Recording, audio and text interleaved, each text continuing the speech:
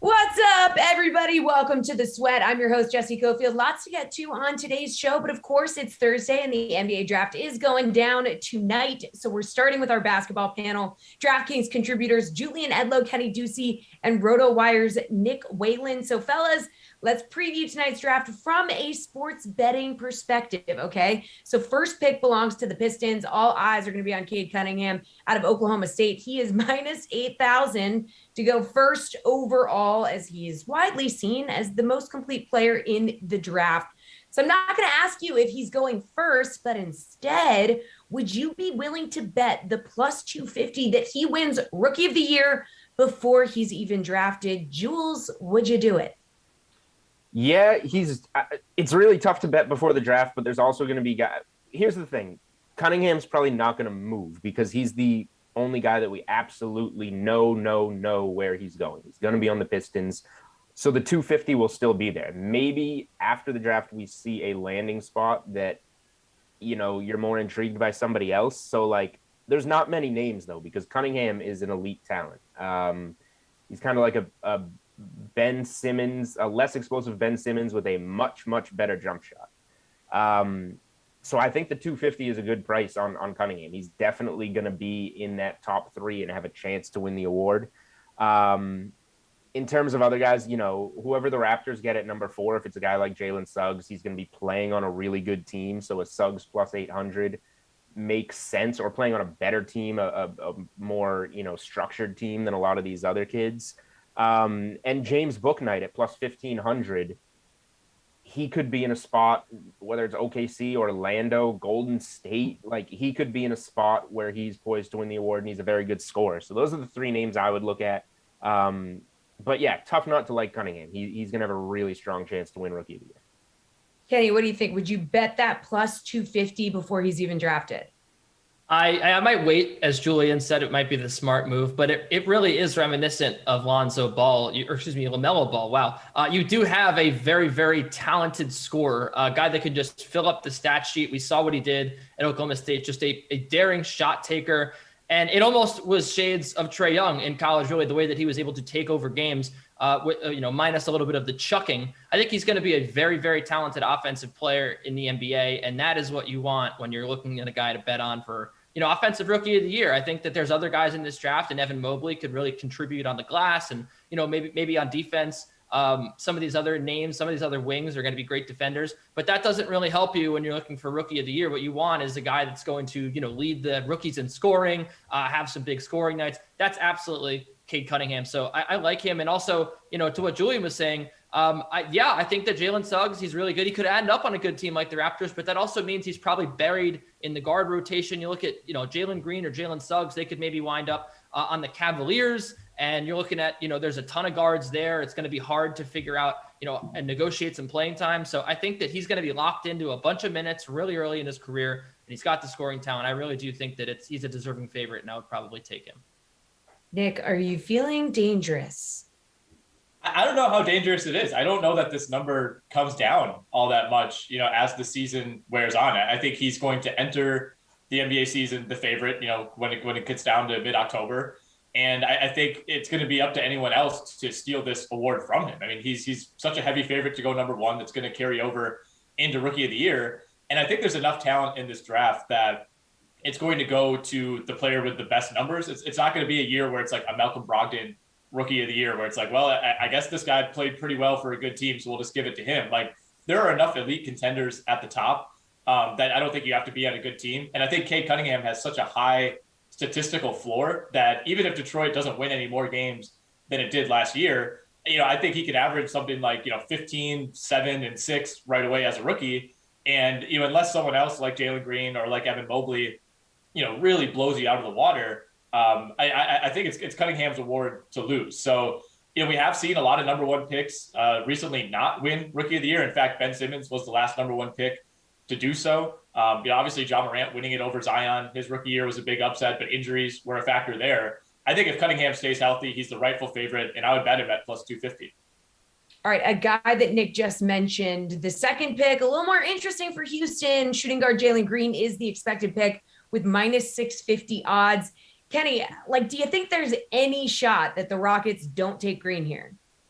Sure. I mean, people have talked about Evan Mobley as a potential number one pick in a year where Cade Cunningham maybe wasn't in the draft, or maybe even, with Cade Cunningham in the draft. He's that good. He's that talented. And the Rockets need a big man. I think they want to just go best player available. That's probably Jalen Green, but they do have Kevin Porter Jr. and Jayshawn Tate, some, relatively young players that they brought in last year that they probably want to develop.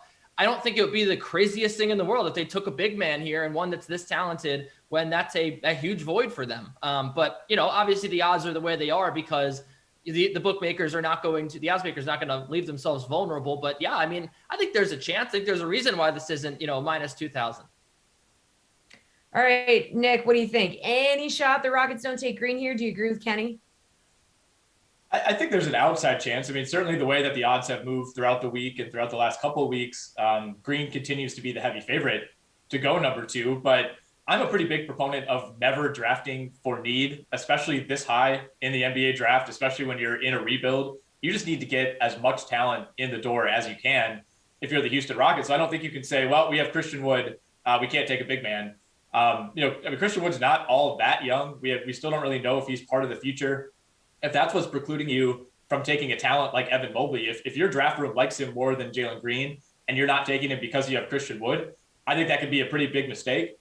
With that said, I think most people view Green and Mobley as kind of on this similar second tier just below Cade Cunningham, where you can't really go wrong with either pick. If the Rockets take Mobley, it'll be a slight surprise, but they won't get killed for it. If they take Green, they certainly won't get killed for that either. So they're in a good spot. I think they do take Green. I wouldn't bet Mobley. But, I mean, the book isn't shut on this quite yet.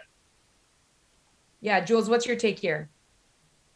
Yeah, I'm definitely not going to use they already have Christian Wood. They can't draft Mobley. Like Nick said, you 100%, when your franchise is a Pistons, Rockets, Cavs state, you're drafting the best player.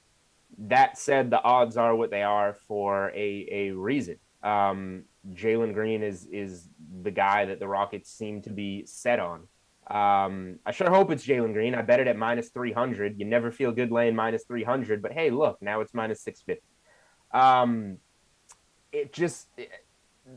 They're good players. Like, I'm not going to talk down Mobley, but it seems like this is the guy for Houston. He had great workouts with them. He was seen on, like, was it the owner's plane? He was on somebody connected to the Rockets plane in Houston yesterday.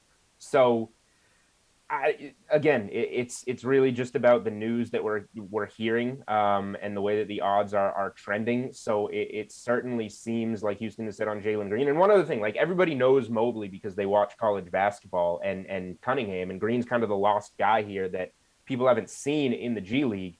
He's a really good player. He's a super athletic player. He deserves to be this high. It's not like they're reaching on like an unknown Darko Milicic number 2 type of pick. So yeah, I would be pretty stunned if Green is not the pick at number 2. All right, picking up the pace for these next couple. Let's lock in the top 3 because you can bet on the exact order. So this is a little like horse racing and betting the trifecta. You need to get the first 3 picks in the correct sequence. Nick, are you willing to bet anything outside of the top 3 of Cunningham, Green, and Mobley, which is minus 400? It's kind of the same answer as what we just talked about. You're the only other one I would consider is flipping Mobley and Green, which pays 5-1. So not terrible odds, for the possibilities that we just discussed. I think, even if you feel like Houston's going to take Green, there's always the outside chance that somebody blows the Rockets away with a trade offer to move up for Mobley. Obviously, it doesn't matter which team takes him at 2. If that happens, you win the bet. So, I would consider maybe laying a little bit at 5-1, but it does seem like we're headed towards a Cunningham, Green, Mobley top 3. All right, Jules, what do you think? Yeah, I can't go against the chalk here. It was minus 250 on Wednesday afternoon, so hopefully you got it a little earlier. I see, it's enticing odds to go with anything else on the board, but I can't do it if I don't believe in it. So you're either laying the 400 or passing. Kenny. Yeah, I'm probably with these guys. I mean, if I'm going to take one, I'm going to go pretty crazy, and I might go like Jalen Green, Cade Cunningham, and Evan Mobley, just maybe in the event that the Pistons decide to trade this pick and, they like Jalen Green. And, maybe they just, I don't know, like there's a lot of things that could happen here, but that's probably what I'm thinking. All right, let's go to picks 4 and 5 now. Jalen Suggs is the favorite to go 4 to the Raptors at minus 250, while Scotty Barnes is minus 295 to go 5th to the Magic. Any bets at those two picks you'd lay some money on, Jules? I'm not certain that it goes Suggs Barnes. It probably does, and that's why the odds are there. But Scotty Barnes is a huge riser in this draft. And while Suggs is the perfect Lowry replacement, if Lowry stays, Barnes now slots in there with Siakam and FVV, and you have a nice core. So, like, maybe this goes Barnes Suggs. If I did anything, I would do maybe some plus money there, unless we hear a report that says Suggs is the guy at 4. So I think these picks are kind of open. I would say more of a coin flip. 4-5 is Suggs and Barnes. We just don't know in what order.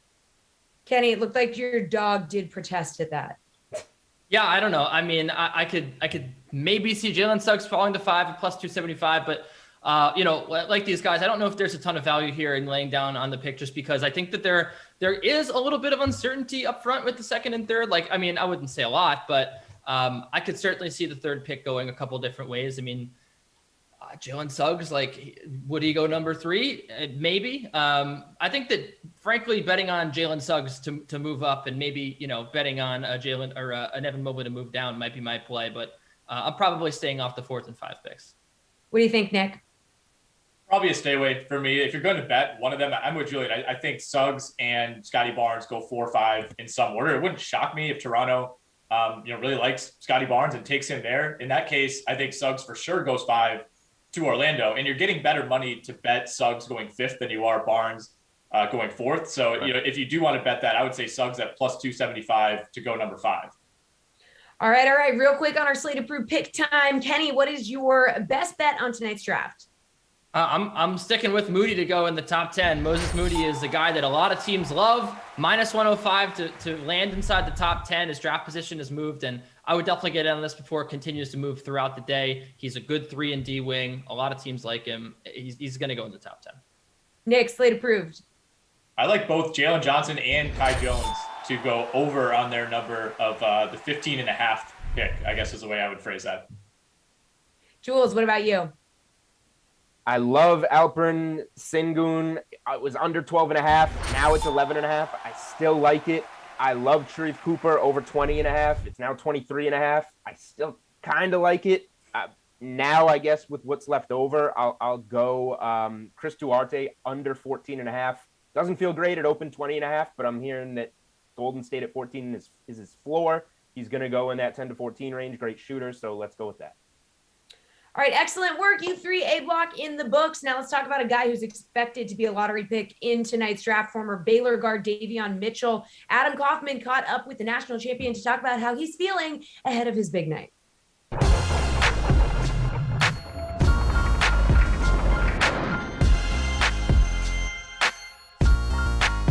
NBA draft rapidly approaching. Coming up, it is July 29th in Brooklyn, and one of the guys who's going to hear his name called that night, we're excited to talk with him here. That is Davion Mitchell from the champion Baylor squad. Davion, how are you? Good. How are you? I'm good. Now, how are the emotions for you right now? Man, it's kind of nervous, but it's like good nervous. It's like you about to play like a basketball game, and that type of nervous when you get in the game, and then after you make your first shot, then you're fine. Yeah, that's what I'm feeling right now. So is it the kind of thing where, butterflies go away as soon as it gets there, or is there that build up? Yeah, it's definitely that build up. But kind of like when I get there, when I get on that stage, when I see everybody and be with my family, I think I'll calm down a little bit. But it's definitely exciting. I mean, that's the best part, just to be in that room with your family. So it's definitely like an exciting moment. Are you a draft projections guy? Do you read what's out there? Do you think about that sort of thing, or do you just kind of live in the moment? I mean, it's kind of hard not to see it because I'll be on social media. I'm on Instagram, and I just download Twitter again. So it's like everybody got their predictions. So, I mean, it's kind of hard not to see it, but I mean, I try not to think about it because at the end of the day, no one knows what's going to happen. So it's like they just making predictions off of, I don't know what they're making predictions off of. So honestly, it don't really bother me at all. So do you laugh at some of it then when you're reading it and say, like, these people don't know what they're talking about? I laugh at all of them. I mean, just because like they don't, like, how would they know? Like, how do they know and I don't know? You know what I'm saying? Like, and I play basketball. So like, how do they, what makes them think that they know and I don't know? So I don't know. I kind of laugh at all of them for sure. So as we get closer to this thing then, and you coming off the national championship last year, which congratulations. I mean, it had to be just an incredible moment, one I'm sure you're still thinking about quite a bit. How much do you think success at that stage helped to elevate your confidence as you sit here now? I think for me, I think I've always been a guy that thought himself as a winner. I mean, and just winning at that stage in front of like one of the biggest stages, you're kind of known as a winner if you win the national championship. I mean, just because it's Baylor, I mean, we had a really good record my sophomore year and junior year. So it just helped me just go into the NBA knowing that you can be a winner and knowing that your title is like you're a winner. You're going to do things that's going to win.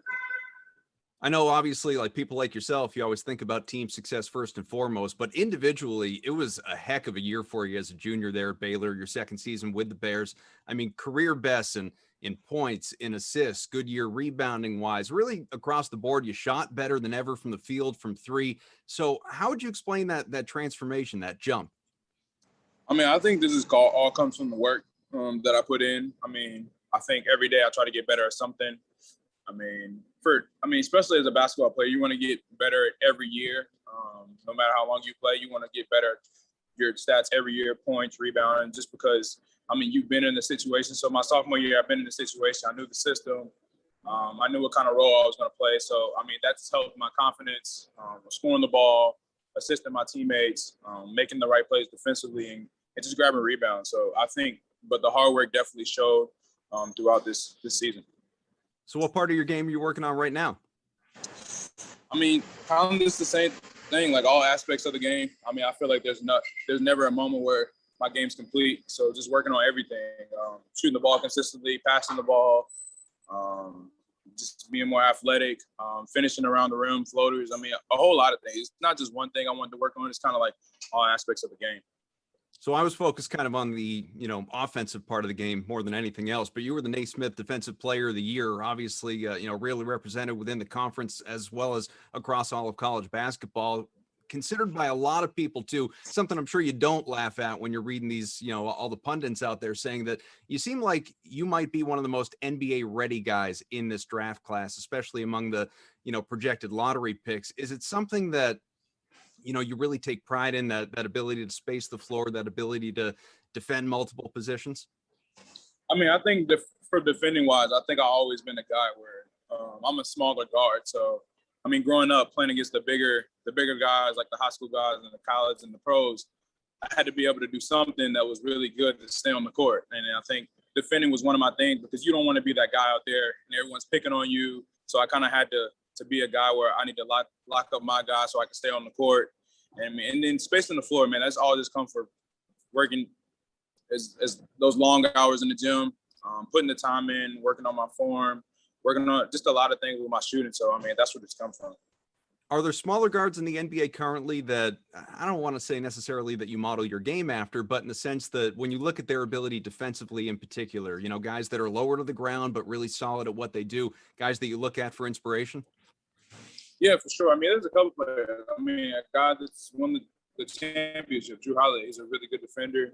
He moves his feet really well. He uses his hands, his arms. I mean, he's a little bit taller than me, but I think I can move my feet just as well. I think this all comes from just pride, though. Being a really good defender is like, you got to take pride in it. You just got to love doing it. And also another guy, I mean, Patrick Beverly, he's a really good defender. He uses his hands really well. He can move his feet. So, I mean, those guys defensively I look at. And also Marcus Smart, being like a bigger guard. He's like a bigger, smaller dude, and I think that's what kind of I am. I'm not as skinny as the Patrick Beverly. I think I'm a bigger guard. So, I mean, I look at a lot of people, man. It's kind of hard to just choose a couple of them. You know what I'm saying? Yeah, absolutely. I mean, I'm a Celtics fan, so I see Smart going out there all the time, guarding all five positions. So I love watching him. Right. So being from Georgia, I saw you went back home with the national championship, obviously, given the key to the city, which had to be an incredible thrill and great accomplishment for you. Once you're in the NBA, do you have plans, dreams for giving back to the community? Yeah, for sure. I mean, I have a lot of things that I wanted to do for my community. I mean, especially because I'm from a city called Hinesville. I mean, there's not that many gyms for like the athletes. I know for me, I was blessed to have a grandmother who owned a gym. It was like a public gym where I could get to the gym anytime I want.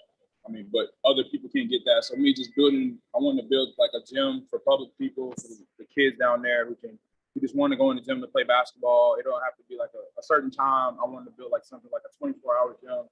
I mean, also an AAU team. I think if I'm thinking about doing that. I mean, it's a lot of things. I mean, I think I got enough time to think about it. So yeah, but definitely give it back to the community for sure. One thing that's really interesting about you that we haven't talked about yet is you have one of the better nicknames definitely in this entire draft class, one of the best nicknames that I can remember in recent history, quite frankly, and that's Off Night. Why do people call you Off Night? It also just came from my sophomore year.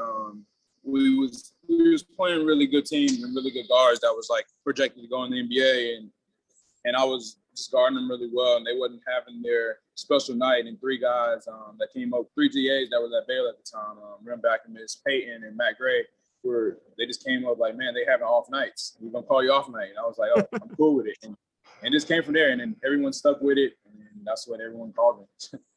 Do you have any favorite nicknames among players in the NBA right now? I mean, obviously we saw Greek Freak, win his first championship, Giannis Antetokounmpo, but there were so many others. Yeah, I mean, I would say a guy, the glove, Gary Payton, a defensive name. I think I like those names, like a defensive name. Also now in the NBA, I like the process with Joel Embiid, just because he trusts in the process. And I've kind of been a guy where I started from Auburn, then transferred, kind of trust the process too. And I think his nickname is real interesting too. Davion Mitchell, thanks so much for joining us, man. It's a real treat. No, thank you for having me. All right. Once again, obviously, be sure to check us out whenever you have the opportunity. And there is a free-to-play Crocs Draft Prediction Challenge that you want to enter a shot at $10,000 in total prizes. You can make your predictions. You can watch the draft. That is Thursday, July 29th. Find out if you will walk away a winner. This guy right here, he's going to for sure. Davion, thanks again. Yeah, thank you.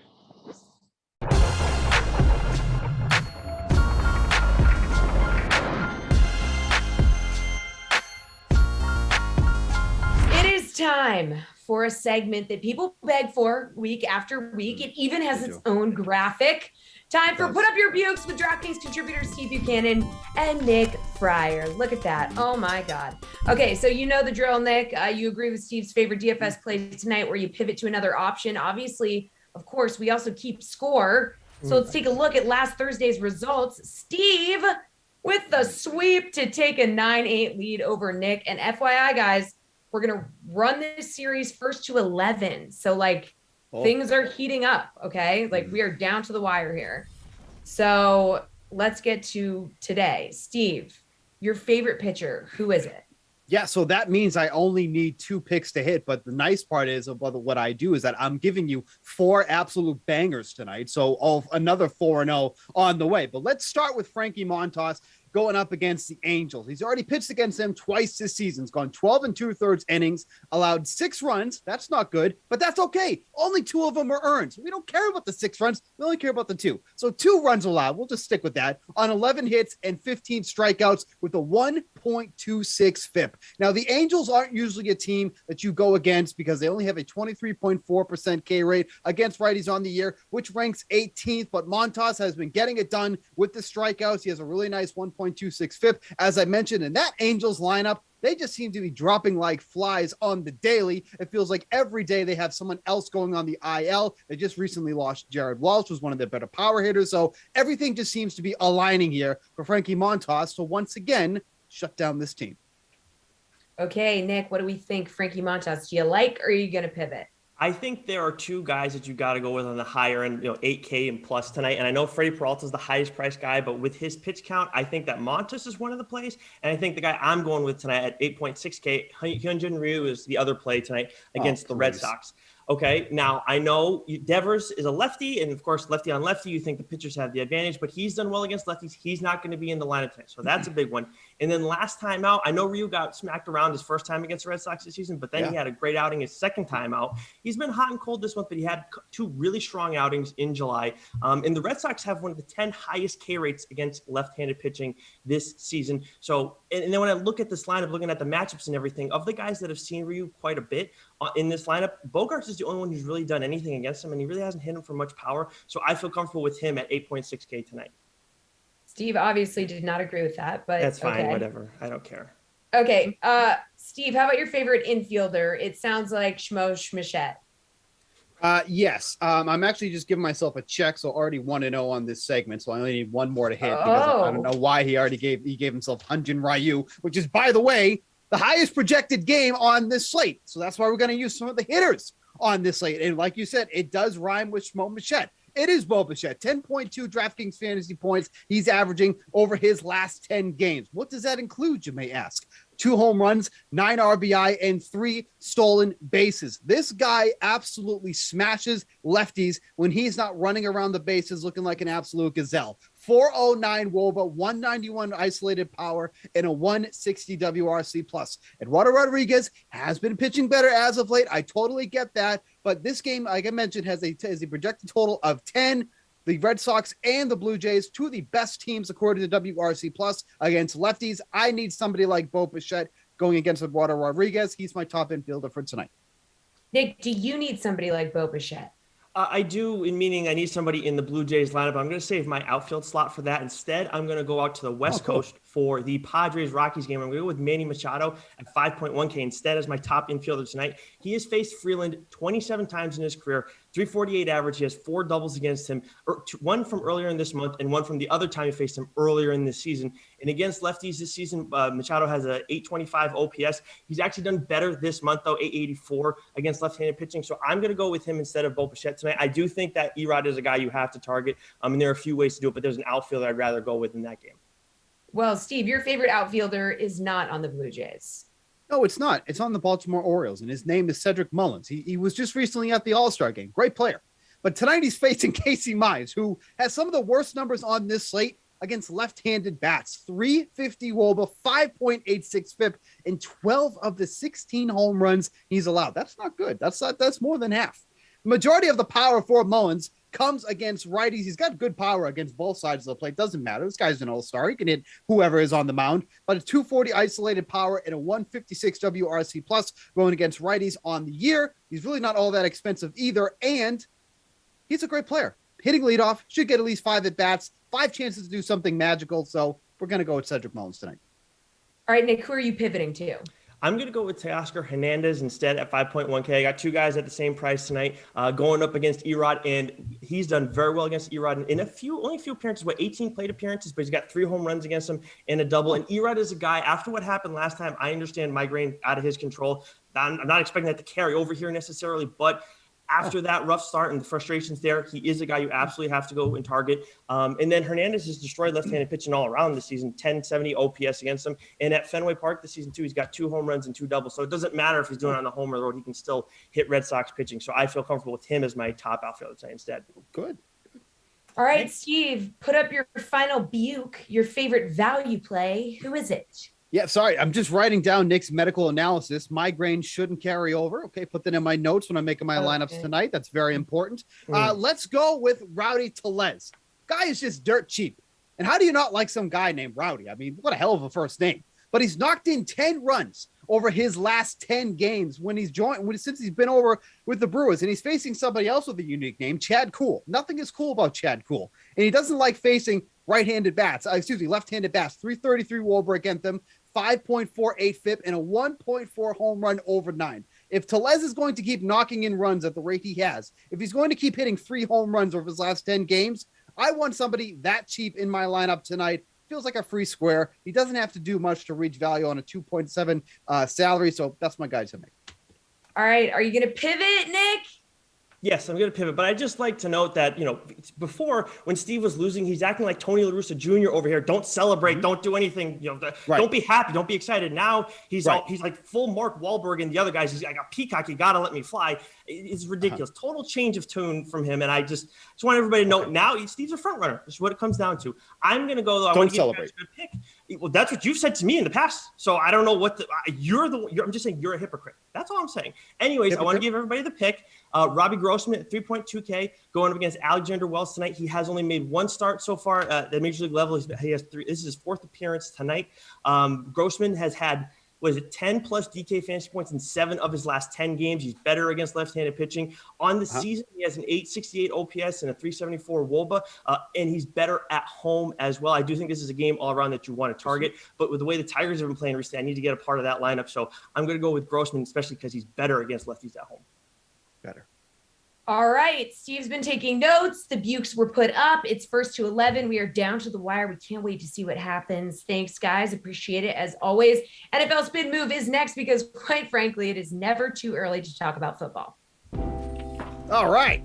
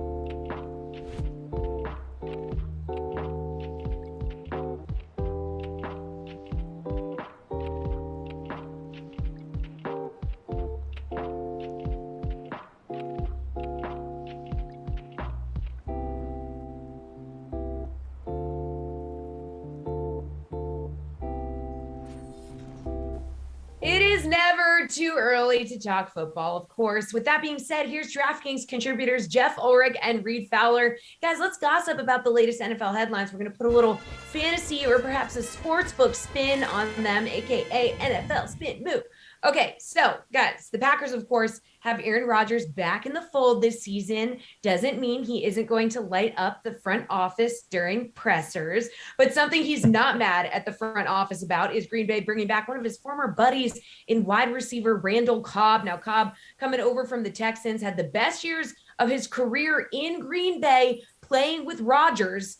So, Jeff, what's your fantasy outlook for the 31-year-old, that's kind of old, back with the Pack? Yeah, not for the earth, not old for the earth. Just old football years. Football years, Jesse. You're right. It's old in football years.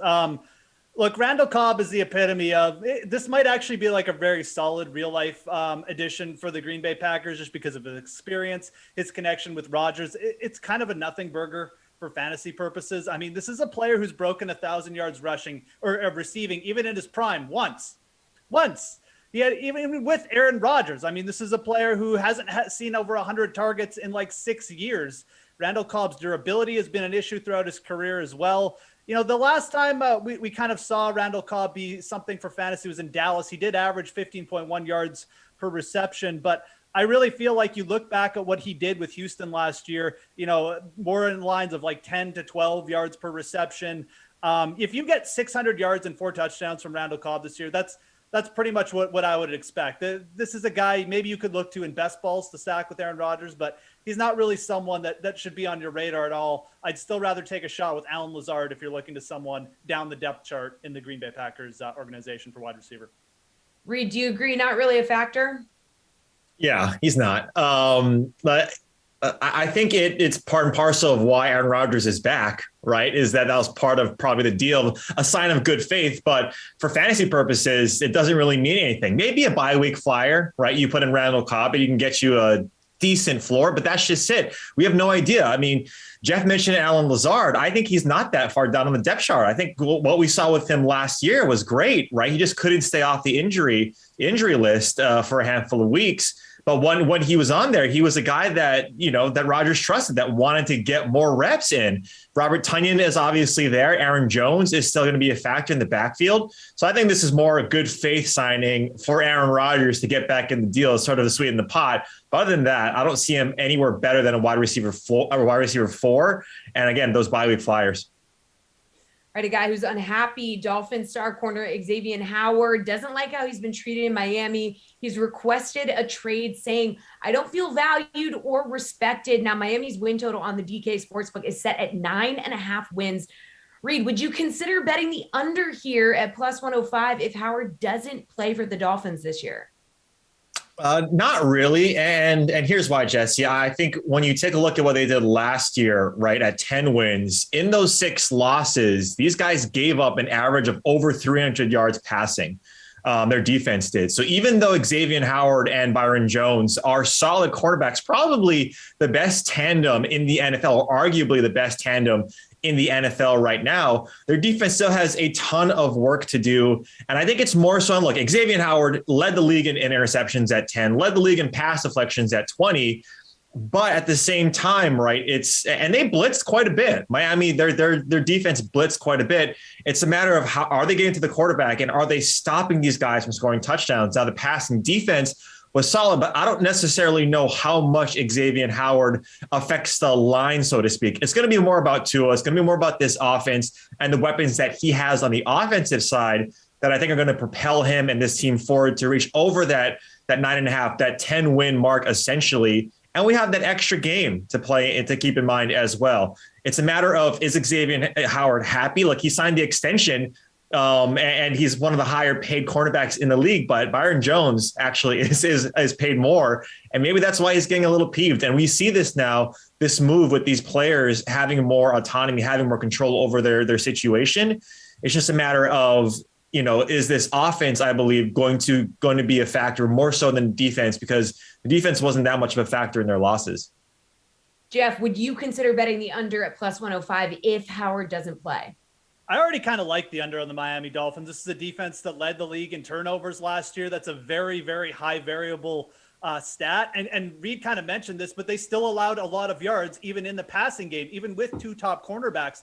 If for some reason Xavien Howard just doesn't play well or maybe sits out for a bit, I think it's a huge step back for this defense. I'm not convinced that Tua is a guy you want to be betting on for the over as well. I really like the under. This kind of news just makes me want to bet it more. And I think a plus odds under on the Dolphins is something I'm pretty interested in. Yeah. All right, Reed. Well, Henry Ruggs of your Las Vegas Raiders said he gained 13 pounds this offseason, and he wants to have more production, not only in the passing game, but as a runner as well. So what are your expectations for the wide receiver in year 2 with Derek Carr and company? Yeah, Jesse, 13 pounds in football and on earth is a lot of pounds in earth. But look, Henry Ruggs, he gained a lot of pounds. Derek Carr loves him. This is what we get in the offseason, is this guy's working out. We see Chris Carson working out like a maniac. But Henry Ruggs, the reason why that you kind of want to temper your expectations, especially me, with this, is that what does he plan to do, right? If he plans to put on more weight to get more of these contested balls, maybe run across the middle, maybe run routes that aren't just blowing off the top or on defenses, then that means Darren Waller gets less production right across the middle. And that's what you want if you're a Raiders fan and if you're the Raiders, is Darren Waller being the focal point of this offense. It's less about Henry Ruggs and more about this offensive coordinator, this offensive side, getting him in the right positions. We know Derek Carr is not a guy who throws it deep downfield. And we know the Raiders, like every other offense in the NFL, is a copycat league. They want to be the Kansas City Chiefs, right? Not necessarily Tampa Bay Bucks, but they want to be the Chiefs, to have Waller and Ruggs be the Kelsey and Tyreek Hill in the AFC. Now, these guys are nowhere near that, but at the same time, you do like that he's coming in with a little more bulk. Maybe he gets that number 1 wide receiver moniker, especially when Smokey Brown inevitably gets hurt, right? This guy is always injured. If that's the case, and Henry Ruggs in those mid rounds for season long, Jesse, I think is someone that she might want to consider, just because that ceiling is extremely high, but know that floor could be wide receiver 5 at any given week. Jeff, high hopes for bulky Henry Ruggs? No, I don't have high hopes. Like, I think the last news you want from a wide receiver is he's training to be a running back. I don't really understand it, quite frankly. Look, and you really have to look at the Raiders offense. Darren Waller had 146 targets last year. That's not going down. Like, it's just not. He is the main focus point of that offense. Nelson Aguilar led the wide receiver crew with only 83 targets. Some of those could go to Ruggs, but he's competing with John Brown and even Bryan Edwards. I think the theme, if you're targeting a Raiders wide receiver, should be take the cheapest guy in terms of valuation. That's probably going to be either Brown or Edwards, who aren't training to be a running back this offseason. So I'm not really big on Henry Ruggs. I didn't really like what I saw last year. And I'd rather take one of those cheaper guys in terms of season long. All right, Steelers GM Kevin Colbert said the team would be disappointed if first-round pick Najee Harris wasn't a 3-down back this season. So, Jeff, where should people be looking to draft Harris among running backs this season? Yeah, I think Harris is going to be like a really polarizing pick. I mean, in one term, he's a rookie, and, we just don't know. I mean, Benny Snell could still be involved. I mean, Mike Tomlin hasn't always gone with the talent in Pittsburgh in his time, but you look at where he's going right around RB13 right now. I mean, I think that's fine. You can take him in front of, I think taking Najee Harris in front of guys like Antonio Gibson, perhaps DeAndre Swift. I think Harris is more likely to get a bigger workload than players like that. And I think that alone probably boosts him in front of those players. Also, we have a Pittsburgh offense where, yeah, they didn't finish the season well, but this was still like a top 15 offense in terms of points produced, yards produced. They're going to score some touchdowns. So I think Najee Harris definitely deserves to be in front of players like that, right around RB12. But this isn't a player I would get too high on just because, again, he's a rookie. We don't know exactly what the workload's going to be. Don't go reaching for him too much is the only thing I'd say on Harris. Definitely looks good, but you don't want to be start taking in front of guys like Mixon and Chubb. Reed, does around RB12 sound right to you? That's too high. Jeff I want to be in leagues with Jeff where he's not taking Harris. And look, there might be some PTSD of people who took CEH, Clyde Edwards-Helaire last year, and we saw what happened. And to Jeff's point, that is the risk that inherently is with rookies, right? But what we've seen with the Steelers, and you got to treat every situation differently because I think these two situations are different, is that the Steelers are very comfortable giving their running back the bell cow role. I always have trouble saying that. Bell cow role, where they can get 18 to 20 touches a game. And when do you want to use this is a narrative that Garion has helped me formulate in my process of getting these running backs is you want to get these guys young. You want to get these guys right out of college or at the tail end of their contract, like a Derrick Henry, for instance, that's when they have the freshest legs, or that's when the organization says we want to utilize this guy as much as possible. They spent a first-round pick on a running back, and even though Benny Snell is talented, he's not going to be a guy like Najee Harris. This guy can get you, the 4 to 5 catches per game. As a running back, that is huge. I have him in the top 10 of RBs and right around overall, like number 14 or 15, because of what the potential high is, the high end side is. And if he doesn't work out, there's a lot of running backs out there in the mid rounds that you could try and get. I know you don't want to screw up and your first couple of picks in season long, but this guy could be, one of the top 5 receiver or top 5 running backs just based on the usage alone. All right, guys, thank you. One more block to go. MLB trade deadline preview is next.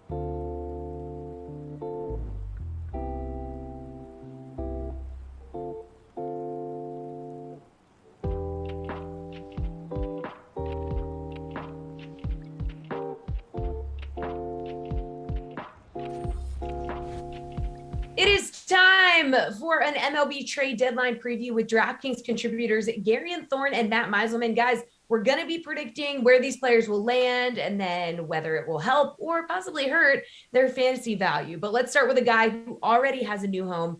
Joey Gallo traded from the Rangers to the Yankees Wednesday night. Gary, does this put them over the edge to make the playoffs?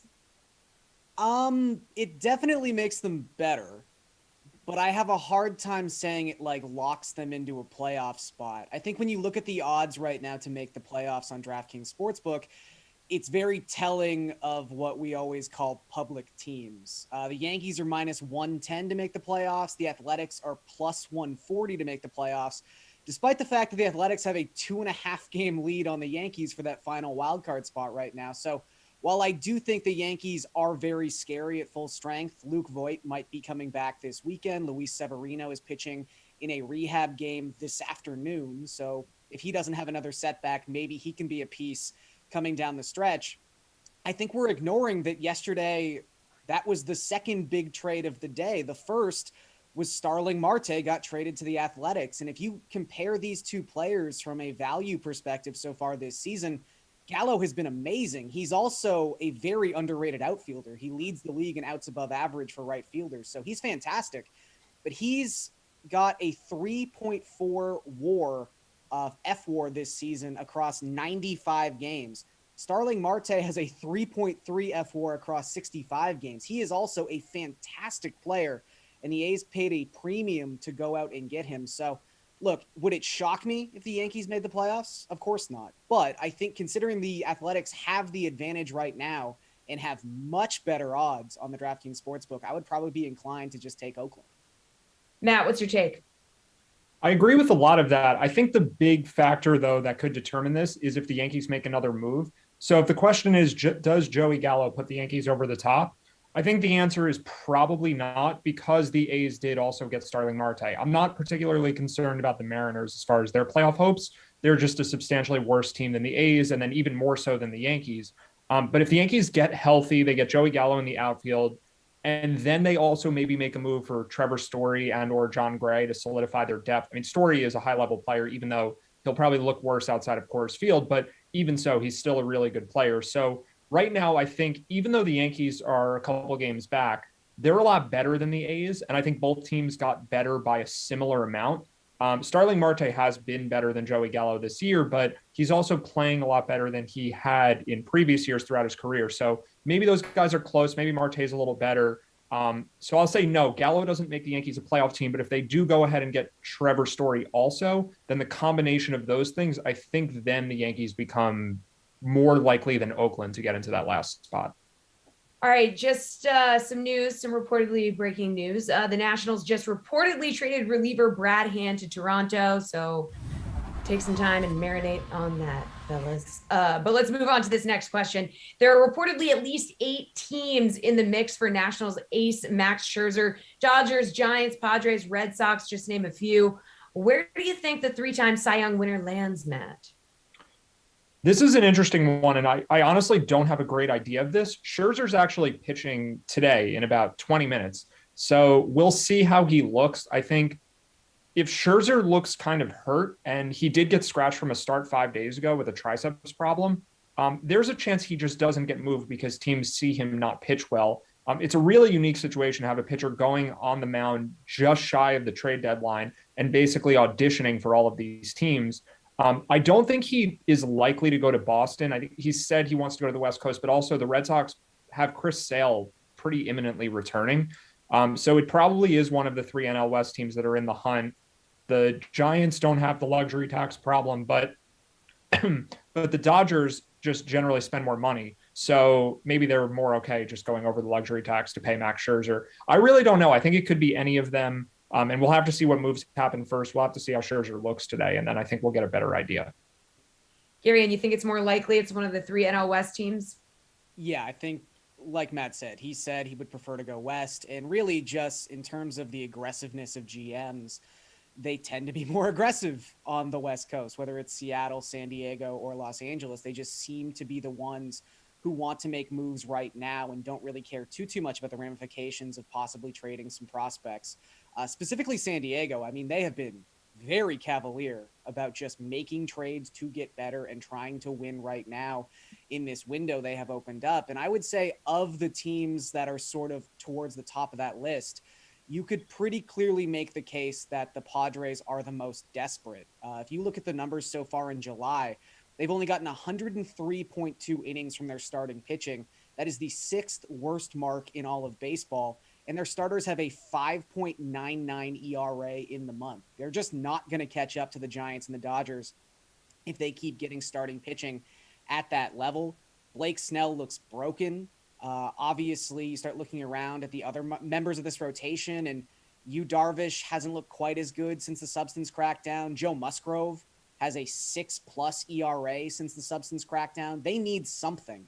And I think Preller's proven time and time again that he'll be willing to do something. So even if Scherzer doesn't look amazing today, I would say the Padres are probably my top team to try to get something done here.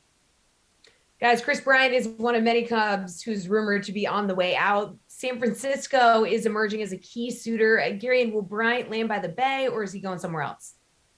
San Francisco seems like they want to do something, and I think they've been connected with the Cubs for a pretty long time now, and Bryant would make a lot of sense for the Giants, who have been sorely missing Evan Longoria for about the past 6 weeks. And I think it's important to note, too, that even though Longoria was having an amazing season prior to getting injured, it was a season unlike we've seen him have in almost a half decade. So to expect Longoria to come back and have a similar type of production to what he was doing before he got hurt would probably be a little unwise. But still, even when Longo comes back, Bryant's great in the sense that you can now slot him in at a corner outfield position. And the Giants, maybe more than any other team aside from the Tampa Bay Rays, love playing the platoon splits. They love utilizing multi-position eligibility.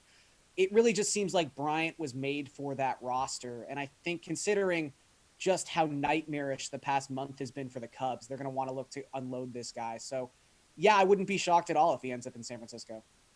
Matt, would you be shocked? No, I wouldn't either. And the positional versatility is a huge thing with Longoria out, but potentially coming back. Brian can play in the outfield. He actually played a couple innings at shortstop last night. Maybe that was an audition of sorts, but Brandon Crawford is on the IL too, and the Giants are kind of just going with whatever they can find at shortstop right now. So who knows? Maybe he plays a game or two there. But I think it is more likely that Bryant goes to the Giants, which would then mean that Scherzer is more likely to go to the Padres or the Dodgers, because it's just going to be hard to acquire both of those players with the assets they have. The Phillies are interesting too, though, because they do need help, and they are a few games behind the Mets. And I think Bryant makes sense there also. Alec Boehm hasn't been that great for them yet. He is an up-and-coming prospect and probably will be really good at some point. But right now, Bryant would help the Phillies a lot. The problem is the way that the National League standings are set up, there are going to most likely be 3 teams from the NL West that make it. So unless the Phillies can pass the Mets, they really don't have a shot to make the playoffs. The wild card is kind of out of reach for them. So they may just not want to be buyers and maybe just not go for it. And then in that case, I think it just makes it easier for Bryant to end up in San Francisco.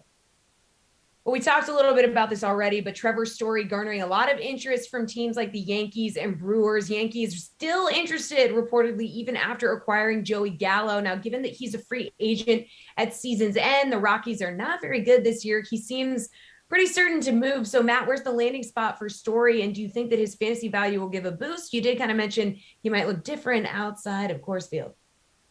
Yeah, everyone does. So Yankee Stadium is a great hitter's park, and Story will lose less if he goes there compared to other places, but it's still not Coors Field, and there's still not the altitude difference that just makes it easier to hit the ball. It's not so much that home runs are easier in Coors. It's really just like the ball doesn't move the same way there, and all forms of hitting are easier in Coors, even though the fences are actually much shorter at Yankee Stadium. It's a little, honestly, I'm surprised that the Yankees are a potential landing spot, because the Yankees infield really is one of their strengths, and they play Torres playing shortstop. I guess they could move him to third, but Gio Urshela has been good for them for the last couple of years.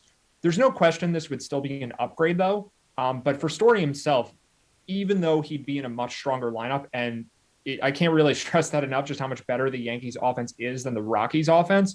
But the park downgrade is severe enough that I still feel like he'd be a little bit worse of a fantasy player, even though he would retain shortstop eligibility, most likely just because he'd play there sometimes, even if not all the time. But yeah, it's always worse leaving Coors Field, even though the Yankees situation is pretty tantalizing. You got about 30 seconds, Garion.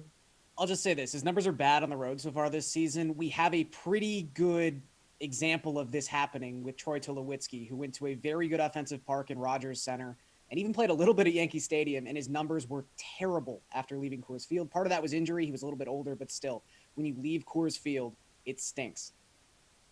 All right. Good stuff, guys. That is a show. That's going to do it. We're getting started here on the Dream Stream 6 Madden Sims coming your way. Be sure to tune in tomorrow for the Sweat at 11 a.m. See you then.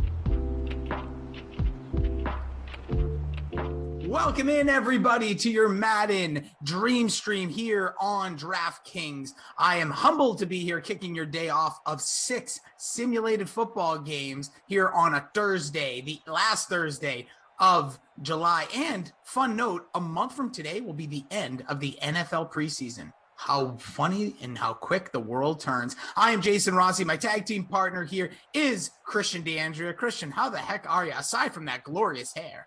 I mean, I'm a little tired. We had the tornado warnings at 1 a.m. last night, so it was one of those where it's like, ooh, all right, check the radar. It's like, do we need to get in the basement? We've actually had one of those go on live while I was in the middle of broadcasting when the derecho. Yeah, exactly. Yeah, had to like decamp and broadcast from my basement, and didn't have time to even pump. Like I got a little weight room in my basement. Didn't have time to like game the weights and like put more weight on there so people couldn't realize how physically weak I am. It was like that, except at 1 a.m. So I'm a little tired, got the bags under the eyes, a little exhausted, but otherwise happy that we didn't get too much damage here. How are you, Jason Rossi, besides looking glorious? Oh, well, always. But I'm doing real well, man. I'm pumped to be here with you. We're excited. We got the New Orleans Saints versus the Buffalo Bills in simulated football. For all those joining us, whether you're just joining us in the chat here, coming off of the sweat, appreciate you. Hopefully you'll win some cash and some lineups, maybe baseball or some golf this weekend. But we have the crew over there. Smash that thumbs up for our YouTubers. We see you over there on the Twitch fam, Heavy Kevy. Is that Australia, mate? New. We also got our guy Eamon, who is our producer, in the chats. We have Jordan, kind of just having, I don't want to say this rude, but he's got like the cool easy shift, like new guys pushing it, I'm just gonna chill here, and I love every second of it. Jordan's great. We got June in ops and our guy AC Andrew in our director of I was going to say personalities, but that's another thing. Technicalities here. So we're excited. We're going to kick it off here, Christian. Like I said, Bills, Saints, 1 of 6. We'll run through the whole gamut of what's going to be coming on your dream stream today. But what does your lineup look like? Because the people need to know. You know what? I went out and I bought the dip, Rossi, Michael Thomas down to 8,400. So I captained him. I threw Josh out in the lineup. I threw Alvin Kamara in the lineup. And then it was like, oh, man, I got to get some bargains here. And all the bargains were pretty much Saints, Traquan Smith at 5,400, going to be a very, very popular play today. In fact, the third most owned guy in this sim in the free showdown, more than 54% owned. More owned than Michael Thomas, more owned than Drew Brees, more owned than Steph Diggs. I got him in there, and most of you do as well. He was just too cheap to pass up. And then from there, saving a little bit of money, Jared Cook in the Saints defense. So I realized late that I had a very, very thick Saints stack, and I originally had like Will Lutz in there, and I was like, you know what? No. Will Lutz, very cheap for a kicker at 3,800, gave me 6 points per game. But I was like, you know what? If I'm going Saints stack this heavy, you might as well throw the defense in there as well. And hope for the true boom rather than the likely bust. What about you, Rossi? What does your lineup look like? All right, I'll give it to you 1 second. We got a 2nd and 2 here. Drew Brees, the swan song for Drew Brees here the final weeks before we do make the transfer. No date yet, but when we go over to Madden 22, we got a legal man downfield. Yeah. Interesting. Okay. We're having no. Right. Ownership numbers before I give you mine. Kamara coming in with that number 1 spot at 72%. Josh Allen 70. Traquan Smith, no flies on him in these sims. 55%. Michael Thomas, your captain, 52. Drew Brees wrapping up the top 6, I guess you could say, or 5, with 44%. Drew Brees again complete for a first down. So my lineup in our 116-person contest. Appreciate everybody jumping in. By the way, let's get to that century mark on the thumbs up. I want to feel good. Aforementioned Jared Cook, who made the catch in my captain spot. Josh Allen in there. Alvin Kamara, Traquan Smith, Steph Diggs, and someone that has no controversy around him, Cole Beasley. At Cole Beasley as well. Yeah, see, I had the money for Beasley, and I just couldn't bring myself to do it for many reasons, but among them, the fact that he has not been great in Simland, 5 points per game, averaging fewer points per game than either kicker, I'm pretty sure, and just really hasn't shown up in these sims. I mean, yeah, he had an 11-point game 2 sims ago, but that was the first time he'd broken the double-digit point barrier in like 10 sims. So not even like a boom or bust candidate, just kind of a turning into a punt play at the wide receiver 3 position, despite having a all-pro caliber quarterback calling the shots in Orchard Park. Yes, sir. Yeah, we'll see if he can get anything. So we got a 3rd and 14, but we can officially start the sim with your congeniality crew, as Puppy Herb reminds you. We're all about y'all peoples here. 3rd and 14, should I say, is not going to get the first down, but you get some nice yards for Traquan. This is for me, Rossi. This would be 4 down territory. Go for it. You could. It's right. Yeah, it's right in that point in the field where, punting. Yeah, maybe you get it as close to this. Usually end up in the end zone here in Madden. I think it's a good call by you. And we've seen the Saints, one of the more aggressive teams. And here you go. Let's go. Smash that thumbs up. Let's get it. Drew Brees in the shotgun, the bench set. You should see crossing routes. Wide open receiver. Breaks a tackle. Traquan, the well-represented Traquan Smith, doing Traquan Smith things. And yeah, not only was he cheap, Rossi, he has been kind of low-key great lately. 11-9, 14, 15-1, 17-7. Those are his last 4 sims. Granted, not against great defenses. 2 of them came against Atlanta. 1 was against Philadelphia, but still, guy gets out there and gets at it. A very, very useful wide receiver 3. Get the same set here. Wide open again. Oh, it goes the other way. Had Traquan again across the middle. This one's Sanders, now a Buffalo Bill, makes the catch there. Another first down. We're getting in the early stages here of the first quarter. Christian, happy to be here with you because, some scary stuff going on in your neck of the woods weather-wise, hopefully in the clear now. You did mention Traquan again, that 55% ownership in the free showdown. So we're going to get a 1st and 10. As I said, Brian C., the only way you start a sim is when Brian C. drops his knowledge. We get Kamara, the highest owned, with the catch. He says, a college-shirted Rossi and a headbanded CDA, the jerk himself, on a Thursday, the nooner, where the bleep do I sign? And as you know, and everybody else hearing my voice, the way you sign is you smash that thumbs up. So let's get it going. I see you guys all in there. Let's see what that... Yeah, Jordan Lindenbaum agrees. 11 points. About the best you'll get out of Beasley as we get a run there. Kamara down to the 2. Yeah, very nearly broke that one. But 1st and goal from the 2. You got to imagine Rossi's going to get another carry or 2 here. And listen, I have Kamara in my lineup, but I would not be devastated by a Josh Hill vulture touchdown if they want to give it to the de facto fullback here and run their tight end 3 up the gut. It won't happen this time, although Hill might be in the lineup. Jumbo set up front. And it looks like these carries, I don't seem to break through, but no, there it is. I stand corrected. Alvin Kamara, opening drive, scoring, touchdown, spikes absolutely nothing, but he gets you 6 in your lineup, the highest owned in this contest. Yes, the chalkiest of touchdowns to open it up there.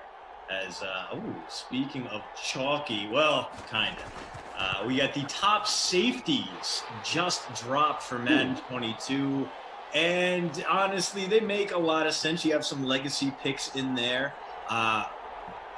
Let's break down the list first. And let's talk about the problem because I see one massive problem here. I see one. I do too, but I wonder if we're in the same. I see 2, in my opinion. I think we do. So number 1 at a 95 overall, the Honey Badger, Tyrann Mathieu. Number 2, Buda Baker, fast as hell, no complaints there. Number 3, Devin McCourty, bit of a legacy pick, 92 overall. I mean, not egregiously high for a guy who maybe is winding down his career. Number 4, Jesse Bates, love that. Bates is so good. Finally getting the much due recognition. That was one of the ones when I saw this list come out. Did I think he'd be a 91? Not necessarily, but I'm glad he's in the top 10. Justin Simmons also a 91, so maybe a little bit lower than we expected for him. I think I would put him above McCourty at this stage. I put him up there with Buda Baker. Jamal Adams, 90 overall. Somewhere Kenny Ducey just got mad and doesn't know why. I'm just kidding. He doesn't get mad. He stays mad. Number 7, Harrison Smith at a 90. Number 8, Eddie Jackson at an 89, along with Adrian Amos. And number 10, Minkah Fitzpatrick. Minkah Fitzpatrick? All-pro Minkah Fitzpatrick is the what are we doing? Safety? What is that call?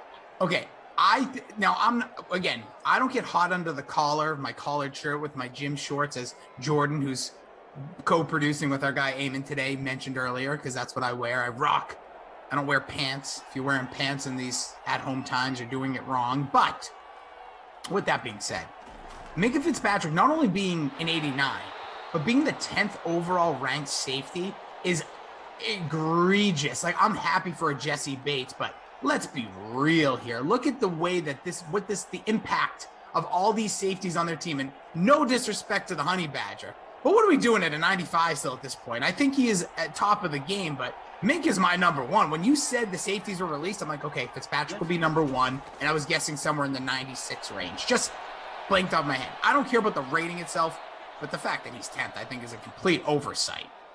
I mean, back-to-back first-team All-Pro selections. I mean, it's clear he gets the respect from other coaches across the league, from the AP, but not through Madden, who wanted us to wake up and feel rage today. Whoa! What? Wow! Just I am baffled. It's shocking. It really is, as we have the Bills on the drive here, first down, 2 minutes left. I'm stunned. And again, these things obviously do update, but that one stood out to me. And I'll give you another one. And maybe it's me, but even Jamal Adams being a 90.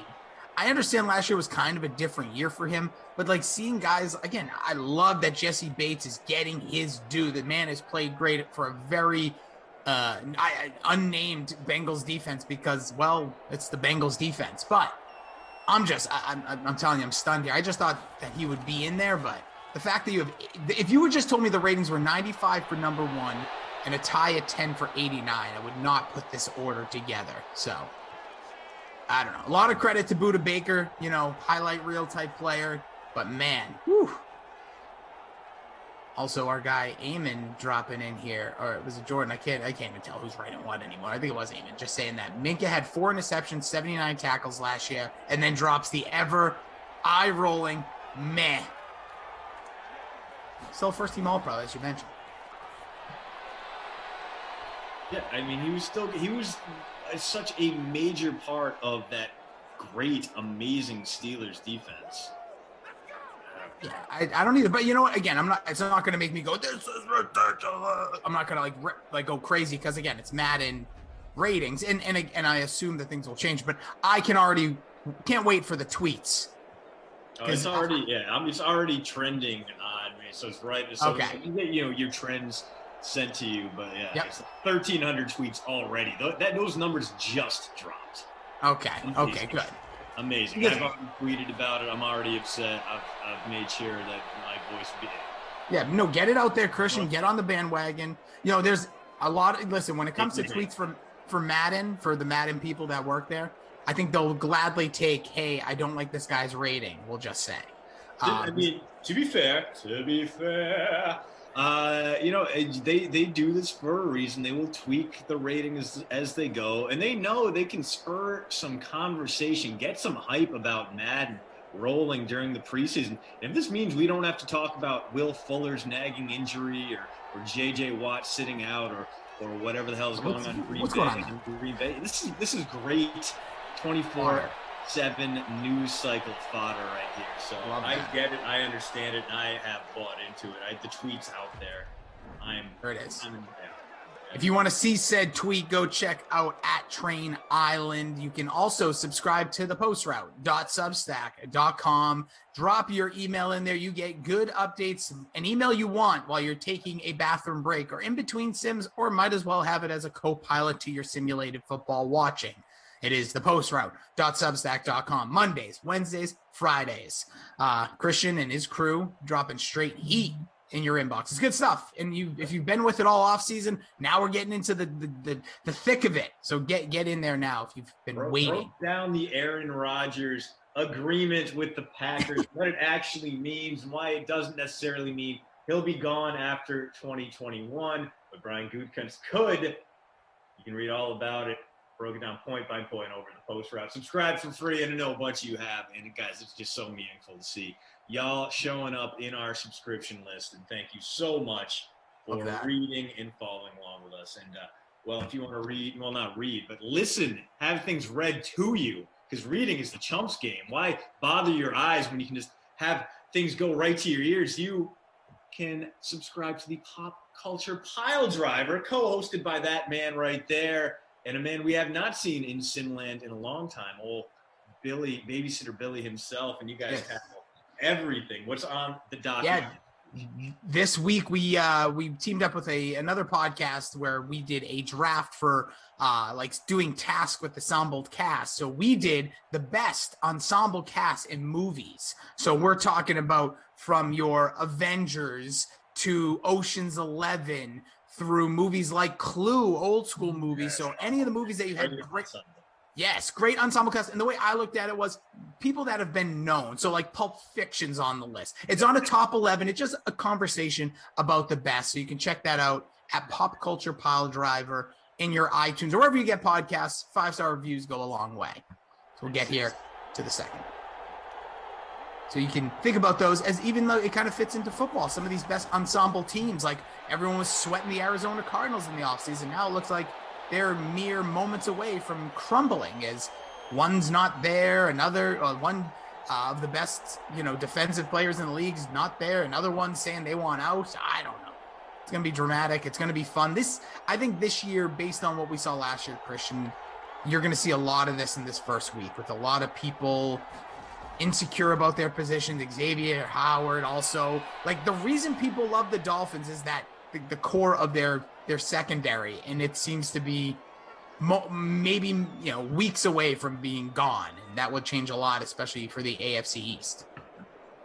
I think they'll come to terms with Howard. I mean, Howard was absolutely lightning last season, and he does deserve that top of the market contract. And Brian Flores is not a man who underestimates the need and the use of a top lockdown corner. I mean, he was in New England when Bill Belichick went out there and did an un-Bill Belichick thing at the time by paying top of the market money to bring Stephon Gilmore in. That worked out pretty well. So I expect those two sides to come to an agreement, and we're going to see Xavien Howard rewarded for an absolute beautiful season last year with the Miami Dolphins.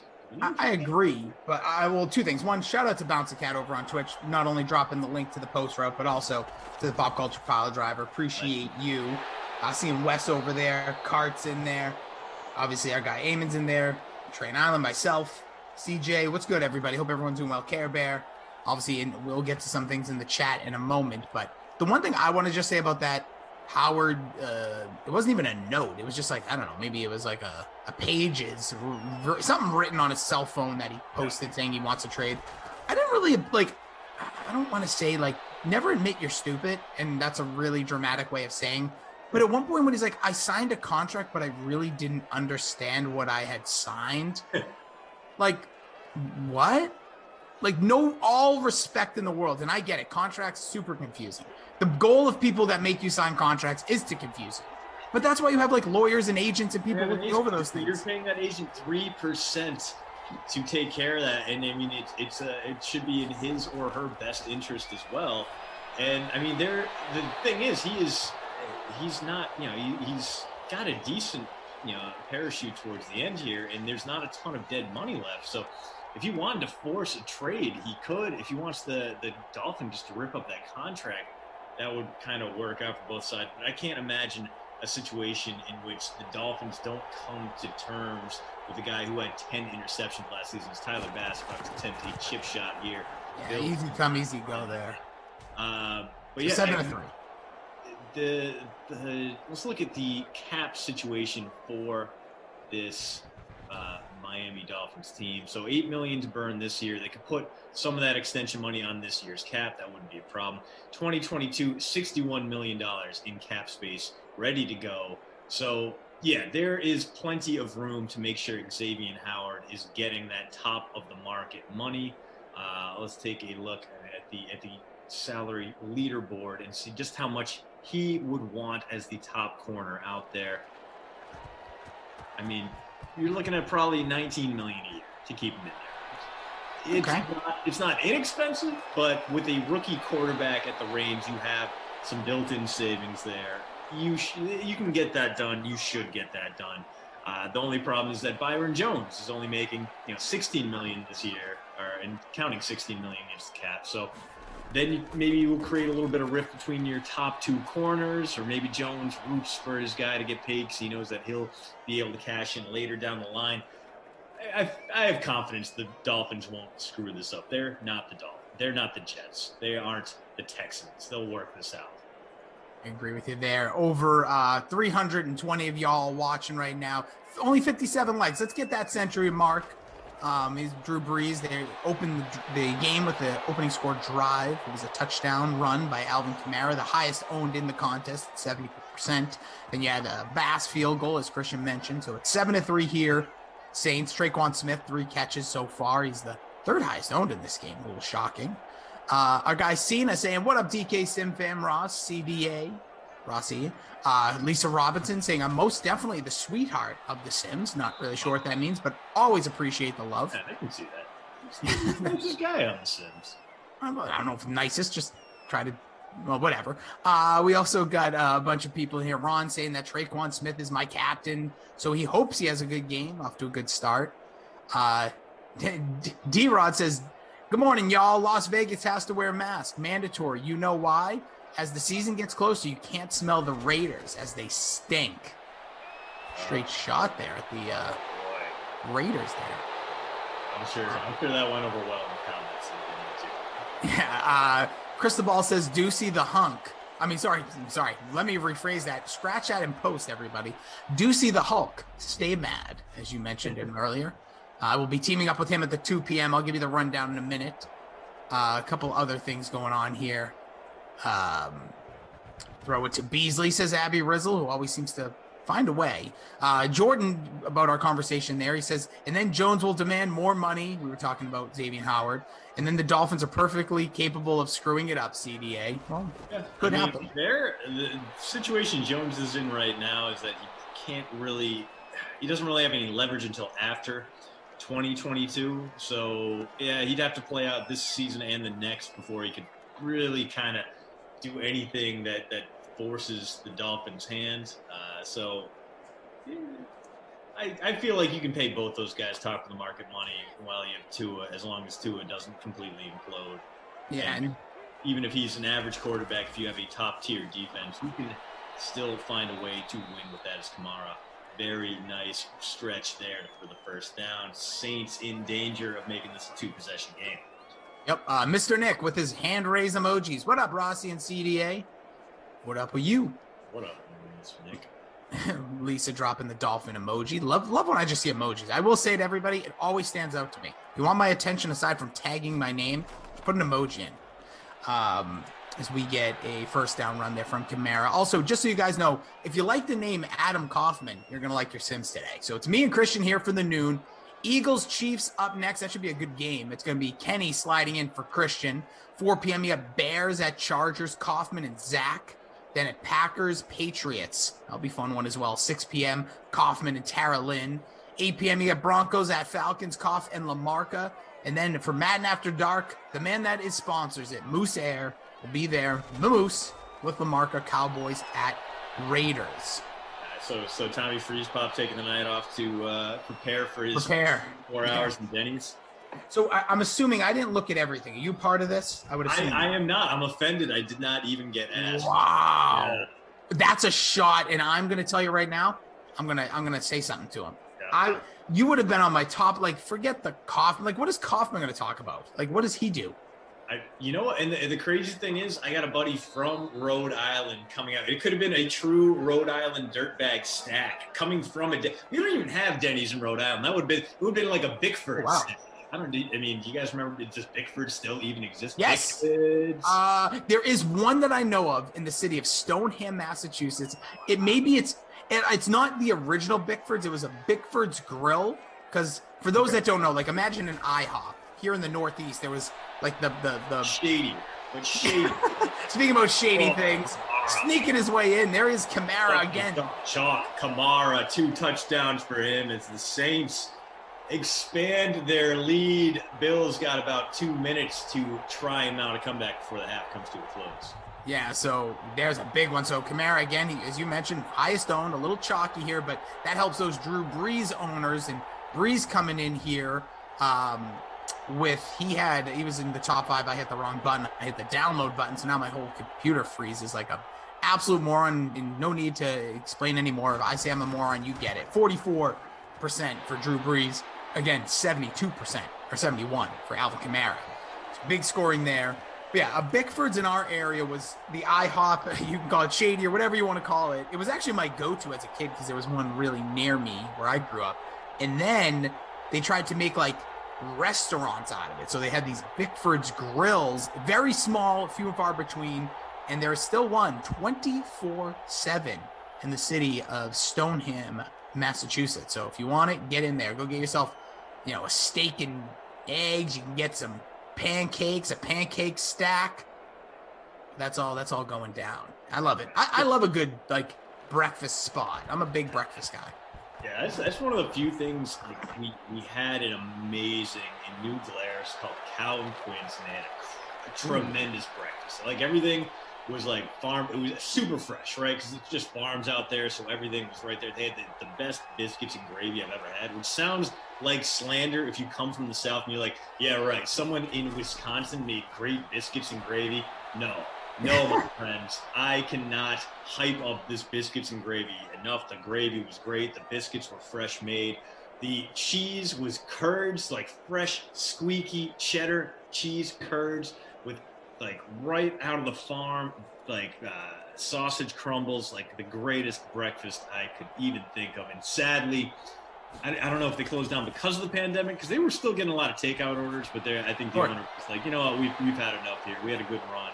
So now it's like a vegan bakery instead. And it hurts my heart so much, Rossi. No offense to the vegans out there. You guys are doing your part for the animals, for the environment. But going from the greatest biscuits and gravy the world's ever known to a flourless cupcake it's the saddest short story Ernest Hemingway could ever write. There's a screen pass there. It's going to be Singletary close to a first down with a minute 16 to count. One-on-one timeout here. Yeah. Cuss Williams says Bickford's was so bad. Oh, come on. It was correct. Bold statement, says Robert Sparks, maybe trying to goat one of us into a pizza bet, says Kamara will have 4 or 5 TDs today. He's on the road. He's got 2 so far. I like it. Mr. Nick. Yeah. BBGs and stuff we have, in fact. What is BBGs? It's just a restaurant, but it's like the place to go in Stoughton. Like it's a bigger restaurant, like good bar, like good specials. Like I think they have their own special drink, which is part of why my family friend liked it so much. Ooh, 4th and 1 coming for the Bills here. They're gonna punt it or they're gonna get aggressive. GET aggressive. I did that wrong. You get the point. I think you go for it here. I know they won't, but you would.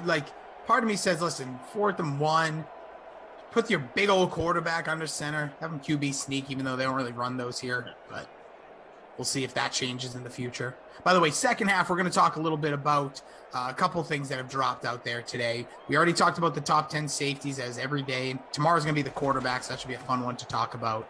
And then we're going to play a little top 50 NFL player sales from March, basically the month of March through May of 2021. So I don't know if you've opened the link yet, Christian. If you haven't, don't. And I'll look at it and we'll play the guessing game. See how many you can guess. I have not clicked through as Drew Brees trying to extend his perfect streak. See there, 10 for 10, no incompletions, 131 yards and a touchdown. Got 3 timeouts in 53 seconds to potentially put this one away before halftime. Look at that. Who's he go to? Kamara again, running the slant. That's Michael Thomas's job. We know we won't see him to start the season, and we know Sean Payton not happy about that. He's like, why did you wait until June to get this ankle surgery? I kind of understand. If you're Michael Thomas, you don't want to go under the knife if at all possible. You always want to try to physical therapy rehab your way out of problem before undergoing surgery. Just it's better for you, and I can understand the hesitation there. Kamara again. No, Michael Thomas. That's Michael Thomas, yeah. Sorry. Too many star players here in short-range passes. Tom is up 2 for 26 now for him, and he gets out of bounds, more importantly. so he does stuff the clock. Yep. Thomas is a guy who might wind up free falling through your season-long fantasy drafts, and I honestly have no idea where you'd want to pick him up. I mean, that ankle injury ruined him last season, just kind of killed him. He didn't have a single receiving touchdown all year, missed time. He also had the issue with Sean Payton that he got benched for a game, and now Payton's kind of upset with his personal management off the field and how he's doing with his injury style. So Thomas has obviously got that huge upside, regardless of who's throwing him the ball, whether it's Taysom Hill or Jameis Winston. But we don't really know if he's going to be in the doghouse, if he's going to be hurt. Feels like he is. Yeah. It just feels like this is a divorce waiting to happen in a sense. And I'm not saying it's going to happen like a trade at the end of the year or during the year, which is Sanders on a catch. Into field goal range, and it's nonsense. It's Michael Thomas coming. So I didn't see the star that time. This is getting bizarre. Yeah, he had the star before and did not have it there. You see the one in front of you, like, okay, it's either Traquan Smith or maybe. Yeah. Yeah. Anyways, but yeah, I think this is one of those things that you will see eventually, maybe a divorce on the future, because don't forget, he still has that big number on that Saints team that has been bleeding funds to try to get to the cap, and we'll see how everything kind of shakes out with some of their signings, cuts as they come up. So it should be fun to kind of look over. And by the way, also cornerbacks have dropped from Madden as well. So we'll talk about that. How about we do this? Beginning of the third, we'll talk cornerbacks that have dropped, and then we'll talk about the top 50 sales. We'll play a little guessing game with Christian and all of you if you guys aren't cheating as well. So don't cheating, just play along with us. So we're going to get a deep field goal chance here by Lutz. It's about a 43-yarder. Yeah, it should be a 4-pointer, and Lutz indoors shouldn't be a problem. In fact, it's not.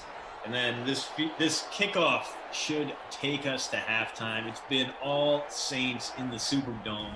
I'm sorry, the Caesars Superdome, as it is now. Yes. Called. Cheers to Caesars. All hail Caesar over there. I would prefer a Little Caesars Superdome. Oh my! You imagine if they had the funds and all you had was that Caesar cartoon image just flipping his pizzas on the outside. Yeah, I mean, imagine how many $5 hot and readies they'd have to sell to be able to afford those naming rights. Everybody would have to eat it twice a day. Literally everyone. I mean, Little Caesars is not great pizza, but when you at that price point, it's an absolute delight. We used to get those big old slabs, like the Tombstone pieces with, the 4 pieces of pepperoni on each like square, and you had the nice thick kind of Detroit style crust, and we would get those for like $8, and like if we were going to the pool, we'd just stack up like 5 of them and like hang out, have a whole bunch of pizza, decent to okay pizza, not great pizza, but good enough pizza. Yep. Pizza. Oh, we'll see. I love it though, and better than Mama Celeste because at least it's hot and ready for it, even though it's a $4 difference. Yeah. Drew behind the scenes. The Pistons and Red Wings play in the Little Caesars Arena. The stadium that Kid Rock built. Opened it up with like 6 straight nights of sellout performances, which okay, cool. Hey, I would love to go to a Kid Rock concert, but that may just be me. We're here at the Halfies. Christian D'Andrea. Go subscribe to the postrute.substack.com as our guy Justin Craven's in the chat says, I need my punt play Beasley to giddy up and get 3 catches for 40 yards. That's not asking too much. Well, look at that number. Breeze is 15. Perfect for 196, as you say, as you mentioned, perfect. He's got 1 touchdown here. Kamara's get 8 for 32 on the ground, but includes a touchdown. Again, not much doing on the ground. Singletary 6 for 18, and Josh Allen, who's really stunk out the joint, as a lot of people have said in the chat, using such colorful language. But he is, 8 points at the half. That ain't it.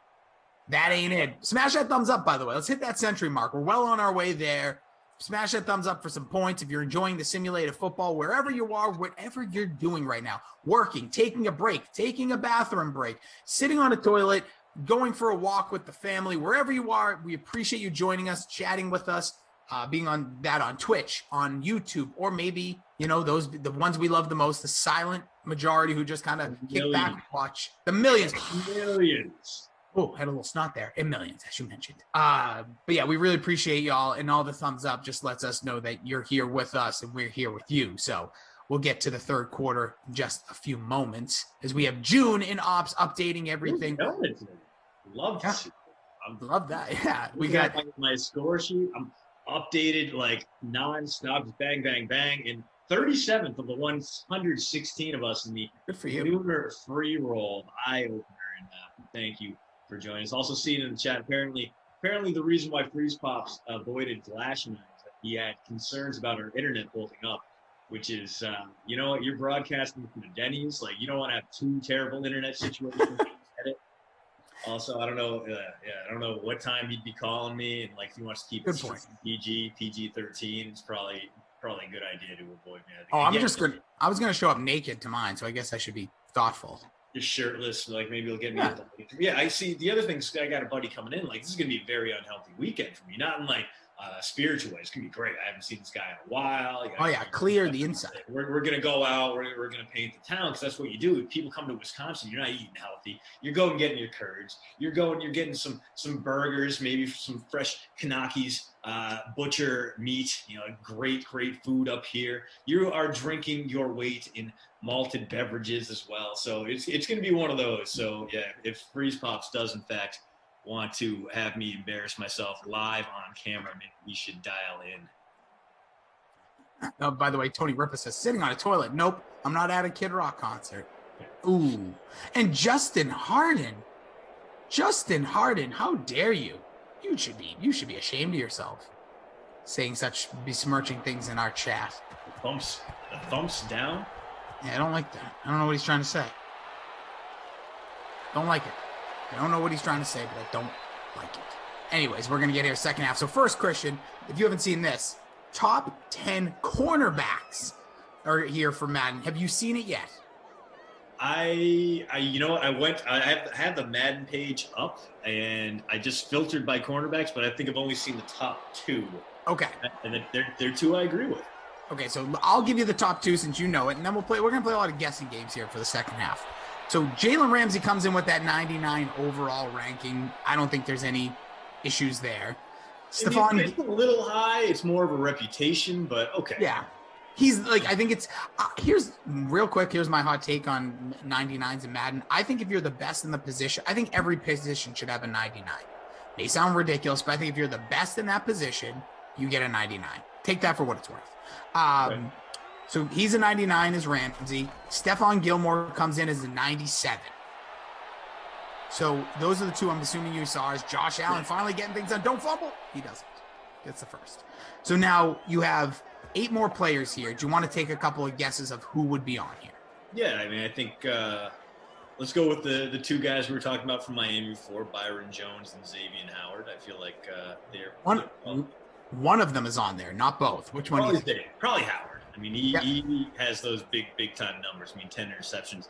He comes in at number 6 with a 91. Okay. One of them's in this game. Jair Alexander, Marshawn Lattimore. Jair Alexander comes in number 3rd ranked. He is a 95 overall. No on Lattimore, which is really? A conversation, I think, amongst himself. But still somebody else in this game. So then must be Tre'Davious White. Tre'Davious White, the number 4 ranked cornerback with a 93 overall. Okay. Do we have Carlton Davis in there after he shut down Michael Thomas and called him Slant Boy? That was not. No, he's not. Mr. Nick got it right. He says Alexander from Green Bay. Yep, he's on there. How about J.C. Jackson? He had a ton of interceptions last season and would fit the bill as that screen pass going nowhere. Nothing. Not on here as well. I'm gonna give you 2 more guesses. Then I'll give you a few. Okay. Yeah, Jordan Lindenbaum, no Lattimore. I'm shocked. Okay.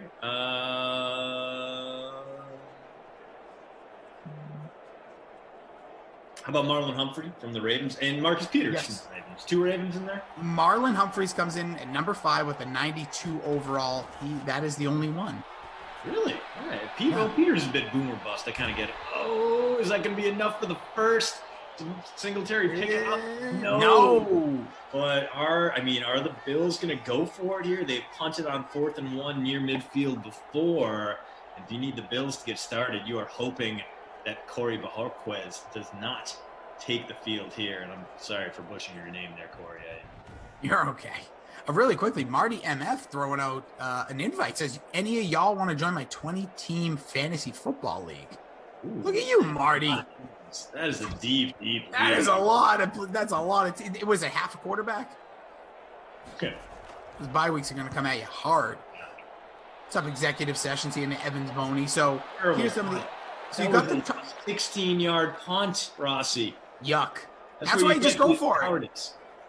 Just go for it. He says it's on NFL fantasy app. Oof, not a big fan. I'm a one. I'll tell you. I want to give you a quick. Well, let's wrap up the cornerbacks. Bradbury. Okay.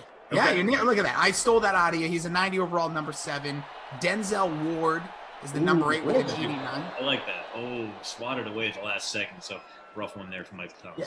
Here's the weird. Well, Darius Slay Jr. coming in there with an 88 and Kendall Fuller at an 89. So no Lattimore. Kind of, again, not going to get all bent out of shape, but a little shocking that a guy like Fuller and Slay are there. I don't know. It just makes me think, what is Lattimore going to be, like an 87? Like, that seems a little low. Yeah. I mean, the young guy is kind of struggling to get respect from Madden, which, again, is something, a bit of a theme. I mean, that's how, you got your old guys who stick it out around the top of the rankings, your McCourties, your JJ Watts, and they don't fall off hard unless there's a reason to make them fall off hard. So yeah, the young guys not getting the respect they deserve, and that includes poor Minka, the 10th best safety. No, come on, get out of here with that. Also, this is kind of funny. I always say, is it Dove Clayman? I always say his name wrong. It says Madden used this is a tweet earlier, and this comes from Eamon sharing with us on our Slack. Says Madden used a picture of TJ McDonald instead of Xavien Howard. That's how underrated he is. He should be inside the top 5. Yeah, I know Dove because he's yikes 10 of my tweets all the time. Oh, see, I want to say this. I'm going to whisper this because there's a lot of famous people with the check marks that get a lot of likes who follow people who. No, even though Christian got the check mark, but like you follow a lot of people, maybe doesn't have millions and millions of followers, but guess what? They steal their material and then they tweet it and get a lot of love. Some of them might be on the dream stream. All right, so as we were, we get here to will be a 1st and 10 for the Saints, who really do have a chance to kind of I don't want to say put the game away because there's still plenty of time, but the way this game is gone, if they go up 3 scores, it looks like it would be over. And just picking apart this Buffalo defense. That's field goal range right there. And this is going to take a turnover or maybe one of those terrible Drew Brees sacks, maybe a couple of them, to stop this tremendous momentum New Orleans has going right now. Just not much to talk about from the Bills side of things. That pretty good defense failing to stand up here. Don't think they've gotten a stop yet, and it doesn't look like still cooking. Kiwi over on the Twitch says Madden doesn't know how to rate chicken. That's just funny. That's just funny. Who scored, please? Says David. You have 2 touchdowns from Alvin Kamara. 1 on the ground, 1 through the air from Drew Brees. A field goal by Lutz at the end of the half, and Tyler Bass had 1 from about 21 yards out. So here's Kamara again on the run. So next thing we're going to do, and DK Simfam, want your input here. We are going to look at the top 50. This was sales from March through the beginning of June. So think about like what players. So it is, you just pull up the link itself. And I know you said you have not looked. If people want to, instead of complaining and arguing with each other in the chat here, something you could throw some guesses out at. So it's the top 50 NFL player sales from March 1st through May 31st. There really hasn't been much since then. So just to give you the heads up, this includes rookies. And this includes obviously players from last year. I'm just taking a peek here. I want to see if there's any. Drew, get rid of it, Drew. Oh, he did. Oh, incomplete. No, the only reason I'm looking at this, I was seeing if there was anybody that stood out to me that's retired now, but I do not see any retired players on the list. So Drew Brees on there? I see no Drew Brees. So I have all 50 open. If Eamon or anybody else wants to, maybe Jordan want to keep an eye out as well, just in case I missed them. So again, Christian, we'll do it as soon as this drive ends. We're going to look at the top 50 sales in the chat, start dropping them in there because there's a little delay from y'all, from Twitch and from the YouTube. So think about, like, throw a few names out there. Who do you think has the highest selling? And then just who's on the top 50? Because a couple shocks in here is we're going to get a 3rd and 8 here from the Saints. I mean, Tebow is definitely going to be in there. He's probably a top 5 guy, right? No, we'll get to it in a few moments. Okay. It's a tease, baby. We're all teasing. Wow. I can't say He throws in. Not good. Losing yards. Yeah, good PPR point there for Jared Cook, but he lost yards. 6 for 49, so a decent play today, right over double digits now. And we're about to get a Will Lutz chippy here, and that is pretty much going to wrap it up. 3-possession game with 10 to play. The Saints win probability right around 95% right now, but the Bills, good news if you got their receivers, they're going to have to throw their way back into this one. Maybe some Jared Allen scrambles to go along with that as well. Yes. All right, so here you go. So throw out a few names. I'm keep an eye on the chat as well. But here we go. Top 50 NFL player sales basically this year through June 1st. You want to take a stab at who's number 1, mister? I'm going to go Mahomes. Mahomes comes in at number 2. Okay. Is it Tebow number 1? I do not see Tebow on this list. Really? Wow. I thought they were going to be all right. Here's if I can guess why, it could be because he didn't have an official jersey. I know there was a lot of people creating jerseys for him, but yeah. All right. How about is Touchdown Tom number 1? Touchdown Tom Brady, number 1 selling jersey, which is completely insane. And there's where you want NFL thanks him for moving teams. Yeah. So he's those are your top 2. It's quarterbacks are 3 and 4, but I don't think they would be 2 quarterbacks you would guess on their popularity. Josh Allen. Josh Allen comes in at number 10, which he was picked in the NFL. And so was another Josh Allen. We're probably looking at like big time franchises too. So I'm going to say Dak with the Cowboys. Dak comes in at number 3. Yeah. There's another Cowboy coming slowly behind him. Zeke? Not Zeke, but Zeke is number 7. So all the odd numbers. Number 3 is Dak. Number 7 is Zeke. Number 5 is another Cowboy. And then the 2. We say it again? Amari Cooper? Not Amari Cooper. Amari Cooper. Oh, man. You might be shocked. Young gun. Young gun. CD Lamb? CD Lamb with the number 5 selling jersey in the country. That is wild. So I'll give you a couple guesses. Number 4 is a quarter. Number 4, 6, and 8 are all quarterbacks. 2 of them are rookies. Okay, so Jordan explained Tebow wasn't signed until May 20th, so we would only have 11 days on the list. All right, so what was it? Two quarterbacks? So 3 quarterbacks, 4, 6, and 8. 2 are rookies. So Trevor Lawrence and Justin Fields. I'm going to go Justin Fields over Zach Wilson just because I feel like the Bears are way more excited about their rookie quarterback than the Jets fans would be. Well, Trevor Lawrence comes in at 8. Justin Fields at 6. So number 4 still there. Zach Wilson, by the way, as we all know, still unsigned because the Jets basically want to say, hey, we already regret taking you. So if we cut you, we don't have to pay you. What a way to start a career. Hey, Christian, really excited to have you on board here at DraftKings. If we, here's a guaranteed boatload of money, but if we don't like you in 2 years, we don't have to pay you. Yeah. What are we doing? New York. I can't wait to talk to Kenny about this. Are you sure about that? You sure excitement is the right emotion for that? I wait for his spin because I know he's going to somehow tell me this isn't a big deal and it's not even like a thing and no one's going to remember it, which the latter is right, but this is a big deal. I think he is right there. I don't think it is. I think the Jets will eventually figure it out. It's just one of those weird things where if it weren't the Jets, you wouldn't care about it, but since it is the Jets, it's like classic Jets. It is. Well, that's what I mean. It's like your franchise has been horrendous for the last decade. You finally get this number 2 pick that you seem to be really excited about. The world's excited about it. Did you see him in his shirts and T-shirts, rolling left, throwing right? And by the way, Training camp opens up with him, Sam Morgan, and Christian DeAndre on the depth chart, and he's not there. I don't know. I laugh it's the most Jets thing of all time. Yeah. Anyway, so number 4 quarter. So you have basically the top. You're missing 4 and 9, but number 4 is a quarterback in this league, another young quarterback. But I am stunned that his jerseys are selling this high.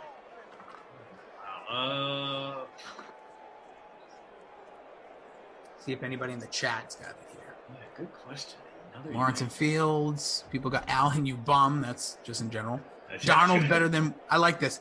Ryan Pena. Wilson sucks. Has never thrown a professional pass. And he already says Darnold over Wilson. Wow. I mean, bold. Yeah. Also, 93, as you guessed, people in New York remember Darnold wasn't at the beginning of camp for the same reason. How'd that work out? So is it Kyler Murray? Good guess. Great guess. Kyler Murray's got to be on here. I saw his face. Yeah. It's not him at 4. Baker Mayfield? 38. Is it here. Baker, perhaps? Say that one more. Baker Mayfield? Not Baker. He is 29. Okay. Wow. We're here at the end of 3. It is 20-3. The Saints crushing the Bills. Bills stinking out the joint thus far. We're Bills talking about the ball back though. So. Yes. Woo. So hopefully get some garbage time there. We are talking about the top 50. Someone in the chat does have it. It's not Gardner Minshew, not Herbert. I don't want to give too much. Yeah. All right. I'll keep thinking about this one. Yeah, think about it for a minute. Not Tannehill, Scotty Too Hotty. These guys are all on here. Is it Joe Burrow? Joe Burrow, the 4th. I'm shocked. You Banks dropped it, and so shout out to you. That I would have never guessed. I'm completely stunned. I mean, not only are the Bengals fans psyched about him, LSU fans are psyched about him too. So I kind of get it. Like even maybe some like middle people in Columbus, like, okay, well, he was at Ohio State for a while. I can claim him. He can be a Buckeye in my heart and a Bengal, and I'll give me a reason to root for them because I don't want to root for the Browns. Sure. I guess. There you go. Jared Cook, 6 catches, 49. He's my captain. He's leading the way in the receiving receptions. Kamara with the most yards on the ground and through the air, 67, the touchdown. 2 for Lutz, 1 for Bass, 2 touchdowns for Alvin Kamara. That paints your picture. It's June, Jordan, Eamon, our guy running the ship here production-wise, and our guy, AC, Andrew, the director of technicalities in the house. So he is Christian DeAndre. Subscribe to the postroute.substack.com. And while you're doing stuff and having fun on the internet, check out the Pop Culture Pile Driver. It's a podcast we drop 1 to maybe sometimes 2 times in your inbox or your favorite podcast app. Subscribe would go a long way, and we appreciate you. Love you. And let's smash that thumbs up. We are at unofficially 85, just 15 away. Let's hit it. Let's hit that century mark. Let's go. As you said, Buffalo will get it back. So now you can start throwing out some names.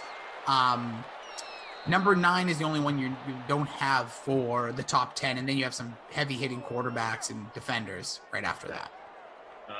So give me a position for number 9. Give him the position, it'll be very obvious, but he's probably the greatest at his position of all time.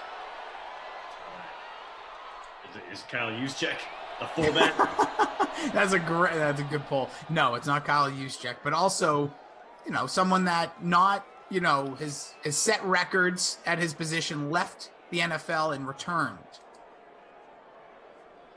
Was gone for 1 calendar football year and then returned.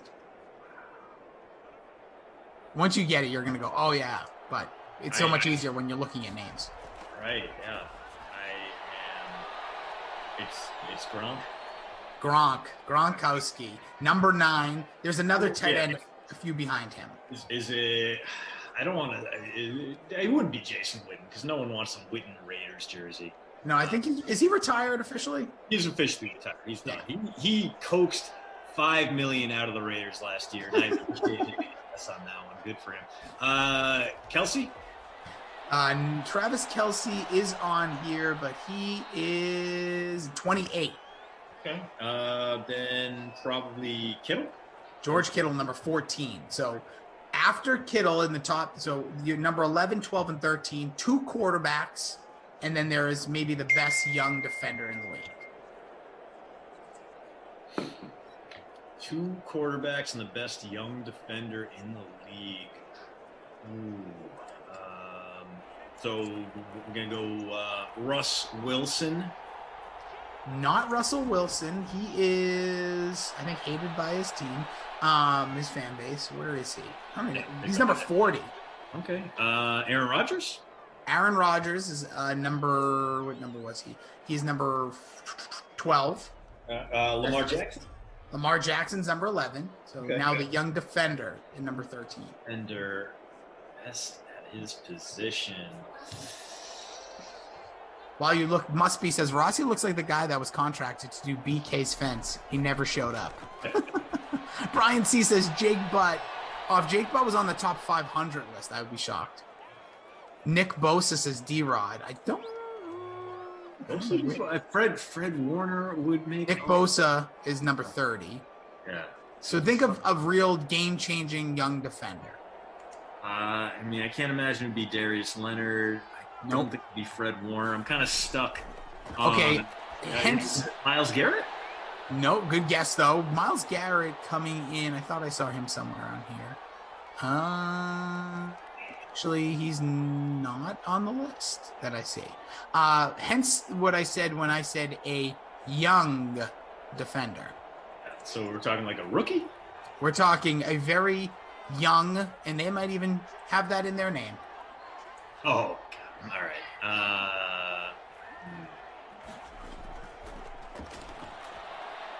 They made the playoffs last year and gave Brady as close of a run for their money. Oh, no way. Chase Young? Really? Chase Young with the number 13 selling jersey. Wow. Washington fans going out and getting after it. Okay. Very Yep. And then here's just a couple. You mentioned Amari Cooper earlier. He's 18. Carson Wentz for the Colts at 16. Stafford, who I would have guessed would have been a lot higher, 15 for the Rams. Devin White, Justin Herbert, Josh Jacobs, who earlier might have been Abby Risler. Somebody said the Raiders will be good if they ever get a running game. And I think that is just complete slap in the face disrespect to the talent of Josh Jacobs that is severely underrated or at least unrecognized in the NFL, in my humble opinion. The big Micah Parsons coming in here, 21, J.J. Watt, Najee Harris. Really? Yeah.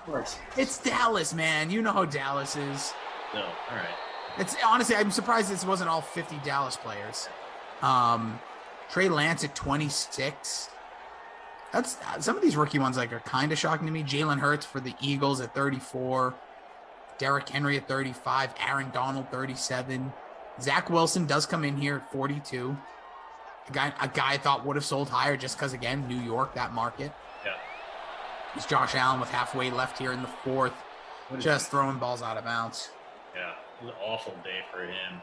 Yeah. Maybe if he runs one in here, he can avoid that babysitter Billy award, but not looking good for him. Julio Jones, it says Atlanta Falcons because he was on the Falcons during this time, so that stinks.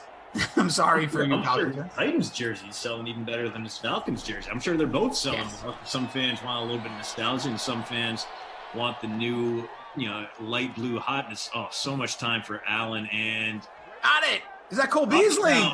Wow. Back in the end zone, straight. So gotta love it. That's gonna help my lineup a lot. Yeah, pretty much touchdown dependent on Cole Beasley if you want him to give you anything, but there it is. Not Steph Diggs, not Devin Singletary, not even big shotty Lee Smith. It's Cole Beasley with the toe drag at the back of the end zone. Nice play. Bills are on the board. They're still down 10, and they're going to need some stops and some excitement here with only 4 minutes left in the game. Yeah, Cole Beasley's ownership, 22%. So big touchdown there. Again, he's right down there with Tyler Bass right below him, who also has scored in this game. Will Lutzel above him and Devin Singletary as well. Lee Smith, as you mentioned him, not scoring up in that 30%. Right now, Steph Diggs, what a dog. He might be the one you might be looking at. 2 catches, 7 yards. You see 2 catches, you're thinking, okay, maybe he'll put something together. No, 2 catches, 7 yards. Just to let you guys know some of these other top 50 selling jerseys before June. Jared Goff for the Lions. Henry Ruggs for the Raiders. Odell Beckham Stephon Diggs, Khalil Mack, Darren Waller, Christian McCaffrey, Justin Jefferson, another guy I thought could have potentially been more, but I also don't know. This might be interesting, and maybe some of you guys know or don't, or maybe in the chat. What is the highest selling jerseys? Is it football? Basketball? What sells the most jerseys? I'm very intrigued by that. I know years ago it used to be really, really heavy for basketball. It was like a big jersey seller. I feel like it's NFL, but I don't know. Teaching one is we're going to get the onside kick, not going anywhere. Messi, says Andrew. You're right. Well, I know that. I guess soccer is probably worldwide. Soccer. What are those called? Kits? What are they? They're not called jerseys, but. D-Rod says, okay, who was a better outside linebacker, Joey Porter or Derek Brooks? Correct me if I'm wrong. Fumble there. This could be huge for Buffalo, but picked up by the Saints. Going to be tackled, so less than 3 to go. We're just passing the 1 o'clock Eastern here. D-Rod, I always thought Derek Brooks was in the middle. But either way, if I had to pick between those two linebackers, I would take Derek Brooks. Derek Brooks is like literally one of the greatest linebackers of all time. Brooks is a Hall of Famer, and Joey Porter is a guy who gets in fist fights in Southside when you go back to Pittsburgh. So, Porter was great. He brought an edge to him, and he could definitely hit some dudes. But Brooks was the more complete player, and you know what else? He was a little bit more reliable all the way down the line. And Derek Brooks, famous wrestling fan. Really? Huge wrestling guy. He like breaks it down on some of the Sirius XM shows I listen to called Busted Open. Like, he'll come on every so often and be like very much into it, especially around the major events like a WrestleMania. So he gets a vote in my book. And I feel like if you put both those guys on the same team, it's the perfect 1-2 punch from literal reasons. But like Derek Brooks, the class, just middle, like that linebacker, holds everything down, does all the dirty work, does everything right. And then Joey Porter, I feel like, would be a great locker room guy who probably just fires literally the entire organization up, owner to fans. I mean, two guys who played a long time. Yes. Had some very, very nice performances. But Porter was, he was a good pass rusher. He just wasn't as good in coverage as Brooks. He wasn't as much of a sideline to sideline guy. Two different roles clearly from those two guys. But if you need someone who can get to the quarterback, you'd want Porter. But if you wanted someone who is going to stand up a little bit more strongly against the run and give you a little bit more versatility, you'd go Brooks. D-Rod, I like this, D-Rod. Congrats you switching up there. This is what I like in the chat. If you don't like what we're talking about, just ask him questions. Not that he didn't like it, because everyone loves what me and Christian talk about. We're the congeniality crew. We're about you. We have the 2-minute warning here. We'll get Christian's awards in a moment, but D-Rod says, which defender was better? Now, take this, obviously, 2 of these stand out more, but Javon Curse, I'm guessing it's Jason Taylor, Julius Peppers, Michael Strahan. Wow.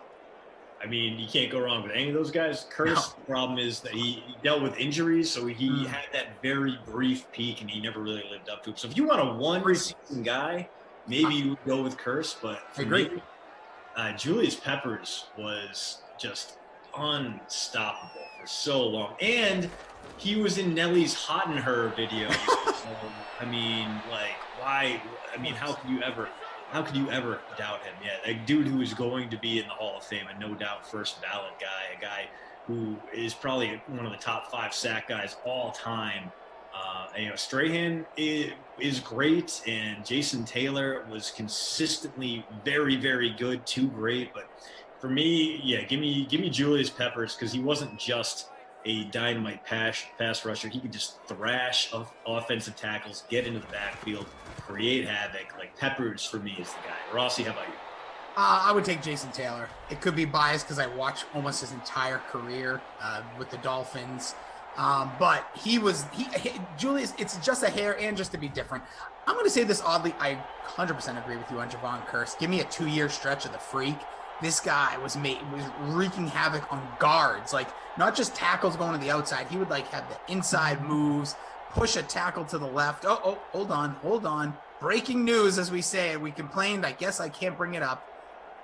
Zach Taylor just signed with the Jets officially. There you go. So no longer a holdout. He'll be at practice, I guess. He gets a signing bonus with 15 days. Good for him. All right. Anywho, but yeah, I like Julius Peppers. Again, was one I remember when he was a free agent from Carolina and he went to Green Bay. It broke my heart. I thought he'd been the perfect Patriot. That was around the same time Richard Seymour had departed to go to the Raiders, and I would have loved him on the team. Maybe that would switch my vote. But I'm going to take Jason Taylor just because everything he did, it was just so dynamic. And Strahan, this is going to sound ridiculous. The guy has the most sacks and all that, but I feel like he was never, and this sounds dumb, right? This is going to sound dumb. It's Jason Rossi. I am dumb. I get it. But I feel like he was never like the guy. Like, I know it sounds weird. Like, obviously the year with all the sacks, I get it. But like, I feel like you never looked at him. He felt like more of just like a stand-up DN that like would hold up, to get his other defenders in there, especially during those Super Bowl runs. But I don't know what it is. And maybe it's now also because I see him lean and hosting television shows in the morning. Maybe there's a lot of eyes. Kind of wavered from year to year too. He'd have some years where he was outstanding, and some years where he just kind of faded away. So I mean, good for him for playing as long as he did. I mean, dude basically spanned 2 decades with his play, which is absolutely wild. I mean, he could be a member of 2 different all-decades teams, which is very, very impressive. And of course, I will stand anyone coming out of an HBCU in this era where you don't really see that as often. Very, very cool to see him carry the Texas Southern flag into pros. And maybe on a game-to-game basis, you would take Strahan. I guess depending on who the opposing quarterback is, because he was great too. But yeah, for me, I think Peppers was just a little bit scarier if you was coming to face your team than Michael Strahan was. I feel like you game plan around Michael Strahan a little bit more easily than you could Julius Peppers. Agreed. So, Christian, we have 43 seconds here. Buffalo's trying to put something on the board, but Huey Carnage with the hot take. I'm taking TJ Watt on the edge any day. Dude, love me some TJ, but I don't think he's at that level quite yet. We're also, different. We're talking some guys who are more hand on the turf pass rushers and 4-3s, although Strahan did do some outside linebacker type stuff compared.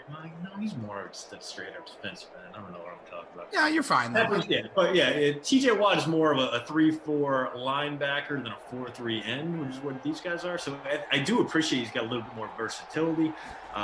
He's maybe not as big as those guys are, but he's definitely similarly effective. And yeah, dude, speaking of guys who I was shocked by their Madden ratings of, Beasley turning his day from good to great. 6 for 52 and a touchdown. A must roster from this devastated Bills deep offense because they have done almost nothing else. So is he going to get your Christian DeAndrea post route.substack player of the game? No. Okay. Not allow Cole Beasley to be praised in any way, shape, or form. I think it's still going to have to be Alvin, despite being so. Oh, Diggs with the late score. Yeah, and escapes that babysitter Billy honor. So Diggs is going to finish this game with like 13, 14 points, assuming the Bills don't collect the onside kick here. Spoiler alert, they will not. We're going to have some candidates for. So as good as I'm just throwing out some names here. This is going to be a catch. Okay. Traquan Smith. He started off hot, 4 for 45, but don't forget, 8.5, but he was the 3rd highest owned in this contest behind Josh Allen, who is kind of saving his day here. He's up to almost 20 in the flex. You could still go with him if you feel. And then Alvin Kamara, who was an absolute monster, who got that player of the game. So I'm just throwing out an option. Obviously, it's your call, and I will not judge you either way. I think we have to. I think we got to do it. I think we have to babysitter Billy Traquan Smith just because the expectations were so high. His first outing in his last 5 where he's not going to get to double digits. So he's got to go. He's going to get that. It's either him or Michael Thomas, but they actually had pretty much the same exact output. You know what? Let's give it to Michael Thomas this day. Thomas is my captain. Yeah, let's give it to MT, Slant Boy himself, killing my team in the captain spot. By the way, disappointing. We're about to go final here. I will finish, unless Drew Brees, oh my God, I was in 4th place. Oh, look at that. Had a nice comeback there with those last 2 scores, but that'll do it here. I know they're going to call the timeouts, but that game's going to do it. So, Christian DeAndrea, it was an absolute pleasure, dude, as always. This is a lot of fun. Fam, you guys were great. Let me just see. Did we hit that century mark? Oh, come on. 9 away. Let's do it. Let's hit that century mark on the likes. If you guys could share that like. Give it a little tippity tapper. Yeah, we're at, somehow it just went down. Whoa. I'm going to mute. Sorry, amateur hour here. 91. I'm going to take my like away and then give it again. So let's go. Let's get there. So we're going to get the final waning seconds here, 3rd and 13. Let's go. Let's see it. Let's see it, folks. Yeah, hit that, smash that thumbs up, tap it, lick it, tongue punch it, whatever you got to do. Tickle it. Love to see it. Why are you the way you are? It's the way I was born, unfortunately, and I apologize for it. But again, I am who I am. Oh, we're right there, 96. Let's go. Hey, Travis, how you doing? J.E., Justin Cravens. He says, party on, Rossi. Party on, DeAndrea. Yeah, we're going to get out of here. Thanks, you, Banks. We're going to make way for Kenny Ducey and his newly signed quarterback. He's going to tell me why he's going to be the greatest gift to Earth in just mere 50 minutes. Again, player of the game was Alvin Kamara. Did everything right in this one. Kamara, Kamumu. And your babysitter, Billy, not my kid award. Plant boy himself. Love that. D-Rod says, I just smashed the thumbs up for both of you guys. Enjoy the rest of your day. Hopefully you guys, some of you will be able to join us back here 2 p.m. DeAndrea out, Ducey in, not the trade I would have made, but it is what it is. It was an absolute pleasure, my dude. Again, follow Christian at Train Island across the social media platforms and subscribe to the postroute.substack.com. I am at Jason D. Rossi. You can check out the Pop Culture Pile Driver. We assembled our ensemble casts in movies. But right now, just in case you missed it a little while ago, we're going to give you a replay of today's sweat. Drink your water. Be a good person. It costs $0. And we'll catch you guys later. Bye now. What's up, everybody? Welcome to The Sweat. I'm your host, Jesse Cofield. Lots to get to on today's show, but of course, it's Thursday and the NBA draft is going down tonight. So we're starting with our basketball panel. DraftKings contributors Julian Edlow, Kenny Ducey, and RotoWire's Nick Whalen. So fellas, let's preview tonight's draft from a sports betting perspective, okay? So first pick belongs to the Pistons. All eyes are going to be on Cade Cunningham out of Oklahoma State. He is minus 8,000 to go first overall, as he is widely seen as the most complete player in the draft. So I'm not going to ask you if he's going first, but instead, would you be willing to bet the plus 250 that he wins Rookie of the Year before he's even drafted? Jules, would you do it? Yeah, it's really tough to bet before the draft, but there's also going to be guys. Here's the thing.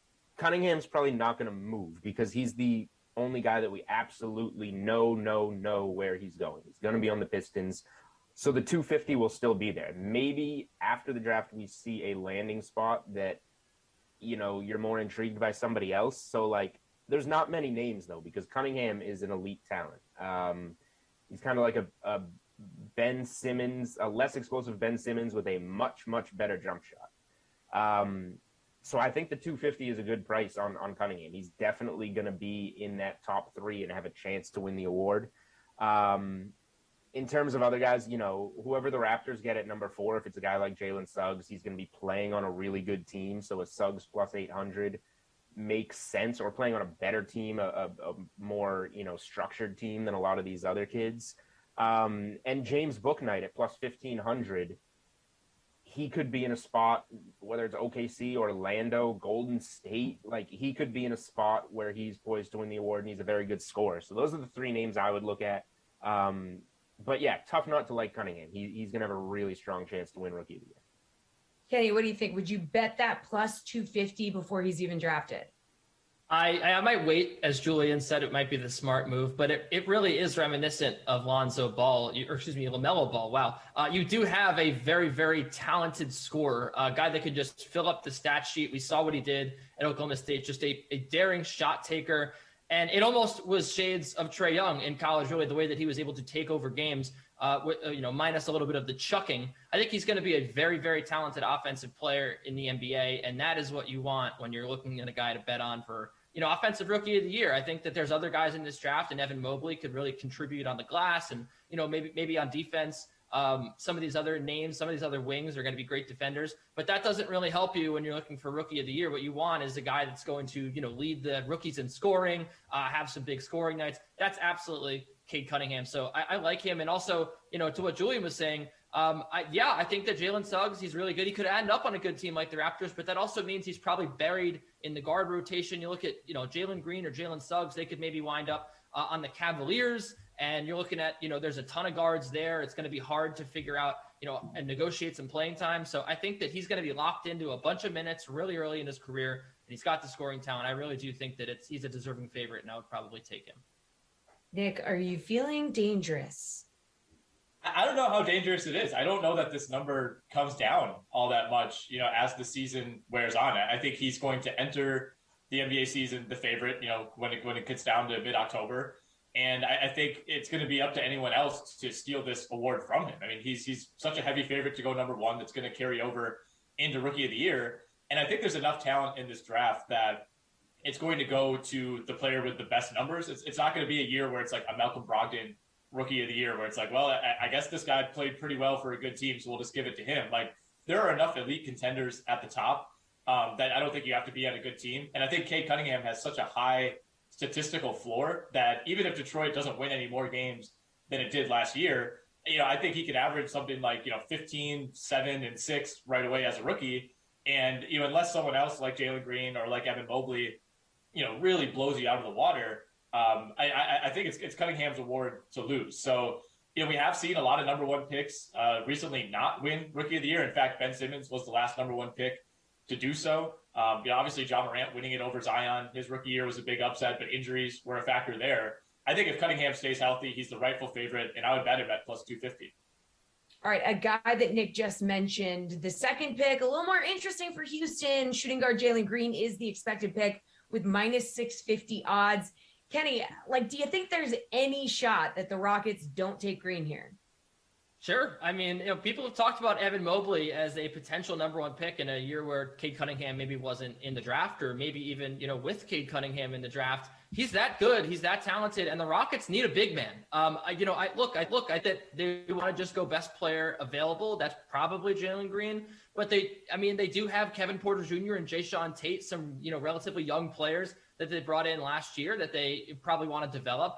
I don't think it would be the craziest thing in the world if they took a big man here and one that's this talented when that's a huge void for them. But, obviously the odds are the way they are because the bookmakers are not going to, the odds makers are not going to leave themselves vulnerable. But yeah, I think there's a chance. I think there's a reason why this isn't, minus 2,000. All right, Nick, what do you think? Any shot the Rockets don't take Green here? Do you agree with Kenny?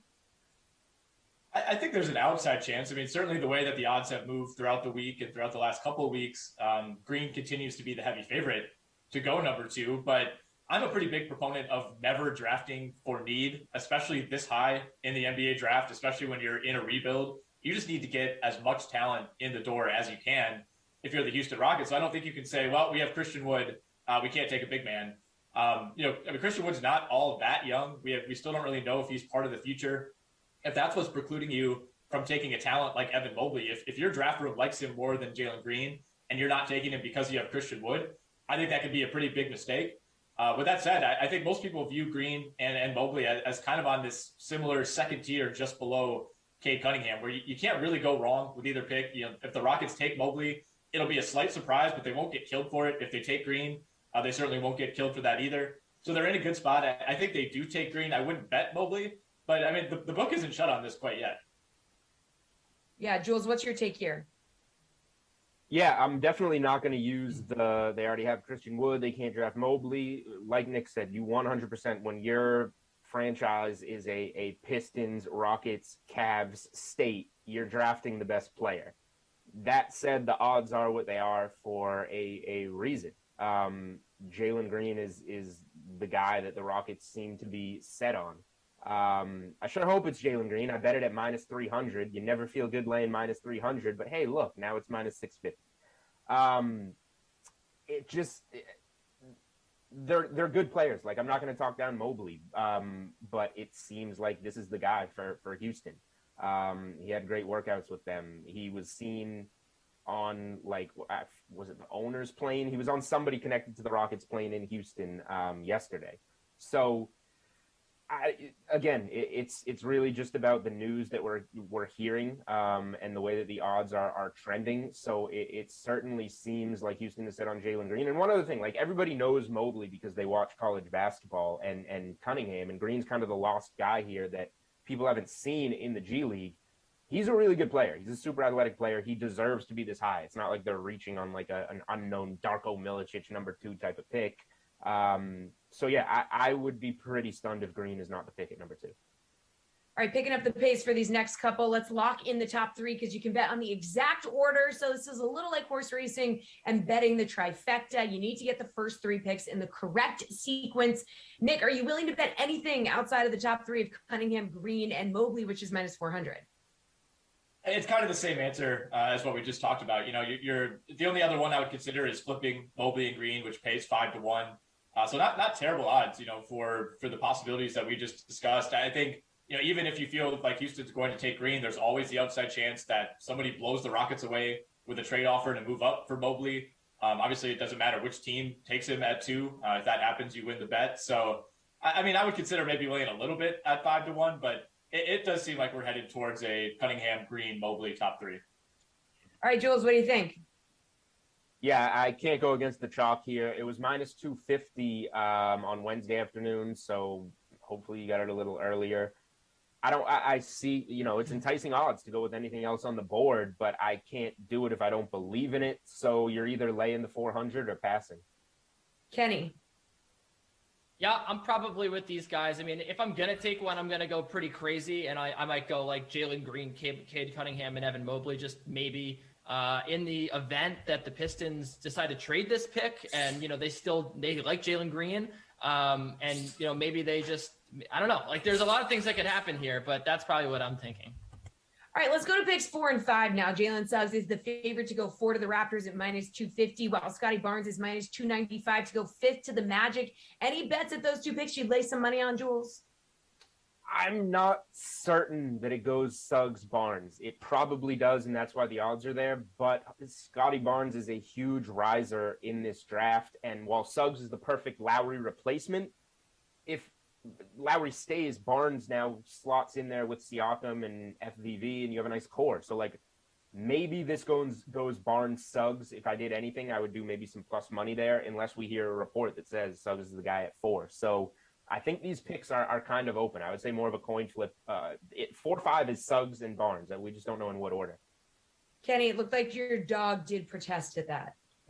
Yeah, I don't know. I mean, I could maybe see Jalen Suggs falling to 5 at +275, but you know, like these guys, I don't know if there's a ton of value here in laying down on the pick, just because I think that there is a little bit of uncertainty up front with the second and third. Like, I mean, I wouldn't say a lot, but I could certainly see the third pick going a couple different ways. I mean, Jalen Suggs, like, would he go number 3? Maybe. I think that, frankly, betting on Jalen Suggs to move up and maybe, you know, betting on Jalen or an Evan Mobley to move down might be my play. But I'm probably staying off the 4th and 5 picks. What do you think, Nick? Probably a stay away for me. If you're going to bet one of them, I'm with Julian. I think Suggs and Scotty Barnes go 4-5 in some order. It wouldn't shock me if Toronto, really likes Scotty Barnes and takes him there. In that case, I think Suggs for sure goes 5 to Orlando, and you're getting better money to bet Suggs going 5th than you are Barnes going 4th. So, you know, if you do want to bet that, I would say Suggs at +275 to go number 5. All right. Real quick on our Slate Approved pick time. Kenny, what is your best bet on tonight's draft?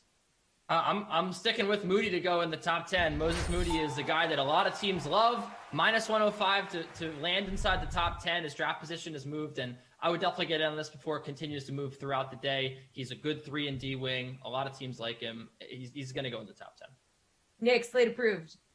I like both Jalen Johnson and Kai Jones to go over on their number of the 15.5 pick, I guess is the way I would phrase that. Jules, what about you? I love Alperen Sengun. It was under 12.5. Now it's 11.5. I still like it. I love Sharif Cooper over 20.5. It's now 23.5. I still kind of like it. Now, I guess with what's left over, I'll go Chris Duarte under 14.5. Doesn't feel great at open 20.5, but I'm hearing that Golden State at 14 is his floor. He's going to go in that 10 to 14 range. Great shooter, so let's go with that. All right, excellent work. You three, A block in the books. Now let's talk about a guy who's expected to be a lottery pick in tonight's draft, former Baylor guard Davion Mitchell. Adam Kaufman caught up with the national champion to talk about how he's feeling ahead of his big night.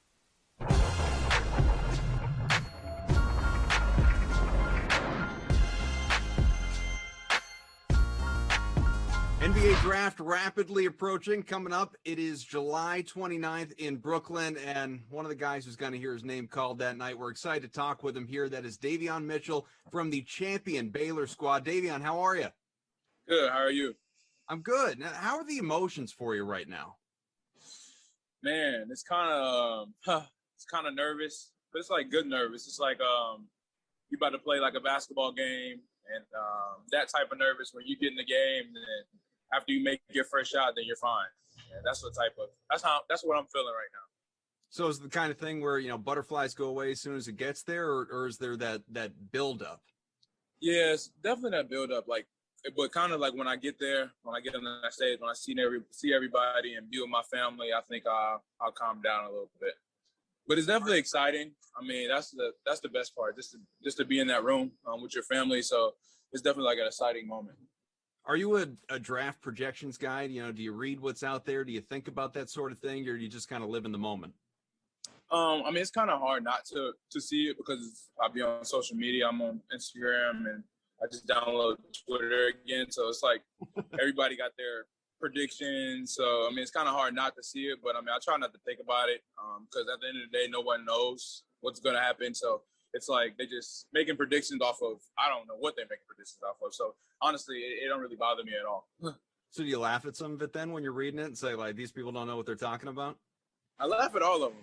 I mean, just because like they don't, like, how would they know? Like, how do they know and I don't know? You know what I'm saying? Like, and I play basketball. So like, how do they, what makes them think that they know and I don't know? So I don't know. I kind of laugh at all of them for sure. So as we get closer to this thing then, and you coming off the national championship last year, which congratulations. I mean, it had to be just an incredible moment, one I'm sure you're still thinking about quite a bit. How much do you think success at that stage helped to elevate your confidence as you sit here now? I think for me, I've always been a guy that thought himself as a winner. I mean, and just winning at that stage in front of like one of the biggest stages, you're kind of known as a winner if you win the national championship. I mean, just because it's Baylor, I mean, we had a really good record my sophomore year and junior year. So it just helped me just go into the NBA knowing that you can be a winner and knowing that your title is like you're a winner. You're going to do things that's going to win. I know, obviously, like people like yourself, you always think about team success first and foremost, but individually, it was a heck of a year for you as a junior there at Baylor, your second season with the Bears. I mean, career best in points, in assists, good year rebounding wise, really across the board. You shot better than ever from the field from three. So how would you explain that transformation, that jump? I mean, I think this all comes from the work that I put in. I mean, I think every day I try to get better at something. I mean, especially as a basketball player, you want to get better every year. No matter how long you play, you want to get better your stats every year, points, rebounding, just because, I mean, you've been in the situation. So my sophomore year, I've been in the situation. I knew the system. I knew what kind of role I was going to play. So, I mean, that's helped my confidence, scoring the ball, assisting my teammates, making the right plays defensively, and just grabbing rebounds. So I think, but the hard work definitely showed throughout this season. So what part of your game are you working on right now? I mean, kind of just the same thing, like all aspects of the game. I mean, I feel like there's never a moment where my game's complete. So just working on everything, shooting the ball consistently, passing the ball, just being more athletic, finishing around the rim, floaters. I mean, a whole lot of things. It's not just one thing I wanted to work on. It's kind of like all aspects of the game. So I was focused kind of on the, offensive part of the game more than anything else, but you were the Naismith Defensive Player of the Year, obviously, really represented within the conference as well as across all of college basketball, considered by a lot of people too, something I'm sure you don't laugh at when you're reading these, all the pundits out there saying that you seem like you might be one of the most NBA ready guys in this draft class, especially among the, projected lottery picks. Is it something that, you really take pride in, that ability to space the floor, that ability to defend multiple positions? I mean, I think for defending wise, I think I've always been a guy where I'm a smaller guard. So, I mean, growing up playing against the bigger guys, like the high school guys and the college and the pros, I had to be able to do something that was really good to stay on the court. And I think defending was one of my things because you don't want to be that guy out there and everyone's picking on you. So I kind of had to be a guy where I need to lock up my guy so I can stay on the court. And then space on the floor, man, that's all just come for working as those long hours in the gym, putting the time in, working on my form, working on just a lot of things with my shooting. So, I mean, that's where it's come from. Are there smaller guards in the NBA currently that I don't want to say necessarily that you model your game after, but in the sense that when you look at their ability defensively in particular, you know, guys that are lower to the ground but really solid at what they do, guys that you look at for inspiration? Yeah, for sure. I mean, there's a couple players. I mean, a guy that's won the championship, Drew Holiday, he's a really good defender. He moves his feet really well. He uses his hands, his arms. I mean, he's a little bit taller than me, but I think I can move my feet just as well. And just, I mean, I think this all comes from just pride, though. Being a really good defender is like, you got to take pride in it. You just got to love doing it. And also another guy, I mean, Patrick Beverly, he's a really good defender. He uses his hands really well. He can move his feet. So, I mean, those guys defensively I look at. And also Marcus Smart, being like a bigger guard. He's like a bigger, smaller dude, and I think that's what kind of I am. I'm not as skinny as the Patrick Beverly. I think I'm a bigger guard. So, I mean, I look at a lot of people, man. It's kind of hard to just choose a couple of them. You know what I'm saying? Yeah, absolutely. I mean, I'm a Celtics fan, so I see Smart going out there all the time, guarding all 5 positions. So I love watching him. Right. So being from Georgia, I saw you went back home with the national championship, obviously, given the key to the city, which had to be an incredible thrill and a great accomplishment for you. Once you're in the NBA, do you have plans, dreams for giving back to the community? Yeah, for sure. I mean, I have a lot of things that I wanted to do for my community. I mean, especially because I'm from a city called Huntsville. I mean, there's not that many gyms for like the athletes. I know for me, I was blessed to have a grandmother who owned a gym. It was like a public gym where I could get to the gym anytime I want. I mean, but other people can't get that. So me just I wanted to build like a gym for public people, for the kids down there who just want to go in the gym to play basketball. It don't have to be like a certain time. I wanted to build like something like a 24-hour gym. I mean, also an AAU team. I think if I'm thinking about doing now. I mean, it's a lot of things. I mean, I think I got enough time to think about it. So, yeah, but definitely give it back to the community for sure. One thing that's really interesting about you that we haven't talked about yet is you have one of the better nicknames definitely in this entire draft class, one of the best nicknames that I can remember in recent history, quite frankly, and that's Off Night. Why do people call you Off Night? It also just came from my sophomore year.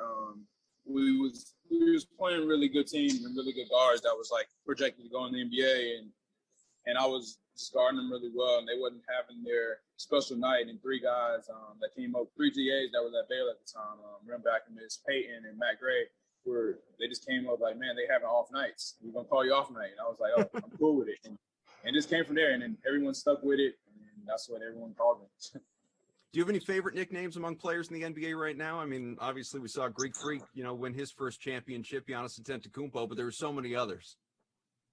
Yeah, I mean, I would say a guy, the glove, Gary Payton, a defensive name. I think I like those names, like a defensive name. Also now in the NBA, I like the process with Joel Embiid, just because he trusts in the process. And I've kind of been a guy where I started from Auburn, then transferred, kind of trust the process too. And I think his nickname is real interesting too. Davion Mitchell, thanks so much for joining us, man. It's a real treat. No, thank you for having me. All right. Once again, obviously, be sure to check us out whenever you have the opportunity. And there is a free-to-play Crocs Draft Prediction Challenge that you want to enter a shot at $10,000 in total prizes. You can make your predictions. You can watch the draft. That is Thursday, July 29th. Find out if you will walk away a winner. This guy right here, he's going to for sure. Davion, thanks again. Yeah, thank you.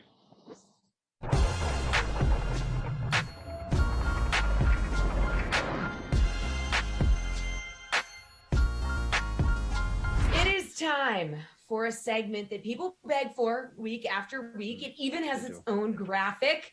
Time for Put Up Your Bukes with DraftKings contributors Steve Buchanan and Nick Fryer. Look at that. Oh my God. Okay, so you know the drill, Nick. You agree with Steve's favorite DFS play tonight where you pivot to another option. Obviously, of course, we also keep score. So let's take a look at last Thursday's results. Steve with the sweep to take a 9-8 lead over Nick. And FYI, guys, we're going to run this series first to 11. So things are heating up. Okay. We are down to the wire here. So let's get to today. Steve, your favorite pitcher, who is it? Yeah, so that means I only need 2 picks to hit. But the nice part is about what I do is that I'm giving you 4 absolute bangers tonight. So another 4-0 on the way. But let's start with Frankie Montas going up against the Angels. He's already pitched against them twice this season. He's gone 12 2/3 innings, allowed 6 runs. That's not good, but that's okay. Only 2 of them were earned. We don't care about the 6 runs. We only care about the 2. So 2 runs allowed. We'll just stick with that on 11 hits and 15 strikeouts with a 1.26 FIP. Now, the Angels aren't usually a team that you go against because they only have a 23.4% K rate against righties on the year, which ranks 18th. But Montas has been getting it done with the strikeouts. He has a really nice 1.26 FIP. As I mentioned, in that Angels lineup, they just seem to be dropping like flies on the daily. It feels like every day they have someone else going on the IL. They just recently lost Jared Walsh, who's one of their better power hitters. So everything just seems to be aligning here for Frankie Montas to once again shut down this team. Okay, Nick, what do we think? Frankie Montas, do you like, or are you going to pivot?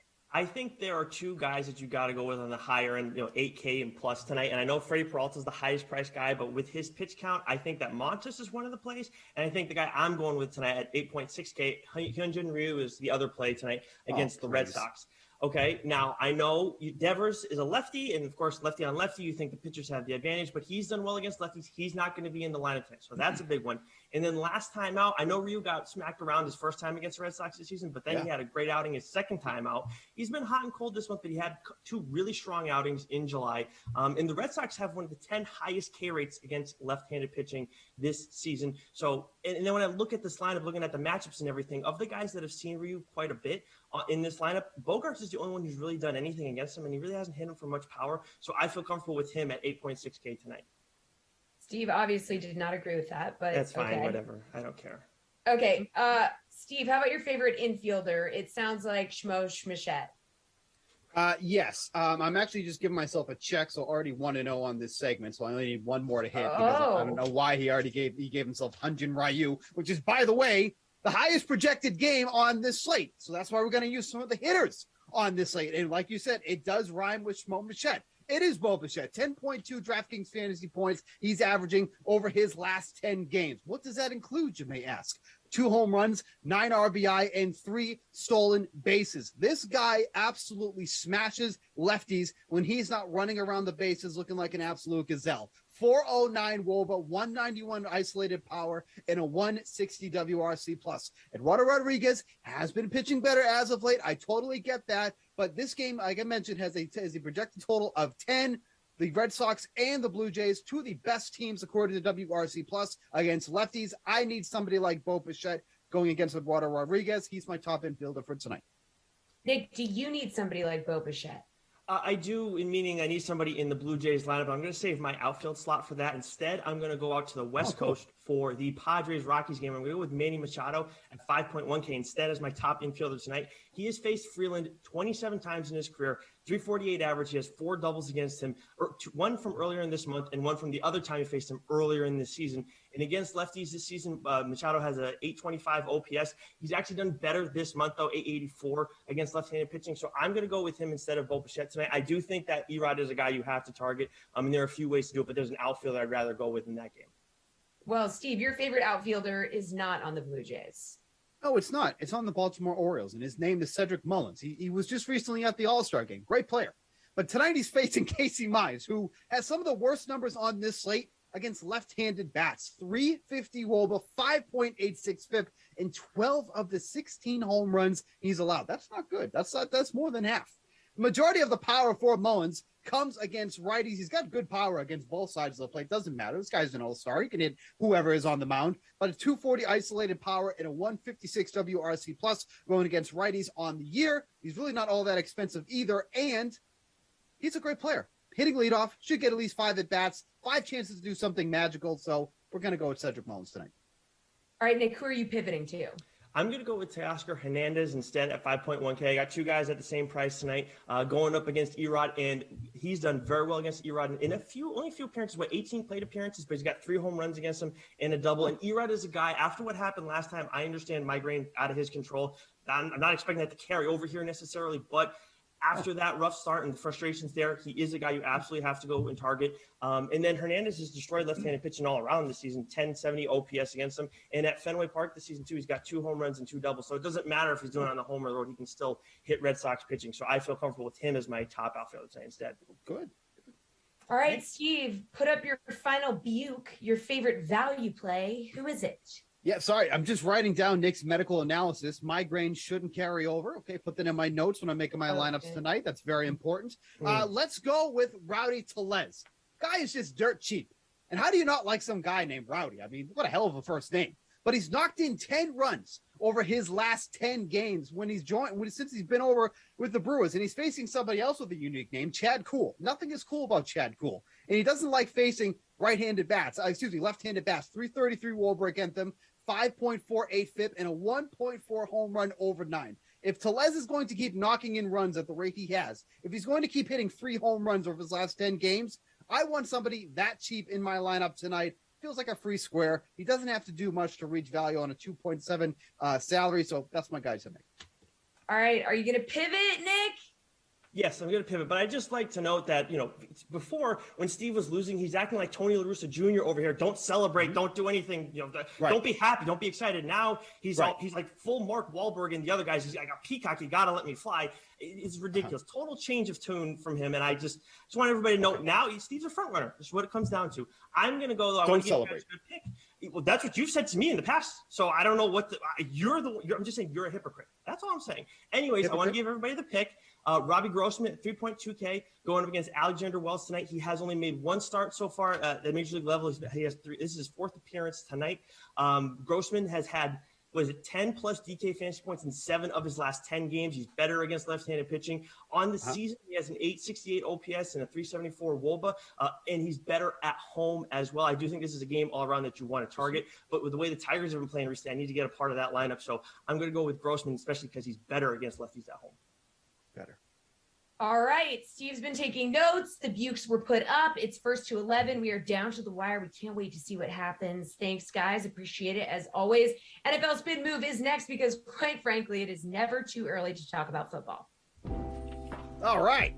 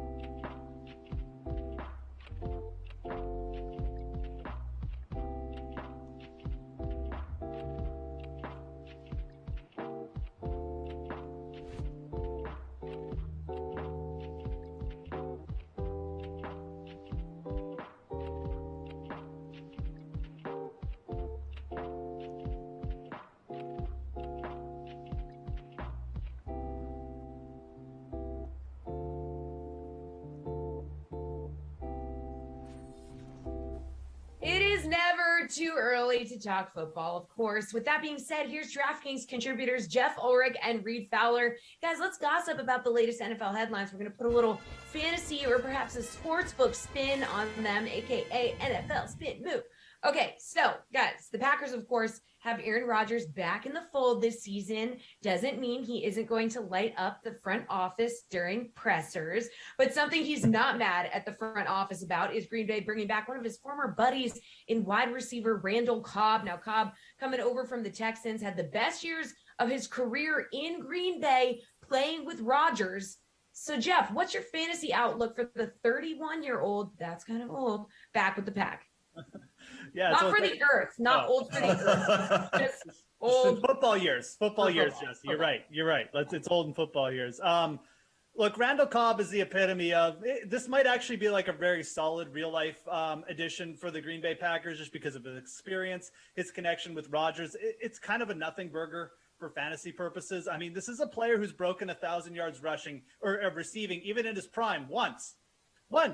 Yeah, even with Aaron Rodgers. I mean, this is a player who hasn't seen over 100 targets in like 6 years. Randall Cobb's durability has been an issue throughout his career as well. You know, the last time we kind of saw Randall Cobb be something for fantasy was in Dallas. He did average 15.1 yards per reception, but I really feel like you look back at what he did with Houston last year, you know, more in lines of like 10 to 12 yards per reception. If you get 600 yards and 4 touchdowns from Randall Cobb this year, that's pretty much what I would expect. This is a guy maybe you could look to in best balls to sack with Aaron Rodgers, but he's not really someone that should be on your radar at all. I'd still rather take a shot with Allen Lazard if you're looking to someone down the depth chart in the Green Bay Packers organization for wide receiver. Reed, do you agree? Not really a factor? Yeah, he's not. But I think it's part and parcel of why Aaron Rodgers is back, right? Is that was part of probably the deal, a sign of good faith. But for fantasy purposes, it doesn't really mean anything. Maybe a bye week flyer, right? You put in Randall Cobb and you can get you a decent floor, but that's just it. We have no idea. I mean, Jeff mentioned Allen Lazard. I think he's not that far down on the depth chart. I think what we saw with him last year was great, right? He just couldn't stay off the injury list for a handful of weeks. But when he was on there, he was a guy that, you know, that Rodgers trusted, that wanted to get more reps in. Robert Tonyan is obviously there. Aaron Jones is still going to be a factor in the backfield. So I think this is more a good faith signing for Aaron Rodgers to get back in the deal, sort of to sweeten the pot. But other than that, I don't see him anywhere better than a wide receiver 4. And again, those bye week flyers. All right, a guy who's unhappy, Dolphins star corner Xavien Howard doesn't like how he's been treated in Miami. He's requested a trade saying, I don't feel valued or respected. Now, Miami's win total on the DK Sportsbook is set at 9.5 wins. Reed, would you consider betting the under here at plus 105 if Howard doesn't play for the Dolphins this year? Not really. And here's why, Jesse. I think when you take a look at what they did last year, right, at 10 wins, in those 6 losses, these guys gave up an average of over 300 yards passing. Their defense did. So even though Xavien Howard and Byron Jones are solid quarterbacks, probably the best tandem in the NFL, or arguably the best tandem in the NFL right now, their defense still has a ton of work to do. And I think it's more so, look, Xavien Howard led the league in interceptions at 10, led the league in pass deflections at 20. But at the same time, right, and they blitzed quite a bit. Miami, their defense blitzed quite a bit. It's a matter of how are they getting to the quarterback and are they stopping these guys from scoring touchdowns? Now, the passing defense was solid, but I don't necessarily know how much Xavien Howard affects the line, so to speak. It's going to be more about Tua. It's going to be more about this offense and the weapons that he has on the offensive side that I think are going to propel him and this team forward to reach over that 9.5, that 10-win mark, essentially. And we have that extra game to play and to keep in mind as well. It's a matter of, is Xavien Howard happy? Like, he signed the extension, and he's one of the higher paid cornerbacks in the league, but Byron Jones actually is paid more. And maybe that's why he's getting a little peeved. And we see this now, this move with these players having more autonomy, having more control over their situation. It's just a matter of, you know, is this offense, I believe, going to be a factor more so than defense, because the defense wasn't that much of a factor in their losses. Jeff, would you consider betting the under at plus 105 if Howard doesn't play? I already kind of like the under on the Miami Dolphins. This is a defense that led the league in turnovers last year. That's a very, very high variable stat. And Reed kind of mentioned this, but they still allowed a lot of yards, even in the passing game, even with 2 top cornerbacks. If for some reason Xavien Howard just doesn't play well or maybe sits out for a bit, I think it's a huge step back for this defense. I'm not convinced that Tua is a guy you want to be betting on for the over as well. I really like the under. This kind of news just makes me want to bet it more. And I think a plus odds under on the Dolphins is something I'm pretty interested in. Yeah. All right, Reed. Well, Henry Ruggs of your Las Vegas Raiders said he gained 13 pounds this offseason, and he wants to have more production, not only in the passing game, but as a runner as well. So what are your expectations for the wide receiver in year 2 with Derek Carr and company? Yeah, Jesse, 13 pounds in football and on earth is a lot of pounds in earth. But look, Henry Ruggs, he gained a lot of pounds. Derek Carr loves him. This is what we get in the offseason is this guy's working out. We see Chris Carson working out like a maniac. But Henry Ruggs, the reason why that you kind of want to temper your expectations, especially me, with this is that what does he plan to do, right? If he plans to put on more weight to get more of these contested balls, maybe run across the middle, maybe run routes that aren't just blowing off the top on defenses, then that means Darren Waller gets less production right across the middle. And that's what you want if you're a Raiders fan and if you're the Raiders, is Darren Waller being the focal point of this offense. It's less about Henry Ruggs and more about this offensive coordinator, this offensive side, getting him in the right positions. We know Derek Carr is not a guy who throws it deep downfield. And we know the Raiders, like every other offense in the NFL, is a copycat league. They want to be the Kansas City Chiefs, right? Not necessarily Tampa Bay Bucks, but they want to be the Chiefs, to have Waller and Ruggs be the Kelsey and Tyreek Hill in the AFC. Now, these guys are nowhere near that, but at the same time, you do like that he's coming in with a little more bulk. Maybe he gets that number one wide receiver moniker, especially when Smokey Brown inevitably gets hurt, right? This guy is always injured. If that's the case, and Henry Ruggs in those mid rounds for season long, Jesse, I think is someone that she might want to consider, just because that ceiling is extremely high, but know that floor could be wide receiver 5 at any given week. Jeff, high hopes for bulky Henry Ruggs? No, I don't have high hopes. Like, I think the last news you want from a wide receiver is he's training to be a running back. I don't really understand it, quite frankly. Look, and you really have to look at the Raiders offense. Darren Waller had 146 targets last year. That's not going down. Like, it's just not. He is the main focus point of that offense. Nelson Aguilar led the wide receiver crew with only 83 targets. Some of those could go to Ruggs, but he's competing with John Brown and even Bryan Edwards. I think the theme, if you're targeting a Raiders wide receiver, should be take the cheapest guy in terms of valuation. That's probably going to be either Brown or Edwards, who aren't training to be a running back this offseason. So I'm not really big on Henry Ruggs. I didn't really like what I saw last year. And I'd rather take one of those cheaper guys in terms of season long. Right, Steelers GM Kevin Colbert said the team would be disappointed if first-round pick Najee Harris wasn't a 3-down back this season. So, Jeff, where should people be looking to draft Harris among running backs this season? Yeah, I think Harris is going to be like a really polarizing pick. I mean, in one term, he's a rookie, and, we just don't know. I mean, Benny Snell could still be involved. I mean, Mike Tomlin hasn't always gone with the talent in Pittsburgh in his time, but you look at where he's going, right around RB13 right now. I mean, I think that's fine. You can take him in front of, I think taking Najee Harris in front of guys like Antonio Gibson, perhaps DeAndre Swift. I think Harris is more likely to get a bigger workload than players like that. And I think that alone probably boosts him in front of those players. Also, we have a Pittsburgh offense where, yeah, they didn't finish the season well, but this was still like a top 15 offense in terms of points produced, yards produced. They're going to score some touchdowns. So I think Najee Harris definitely deserves to be in front of players like that, right around RB12. But this isn't a player I would get too high on, just because, again, he's a rookie. We don't know exactly what the workload's going to be. Don't go reaching for him too much is the only thing I'd say on Harris. Definitely looks good, but you don't want to start taking in front of guys like Mixon and Chubb. Reed, does around RB12 sound right to you? That's too high.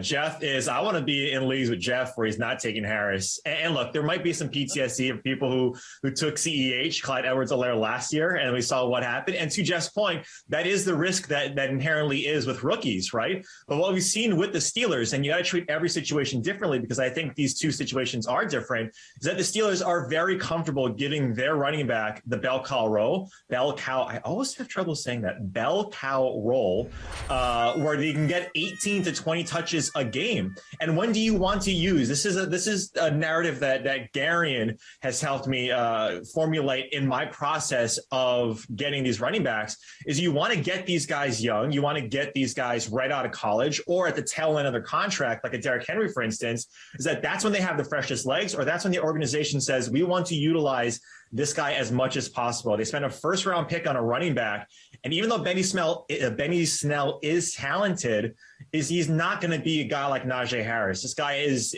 can get you the 4 to 5 catches per game.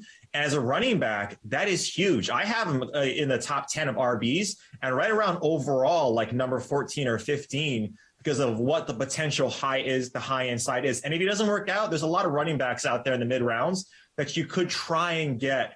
I know you don't want to screw up and your first couple of picks in season long, but this guy could be, one of the top 5 receiver or top 5 running backs just based on the usage alone. All right, guys, thank you. One more block to go. MLB trade deadline preview is next.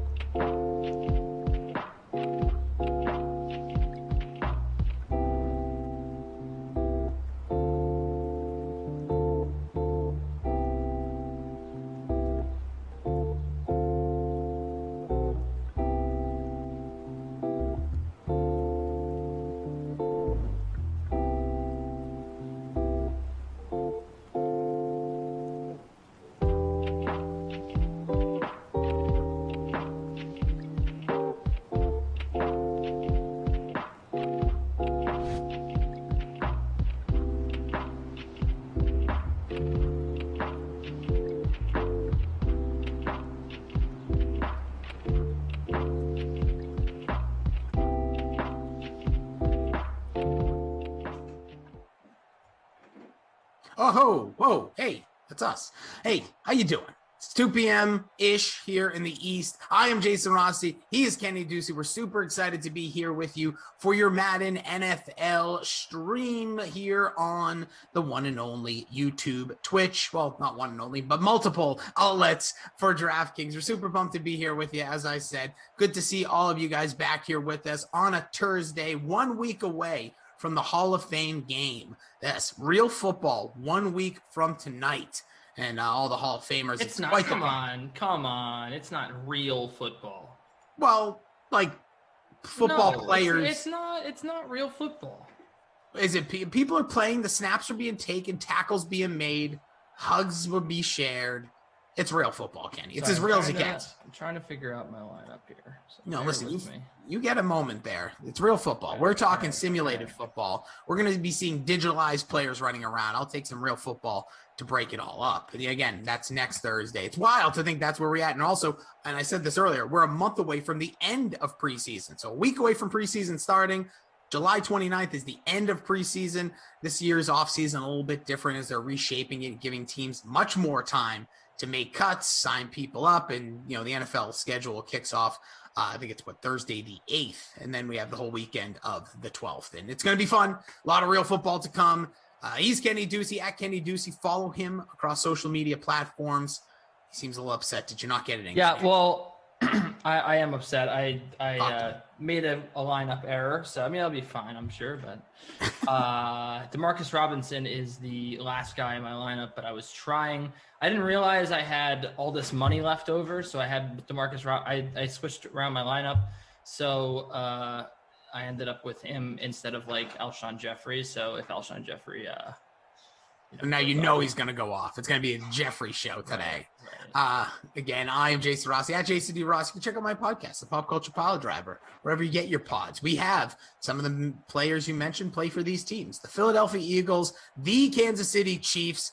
Kenny, you just got it in. You got it under the gun. What's the lineup look like, my man? Marquise Goodwin in the captain spot. You got Patrick Mahomes, Tyreek Hill, Travis Kelce, Sammy Watkins, and Demarcus Robinson.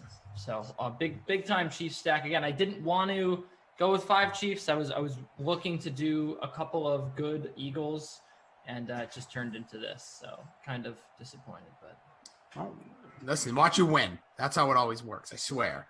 I'm feeling good about it. I'm feeling good about Marquise Goodwin. I always have him at captain spot. There's a great buy low opportunity, and I think that it sets up your offense. It sets up your lineup. You can go so many different ways when you have Marquise Goodwin in your captain spot. So I really like it. Agree with that. Jeffrey, what's up? See you in there. I went Tyreek Hill in the captain, Miles Sanders, Travis Kelce, Deshaun Jackson, Marquise Goodwin, and Demarcus Robinson as well. I think that was just a financial play for me when I set these lineups. We'll see you all in here on the YouTube, on the Twitch. Good to have everybody with us. Hope you're all doing well on this Thursday. Again, just a week away from a little bit of NFL action, but Kenny, there's a lot going on in the world of sports today. Your New York Jets signed their franchise quarterback. Today, Zach Wilson has agreed to terms with the Jets. Not necessarily a big deal. I was so prepped to come in here, and we were going to have this whole conversation about why it is a big deal. He's not there. Clearly, it's not. He missed 1 day of practice. What a shameful organization. Absolutely, all bums. No, but he signed this contract. All the rookies, first rounders are signed. Everyone's in camp, ready to go. Everyone's undefeated. But yeah, that's a big NFL news, I would say. So there's some other stuff going on out there, but for now, that's big news. Then also tonight, the NBA draft, Kenny.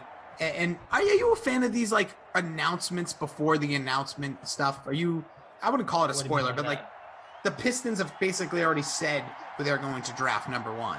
Yeah, I mean that happens all the time in football and Jesus.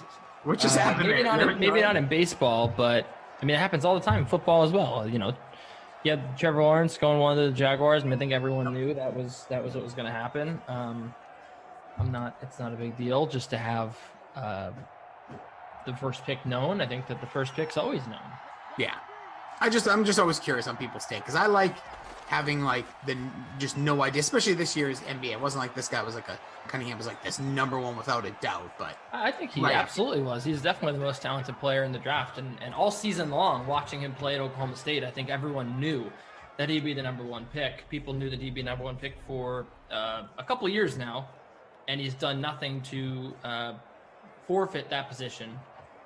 He's definitely the best player in the draft, and I think that that's been the case for a while. So good for him. I think it's well deserved, and the only way he doesn't go number one is, maybe if Detroit trades out of that pick, or I don't know. There's like a 2% chance.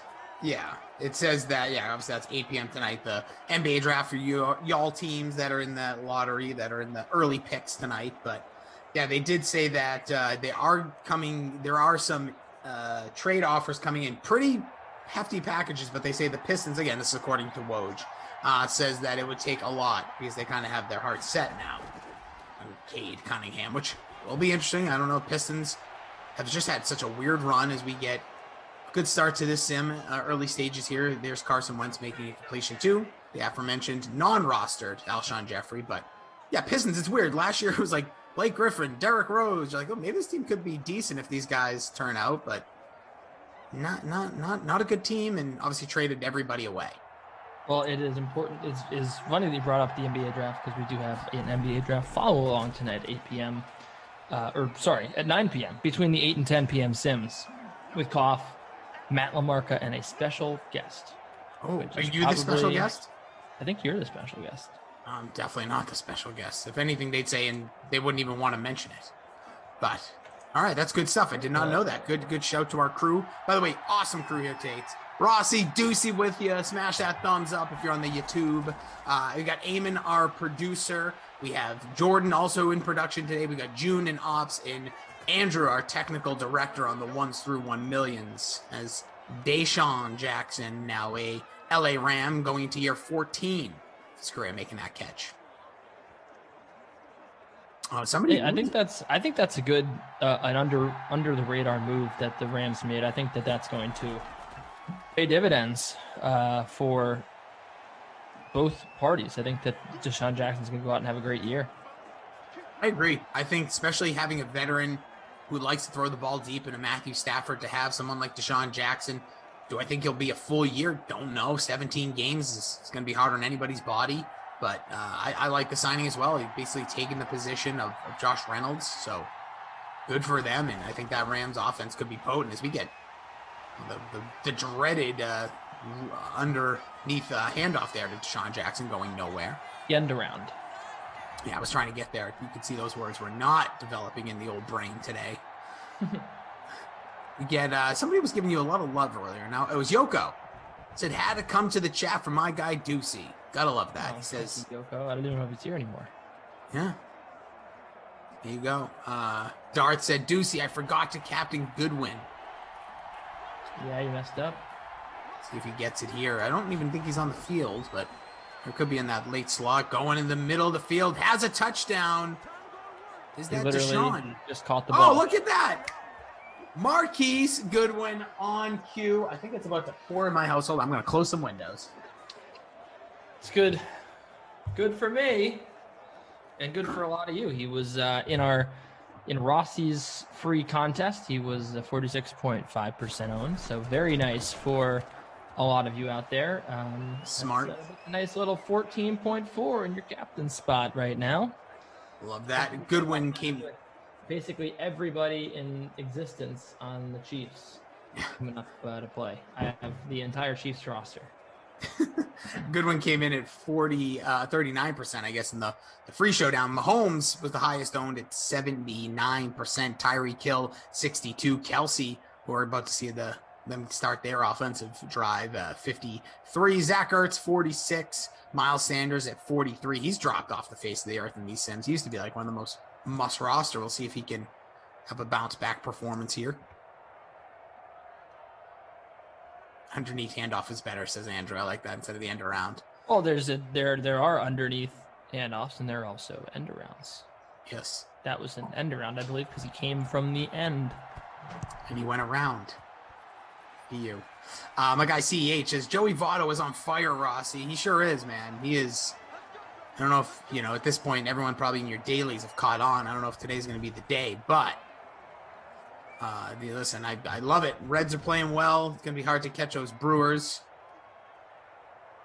I'm feeling really good about my lineup. Hitting on Marquise Goodwin immediately is huge. Sorry.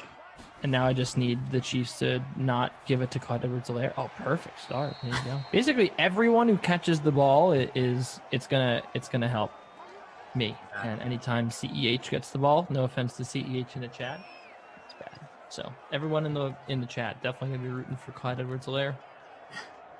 There you go. Also, our guy is Cristobal says, I called Ducey a Hulk, not a hunk, Ross. Yeah, I thought he called you a hunk in the last one, which also would be correct, but he called you the Hulk. Now, here's the thing with this lineup. I have my strategies here are butting heads because I love taking Sammy Watkins in the captain spot and then stacking Mahomes, Hill, Kelsey every single time the Chiefs play a sim. The problem is I also, every time the Eagles play a sim, I captain Marquise Goodwin.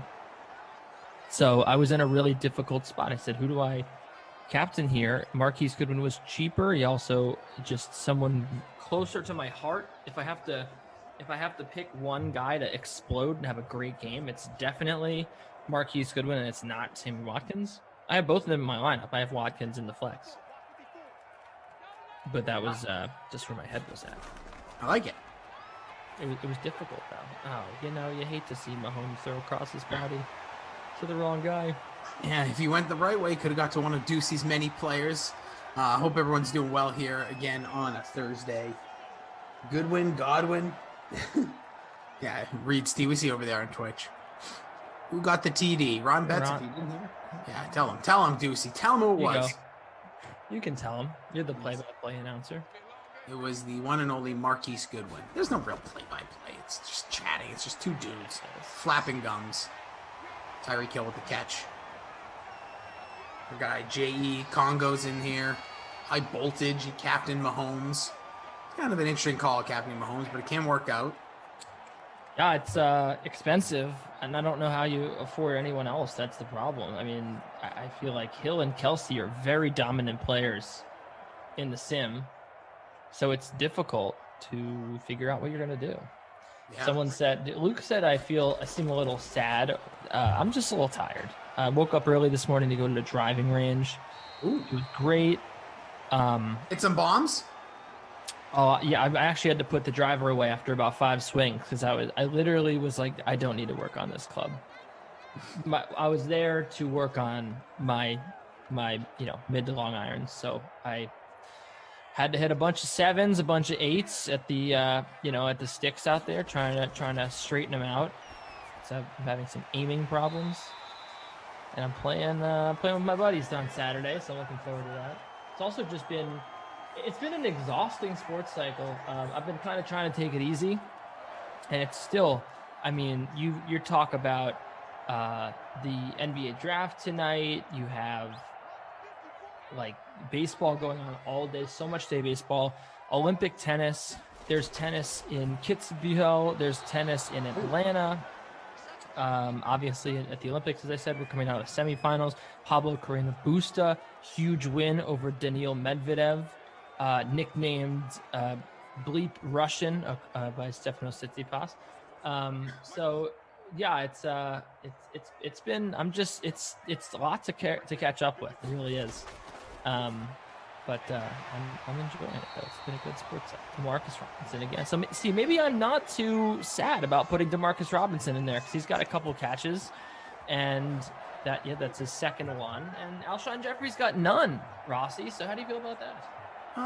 Not great, but we'll see. Watch now. He's going to score as we get the 3 wide here, top of the screen. Kelsey right off the line. Oh boy! Why did he run right into Fletcher Cox? Yeah. Why did he do that? Oh, sorry, Jordan Hargrave. Oh, nice call. Right into him. It's a good question. A lot of people. It's making me upset that he did that. A lot of people asking now about some of these MLB trades with the Cubs, who are basically seem like they're just a bunch of. Right, that's the other thing. The trade deadline's been keeping me up at night. Yeah, well, because last night we heard rumors that Max Scherzer was going to be moved by midnight. So you're like, wait, literally midnight? And nothing yet. If he is going to be moved, it will be likely to be today for the whole trade, stopping the no trade clause. But we'll see. Anything can happen up until tomorrow after, was it late afternoon, the actual deadline? You think it's like 5 p.m. Eastern? It's usually around 4, I think. So yeah. It'll We'll be good. see. We'll talk about Yankees making a lot of moves. Holy crap! Fantastic. Joey Gallo showing up that lineup. I know Stan ain't hitting the ball, but man, if he gets hot, that lineup could just mash. Well, they're not done. They're not done with the acquisitions. I think that they might try to trade for Kyle Schwarber, which would be interesting. And I mean, Kyle Schwarber, Trevor Story are on the horizon for them. And the big deal is that they don't have to pay Joey Gallo's salary this year. They had Texas pick it up, so they were going to have a little more flexibility.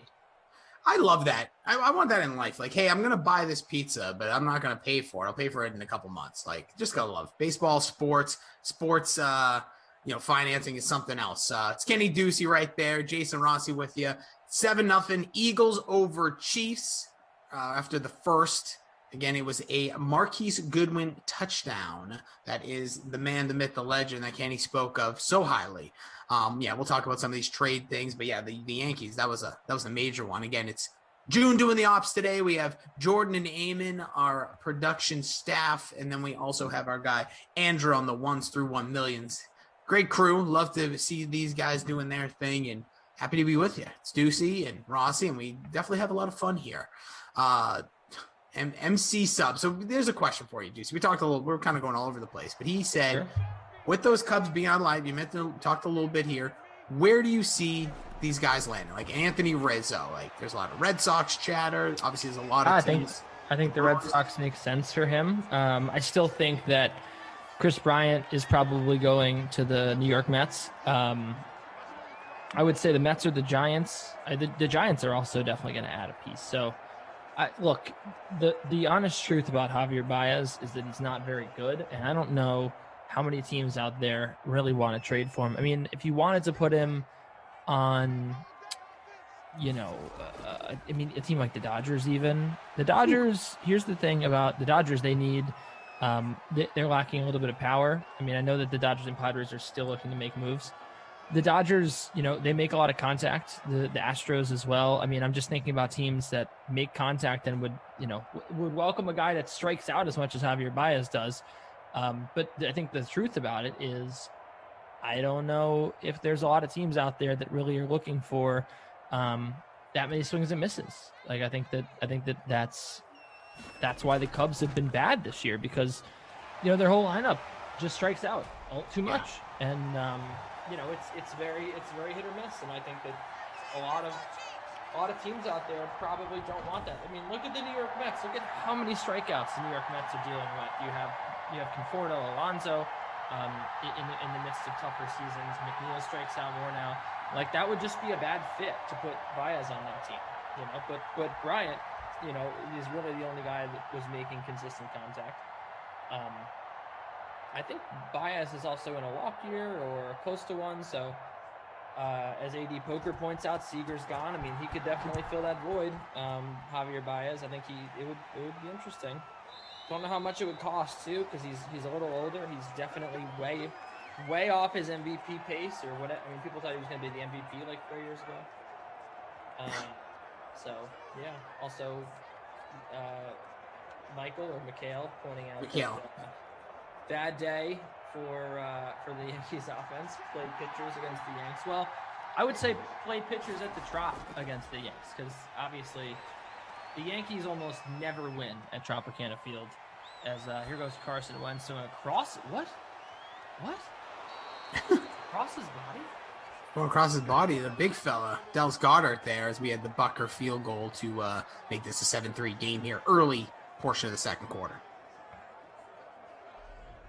Yeah. Anyway, my men's draw final at the Olympics is definitely Zverev, Carreno Busta. That's what's going to end up happening. A little prediction there from Ducey. Like it. Go with it. That's right. Djokovic out. Joke out?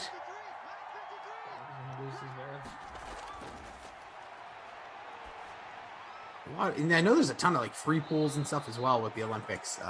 over on DraftKings. So make sure you're checking that out, whether you want to play the paid lineups, you want to throw some free pools, always stuff going on over there. Always check out your sportsbook app, whether you're in a state that allows or not. The free pools are always free for you to win some cash. And that's what we love about it, even though it's finally some headway being made here in Massachusetts, Kenny, where DraftKings is headquartered after all this time, finally looking like we'll be able to play on the DraftKings Sportsbook sooner rather than later. But how soon? I don't know. It's in like Senate. Yeah, well, New York will be first because I think it was passed some months ago. It's just wild, man. I'm so excited for all this, though. This is all good stuff. Looking for all 50 states eventually. But if you are, like you said, at least Kenny, like myself, we can do the free pools. But everything else, we'll get there. It's Ducey Rossi with you again. A lot of Kaufman the rest of your evening. He's going to have the next few sims. As Kenny mentioned earlier, there's going to be the draft watch along, so you get to see Lamarca. Kaufman, big run. Big run up the middle. Miles Sanders with a big run. You'll see Kaufman, Lamarca, and their special guests talking about gentlemen walking up to a podium, grabbing their hats, taking photos. Houston, Cleveland, basically on the clock as the news comes out that Detroit will take Cade Cunningham. As you know, as Kenny said, really no shock there, but I don't know. I like the idea of I don't really know, even though, again, even if you know, just I don't want it released till I'm literally watching. But, I mean, it hasn't been released. I think it's just a consensus, so that's what's going to happen. Yeah, feels like it though. Feels like it's just like it's done. Like there aren't this many reports, especially when I'm now seeing them basically just talk about Houston. But who cares? Either way, should be fun if your team's up there in those early picks. USA is a tough game against Qatar today. El Paso #1 says. Oh boy, it's bad. Qatar. Oh, another big run. Nice run there from Miles Sanders. Can you think I heard a little puppy whine there? Is the pup with you? No. Oh, I swear I heard something. Was that like a weird door noise? What's going on there? Ghost? Maybe it's a ghost. Could be. I don't know what's happened in your neck of the woods, but it seems like there's going to be some major storms where I am. The sky got real dark. Yeah, there's going to be some heavy rain here, probably around 4 p.m. Gonna try to get her out before then, just after this sim. There you go. Get it. Carson Wentz scrambles out, makes the catch. Or the throw, and it is completed. Caught there by, it didn't quite get the number, but Carson Wentz so far, 100 yards, perfect, 8 for 8. Yeah, I'm with you, McCall. He says, yeah, it's lame when they release the news before the draft. Do they not want people to watch? LOL. I mean, what about the other 29 picks? Sheesh. Yeah, but that's what you know how it's always on Twitter before. Well, yeah, but then don't be on Twitter. Who cares? Well, yeah. I agree with you there. Yeah. Oh no! Ooh. Wentz makes a nice move, slides down at the 3. I will say this: if you're not watching it live, it is a perfect opportunity. If you do have Twitter, I think that's the one thing I will give. I remember during the NFL draft, I did have to go. I had to step away for a few minutes, so that was cool. You can see everybody's throwing out the picks. But yeah, if you're watching it live, just put the phone down.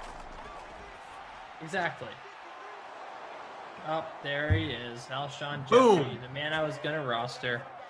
You knew it was bound to happen when you started the sim by saying, I really want to get Alshon Jeffrey, went with DeMarcus Robinson. Yep. That's all right. Twister, what's up? Care Bear, Sir. Who else we got in here over on our Twitch chat? Love seeing everybody over there. Jabel, Reed's T, JF Jr. What's up, everybody? And the many more Wes. Guy Eamon's over there. Good to see everybody. Hope everyone's doing well there. Fred says every single pick comes out on Twitter before it's announced on TV. It's true. You know, I really don't care. Just as we said, don't look at your phone. And it's just either just reporting the news. Yeah. I think that's it. No, I don't know. It's like the people that get really mad that the Olympic spoilers are out there when the time difference, just deal with it, man. Just don't consume the media, but don't expect us to pretend that the Olympics didn't already happen. It's not reporters' fault that ESPN won't, break the news of the picks before the picks. Like it's, you know what I mean? That's how they choose to present it because they want to drive up the ratings. There you go. Eagles now 14-3 lead. Justin Harden says away teams most of the time jumps out to a lead and wins 70%.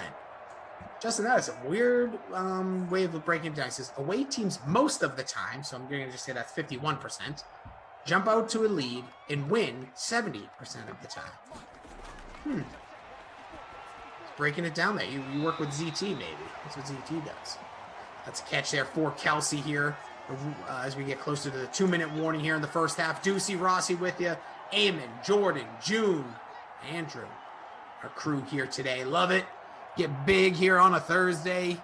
Hope you guys have some nice plans set up for this weekend, whether you're doing stuff, family, friends. Kenny was talking about doing a little golf outing with the boys, practicing. I always love the one thing. I'm not a golfer, but I love how like people like yourself even go out there, just get the game ready.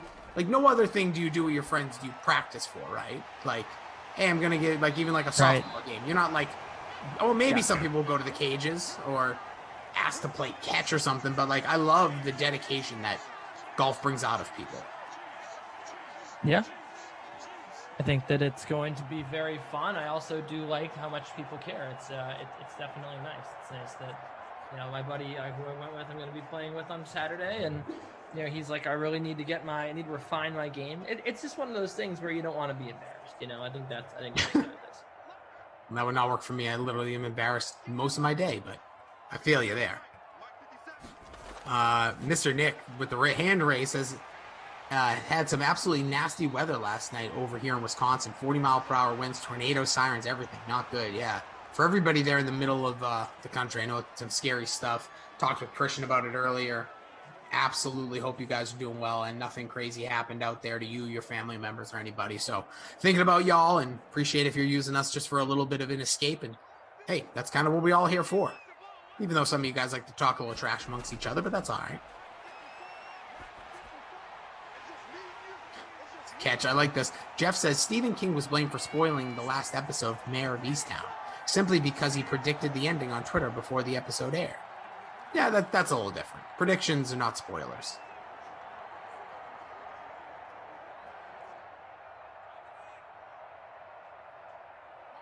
Look at that. C. Taylor saying, I disagree with the numbers earlier by Justin. He's saying that Madden is a game of momentum, and usually the team that jumps out to a lead blows it. Well, especially where you're going against Kansas City here. Even though Kansas City sneaky stinks record-wise, points will be made, but, you got 2nd and 9 here, 101. There's the timeout. Yeah, like these games can sometimes go either way.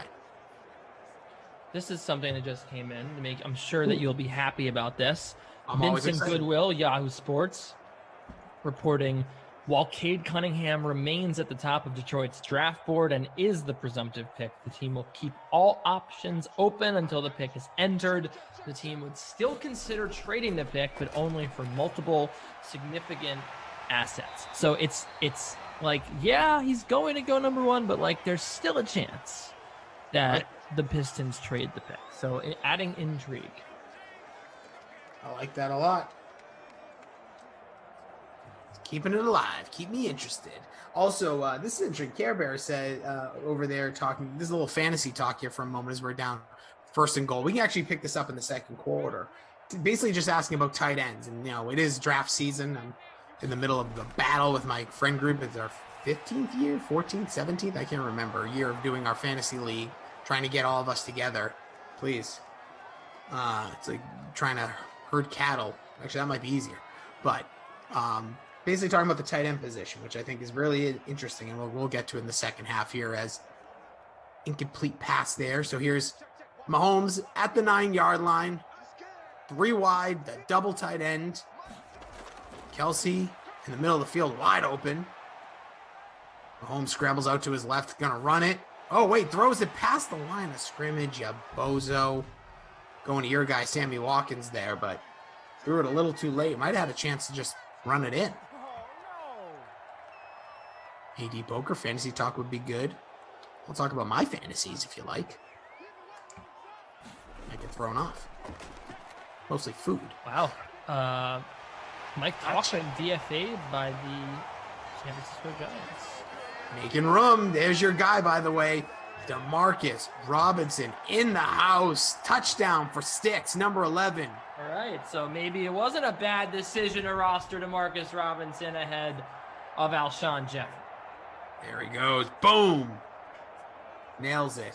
By the way, I missed this quote from Randall Cobb that Jordan just put out there.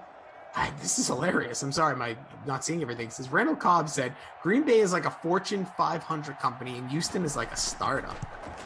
Oof. The Texans organization. Yuck. There you go. As Kenny said, Giants making some room in their roster and their lineup. They're also in the running for Max Scherzer. They're in the running for some of these Cubs. We'll see what comes out of it. Customer care said, took out DeMarcus. Darn. Yeah. So 14-10, likely be our score going to half, but still 40 seconds remain here.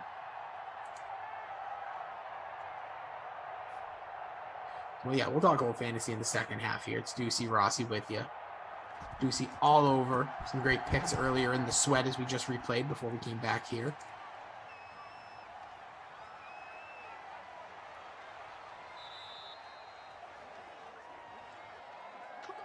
Oh, wow. Joey Votto just hit a 2-run dinger. Wow. I stand corrected. This guy is back, baby. The 2012 MVP. Might have been 2010. The best player of the 2010s that nobody wants to talk about.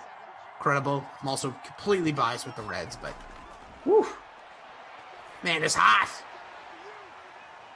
Now the Reds will find a way to blow that, even though they finally got some bullpen help, but this is not for the Reds, and I bet you nobody else cares but me and maybe CEH. Brian C. says it's a great game here, folks. Love that. I love this. What do you got? So who would you say the least favorite Avenger is? Oh, wow. Least favorite Avenger? Yeah. We're going to get to the hat. I'm just going to guess Hawkeye. Yeah, yep. Because Yeah. I'm on Twitter here. Heard of it. And the New York Post tweets out, everyone's least favorite Avenger sets Disney Plus series premiere. And it's Hawkeye. Wow, that's a burn. The New York Post Dude, did that that? was so It's like unnecessary. bleeping savage. It is, and it's like, what a shot. Amazing tweet. You know why? He would be a more favorite Avenger if they dug more into that Ronin story. But hey, what the heck do I Well, know? they're gonna dig into his whole life with this series here, right? I'm also going to give you one other thing. He should have been tied into that the latest Black Widow movie. That's what I thought that movie was going to be about. But no, it's about a whole other thing. But anywho, 14-10, if you're joining us, that's Kenny looking around for something. What are you looking for? What happened? My dog. The dog that wasn't there earlier now is there? Obviously, she was here. I don't know what Lisa Robinson was talking about. I know she was trying to.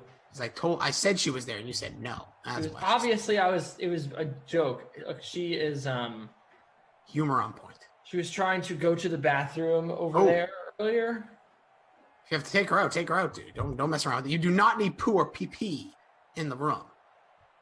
I mean, no, I yelled at her and she didn't do it. But now she's chewing on something that she shouldn't be chewing on. Go take care of business, man. We can take care of this once we get off here. Clyde Edwards-Helaire, interestingly enough, 4 catches, 33 yards, most receptions in this game thus far. That's Kenny Ducey. He's going to take care of business there and not yell his dog. Let the dog take care of business, man. Imagine if you were trying to release and someone just yelling at you. Wonder if it makes you plug up. Anyways. What, poop? Yeah, I wonder if you said you yelled at her. I know you weren't being mean. You're just trying to make her not do what you need to do. Say no. I know, but think about what that means. If you have to go to the bathroom and then someone just says no to you, does it plug you up? You think you're good for a little bit, or does it make it more? I don't. Think about it. Imagine as a human. I don't want to think about that. That's an unpleasant thought. No, I don't want to. Yeah, you're going to sit down to take a nice little two-ski, and then someone just goes no, and you're like, oh no, what do I do? And you freeze, and everything clenches. Anyways, is Ant-Man second most hated, C. Taylor? No. I think Ant-Man's maybe one of the more liked. Approval rate through the roof, in my opinion. But again, 14-10 here in Simland. The Eagles have Alshon Jeffrey and Marquise Goodwin, the recipients of touchdowns from Carson Wentz. The Kansas City Chiefs have a touchdown pass from Patrick Mahomes to Demarcus Robinson and a Butker.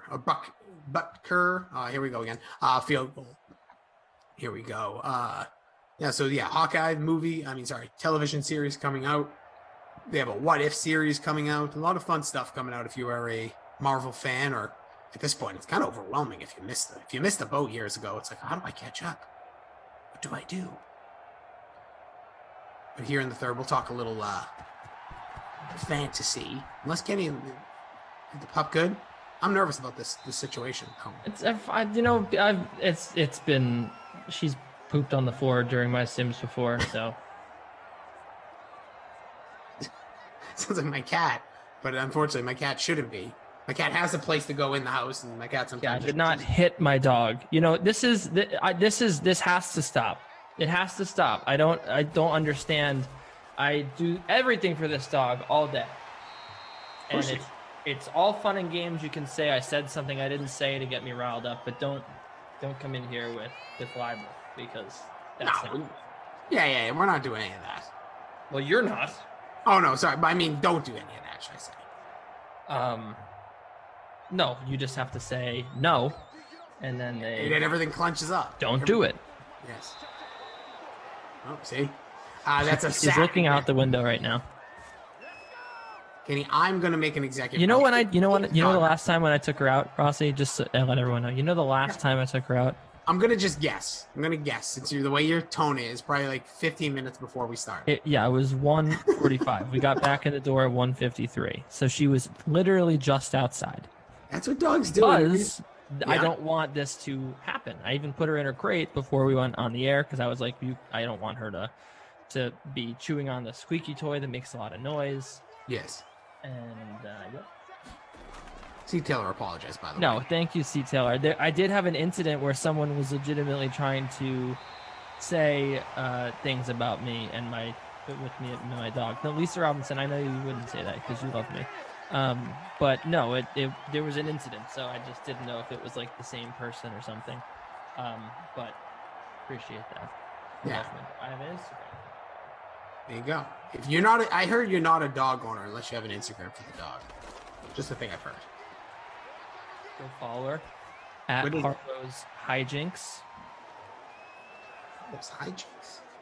Are we an often poster on this account?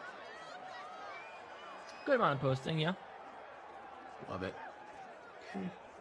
We'll give it a little follow. I believe it's one word, but let me check if there's an underscore on there. While we do that, we're going to talk a little fantasy here because I think it was interesting, something that was brought up earlier.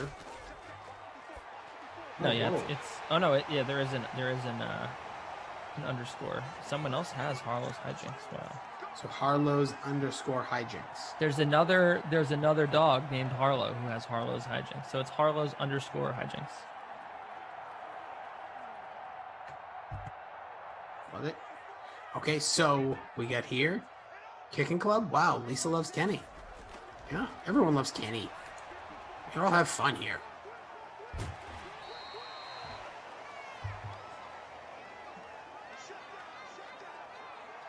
Any little, don't worry. June's got all the updates good for y'all folks.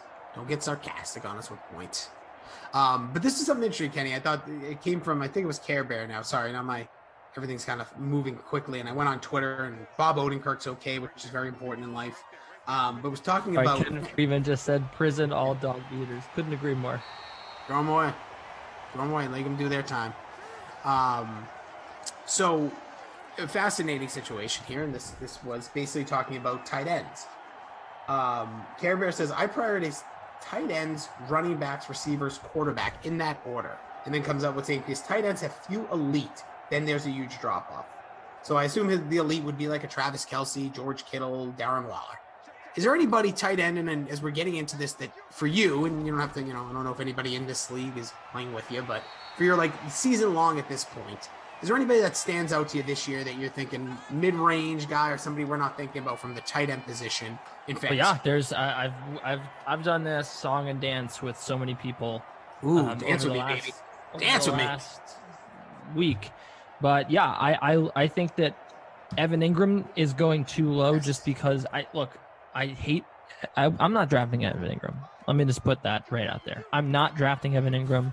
I don't think he's good. But yes, good tackle. I'm not drafting Evan Ingram. I do not think Evan Ingram is good. I do not want any part of this Giants offense. But Evan Ingram's draft position has been depressed because of the presence of Kyle Rudolph. Yes. And you are insane if you think Kyle Rudolph is going to severely cut into Evan Ingram's targets. Evan Ingram is still the tight end there. Kyle Rudolph's going to be there to catch 2 touchdowns and block. Yes. That's yes. it. So don't come in here and say touchdown. Yeah, I'm not. Oh boy. Look at Sammy you. Watkins, my man. Let's go, baby. Everything's looking up deucey right now. Everything's coming up deucey. Sammy Watkins, the last piece of the puzzle for me. That's gonna jettison me up the leaderboard. I'm now I guess I'm in 6th place. Okay, right below CEH. I'm on your tail, CEH. So, yeah, I think that's a pretty solid. I think that's a pretty solid bet that Evan Ingram's going to be the target leader at tight end for the Giants by a very wide margin. So I think that he's going a little late, but also Zach Ertz at 18. Obviously terrible season last year. He's getting old, but he did say that everything's all good with the Eagles now. He's going to come back. He's going to play. So with that, I would definitely not be waiting until, pick number 159, which is the ADP on ESPN, to take Zach Ertz. I think that you definitely want to go out and grab Zach Ertz earlier than whatever round that is, probably like the 10th round that he's going. So I think Ertz is a great buy low candidate. Evan Ingram, and I would also say Noah Fant and Logan Thomas. I would probably take them after the big 4. I would, Kelsey, Waller, Kittle, Andrews, and then I'm probably going to take Noah Fant and Logan Thomas and Robert Tonyan. And then I would, I'm not taking Kyle Pitts at 46. I'm just not doing that with a rookie. He could be great, but that's just a lot to invest in a rookie. So sorry. No, I agree. I love the Ingram talk because my thoughts. I'm kind of bullish on the Giants a little bit right now. And why? Please try to sell it to me. I've told you this a couple times. Jason Garrett's second year in that offense has always improved his offensive numbers year over year, especially when he starts out. You look at those early Dallas teams.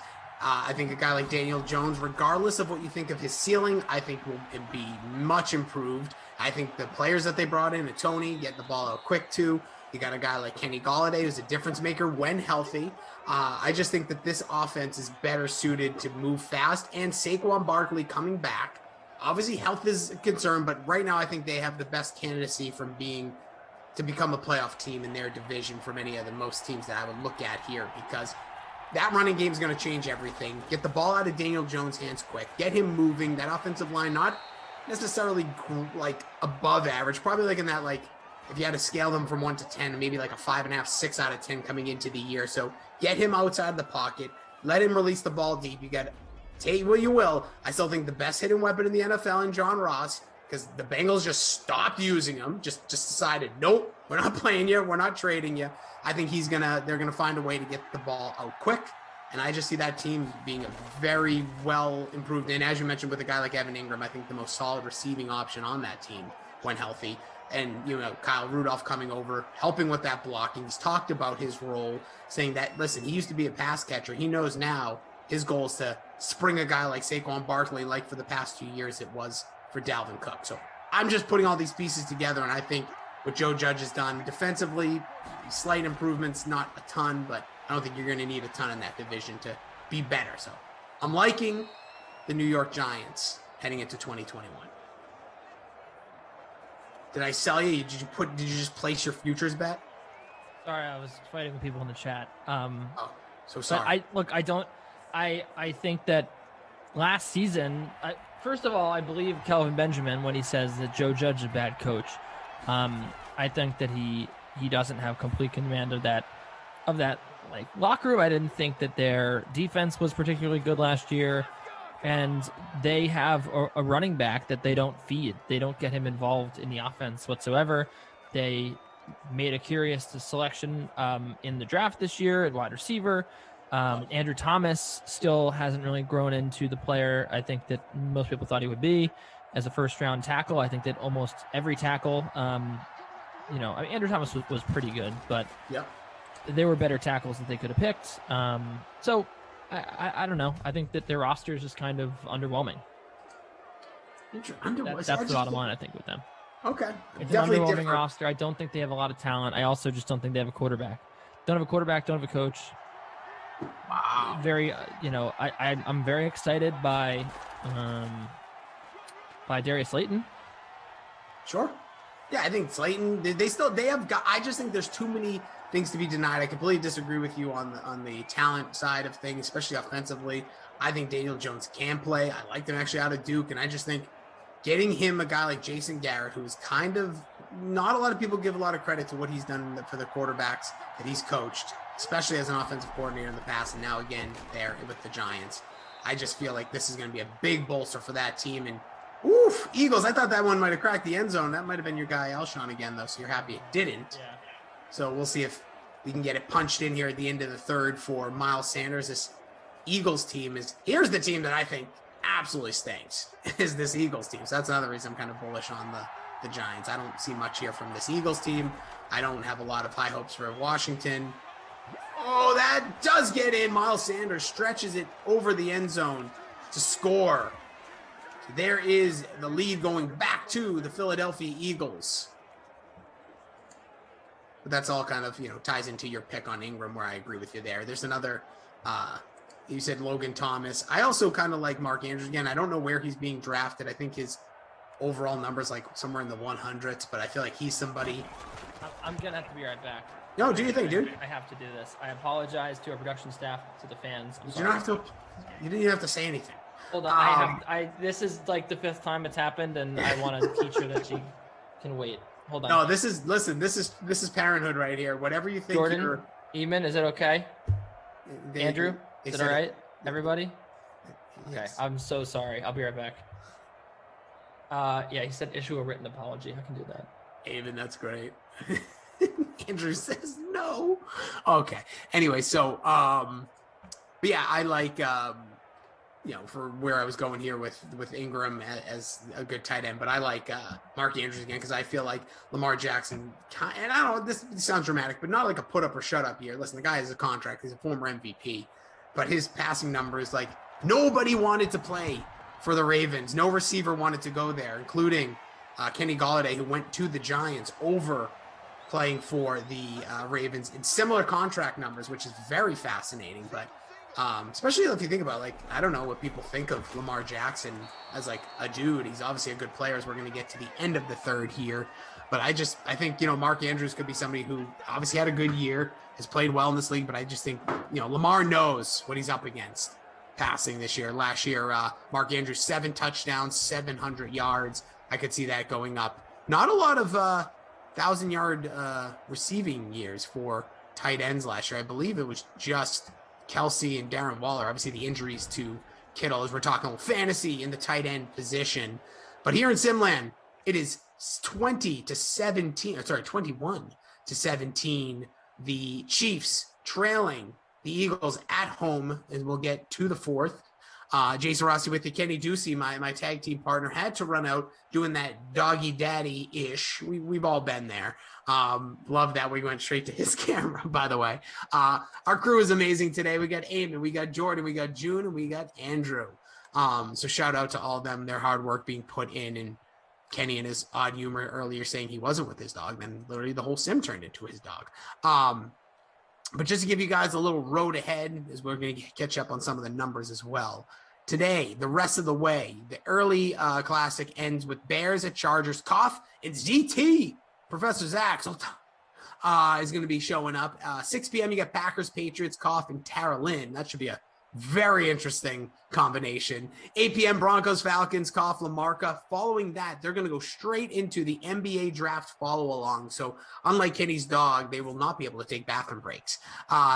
Cowboys, Raiders, Moose, Lamarca to wrap up your dream stream for the day. Here you go, right there. Kenny loves his dog. He can't tell it anything he wants, and it won't rebuttal. There you go, Kyle. You get it. You get it. Appreciate everybody being here with us, though. Smash that thumbs up for Kenny's dog and Kenny for all the things we could say about him. Good dog dad, taking his puppy out and asking permission. I usually just run away in silence. But again, we'll get here to the fourth. We were talking a little fantasy when it comes to the tight end position. Again, last year, just 2 tight ends over 100 catches, both of them over 1,000 yards, those being Travis Kelce and Darren Waller. So everybody else, I think the next highest pass catcher from the tight end position was Logan Thomas, who had 72. So a lot of room for improvement in the tight end position. And as Care Bears this all started with, it is a good position to maybe attack early if you can get Waller or Kelce, because they're as good as it gets, because you can probably find more deep sleepers or whatever you want to call them for in your wide receiver positions. And running back's another one. If you don't get them early, it's okay. Just try to scrounge up a couple of guys, but we'll see as we get here again to the fourth quarter. Brian C, what's up? He says, Executive Session says, Brian C, I'm used to be a teacher also. Hard, excellent work for a little bit of pay, but had to love the profession. My guy Travis shows up. Botto says is absolutely on fire. It's huge. No, Abby, Kenny did walk his dog right before the sim, and he's talked about this before. And again, if he didn't say anything, nobody would have known. Just pop out. Mahomes here trailing by 4, opening of the fourth quarter. Bad play there. So look at a 3rd and 15. That was Kenny's chair that you saw there, by the way. Looks like a nice chair. Kicking Club says, leave me out of this. No way I want Lisa hunting me down for something I didn't do. Yeah, Lisa, I'm always glad to be on everyone's good side. I don't really try to aggravate anybody except for my main man, Obi-Wan. Don't know where he's at, but I don't think there's anything I specifically did. There's a catch for Kelce. Speaking about big tight ends, gets it across the middle, getting to the 46-yard line. Patrick Mahomes having himself a day. 8 for 96 for Travis Kelce. Mr. Nick says, I think Votto needs to be checked for roids, LOL. 8 straight at-bats have been dingers. Is that true? I thought it was 5 straight games. Well, maybe it is because he had multiples. You're right. As a huge Reds fan, check him for whatever you want. Pine tar. Don't care. Just keep hitting dingers. Nick, that was 9, says Abby Wisner. The debate is on as we have another catch there for Kelce. He just hit the bonus, baby. So Travis Kelce in your lineup is equal big things here on a Thursday. Again, reminder, 1 week from tonight is the first preseason game for the NFL Hall of Fame games. We'll see all the enshrinements going on. Lisa says, Lisa doesn't respond to ignorant responses. Rossi, you are a sweetheart. I'll take it. Kyle, we don't necessarily disagree, but we're all friends here. You all have to have that one friend in the group.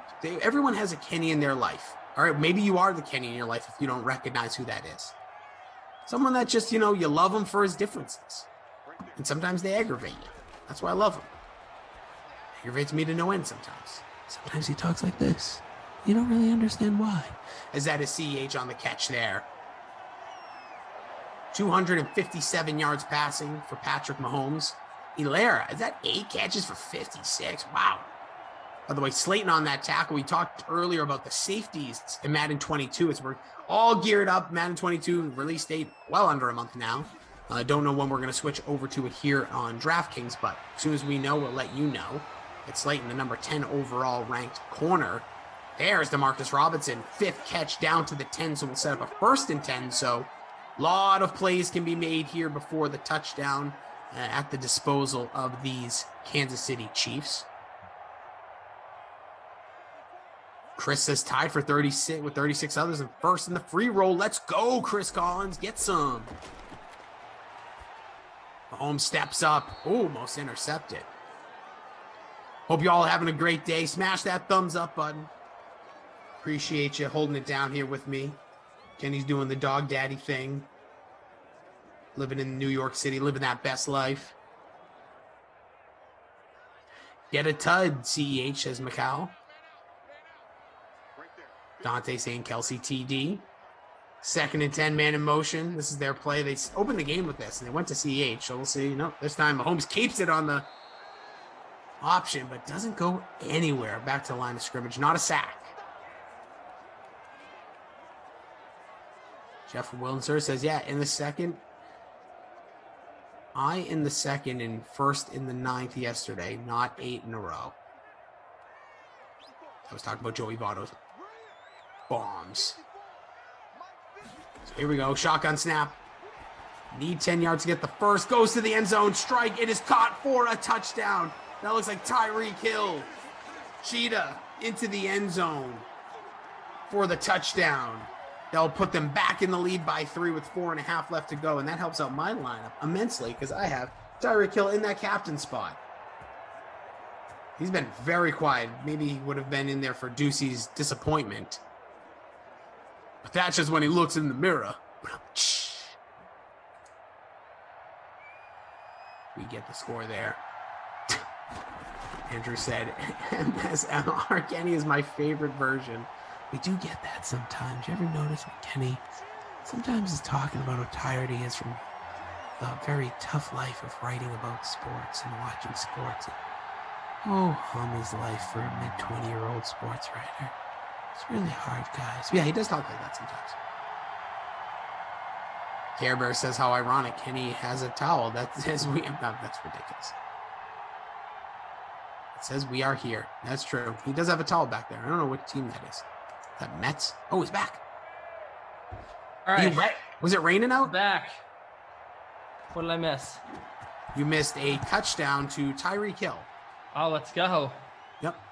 I'm in 6th place still. Sorry, just You do not use the word sorry. You have to do what life brings to you. I don't. I'm not a big fan of leaving the sim for any reason. You know, we don't really do that ever. No, but when things happen, things happen. Listen, stop chewing on a toy, Kenny. All right, get back in. Yeah. Must be how I said I was smoking a Newport. Trust me, if that was it, his lungs would be a lot shorter than that. Oh, Goodwin! Look at him!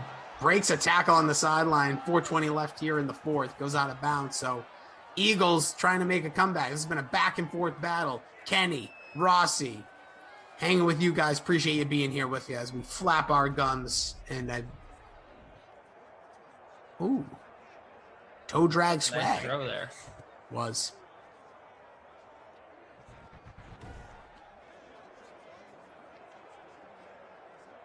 So here we go. We get a first down here. Eagles need a field goal to tie it, but this has been a back and forth battle. We want to keep the touchdowns coming, so smash that thumbs up. I'm in 50th place. I thought I'd be doing a little better. Catch there for the enemy of this sim. That is Alshon Jeffrey. So 4 minutes left to play. Need a touchdown to take the lead. A field goal ties it.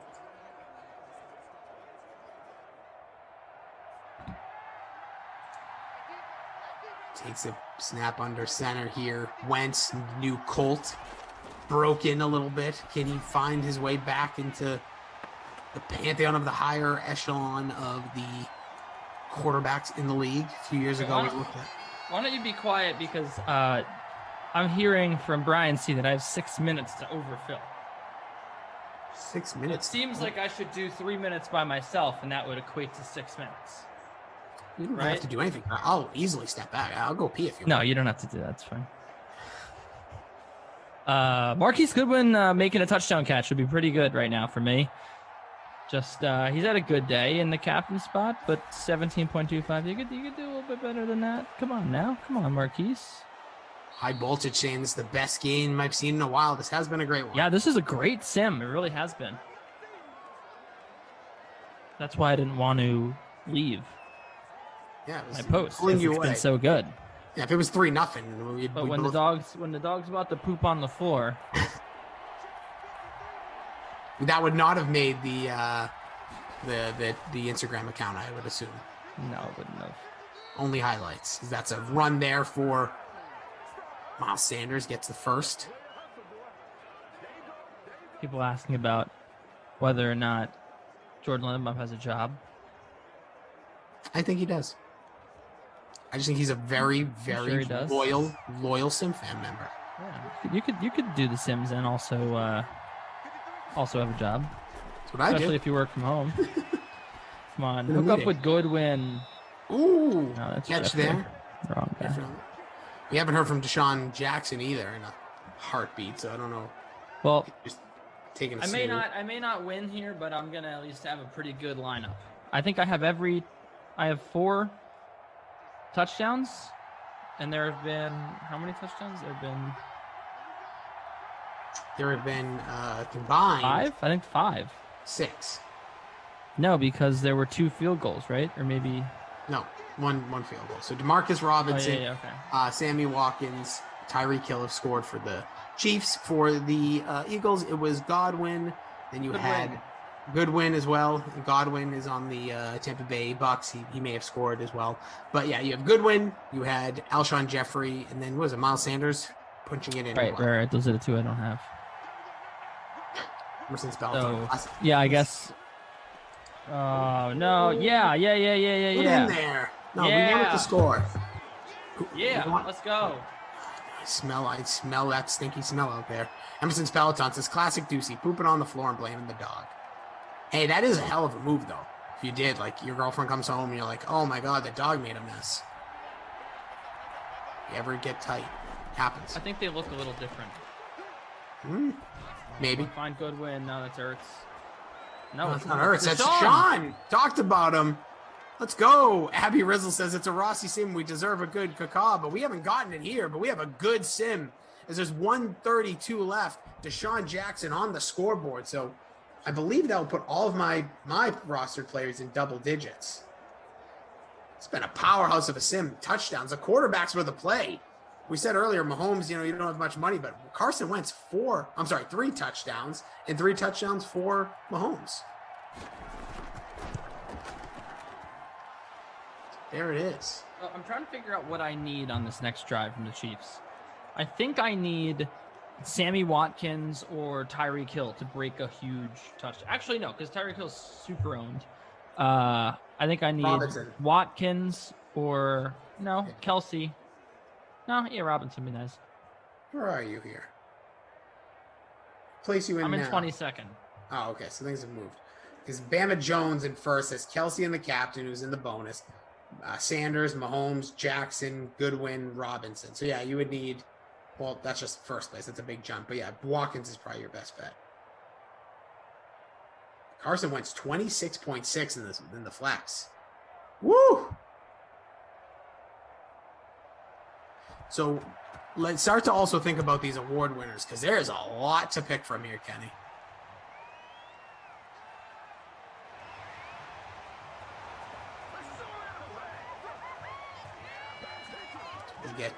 See where we go. So starting at the 25-yard line.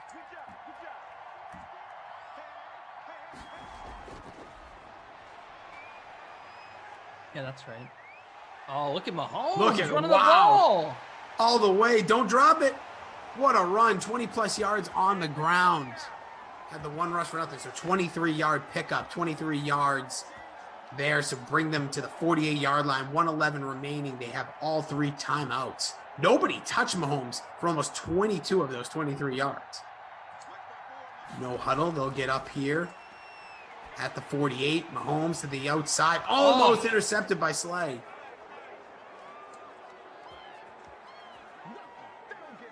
Ended it. Yep, could have. Chris, everything will get updated. June will take care of you. Don't get all feisty. Don't you worry.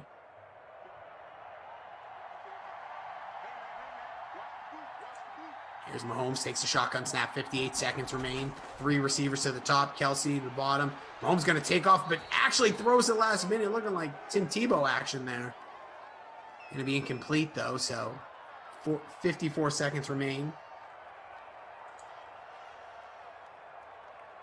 High voltage asking for Ertz to get the Ducey's disappointment, which very well could be. Kenny will make that call. And then You'll have to see it towards the end of the game here. So plenty of time. Mahomes on a 3rd and 10 from that 48. Scrambles around, throws it to a well covered. He has been bad in this passing drive.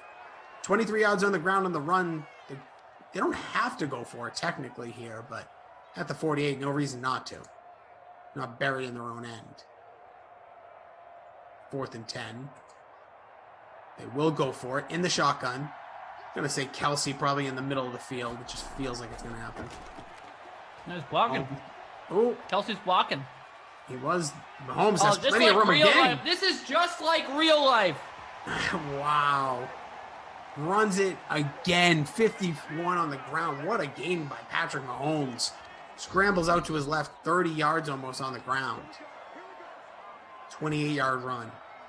Untouched again. Sent That is everybody. literally, Rossi, that is exactly what would have happened in real life. It's true. He always runs for that first down on 4th. Amazing play.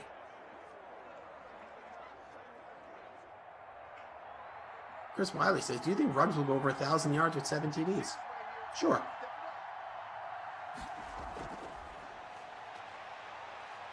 Here's the look. Ooh, scrambles out to his left. Mahomes, that's going to be a sack, I believe.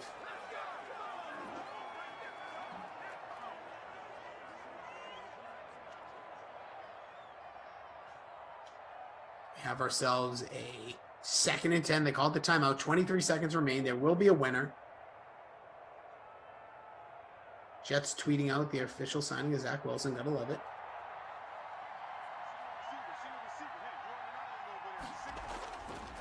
Interesting Twitter handle he has. He's home, scrambles to the right.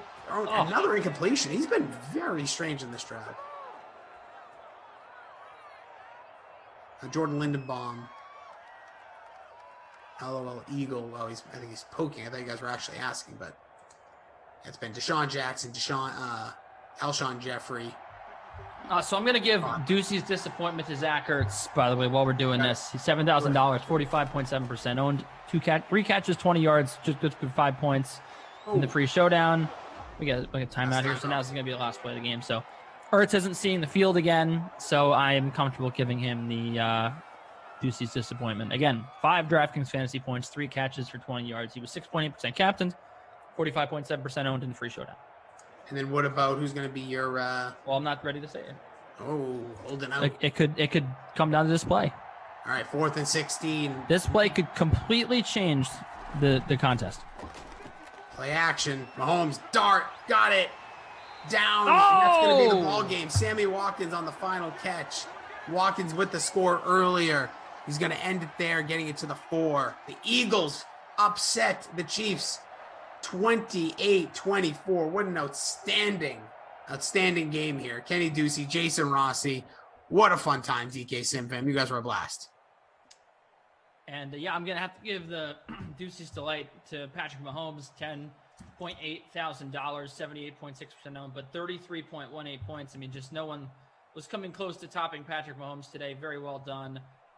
There was some great value out there. Sammy Watkins turned into a great value play with I guess he's going to finish with the 3 catches for probably like 30 yards and a touchdown. So he definitely was a good play. Demarcus Robinson was a great play as well. But Patrick Mahomes, for me, best player in this one. And 51 rushing yards on that final drive really contributed. And also, I mean, he's going to end up, I think, having more passing yards once we get this updated. So you sure will.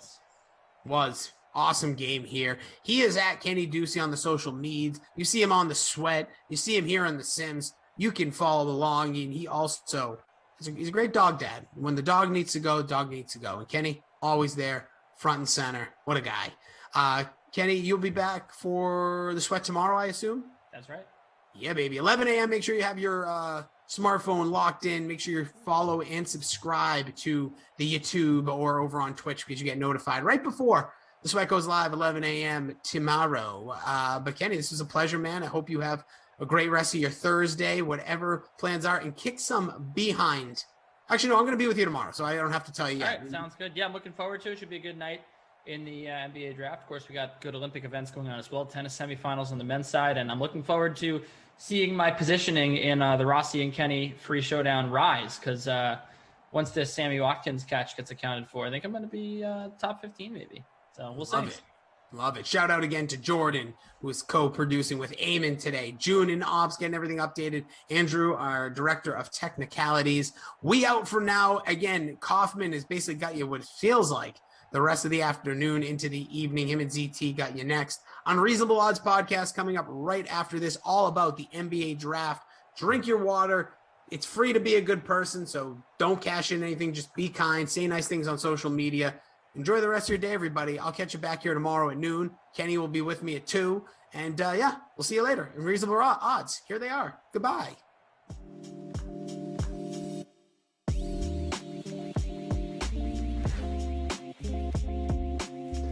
What is going on, everybody, and welcome into another edition of the Unreasonable Odds podcast, a special NBA draft edition of the Unreasonable Odds podcast here at DraftKings. If you are watching on YouTube, you see we have a guest alongside none other than Jeff Goodman. You can find him on Twitter at Goodman Hoops. He is a basketball analyst at Stadium. Jeff, thank you for joining the Unreasonable Odds podcast, man. What's up, man? We're getting down to it here. The NBA draft, some predictability, but a lot of unpredictability. It's a fun time and a time when even I, and I feel like I have some, inside knowledge with a lot of this. That's why you're here. I know, but you never know. Like I've covered these things for ESPN. I was on site, reporting on them for 4 or 5 years. And even then it would be like, you never know what's going to happen with trades and whatnot. The only thing I feel really, really good about is the Cade Cunningham will be the number 1 overall pick. That's all. I think we all feel good about that, especially considering, let's see what the numbers at the moment. I should say first, we are recording this on Tuesday, July 22nd at noon on the East Coast. Yeah. It is important to put that time stamp in there, because the draft is Thursday, July 29th at 8 p.m. I think it starts. Yep. So we're gonna talk, top 10 picks, some draft numbers that are on the board at DraftKings Sportsbook. Things change a lot. A lot of the things we're talking about have changed a lot over the last few days. So putting that timestamp in there, and we'll see where things go. Cade Cunningham is currently minus 8,000 to be the number 1 overall pick in this draft. If you want to make $100 on the number 1 pick, you got to lay $8,000 on it on Cade Cunningham. That's how certain we are that he's going number 1 to the Pistons. We might as well, you can just touch on it for whatever, 30 seconds, 60 seconds, thoughts on the number 1 pick, thoughts on Cade Cunningham and the fit with the Pistons and whatnot. Yeah, it's a no-brainer in my opinion. I think he's got a lot of Luka in him. He's big, he's strong, he makes people better. He's got every intangible. Not a great shooter, but shot 40% from 3 last year at Oklahoma State. He's not the scorer that Luka's been so far. I don't think he'll be that, but he'll be a better defender. But again, big, strong, sees over defenders, uses angles, and will get better and better and better. It just impacts winning at such a high level. So I know it's out there right now. Woj put out there that they're not sure who they're going to draft. That's always a load of crap. Every year it's the same old thing, right? For the most part. Well, they're considering no, they're not. They're going to draft Cade Cunningham. Yep, as they should. And my comp, a Ben Simmons that is not afraid to shoot. Not quite the defensive player. Not as fast. That's the thing. Ben is a blur. Like, until you see Ben in person, it's hard to explain how fast he is at his size. Cade is not that, but what he is a big point guard who you can play anywhere, makes people better. And you're right, not a great shooter, but will shoot it and has gotten better shooting the ball. Yep. All right. So not too much to talk about there. Number 2 with Houston is kind of where things start. And I think this is more, Jalen Green. This was originally, when odds opened, kind of a 3-man race with Jalen Green, Evan Mobley, and Jalen Suggs, all, around plus 150-ish range for this pick. Unless this pick is traded, it seems like Houston is locked in on Jalen Green. We've gotten that from some good sources, and sports books are going with it. DraftKings Sportsbook has Jalen Green minus 380 to be the number 2 pick in this draft. Is Jalen Green going to Houston? And if not, do you see any potential to trade here? Because I know Houston would love to I mean, they keep talking about moving up to 1. That's not going to happen. Is Green the guy at 2, and is it going to be Houston? Yeah, I think so because of his upside. And that's where if you're Houston, you've got John Wall and you've got him on the hook for $91 million the next 2 years. So it's close. Like, I love Jalen Suggs. I do. I love his upside. I think he can be a top 5 point guard in the NBA in time. But if you're Houston, you're saying to yourself, all right, we got Christian Wood. We got John Wall on the hook for all this money. We got to play him. We got to figure out a way in the next 2 years to get as much as we can out of him.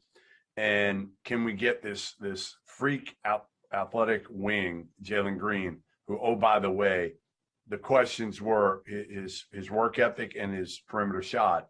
And he shot 37% from 3 in the G League Ignite, their bubble. And he played hard and was productive every single game. So NBA guys love him because they could see him as being that kind of 3-level scorer in the Donovan Mitchell kind of mold of give him the ball. And he's not a true point guard by any means, but he can just make plays down the stretch. So I think Houston, that's certainly where I've been told they are leaning heavily to. All right. So number 3, that works well for this team, I think, the Cleveland Cavaliers, who are loaded with all the guards that they've been taking, the last 3 prospects, Sexton, Garland, Okoro, all these guys. They need a big, and if it works out like this, now Evan Mobley is sitting there and is kind of the perfect fit. Yep. This is another team that was rumored to maybe want to move around. I think if 1-2 goes as we expect it, now you got Mobley, who is minus 225 on DK Sportsbook to be that number 3 pick. Are the odds kind of catching up here and telling us, agreeing with what you think, how this draft is going to go? What did you say Mobley is? Mobley's minus 225 to be exactly the number 3 overall pick. Yeah, I mean, listen, I was in Cleveland a week ago having breakfast with Kobe Altman and Mike Gansey, and they didn't tip their hand at all. But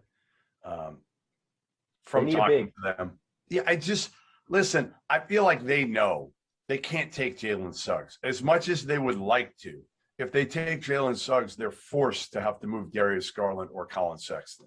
And you don't want to be put in that position because neither one of those guys have enough trade value, right? Sexton's worth more to them than he probably is to any other team right now. He's got more trade value to Cleveland and Kobe Altman. They think higher of him than probably anybody else. So, yeah, I think Mobley, they feel like could fit alongside Jared Allen.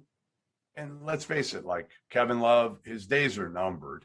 I mean, we know that. They just can't get rid of him. You're not making any decisions based on Kevin Love. You're a young team that needs all young pieces. So that, yeah. Mobley's so different than Jared Allen.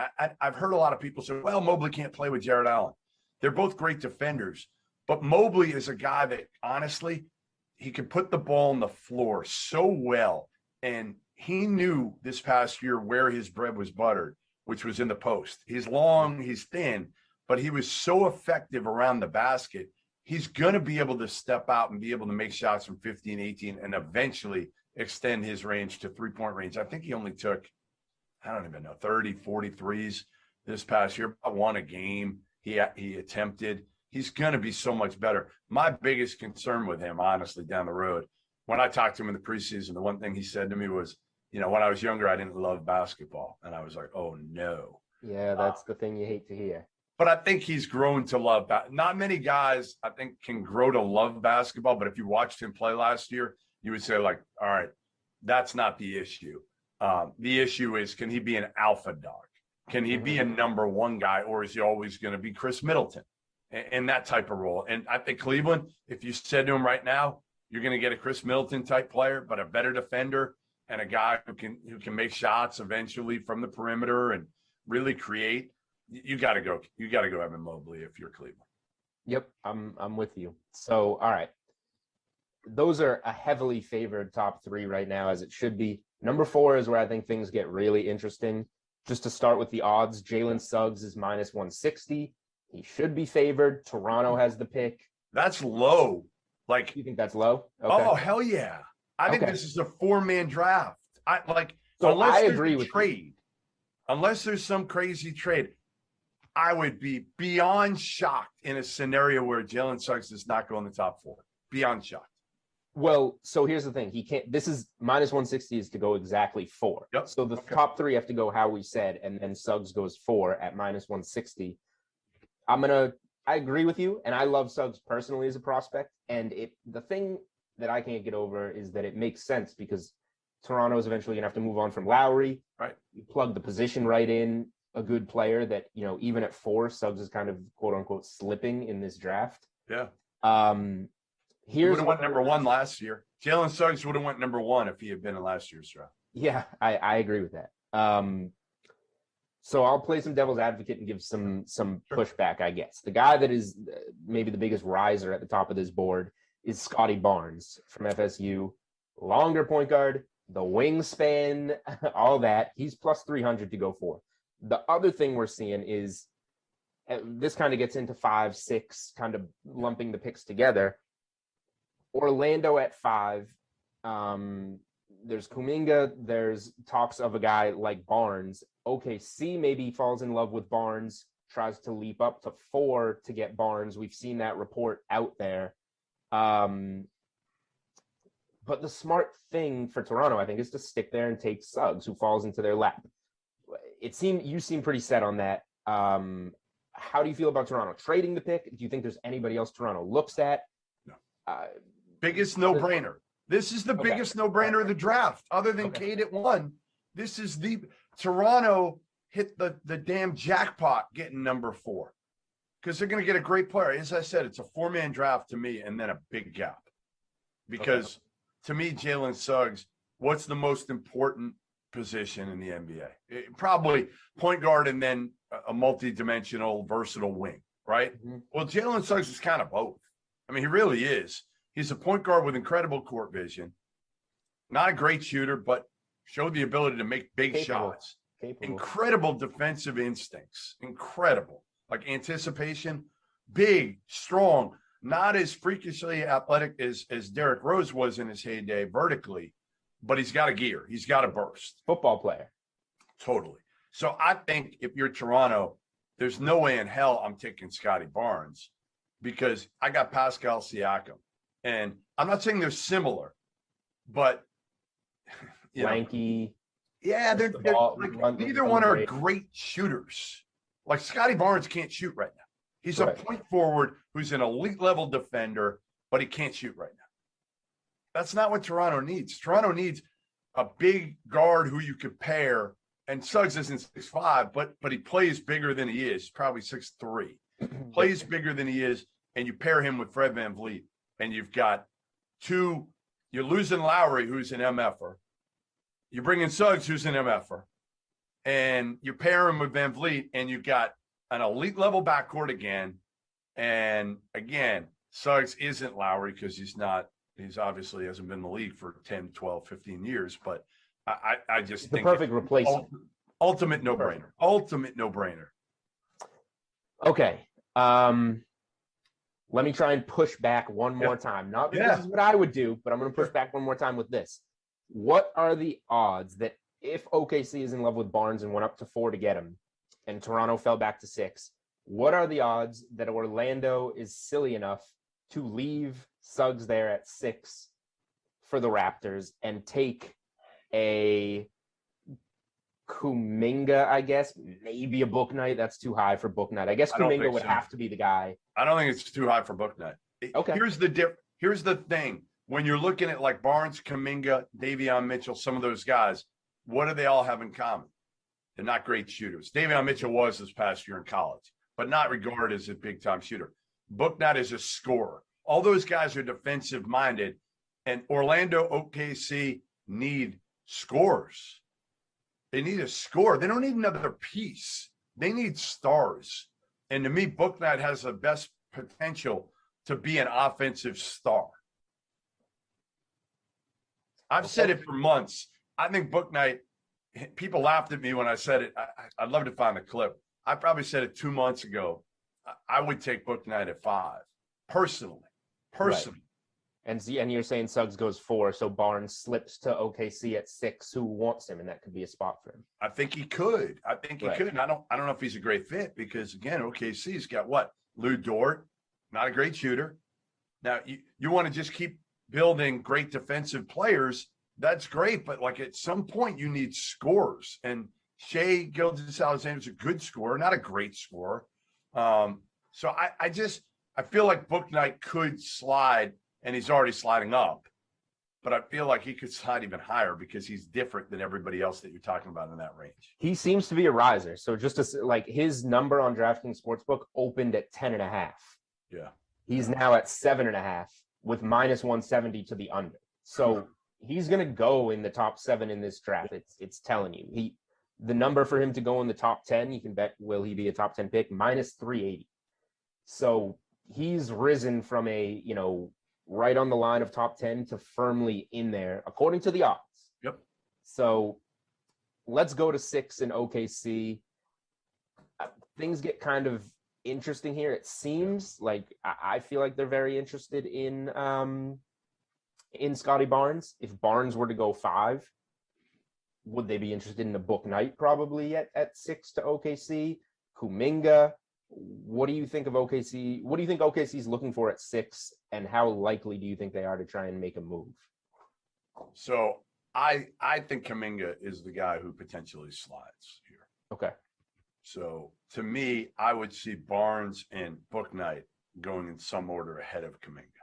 I don't know if it's 5-6 Barnes Kuminga or 5-6 Kuminga Barnes. Remember, Orlando's got 5 and 8. So they're probably going to go with the guy that they do not think has the ability to be there when they're picking at 8. So if they think OKC or Golden State's going to nab Book Knight, I would think they grab Book Knight at 5 and then say, hey, you know what? Whoever's there at 8, whether it's Barnes, Kuminga, whoever, we can still get a good defensive-minded forward at 8.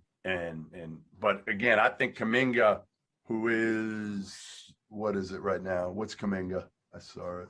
So he, I believe, is set.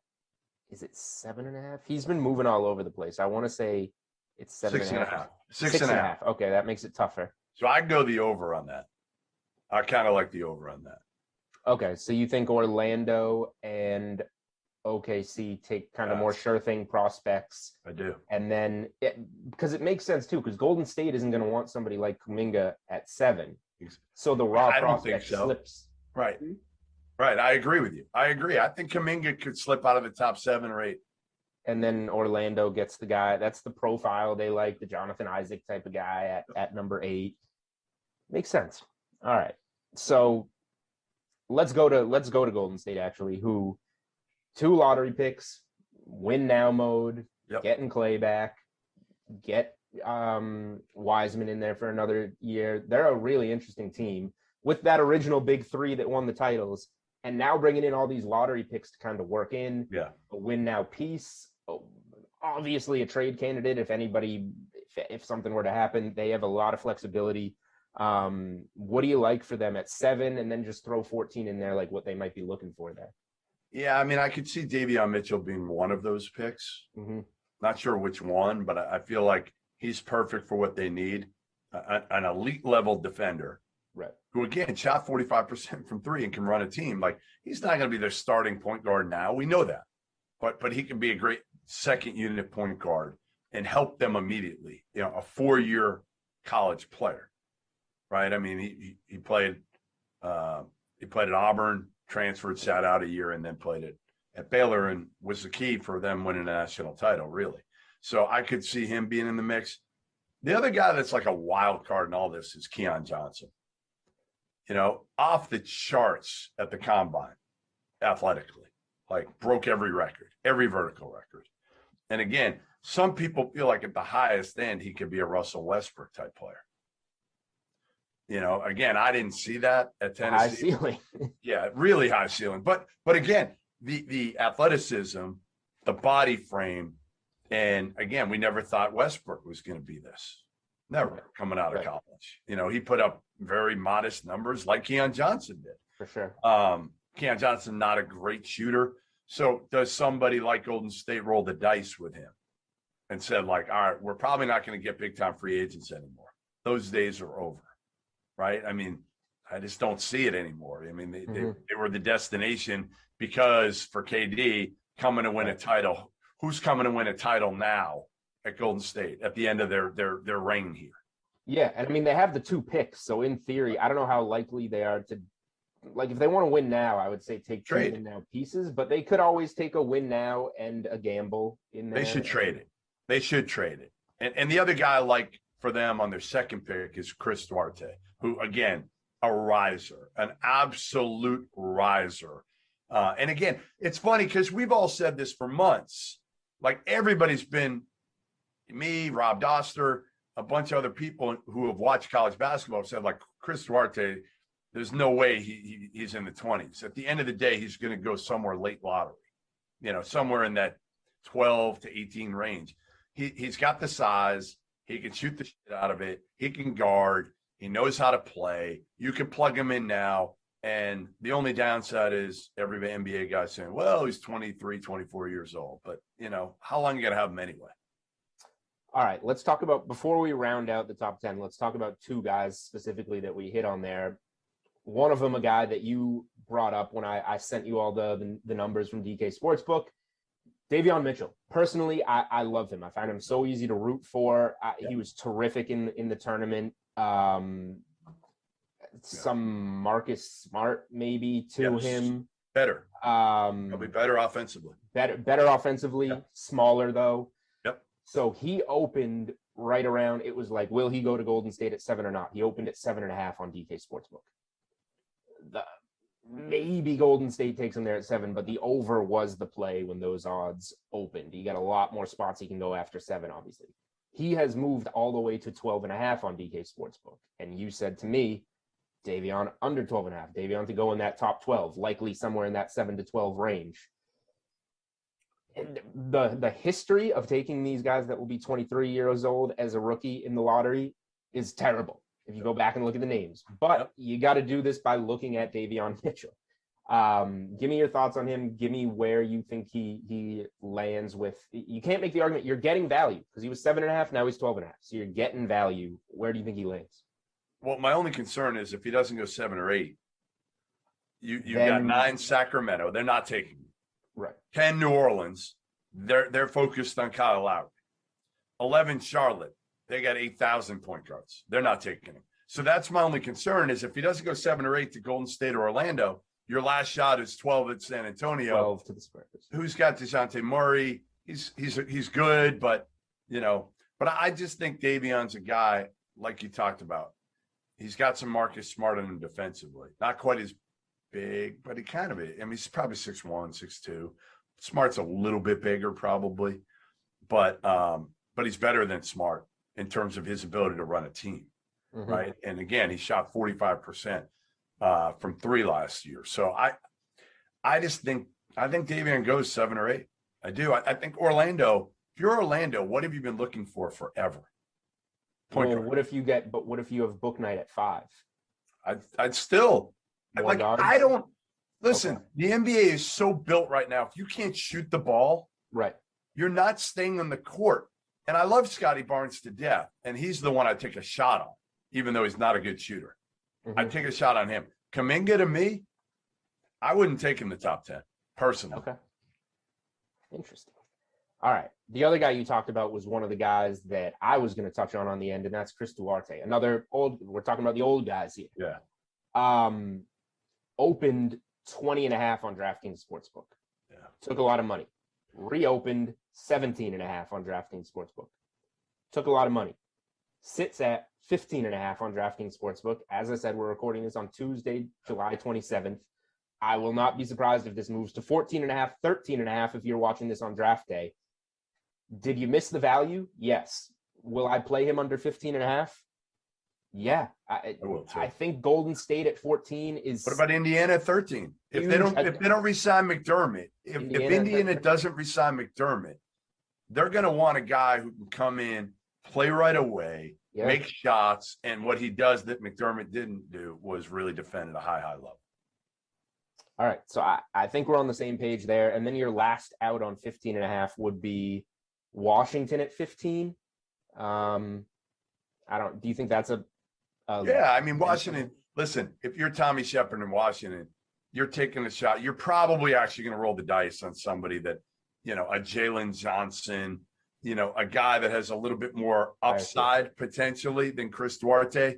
Like Duarte's great on a team to me that feels like they're a piece away from like Golden State taking Indiana. Like Indiana is not that far away. And what do you think about San Antonio at 12? That would probably be Duarte's ceiling maybe in this draft. Yeah.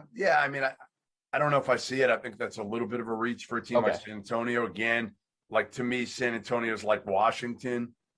Like they're still a ways away. You need to me, there's some guys in this draft that have high upsides, like a Keon Johnson, like a Kai Jones, like a Jalen Johnson, guys like Isaiah Jackson. To me, you probably roll the dice if you're a small market team that's not getting, not getting free agents with guys like that. Josh Giddey from Australia, somebody like that. Moses Moody. We haven't talked about Moses Moody. He's a guy I could see Golden State being all over. Yep. Okay. And I've seen him as early as 7 to Golden State for Moody and the potential to 14, kind of that 7 to 14 window, which is a big window, but that's kind of the type of draft this is once we get out of that top 4, like you said. Okay, we can skip over Orlando at 8 because we talked Orlando. Yeah. Let's go Sacramento at 9. Like you said, this pick isn't going to be a guard. The most mock drafts here have Franz Wagner from Michigan. He seems to be the guy. He's a guy that originally, so his number's kind of been at 9.5 all the way. And originally the juice was to the over that he'll go 10 or later. That's reversed. Now he's favored to go in the top 9. But I don't think he goes anywhere. I think we all know, I don't think anybody sees him going in the top 8. It's that 9 spot to Sacramento, or it's not. There's been a lot of rumors. He's gotten a promise in the top 10. It seems, by the way his workouts have gone, you can bet him just to be a top 10 pick. He is minus 170 on DK Sportsbook if you want to play it safer than just the under 9.5. Is Sacramento the spot here? Here's what I'll tell you. I've talked to a lot of NBA guys on Franz Wagner. Some love him and some don't like him at all. I don't work in the NBA, but I'm in the don't like him. Yeah. I would probably roll the dice on that one and go with not going in the top 10 and say that, a Sacramento goes with a Kai Jones or a Moses Moody. Okay. And New Orleans maybe takes one of them or, I'm not sold on Wagner. Good defender, kind of a little bit of a tease on the offensive end. You don't know what you're going to get. But again, looks the part. Only shot, I think, 35%, maybe 34% from 3 last year. Not as good of a shooter as the perception is. Kai Jones is a really good shooter. I'd rather roll the dice with Kai Jones because he's 6'11", and he can be a face-up 4-man who can also put it on the floor.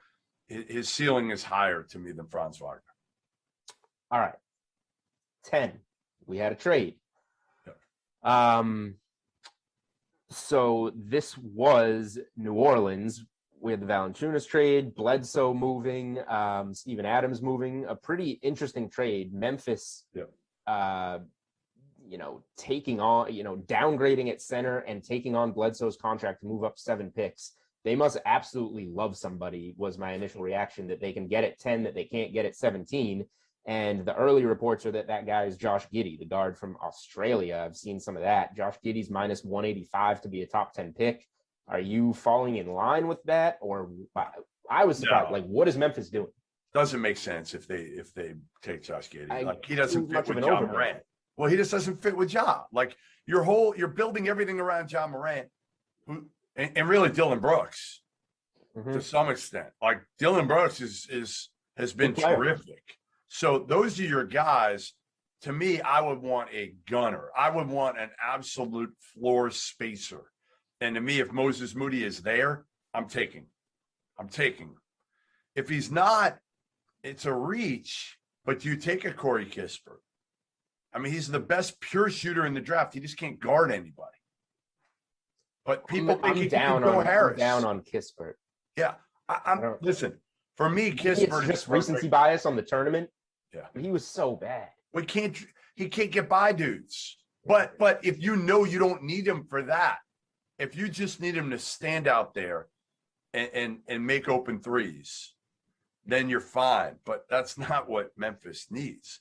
Memphis needs somebody that's better than that. I would love personally, I don't think they'll do it, but man, the backcourt of John Moran and Keon Johnson would be the craziest, most electric, most athletic backcourt of all time. Like, I just want to see it. I know it doesn't work. I don't care. Like, put those two together, and it's like the damn Globetrotters out there. They'd be so much fun. Just be like on a trampoline the whole time. All right. So that kind of rounds us through the top 10. Do you have anything? I do think Charlotte at 11 is kind of an interesting spot. Do you have any feel there? Well, they got to go big. I mean, they got to go skill big to me, because you've got all those guards. Right. We know. So I'm seeing like a Kai Jones, yes. Texas type. Yes, stuff. Kai Jones is absolutely ideal there. You know, to me again, yeah, like Kai Jones or Franz Wagner. Those are the two that if they're there, I think you got to take them if you're Charlotte. All right, fair enough. Okay, let's talk about two more guys that jumped out to you on the board. And we will start with Sharif Cooper, point guard from Auburn, talented little guard. Auburn, I tell you this, just from betting college basketball last year, Auburn was an awful bet out of the gates. And then he came into the lineup and boom, immediately they start covering spreads, winning games. He made an impact. And overs, yes. Julian. That's what you had to bet with Sharif Cooper. If you bet the over every because he didn't guard at all. At all. And that's why, go ahead, give me the number. Right. So, okay, here's what we're getting into. Talented offensive player, good feel for the game. Small, doesn't defend, 20 and a half. Right. You got him going outside of this top 20. And I agree with you. I like this bet a lot. Sharif Cooper, over 20 and a half. Tell me why he's not going in the top 20. Well, he can't shoot, and he doesn't guard anybody, and he's tiny. Which is terrible when you're a small guard. That just off the top of my head brings me like Sebastian Telfair type of. Yeah, I mean, like guard that can't shoot. Right, and can't guard. And you better be an elite level defender that's going to get up in dudes. Listen. To me, I think Sharif Cooper is probably a late first, early second, and a great second unit point guard. And I don't think you're drafting a second unit point guard in the top 20. Okay. I like that a lot. That's something I'm going to be on, Sharif Cooper over 20 and a half in my NBA draft best bets article that you can find on the DraftKings playbook. Last one here. And we got one of the coolest names in the draft, Bones Highland, guard from VCU. His number, I don't even have it in front of me, but it stuck out. His number is, I got it, it's 27 and a half, and he's 27 moving and a up. half. Okay. So he's a guy that's really risen from, a second round pick to really on everybody's board. I can vouch for him. I'm a roadie Ram. I'm an A10 guy, so I watch a lot of A10 hoops. Get some VCU games. This kid's legit. And the NBA seems to agree. Tell me why you like him to go in those top 27 and give me maybe some potential landing spots. Yeah, I mean, he's just a big time scorer. So I think somebody's going to take him because what he can do is what the NBA wants right now, which is give him the ball and go make a play. He did it at VCU this year. And again, I think he's a guy that to me, I think will move up. I think he's already starting to move up at this point. I'll give you a couple more that I like from just, lower tier guys. I like Brandon Boston. It's 38 and a half. And my take on why I like Brandon Boston is twofold, a little bit different than most people's. One, his body, like he's got like a Brandon Ingram body, really struggled last year at Kentucky, but didn't have a point guard. He was a high level prospect going into Kentucky. Yep. So he's a guy to roll the dice on. Super long, super thin, didn't shoot the ball well, but I think people are going to take him on potential. And the other part is he's a Rich Paul client. And by being a Rich Paul client, generally a team might take him early in the second round, almost to say, hey, you know what? we're going to take your guy at 32, 33 instead of maybe in the 40s, and it's going to help us with some other Rich Paul clients. All right, the game within the game. Game within the game, and you got to play it. You got to play it.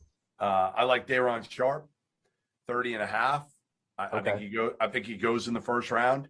So a big who's athletic and more skilled than people realize, and big and strong and looks the part. That's one I also like there. And I think those were the ones that we talked about more than anything. Yeah. Isaiah Livers, 52.5. I think I would probably go the under on that. Okay. Yeah, that seemed off to me. Like, I understand he's not the best NBA prospect, but like, he can help. He seems like a mid-second round pick. Matthew Hurt, I go under 53.5. He's a skilled four-man, who can shoot the shit out of it. Went to Duke. Like, I could see him. I'd be surprised if he doesn't go in the 40s. Okay. Those are guys that I was going to ask you about, because that steamed to the over. Like, Hurt. Yep. You can get plus 115 on the under 53.5. Yeah. Other, like, right next to him on the board is a guy like McKinley Wright. Like, is he going to get drafted? He's 58.5 with high steam to the over. So, like, yeah, he's small. And we say this, it's hard because we don't know how many international guys are going to go this year. It's always in the second round. That's always the worry about taking guys, when we talk about Livers and Hurt, generally you're going to get 10 international guys somewhere around there that go in the second round. So there's only 20 spots. Mm-hmm. for Americans or thereabouts in the second round. All right. One more interesting late one this is totally off the board, but Jay Huff is on the board here, which I find strange. 58.5. Over 58.5. But here's the thing. The juice says he's just not getting drafted because it's minus 280 for over 58.5. So if you think he gets drafted and it's not 59 or 60, you can get plus 210 on him being in the top 58 in that draft. Big guy, size can always get drafted, but the numbers say or the juice says that he's not going, or if he does, he's going to be the last pick in the draft. Any take on whether he goes or not? I wouldn't think he goes. But again, those late seconds, you never know because so many of them, I don't remember his agent off the top of my head. So many of those are favors. So, like, you could say it all you want, but if he's with the right agent at the right time, and that team has another client of that agent that they want to re-sign next year, it just might be one of those, hey, you know what? We'll take Jay Huff. We'll bring him into camp. We'll even give him a guaranteed $500,000 because you know what? Doesn't matter what. Who cares? Right. We'll throw $500,000 out the window and give it to Jay Huff and make him happy and make you happy. Because we know we got your guy, your main guy, coming up at the end of the year, or right now. Yeah. Okay. Last quick one is a guy that is off the board, but a guy that when the board opened and we were kind of setting up this podcast, I sent you some names, and Jared Butler opened at 18.5, and he had the heart issues going on, and you said over. He could slip to the second round. That came off the board at DraftKings, obviously with the health issues. You can't take that liability. Opened back up at 20.5, went off the board again. He's still off the board. There are some places in the industry that have him at 21.5. I've seen him in a mock go 22 to the Lakers. I would imagine DraftKings is going to bring him up with a prop at some point before the draft in that early 20s range. He's now been cleared. What does that do for him? Is he a pick in the 20s now? Does he still slip second round because those concerns are still there? What are your thoughts? Yeah, I mean, listen, he's cleared, and that's awesome because you're not going to find a better kid than Jared Butler. You are. I'm telling you, he is. I root for him. He's the best. He's the best, and he can score it. He can play both backcourt spots. He can run a team in the NBA. A big time scorer, shooter, can get to the basket. I think he goes. I would probably go the over if he comes on the board at 21.5. I'd probably go the over because I still think there's going to be concerns with NBA teams. Even with the fact that he's cleared, I think there's going to be some concerns. It still happened. So it's a great story, and it's great that he's cleared, but we still know that that's there. Yep. and it'll affect him in some way. All right, we covered a lot of field. We covered a lot of ground there in this field. The floor is yours. If you got any other hot takes before we get out of here. I'm looking right now. I'm trying to think. I think we covered him. David Johnson. I kind of like the under at 47.5.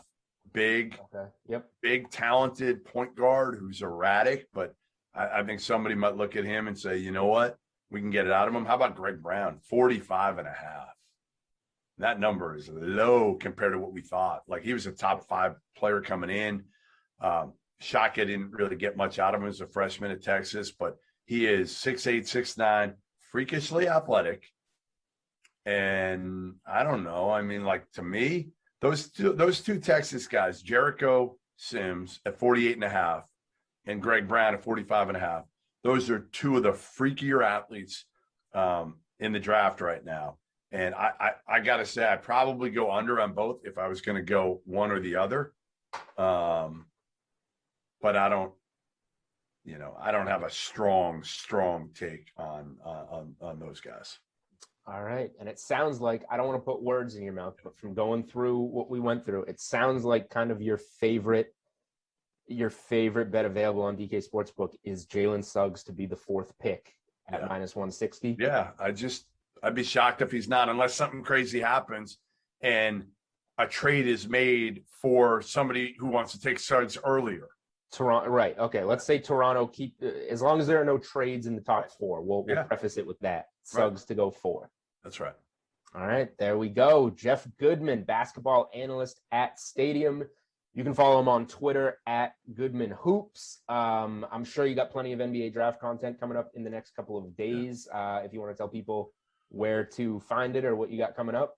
Yeah, I'll have a new mock tomorrow, updated mock, and then we have a live show during the draft. So if you want to watch us, it'll be me, Shams Charania, Pat Garrity. We'll have Jarrett Jack also on, and he played with Jalen Green and Jonathan Kuminga on the G League Ignite team. So you're not going to find somebody with better insight into those two players than Jarrett Jack, who also has played a long time in the NBA. And so it should be a good one, because I think we'll give it to people straight. I think, listen, I was on ESPN's telecast. I get it. They do a good job, but I'll give it to you straight, because I don't know any other way. There you go. Bettors like it straight. That's what they want, so that they can figure out what's going to happen in this draft, find a way to grind out some profit. All right, that'll do it for us. Jeff Goodman here on the Unreasonable Odds podcast. For Julian Edlow, we will see you later with a couple of good podcasts. We're going to have the Week 1 NFL salaries release for the DraftKings main slate. Football's right around the corner, and we're going to have Phil Steele on to cover some college football win totals, some college football futures. So for Jeff Goodman, for Julian Edlow, that will do it for this edition of the Unreasonable Odds podcast presented by DraftKings. See you all soon.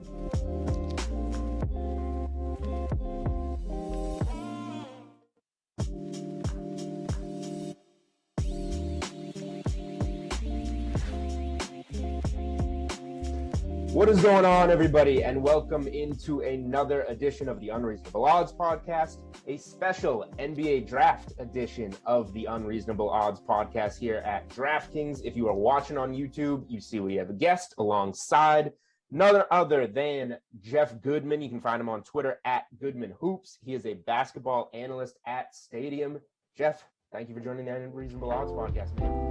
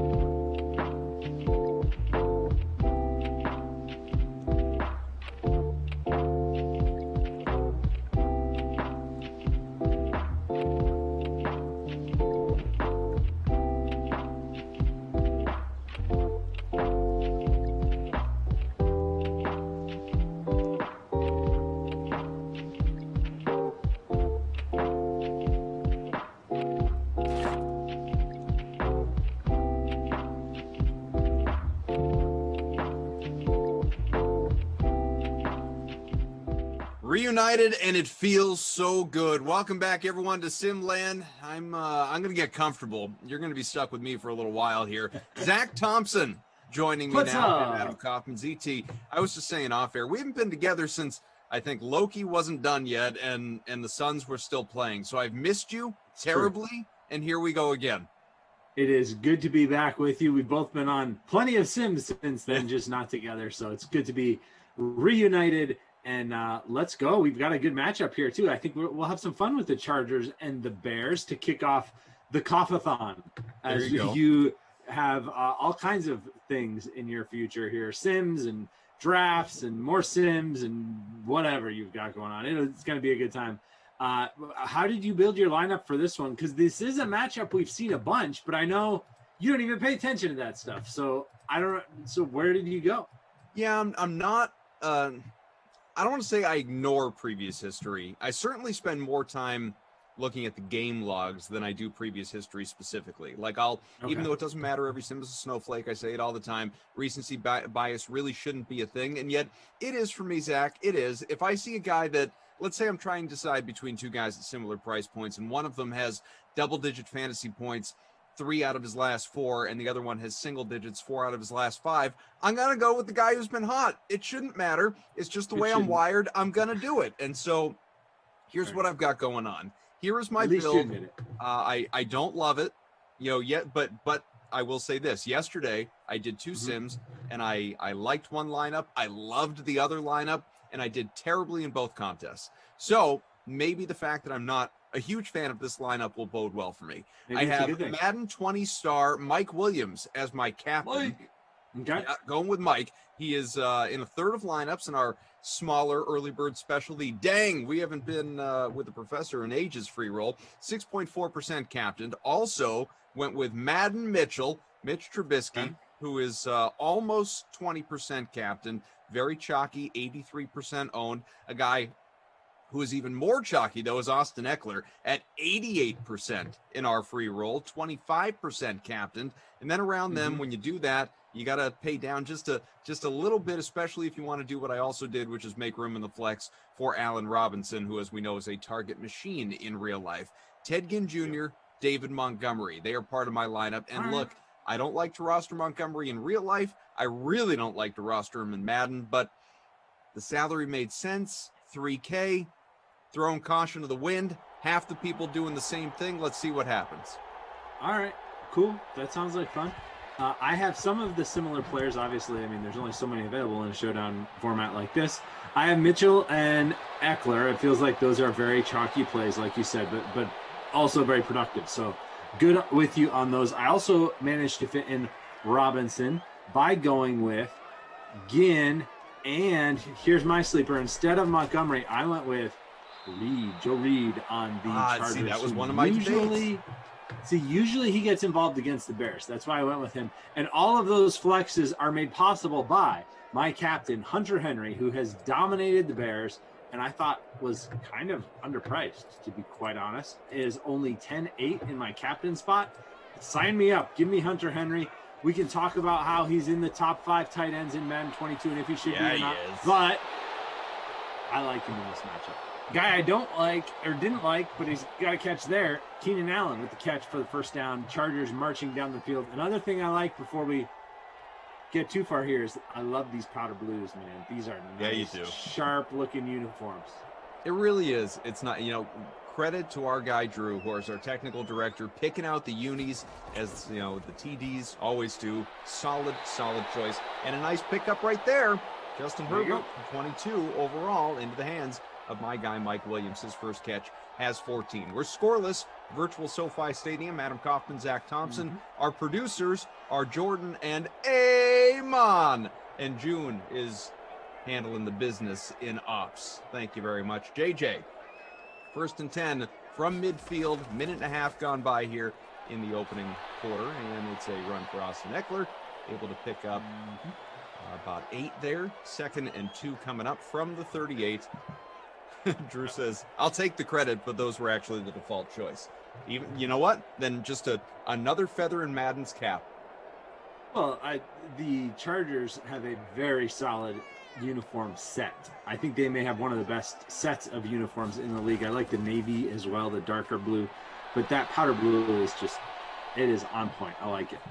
See you I all like in the it a DK lot. Sim Fam, the DK Treehouse, the Chat Kings conference room. We're happy to have you with us, YouTube, Twitch, wherever you're finding us, obviously. And do smash that like, hit the subscribe button on the YouTube, and of course on Twitch, twitch.tv/DraftKings. Give us a follow. Chargers are driving. First team with the ball and hanging on for the first 2.5 here. 1st and 10 from the 33. Herbert, it's a short completion, able to pick up 6. He has 28, still perfect. 3 for 3, 2nd and 4 coming up. Joe Reed, your guy. There with he his is. First grab. I'm sure you'd love to answer this question from Emerson's forehead. No Z, more. Shut up. So, how do you determine someone dominating versus an opponent? I know we have game logs, but is there something on the DK site? So if you go to the game log on the DK site, right, like on the DraftKings.com, like as you build your contest, you can see all the game logs for all of Madden 22. They're all in there, every single game. If you go on the app, I think it doesn't go back all the way, but they're all there on the site. And then for the late classic slate, I do write up each late classic slate, which is the 6-8-10 combo 3-game slate.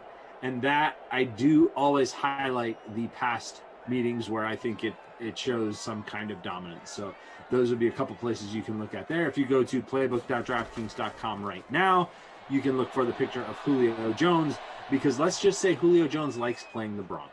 You can find out more. Go read it. Not Joe Reed it, although that's fine too. Joe Reed can catch a touchdown. I won't stop him. Julio Jones, of course, new Tennessee Titan in real life. It's 2nd true. and 9, very highly respected in Madden as well. And we'll get to some of a ratings conversation. I'm sure Zach has weighed in on a lot of this stuff, but we haven't had the chance to do it together. And of course, the new ratings came out today, so we can highlight some of those. Neither of us have had the chance to talk about that yet. 3rd and 9 coming from the 12, still scoreless, a little more than midway through this opening quarter. Hunter Henry, as you mentioned, 5th in Madden 22 to begin the year, or at least to begin the launch of the game, at 87. Seems high. Seems high. Seems high. And I say that But as a that being fan, said, it seems high. It seems very high. As we see Herbert gonna Lateral get the run corner. now, taken up. Oh, just tripped up. Picked up 7, almost went all the way. 4th and 2. Here's the question. Do we take a little chip shot of a field goal from 22, or are they going to be bold? I think they go for it. Ooh, I like it. Early in games like this, we've seen that happen. I don't think they will, but I hope I'm going to be wrong, because I like that a lot better. That's more exciting than an easy 3. Plus, I didn't roster a kicker. Let's see. Pay no attention to the animations, because Don't the worry about animations that. will Don't show be one influenced thing. by the animation. That has nothing to do with anything. That's just there to throw you off. Oh, they're going for it. Love it. We like it. 5 rushes, 5 passes so far. The first 10 plays, this will be a pass. 4th and 2 from the 5. A laser down the middle and a touchdown. Keenan Allen. Keenan Allen, who has not done well against the Bears in the past, is able to get the first score of the day here. And the Chargers are on the board. Go Chargers, go. Love that. You'll love to see that. Keenan Allen owned in about 40% of lineups in the larger contest, captain in 8%. In our smaller contest, the numbers are much different in the captain spot. 3.7%. Still about 41% owned overall, though. Here's the extra point. No problem. They never miss. 7-0 Chargers. Bears will get the ball for the first time with 3:12 to go. We've seen a lot of things in Madden 22. We haven't seen missed field. Or missed extra point. Missed field goals, yes. That's what I was going to say and got ahead of myself. Must be, yay, Kaufman's favorite. Talking about Madden tight end ratings. Must be was giving me a hard time yesterday because, I come on for I think it was the 2nd sim of the day, maybe the 3rd sim of the day, whichever one it was. Yesterday or the day before, whichever day tight ends came out. Yesterday, right? Yeah, it was yesterday. And I was on the 12 o'clock when we talked it into the ground on you. Well, so, and that's exactly, you were with Glash, right? That's exactly must be's point. So I I was like, so the Madden tight end ratings came out today, and this was not off the top. This was like third, maybe fourth quarter. It was very late. Must be. And it said, like, we just did this for an hour in the last sim. And I said, well, I haven't. You know, right? I just got here. I haven't even looked at it. What are you talking about? It's my turn. I don't care what neither of them are back. You have their thoughts. Now let's get my thoughts with whomever I'm working with. And yeah, Hunter Henry, it's as much as I love it just seems man. high. Yeah, it just seems high. And Jonnu Smith, his new partner in crime in that bringing back the Boston Tea Party, he is not part of that top 10. True. Yeah, and I think it's interesting. And okay, sorry, I must be. We can say this and move on. There's a huge drop, right? You've got the Kelsey, Kittle, Waller trifecta, and then a cliff, which feels right because that's what it feels like in real life. It is very interesting to me to see who emerges from the rest of that tight end group, because I feel like numbers 4 through 15, maybe even 4 through 20, you could argue are very, very close, and you could have a lot of different people emerge from that tier. If you're talking large tiers, I mean, I know Kelsey's kind of his own tier. If you get really granular, he's kind of at the top, then Waller and Kittle right behind him. Then you've got this next group, which I think includes a whole lot of people that could emerge if they get the workload, but you just don't know, especially with somebody like Hunter Henry. You don't know how he's going to get the workload compared to somebody else. We have back-to-back flags, one on Derwin James to give the Bears a first down. Derwin James came up and made another big hit on that play, but the penalty this time was on the Bears for a holding call, which sets up the usual, very common 1st and 12. See it all the time. I know, right to I know midfield, Montgomery, happened. and a much more standard-looking 2nd and 10 on the way here with the Chargers. It's because it's a down spot of the foul. So they had gained 8, and then he had the 10-yard penalty, and so it ends up 1st and 12. Must be, says ZT. Thank you for admitting that. You gave me a headache. 2nd and 10 from the 50. Less than 2 minutes to go opening quarter. It's a run. It's not my guy Montgomery. It's Tariq Cohen. Gets to the 38. 1st and 10 on the way. Sorry, must be. Ralphie asks, and we will get back to Madden ratings. Safeties, for instance, came out today. We'll look at that to start quarter number 2. Ralphie says, ZT Cuff, first pick, PPR draft, CMC or Cook. I've been talking about this a lot, Zach. Without hesitation, to be perfectly honest with you, Dalvin Cook is where I lean. I think most people feel that way, but obviously there's not a consensus. Madden certainly disagrees. CMC is listed as the higher running back among the two going into 2022. What do you think, PPR? Who's the top guy? Well, how many teams in the league? I know you said it, and I missed it. All Ralphie said was first pick, PPR draft, CMC or Cook. So he didn't. Nope. I would say Cook is a much safer pick. CMC has a higher ceiling if he's all the way back, but there's the question of if he's all the way back. So in a 10-team league, I feel like you probably go Cook. If you're in like a 16-team league, I would go CMC. So there you go. Because at that point, I'm swinging for the fences with a number 1 overall pick. Because by the time it gets back to you, there ain't going to be much left. Brian C says, ZT, since you're the Madden expert, I have the following question for you. But I'm not sure. Okay. Was captaining Mitch Trubisky a bad play? Chargers are a top Madden 21 defense, no?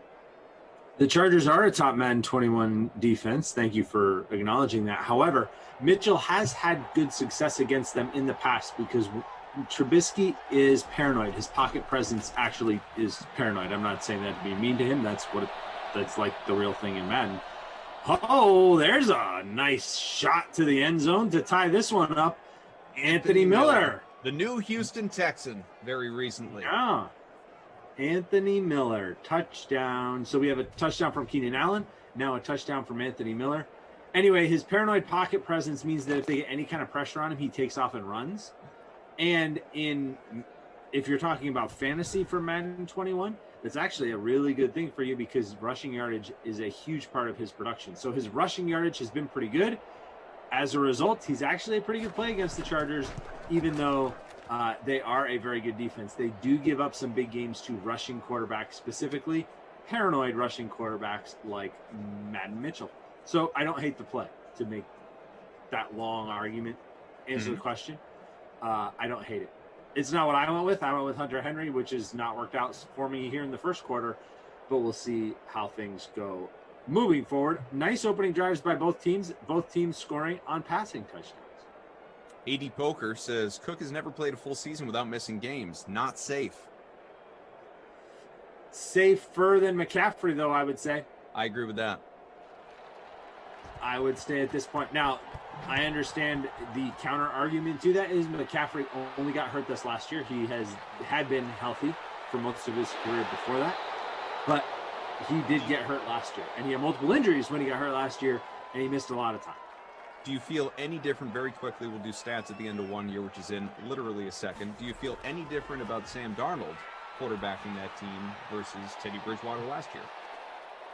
I feel like the offense will be more opened up, that there will probably be more shots downfield to some of the wide receivers. DJ Moore, Robbie Anderson specifically, has a real good rapport with Darnold from their time with the Jets. Because they're taking more shots downfield, that might mean fewer targets for McCaffrey, but I don't hate that the offense in general will be better. So I kind of think it'll be a good thing for McCaffrey. That maybe a lighter workload, but a better offense. Taking a look at some of the numbers, Herbert, 50 passing, a touchdown. Trubisky, 40 for him and a score, so comparable days for the two quarterbacks thus far in the air. We'll take a look at the rushing and receiving numbers for you as well. Again, 7-7 Bears, Chargers, virtual SoFi Stadium at the end of one quarter. CT, AK, Drew, our technical director, Jordan, and Amon, our producers in June and Ops. Eckler, 4 for 20 on the ground. Cohen, 3 for 18. Montgomery and Herbert with rushing yards as well, but they're in single figures. Yeah, none yet for Mitchell, so haven't really seen the Chargers bring that pressure yet, which does make him escape the pocket and run for yards. If that's what you're hoping for with him in your captain spot, hopefully that comes for you here in the second quarter. Anthony Miller, our leading receiver, 2 catches, 40 yards, and the touchdown. The only Charger with 2 catches is Keenan Allen, 2 catches for 13 yards and a touchdown. Miller has all the catches for the Bears. No other Bears receiver has any catches at all. No sign of Jimmy Graham either. Look, they're tied. No one else needs one. Sure, yeah. For the Chargers, 1 for 3 Eckler, 1 for 14 Henry, 1 for 6 Reed, 1 for 14 Mike Williams, and then the 2 for 13 from Keenan Allen. So that's where we are at the end of the first quarter. Tied 7-7. Chargers just starting their second possession and will be facing 2nd and 7 when we return to the action. John Burney is our current leader here within the SimFam free roll. We'll keep you posted, obviously, as stats are manually updated, and we'll keep a close eye on all of this. Let us not forget, though, Zach, as we begin quarter number 2. Today, we sit only hours, roughly 24 hours, as a matter of fact, away from the MLB trade deadline. It's going to be a lot of action. It's already begun. It's going to be a lot happening over the course of the day and evening today into tomorrow. And we have potentially some really big news on the way. Ken Rosenthal from The Athletic just tweeted a moment ago, Padres are close to acquiring Max Scherzer, the 3-time Cy Young winner, multiple-time All-Star from the Washington Nationals. Now, he pitched 5 minutes ago for the Nationals and looked pretty good. Just in case, I mean, he pitched today. There have been he was solid. 8 teams linked to Scherzer. Maybe a smaller group that he had been willing to obviously waive a no-trade clause and accept a trade to, Padres being on that list clearly. And this is... Yes. He said NL West contenders were his choice. So, I mean, that's an NL West contender, especially if you add Scherzer to that. Multiple teams had been pushing for him naturally. Why wouldn't you? Extremely talented. But that is a significant... I see what you did there. Significant move. If he huge winds up going to San Diego, because I mean, this team, we know what that team's offense is. Not to say that the pitching is lacking or anything, but we know what that team's offense is. We know all about Slam Diego last year into this year, and just how they've been on the precipice, they've been on the cusp. This is the type of move very clearly that can put them over the top. What do you think of it if it happens? Love the move from the Padres, obviously going all in and going all in all the way. There will be no bigger name traded. If Scherzer's traded, I mean, who would be a bigger name that could be traded? Huge deadline acquisition. Scherzer with postseason experience, with playoff. I mean, he checks every box. He checks every box that the Padres could want. Bringing in a true ace at this point. They still have to chase down the Giants in the NL West and obviously the Dodgers there, but making a clear statement that they want no part of a wild card game. They want to claim the division. And obviously, if you've got Scherzer and you end up in the wild card game, he's probably starting for you. So huge acquisition for the Padres. Could not be. I mean, he is the biggest name available because he's one of the biggest names in all of the sport. Yeah, That absolutely. is insane. Look, guy's an all-star starter. Mm-hmm. We know how incredibly talented he is. What the track record is, obviously, is the Chargers on the They cusp must of be another giving touchdown up here. Gets to the 7, Eckler. Everything. Like, they must be giving up, you would think, Mackenzie Gore? I mean, that's off the top of my head. Sort the of only a wonder what they've got prospect left they have. prospect-wise. Well, they've got Mackenzie Gore, who's, I mean, one of the top prospects in all of baseball. What does Scherzer have left on his contract at this point? Not we got much. The handoff and stopped at the 2. Eckler, 31 on the ground for him. So let me start by answering the question you just asked. The Max Scherzer Padres, by the way, contract. are in the second wild card spot currently. Just for anyone. Right, they would play the Dodgers, right? They would, yes. So Scherzer is a free agent following this season, so it is a rental. So that probably helps, right? Like keeps the cost down, but still, especially with that many teams in the bidding, you know that it's going to be a huge overall price. So Mackenzie Gore is a 22-year-old lefty who's currently in AAA. He is considered one of the top 100 prospects. I'm trying to see exactly where he falls in MLB Pipeline's top 100, which came out at the beginning of the season. He's number 6 overall. So definitely could include him.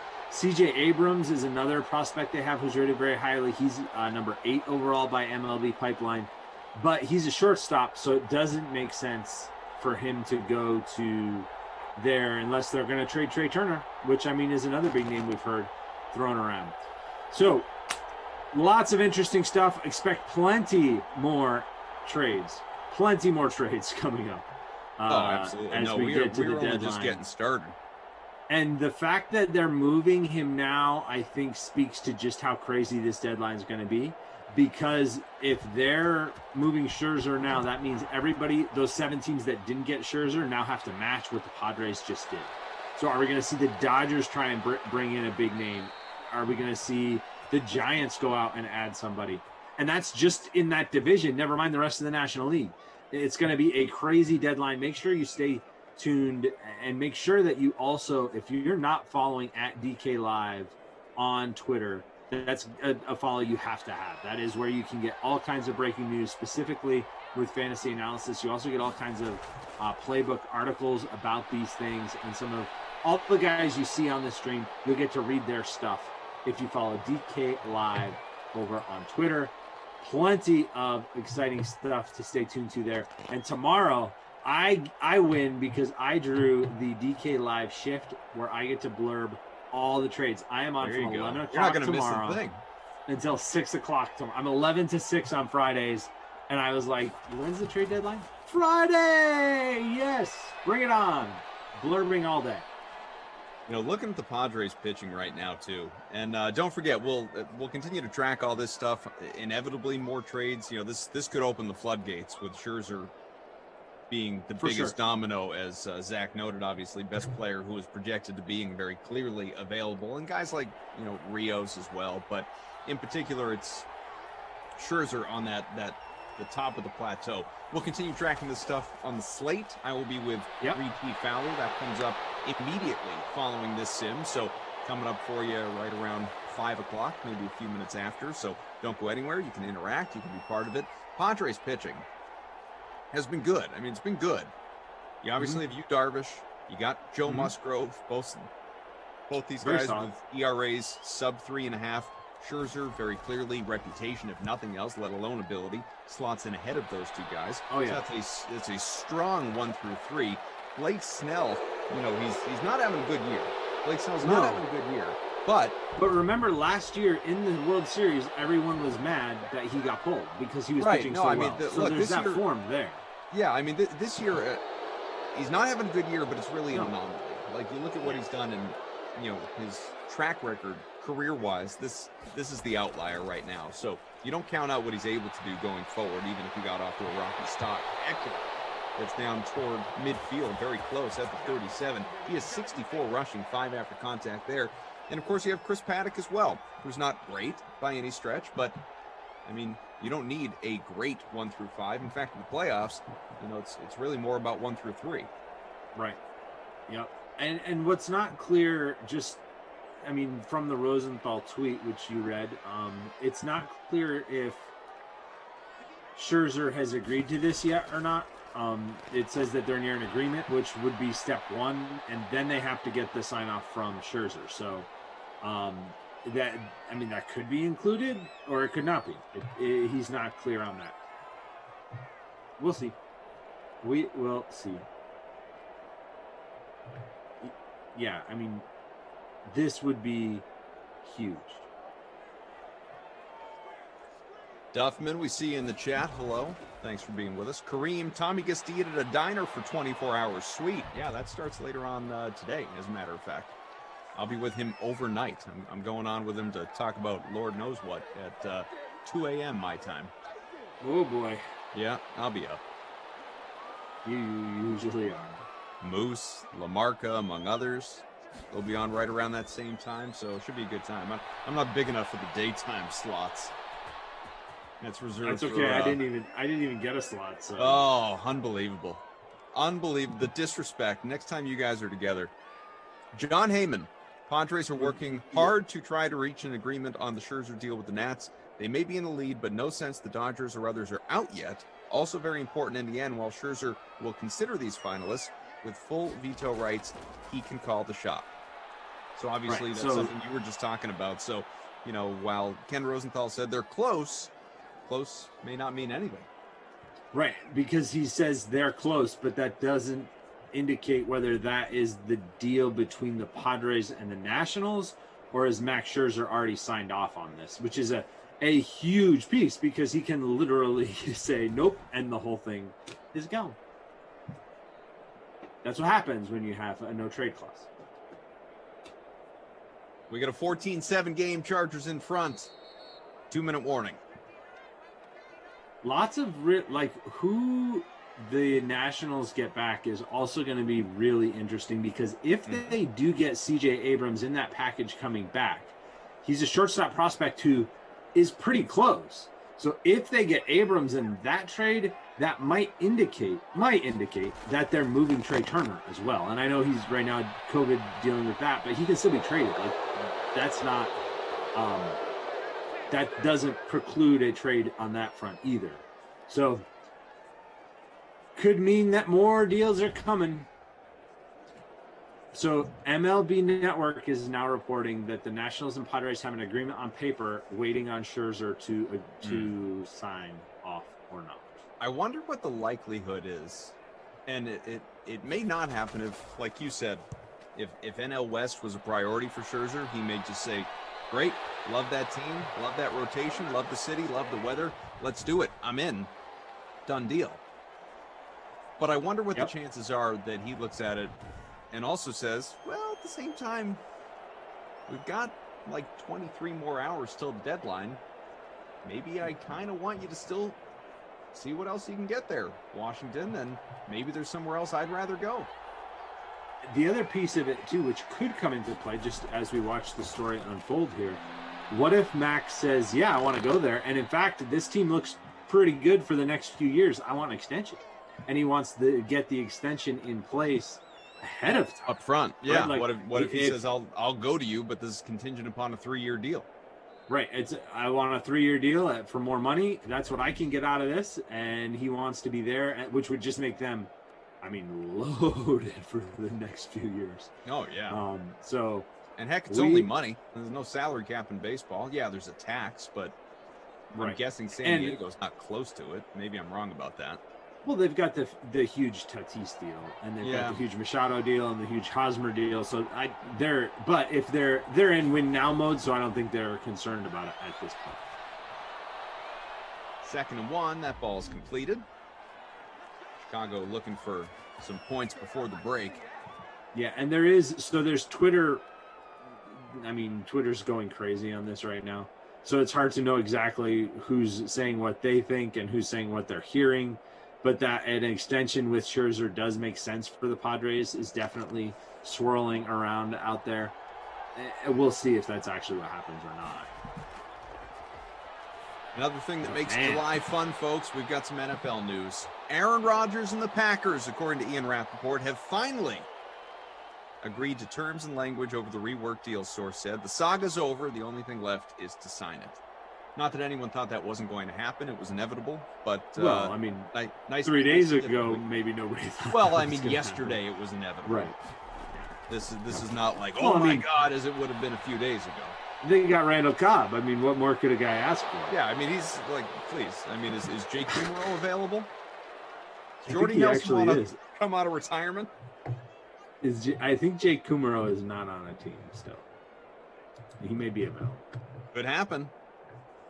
Wouldn't have to even part with a 6th-round pick for him. Randall Cobb had some strong things to say about his other stops too. Did you see that? Jake Kumaro is on the Bills, so they would have to trade something to the Bills. They would. I'm sure it would be cost prohibitive.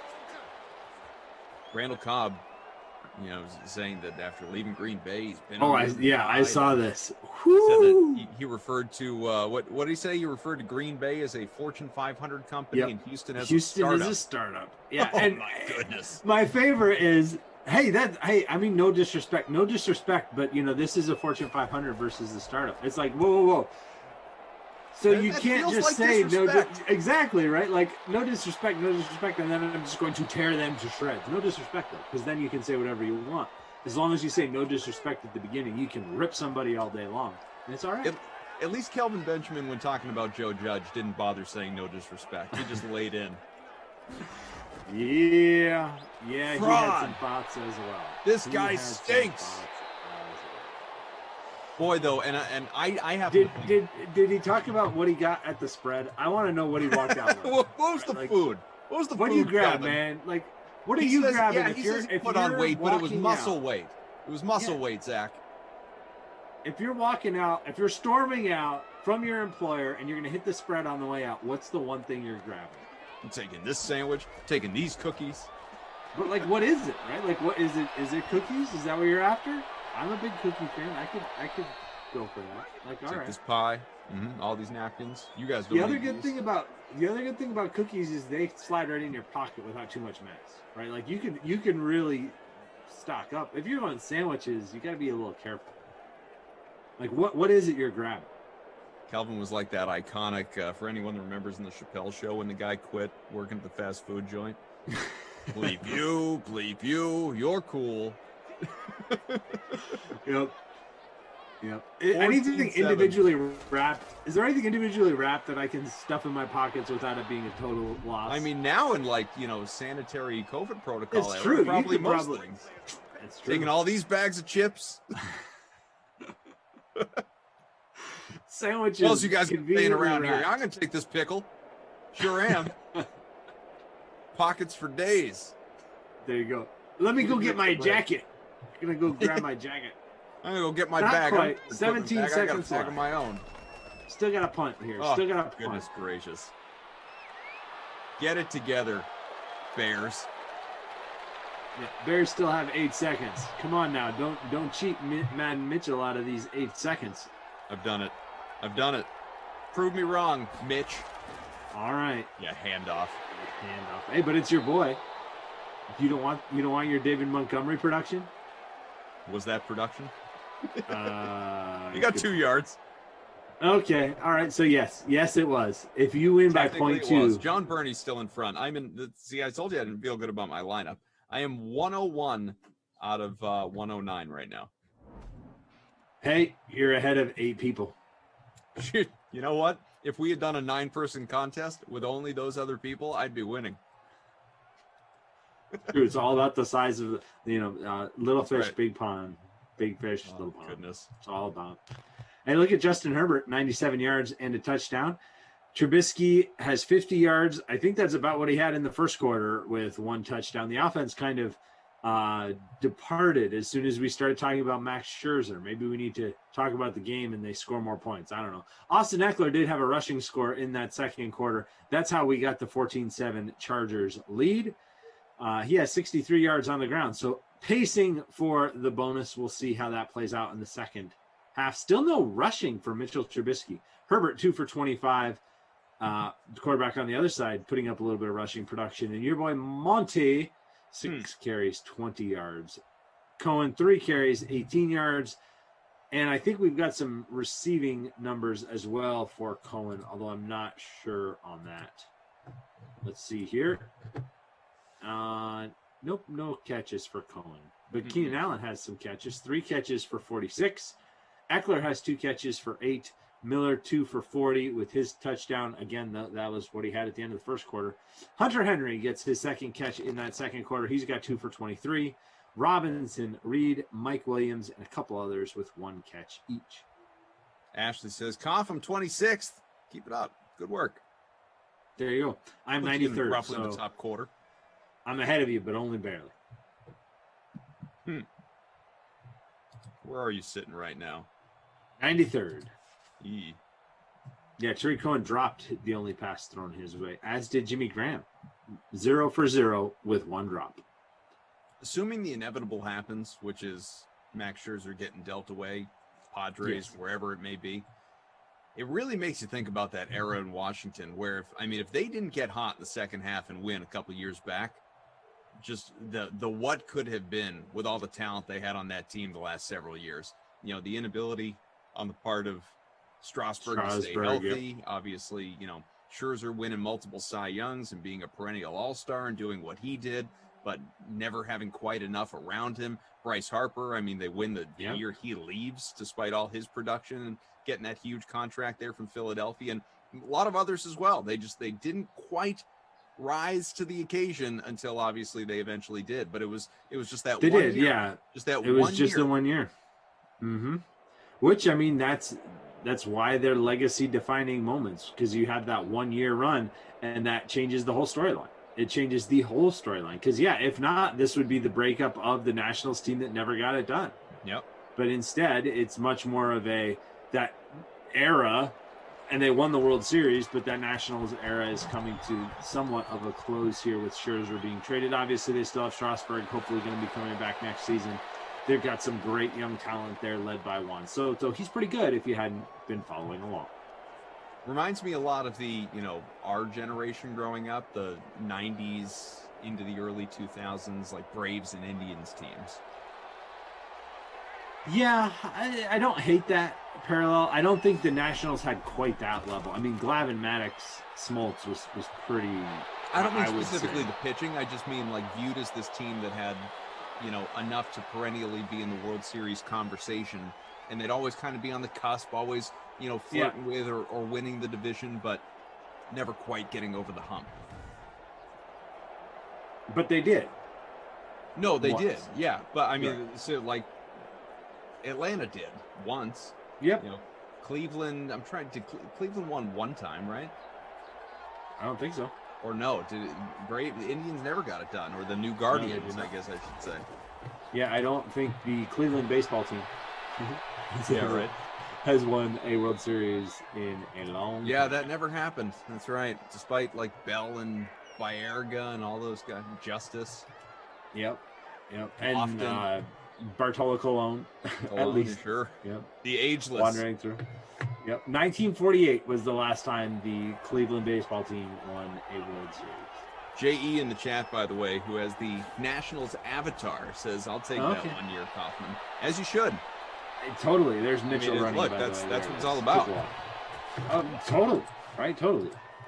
You got to get there once. You get there once, and you can kind of move on, which is what they're doing now, moving on in a hurry. I can't wait to see what they get back, though, because this could be huge. I mean, depending on the haul, if you really had 8 contenders bidding for 8 weeks of Max Scherzer, they might have got a very nice package back. And this could be, for you and all the rest of the Nationals fans, this could be a really smart move and a really good move, depending on if you get Gore or Chatham back. I mean, that could be huge. We got a ton coming up today on the Dream Wrong Stream, CJ. folks. What's that? I said Chatham, CJ Chatham instead of CJ Abrams. CJ Chatham is a Red Sox prospect. CJ Abrams, Padres prospect. My bad. You're forgiven. It's not going to be easy, but I'm willing to look past it. I appreciate we have that. a ton coming up on the Dream Stream today, folks. A lot. There we go. Of course. Fumble! There's the fumble. There's the fumble. This is why. Sorry. This is why you got to protect the football there, Mitch. We'll call you Mitchell when you deserve it, when you earn it. You're Madden Mitch when you do that. Lost the fumble and the Chargers get it. Already up. Maybe those of you now, that... and there he goes, trotting out 3 for 46. So today, obviously, we have 3 more sims coming your way. You're stuck with me for a couple. I'll be with Tarlin Asak, Packers, Patriots. So there's a lot we can get into there concerning both Green Bay and New England. That is the next sim, 6 o'clock Eastern to kick off the late classic. I will be with Matt LaMarca, Broncos and Falcons, 8 o'clock prime time. It will be Moose, Jeff Ulrich, and LaMarca for Cowboys Raiders at 10 o'clock. Madden After Dark tonight, and then you won't hear from me for a couple days because I'm taking the weekend. But in between sims today, coming up after this sim, the slate, me and Reed T. Fowler, we will talk about NFL training camp storylines, Madden rankings. We can get into some NBA draft a little bit. Obviously, Olympic golf. Reed, I'm sure, has thoughts on that. There baseball trade deadline, NHL free agency. I mean, we could go on and on and on, and we probably will. And then after the 8 o'clock sim tonight, so right around 9:15, me, LaMarca, and Saxman's buddy, Anthony Amico from Establish the Run, we will team up a 3-person booth and get into a little NBA draft stuff, a little follow along, go over stuff available to you on the DK Sportsbook. We'll have a good time. Very nice. So like I said, you're basically stuck with me until about 10 o'clock Eastern tonight, almost nonstop. You're going to see a lot of that DVD wall. You're going to be able to analyze much of the DVD wall. Every bobblehead by the end of the night. Maybe. Take them all out, trot them out one at a time. We'll rank them. There you go. Tell you my favorites. You'll have plenty to talk about. You won't need that kind of content. I'm not worried. I got Tommy, former GM Jim texting me and reminding me about tonight's appearance in the middle of the night. Yeah, I'll be there, Carol. Don't worry. Not to be ignored, by the way, in all the, I know I'm bouncing around, but in all the storylines, we've talked about Scherzer and Rogers, and there's just so much happening. Ben Simmons is on the... Sure, let's talk about another sport. Yeah, I mean, we don't need to really dive into it if we don't want to, but just to make people aware, Ben Simmons is on the trade block for Philly. No shock there. I mean, it seems like it's inevitable. That's what people expect. According to Real GM, just a little bit ago, the Warriors rejected the 76ers offer of Ben Simmons for Wiseman, Wiggins, and the numbers 7 and 14 plus 2 future firsts. I mean, yeah, like that. How could that even be a real deal? Yeah, that's like, oh, somebody rejected my offer to sell them my house for $5 million. Yeah, that's like, too bad. I mean, when are the Celtics Of course not. and say, yeah, we'd like Ben Simmons, and we will give you Carson Edwards and... No, see, that's the wrong way. It would be like the 76ers offering to trade Simmons to the Celtics for... we want Tatum, Jason Tatum, Jaylen Brown, 6 future your first-round picks, pick swaps. It's like, oh, okay, yeah, all right. No, that doesn't even make sense. Are you expecting Simmons to get dealt, though, today? Not today, no. I expect he will get dealt before we have on-court basketball again, but I don't. The draft will not factor into it, at least this draft. That would be my guess. Sure. Do you think that is the most likely scenario as well, or do you think he gets moved today? I mean, obviously we're running out of day. I'm inclined to agree that is the most likely scenario, but if I may straddle the fence, I'm not. If he does get traded today, I won't be at all surprised. Oh, I would agree. Yeah, I would agree. It wouldn't surprise me if he does get moved. They're trying to move him. They're calling teams and saying, But we'll it give you Ben sort of Simmons seems for like they'd have to really $5 on the dollar. Yeah, they'd have to really concede what the asking price is.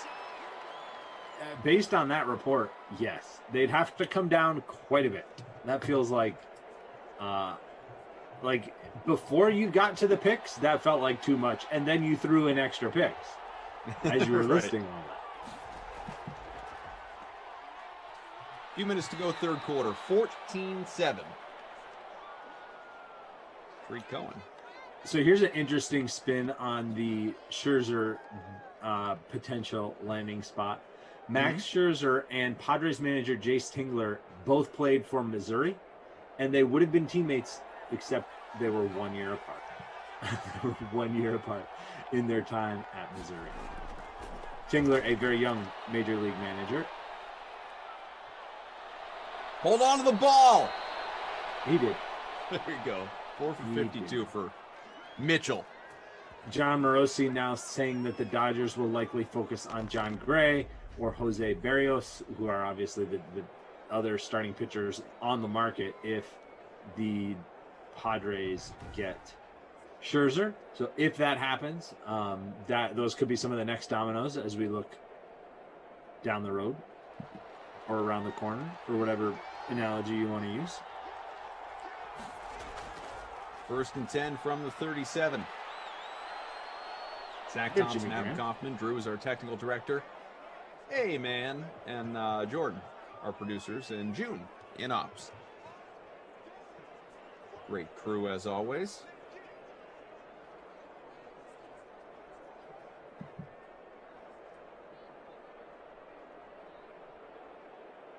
Do you have a favorite trade deadline? Most people, I would say it's basketball, but obviously baseball's gotten more interesting over the years. Yeah, I think because I play so much fantasy baseball that I think it's baseball for me. Like, just for the fun that it brings to fantasy baseball and how it has, like you said, gotten very interesting over the last few years. It is hard to beat, though, the names that move at the NBA trade deadline. Like that, this is unusual that there's a name this big moving. Oh, he did it again. Oh, he did it again. Look, he's pretend holding the football. Second that fumble didn't even look, for didn't even look Mitch. close. Not down. Yeah, he's Mitch.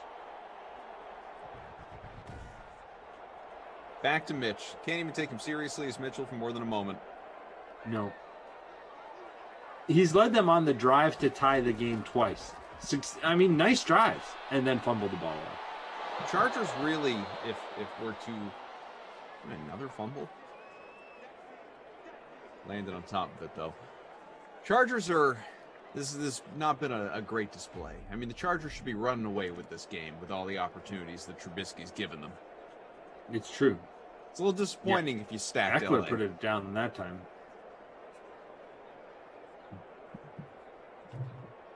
John Burney hanging on in front by about 1.5 points right now. I've jumped to 85th, which is honestly still not good. Herbert completed that Allen. pass to the 38 for a first down. Yeah, since the Eckler touchdown there in the early second quarter, this Chargers offense has been quiet. Very quiet. Too quiet. Let's get it going. Final 20-plus seconds, third quarter. Fourth quarter, we'll get into some of the Madden ratings that we've been teasing All right, for cool. a while. Let's do it. Sounds Eckler like a plan. Again. Woof. He is pacing toward a bonus, though. We'll see if he can wind up getting there. He is not in the top 10 running backs, right? I think he is just outside that group. We don't know for sure yet because we only have the top 10 overall, and then it's top 10 in specific categories, but we don't have the full ratings for everyone across the board yet. Correct.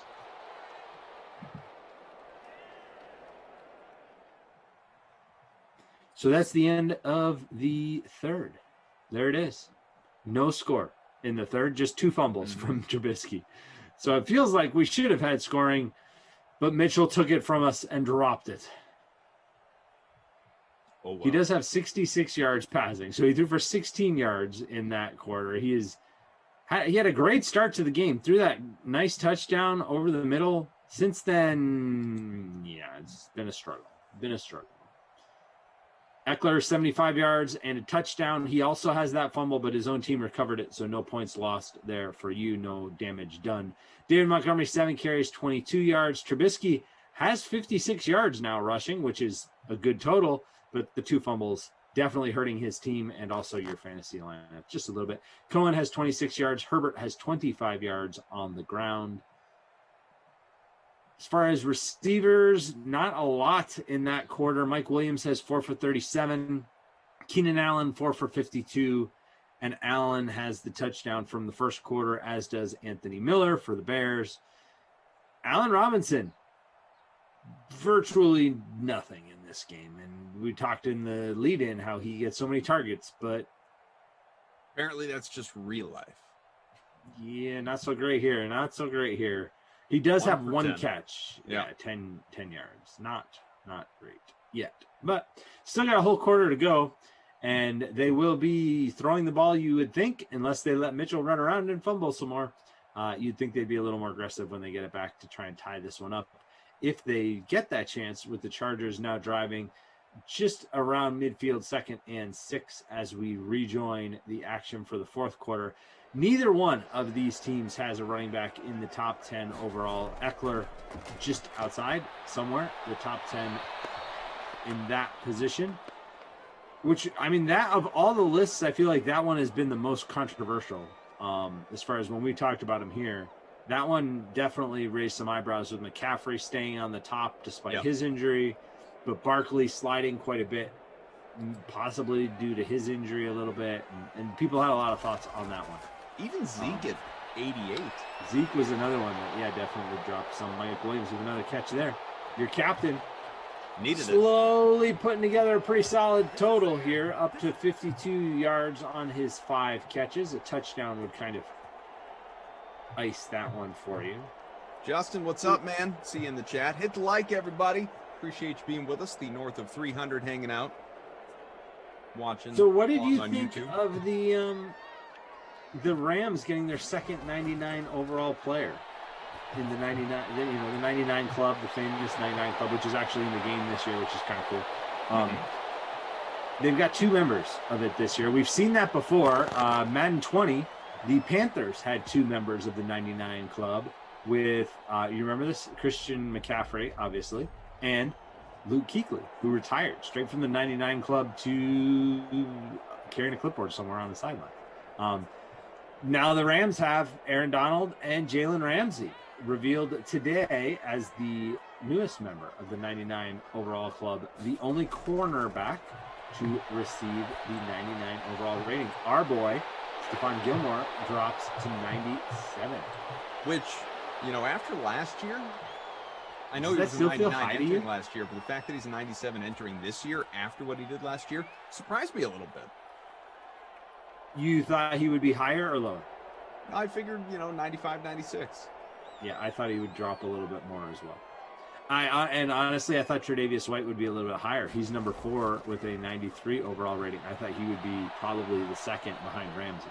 Let's just run through these real quick. The top 10 cornerbacks. Jalen Ramsey, number 1. Stephon Gilmore, number 2.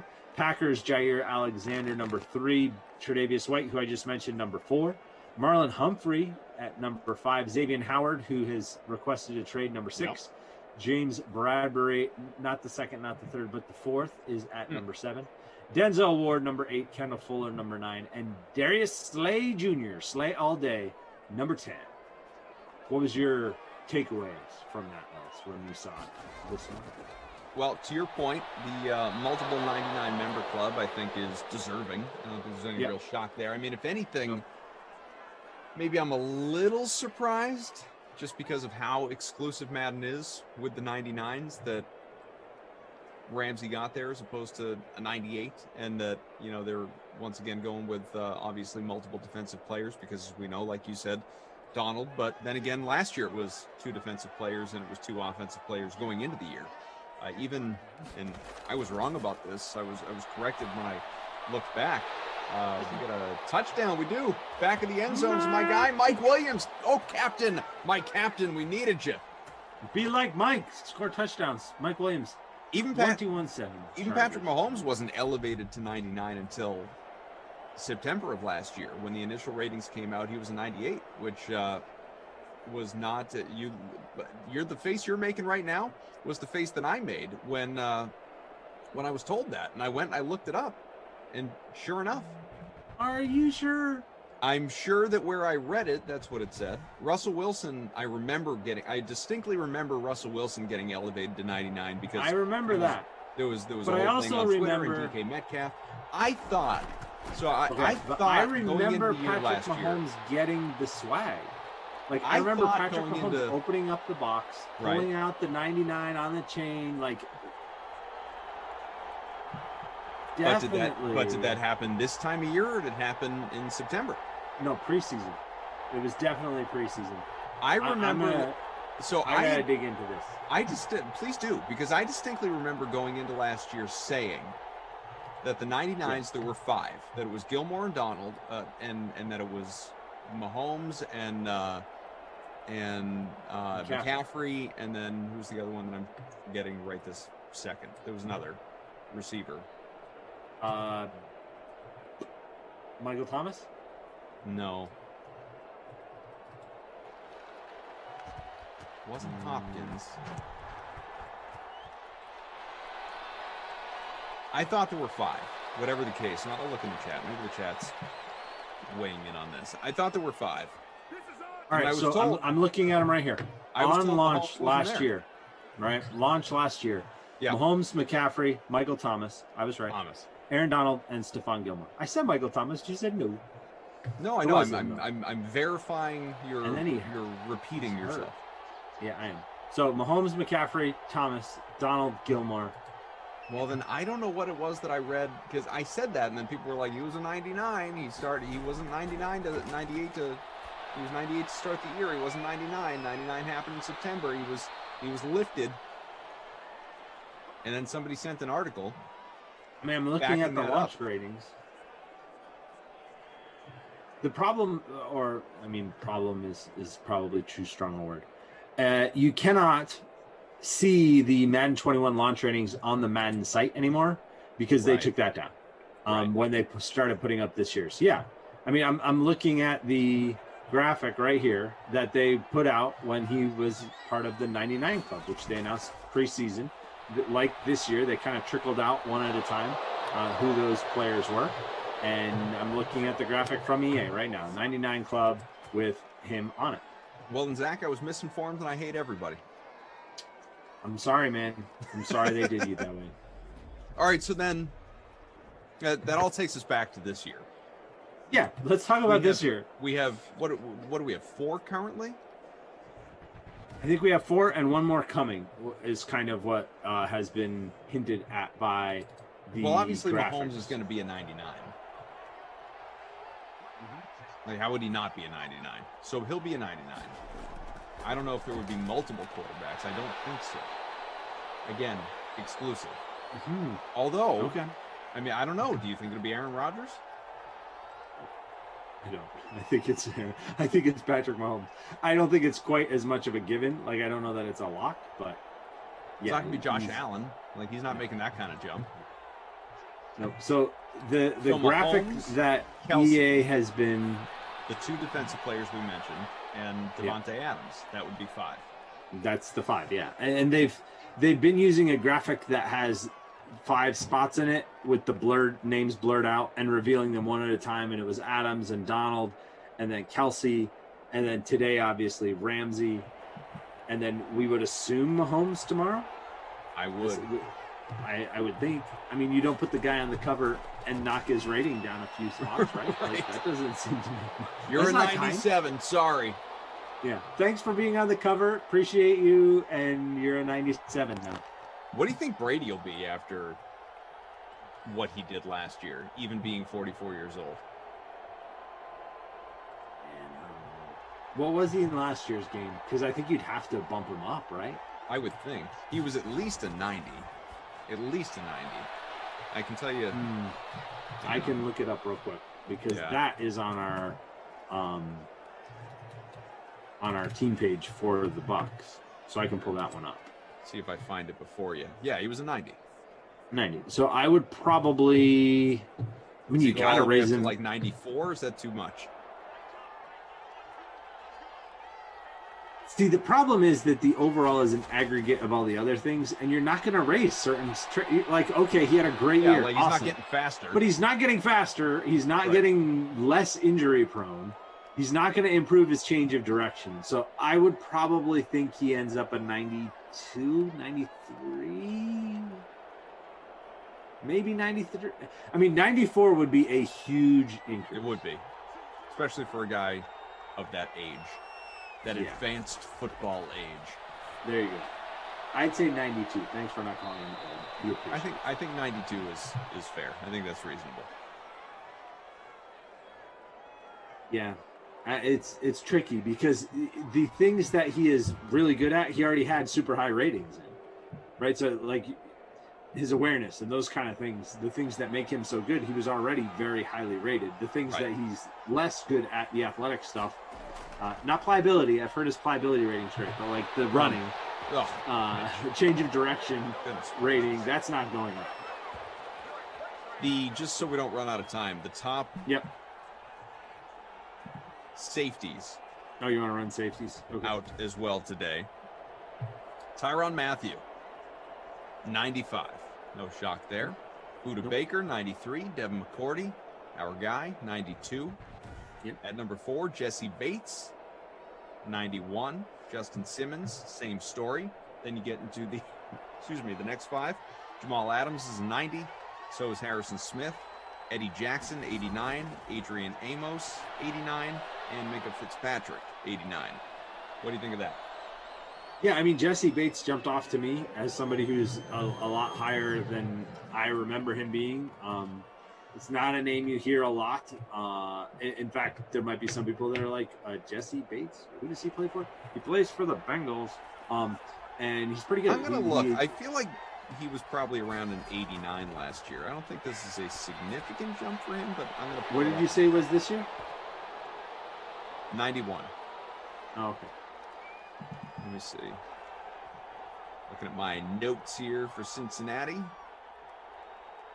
Well, that can't be right. Is that right? I feel like it was a pretty big jump. Yeah. What was it? No, I'm very wrong. He was a 79 last year. So that's an enormous jump. Right. He did have superstar traits in the update, I believe. Okay. I don't think in the December update that we added he was in there, but I could be wrong.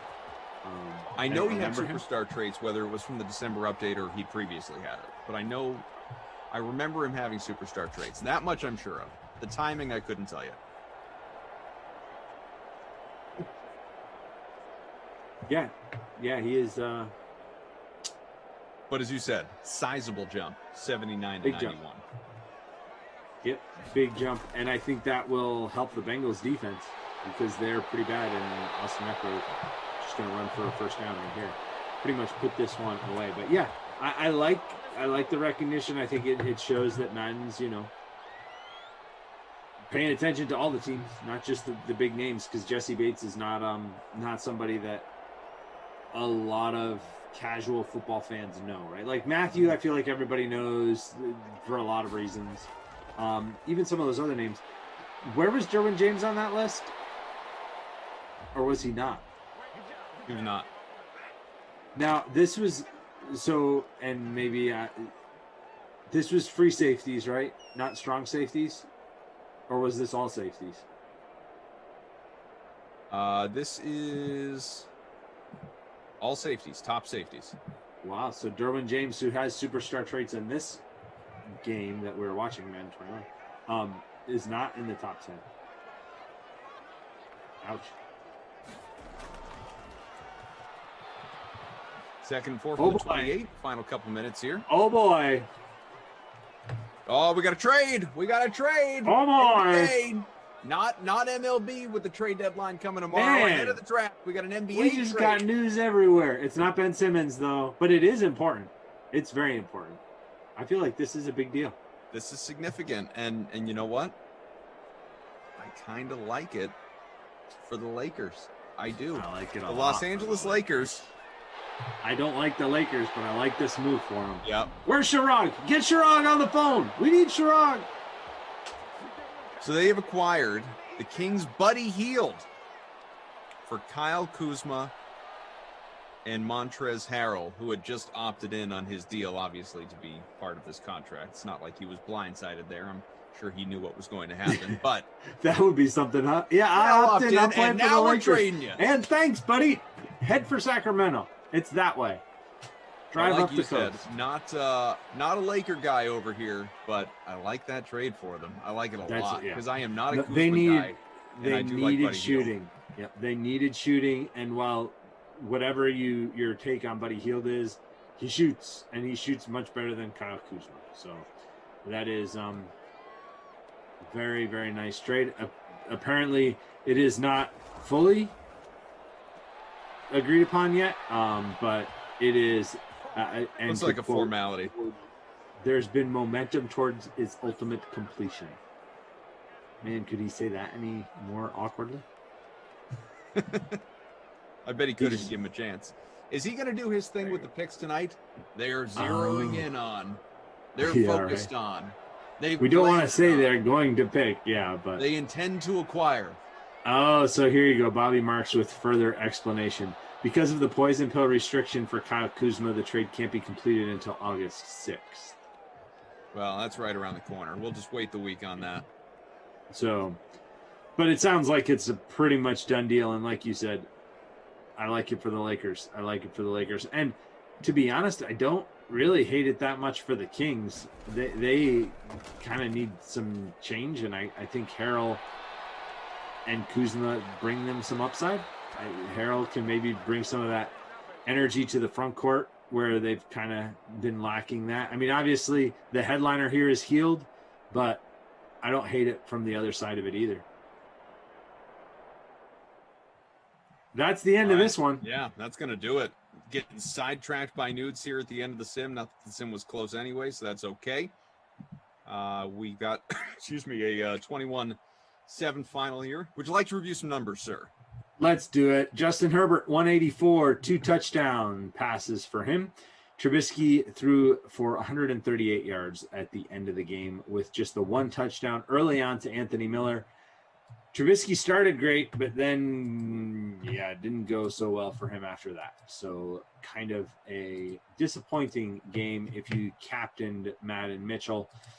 Some of the best captains and really the only guy who hit the bonus that I can think of off the top of my head is Austin Eckler, 117 yards on the ground for him with the touchdown. Montgomery had 22 yards on the ground, Trubisky 56, but did have those 2 costly fumbles.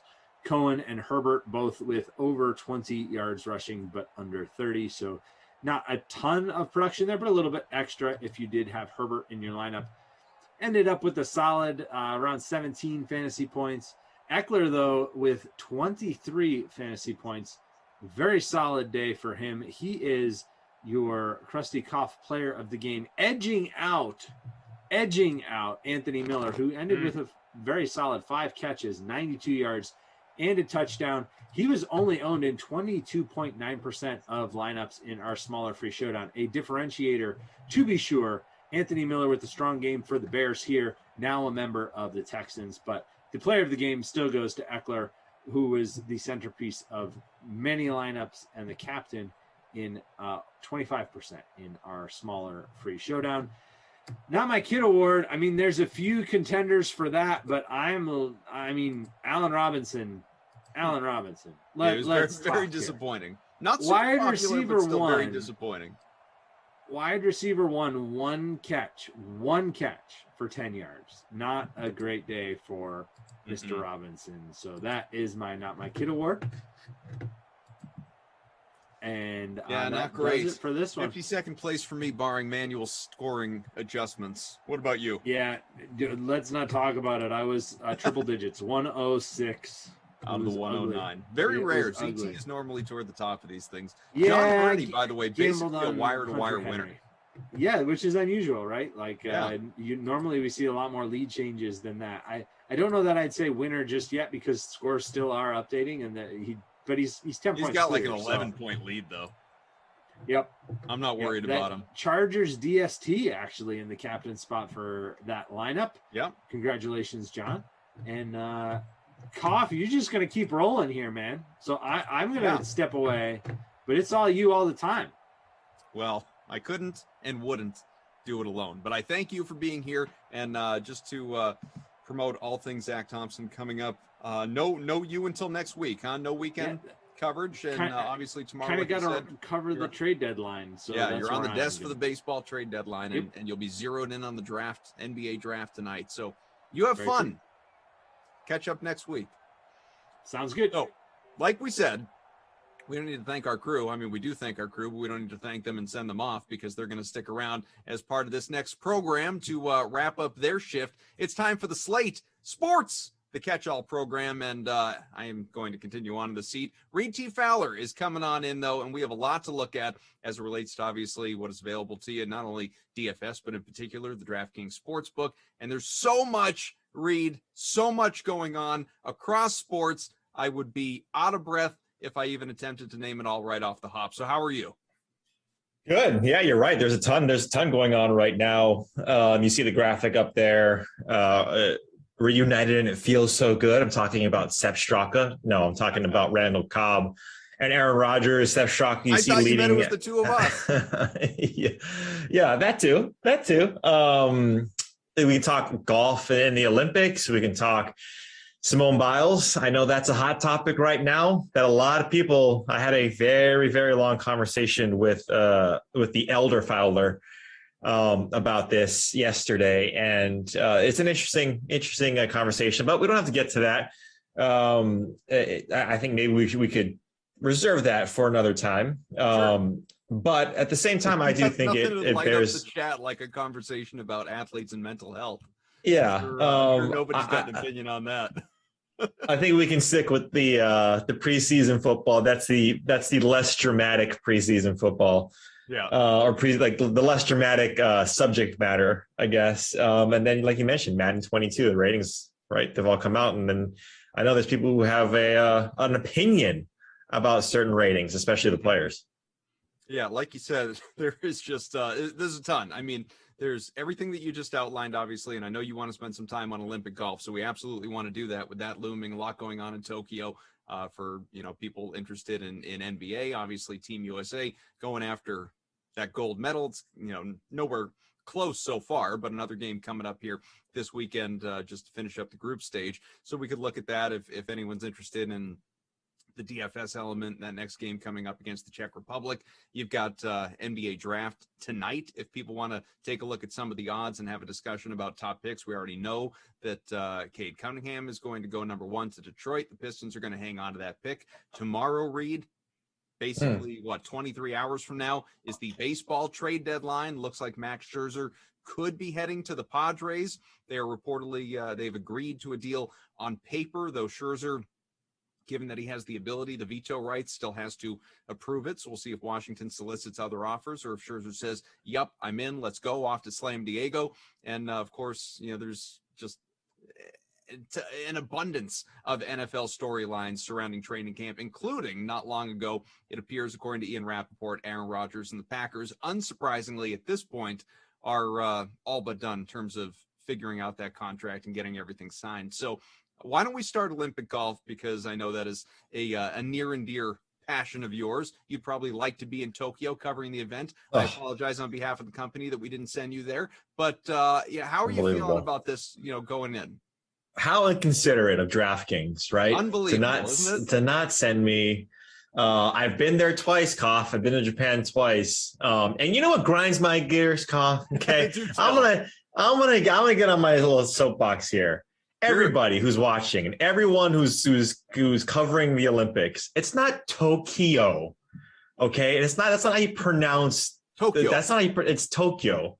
There's no key, there's no I or E in there, there's no vowel between that. It's Tokyo. So anybody who's talking about it, it's look, trust me, I've had an issue trying to pronounce the cities and the towns up here in New England. Okay, but there's one thing that I need, and it's like nails on a chalkboard when I hear this. It is not Tokyo, it's Tokyo.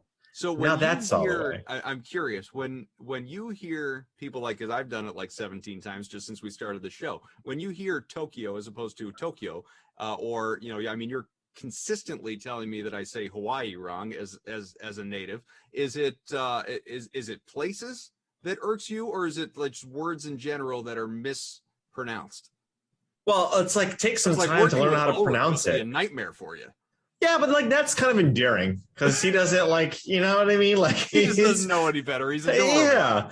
Yeah, exactly. And it's Ulrich. You can't get mad at that. Yeah. But like it's one thing to like Kasuma Gaseki. That's the tongue twister, right? Fine, okay, I get that. But Tokyo is not. It's 5 letters. You go on YouTube and you just listen to someone saying Tokyo correctly. You can, and I'm not necessarily talking about like the regular people out there who's just talking about it at the proverbial water cooler. I'm talking about the people who are covering this for major stations and broadcasting across millions and millions of people. Do not say Tokyo. Say Tokyo. Just learn how to say it if you're in the profession. That's all I'm asking. That's all I'm asking.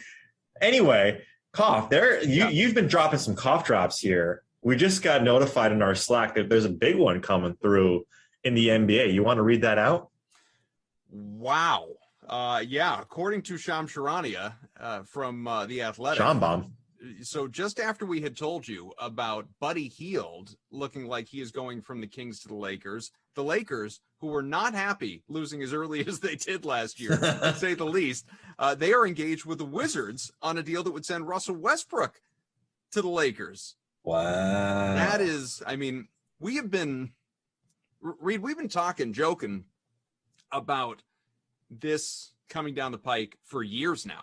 Like since before he went to Houston, before he went to Washington, it was when is Russell Westbrook and this fashion maven. He's been wanting to go to the Lakers for 5 or 6 years. I mean, this was a talking point since he was still playing with Durant in Oklahoma City. And now it looks like this could actually happen on draft night, no less. So I love that big things are happening here in the hours ahead of the draft, which begins in just a few hours. And remember, me, Matt LaMarca, Anthony Amico will be along with you for a draft follow-along show after the 8 o'clock sim, 9:15, whatever it is, Eastern time. This is significant. This is big. I mean,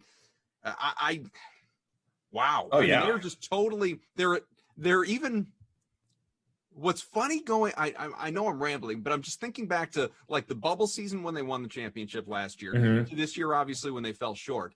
Last year, they got hot at the right time. They were healthy, obviously. They were the projected favorites. Like, I guess it's unfair. It's sort of a disservice to say that a team led by LeBron James and Anthony Davis got hot at the right time, because that's, what they're supposed to do. That's what they're built to do. But I actually, coming into this year, I liked this Lakers team better than I did last year's team because I thought they were deeper. I thought they were more well-rounded, and they couldn't sustain health, which obviously when you're led by, they were still top heavy. So when you're top heavy and your stars are not healthy, that's going to doom any team. That's not, just anti-Lakers. Any team that has to deal with its biggest guys being unable to be out there and reliable on a regular basis, that's just inevitable. But they are, it's like they're going back to the bubble in some ways and saying, depth be damned. We're just going to rebuild our starting 5 and then whatever, we'll figure it out. I mean, that's what this Westbrook and so long Kuzma bringing Hield, by Harrell, like that's what this screams to me. Yeah, and you're not necessarily acquiring Westbrook for that triple-double that he's going to give you when he's on a Wizards team, right? Right. You're gonna acquire someone like Westbrook Because look, he's one of the best players in the NBA. I don't think that's debatable, right? He's just one of the top players in the NBA. He also led the NBA in assists per game at around 12. And if you want to take some onus off of LeBron playing that point guard position, which in a lot of ways it's a natural position for a guy like LeBron who wants to distribute, I think that's a big move. If that's the case, right? If that's the case, we've seen Westbrook in a situation similar to this, right? Nothing is similar to playing with LeBron, but there's things that are pretty damn close. And what is going to be different from Russ being in LA? Look, he went to UCLA. He was fantastic in college, right? This is home for him. I'm sure in the offseason he's in California more than not. So yeah, I mean, what does that mean with Buddy Hield? Like, is he a starter? Is he coming off the bench? If this is the case, right? If all of these things transpire, I think it's a name that's going to obviously bolster not just the game itself, but the product outside of basketball. And you're seeing now what are these guys they're planning on what are they doing after the NBA? Like after their careers are over, where do you want to be? And look, Westbrook is on the latter part, the sunset of his career, sure, whether we like to think of it or not. So this also interesting. Pardon me. Let's just get that out of the way. From Shams, there we go. I had to. It was just annoying. Good. Lakers and Wizards discussing a trade that would send Kyle Kuzma, Montrezl Harrell, Kentavious Caldwell-Pope for Westbrook. Lakers number 22 in the draft could also be in play. So that turns this conversation around a little bit because we were presuming, based on what we saw from Adrian Wojnarowski, the two, they battled, the Woj bomb and the Shams bomb, that it was Kuzma and Harrell going to the Kings for Buddy Hield. So obviously you can't send the same players multiple places. So what we don't know is this going to turn into a 3-team trade where the Lakers do get Westbrook and Hield, or is it not that at all? Is it going to be is it one or the other, which obviously, like I said, alters what we're talking about here. Yeah, unless you're a variant. Shout out Loki. You know what? There you go. Now you're on to something. Thank you. I appreciate that. little pop culture for you heathens out there. No, this is what we love. This is what we love about Woj bombs and Shams bombs is that we're getting multiple scenarios. So guys like us talking heads get to talk about it. Realistically, though, Koff, in the Western Conference, where does this put the Lakers? Let's say they get Westbrook, right? Sure. Let's say that is the move that has the most allure and the most immediate success, I would argue, as opposed to Buddy Hield. Sorry, Hield family, but Westbrook a little bit better. What does this do for them as the Western Conference? Now, if we're talking about odds, if you're talking about next year, I was just going to say, I mean, you're operating our screen share here. What's the future situation for the NBA? Because I got to think the Lakers, because they're the Lakers. It's not like the Suns winning the West are all of a sudden going to be number one, and the Clippers with Kawhi potentially wanting out. Like I would think. I know you'll pull it up, but I'm assuming the Lakers are number one, even independent of this deal. Doesn't look like we have anything for next year yet on the DK Sportsbook. Because it's a GD mess right now. because nobody like the Stuff algo is all over the place. Yeah, we don't necessarily want to be like, oh yeah, Buddy Hield, like over under, right? No, we don't know just yet. But look, I would argue if you take a look at the Western Conference, I mean, I would think. Right, that those big three would be with AD, Westbrook, and LeBron.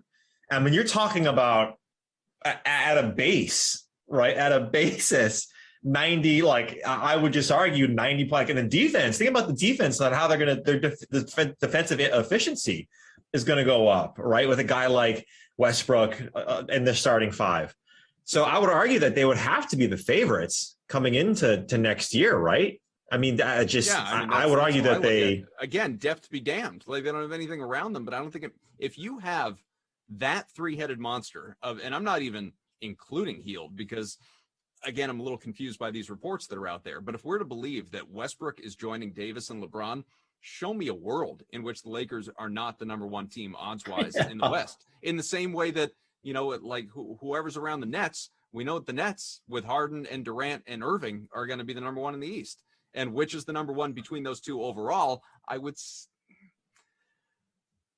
That's tough. Like, That's a little. I'll probably go tougher, Lakers. actually. I would think the Lakers, but that's a little tougher. Yeah. Maybe maybe the Lakers are just deploying what they saw with McVay and the Rams and say, screw draft picks.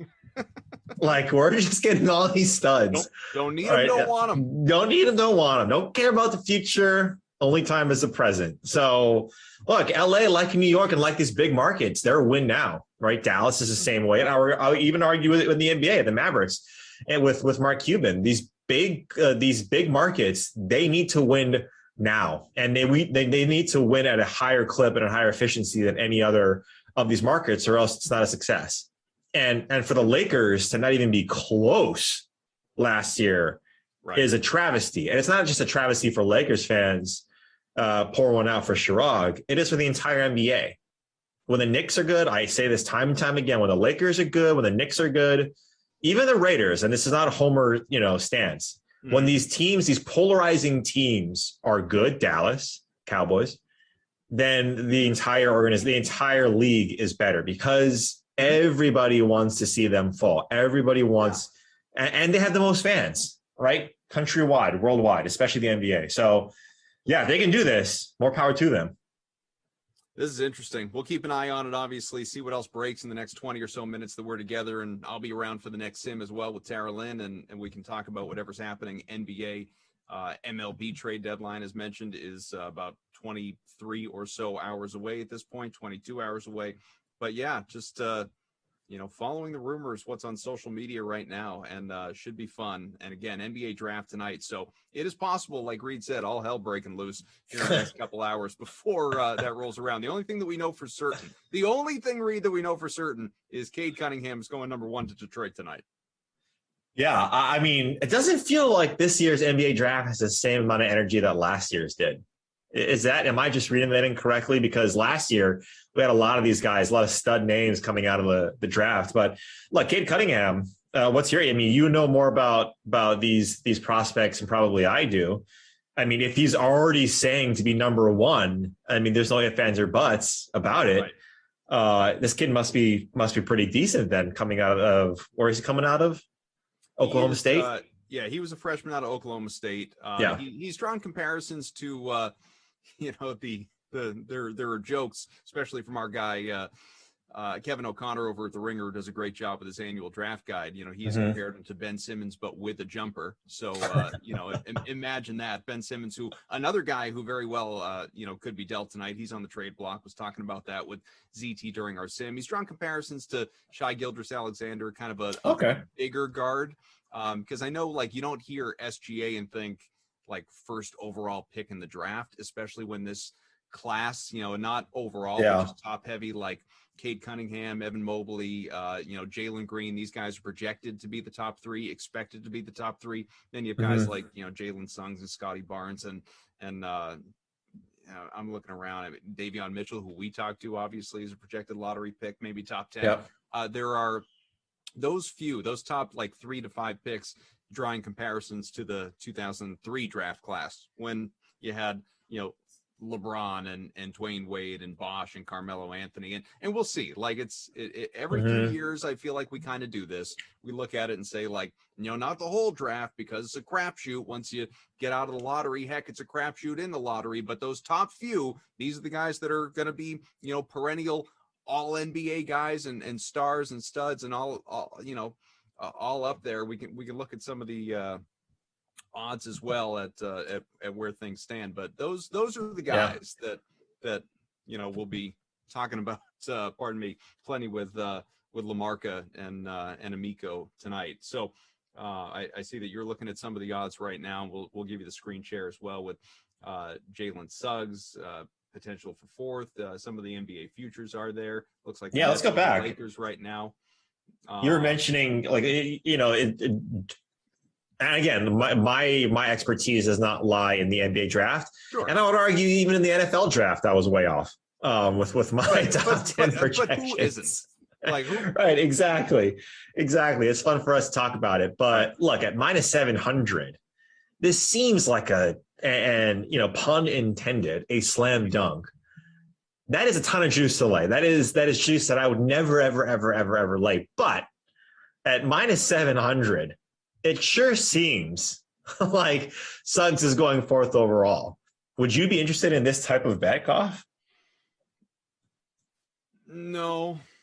No, I wouldn't. It like when, I don't know, when what it, I guess in a greater sphere, a greater conversation when it comes to just like betting, gambling in general, if something seems too good to be true, if it seems too much of a lock, how do you argue that it's worthwhile? Like you're investing so much for such a marginal gain. It's like, what's the point? You start to maybe be like, you get out of this point, you get out of like fourth overall and you take a look at like, even beyond fifth, like looking at what you've got in front of you, like top 10, it's like, okay, well, who's a guy that's projected to go like 13, 14, but I really think a team's going to take a chance on him in the top 10, like those are the guys. Like looking at what you've got up on your screen right now, that obviously the people out there with us can see. And if anyone has any questions, don't hesitate. Like Davion Mitchell, who you just clicked on, plus 160. This is a guy who has been attached to Golden State at both 7 and 14. If you happen to believe that Golden State really wants him, but they're not going to take him at 7 because there's going to be somebody else, so he's going to slip and another team isn't going to want him and they're going to, get him at 14, then obviously you're not going to invest in him here at top 10. But if you think that, well, 14 makes a lot of sense, but you know what? They just don't want to let him go. They're going to reach a little bit on Davion. They're going to get him at 7 because they don't want someone else to swoop in and get him at 9, 10, or 11. Then all of a sudden that becomes an attractive number. You know what I mean? Yeah. And if you don't feel, and this is what we saw with the NFL draft as well, is if you don't like necessarily picking at the exact spot, right, you can do over-unders in the player draft position. So if you think that he's going around, because like the Pacers have also been tied to him as well, and they have the 13th pick overall. If you feel like that you have something on that other people don't, like Davion Mitchell is 12.5. That's the line where it's set at. If you think he's going 13th to the Pacers or 14th, to the Golden State Warriors, then, over, the 12.5 minus 140, you got to lay the juice. But if you think they're going to reach, people are going to reach on this kid who looks like, he's a great on-ball defender. He's got great stats, coming out of college, obviously. Yeah. It's plus 110. Now, that's essentially even money. So that's something if you don't want to, if you think really, because if you think about it, this says to me that he's going to go 10th or beyond. Right. So it's really those 2 or 3 picks that you see Davion Mitchell out of Baylor going to. And if you take a look at who those teams are, right, it's the Hornets, right? It's the Hornets, the Pelicans, and the Spurs. Right. Those are the teams that are 10 through 12. So could Davion Mitchell fit in one of those teams? I mean, when you're a great defender on ball, you can fit on any roster. Sure. Yeah, 3D guy, it's small, undersized, but he can guard. Just, can't guard all 5 positions, but he can guard. He could just maybe not. On that page that you're on I'm looking, we got more from Woj. Let's see. No agreement in place. Work still to do on Westbrook Lakers deal, but in talks with the Kings on a possible Heel deal, also ongoing between the 2 teams, source says. So this could go, it doesn't sound like both. Doesn't sound like a 3-team deal that's going to bring in both. Seems like the Lakers are just trying to get the best offer for Kuzma and Harrell right now. And is it going to be Westbrook, or is it going to be, Westbrook for those guys and more, or Healed for a little bit less? Oh, we got another Mark Stein. Is that like a Stein? What would be his little alliteration? The Stein slip? I don't know. That doesn't sound complimentary, right? No, it doesn't. Not at all. It's not a Stein bomb. Stein line. Yeah, it's just which is his Twitter handle. It's just the Stein line. Triple-double King Russell Westbrook headed to the Lakers now that the Washington Wizards have swooped in ahead of Sacramento to take the Lakers trade package by Kuzma and Harrell. So it looked like, and he's saying Westbrook and Scherzer traded on the same day. Yeah, it must be tough to be a Washington fan right now, especially knowing Bradley Beal could be on his way out the door too. Like, just keep it going. But so it sounds like the heel thing is not happening. Which, I mean, if you're Kuzma and you're Harrell, Do you like that? Like now, before you would just have to drive south. Oh no, north to Sacramento. Now you got to pack your bags and go a little east. I would be. This is tough. Would I rather be going because I feel like that Beal is going to go too. I mean, if Westbrook's going, I'm inclined to believe that Beal's going to go. That being said, people said that, when John Wall was traded, like, well, they traded Wall, so they're going to get rid of Beal. So maybe not. I'm trying to think if I'd rather be with Sacramento, and I'm not talking about like the city, the organization, the team, what they have. Would I rather be, with the Wizards or the Kings? It's the Wizards, but it's not by a lot. Look, Wizards 34-38 in the Southeast Division, obviously in the Eastern Conference. Yeah, well, Russ was getting them a triple-double every night. Right, exactly. They were 7 games behind. Points scored 116, points against 118. So their defense really has to bolster up. But if you took it, better young talent, like the Kings definitely have better young talent, but the West is the tougher climb, I think. Exactly. So if you're Kuzma and Harrell, this is where probably getting into the individual nature of trades kind of comes into play in my mind, right? Is what is Harrell and Kuzma's thought process now? Right. Well, they're not going to win a championship, not even close, right? On either team. Yeah. So do they pad their stats? Do they make it all about them? Does that now mean for DFS and for season long for NBA that you go after guys like Kuzma who are going to smell a ton of minutes? Do you go after someone like him? Because if you take a look at what he's going to be able to do, and if Bradley Beal isn't there, Kuzma's going to get all the looks, I would imagine, right?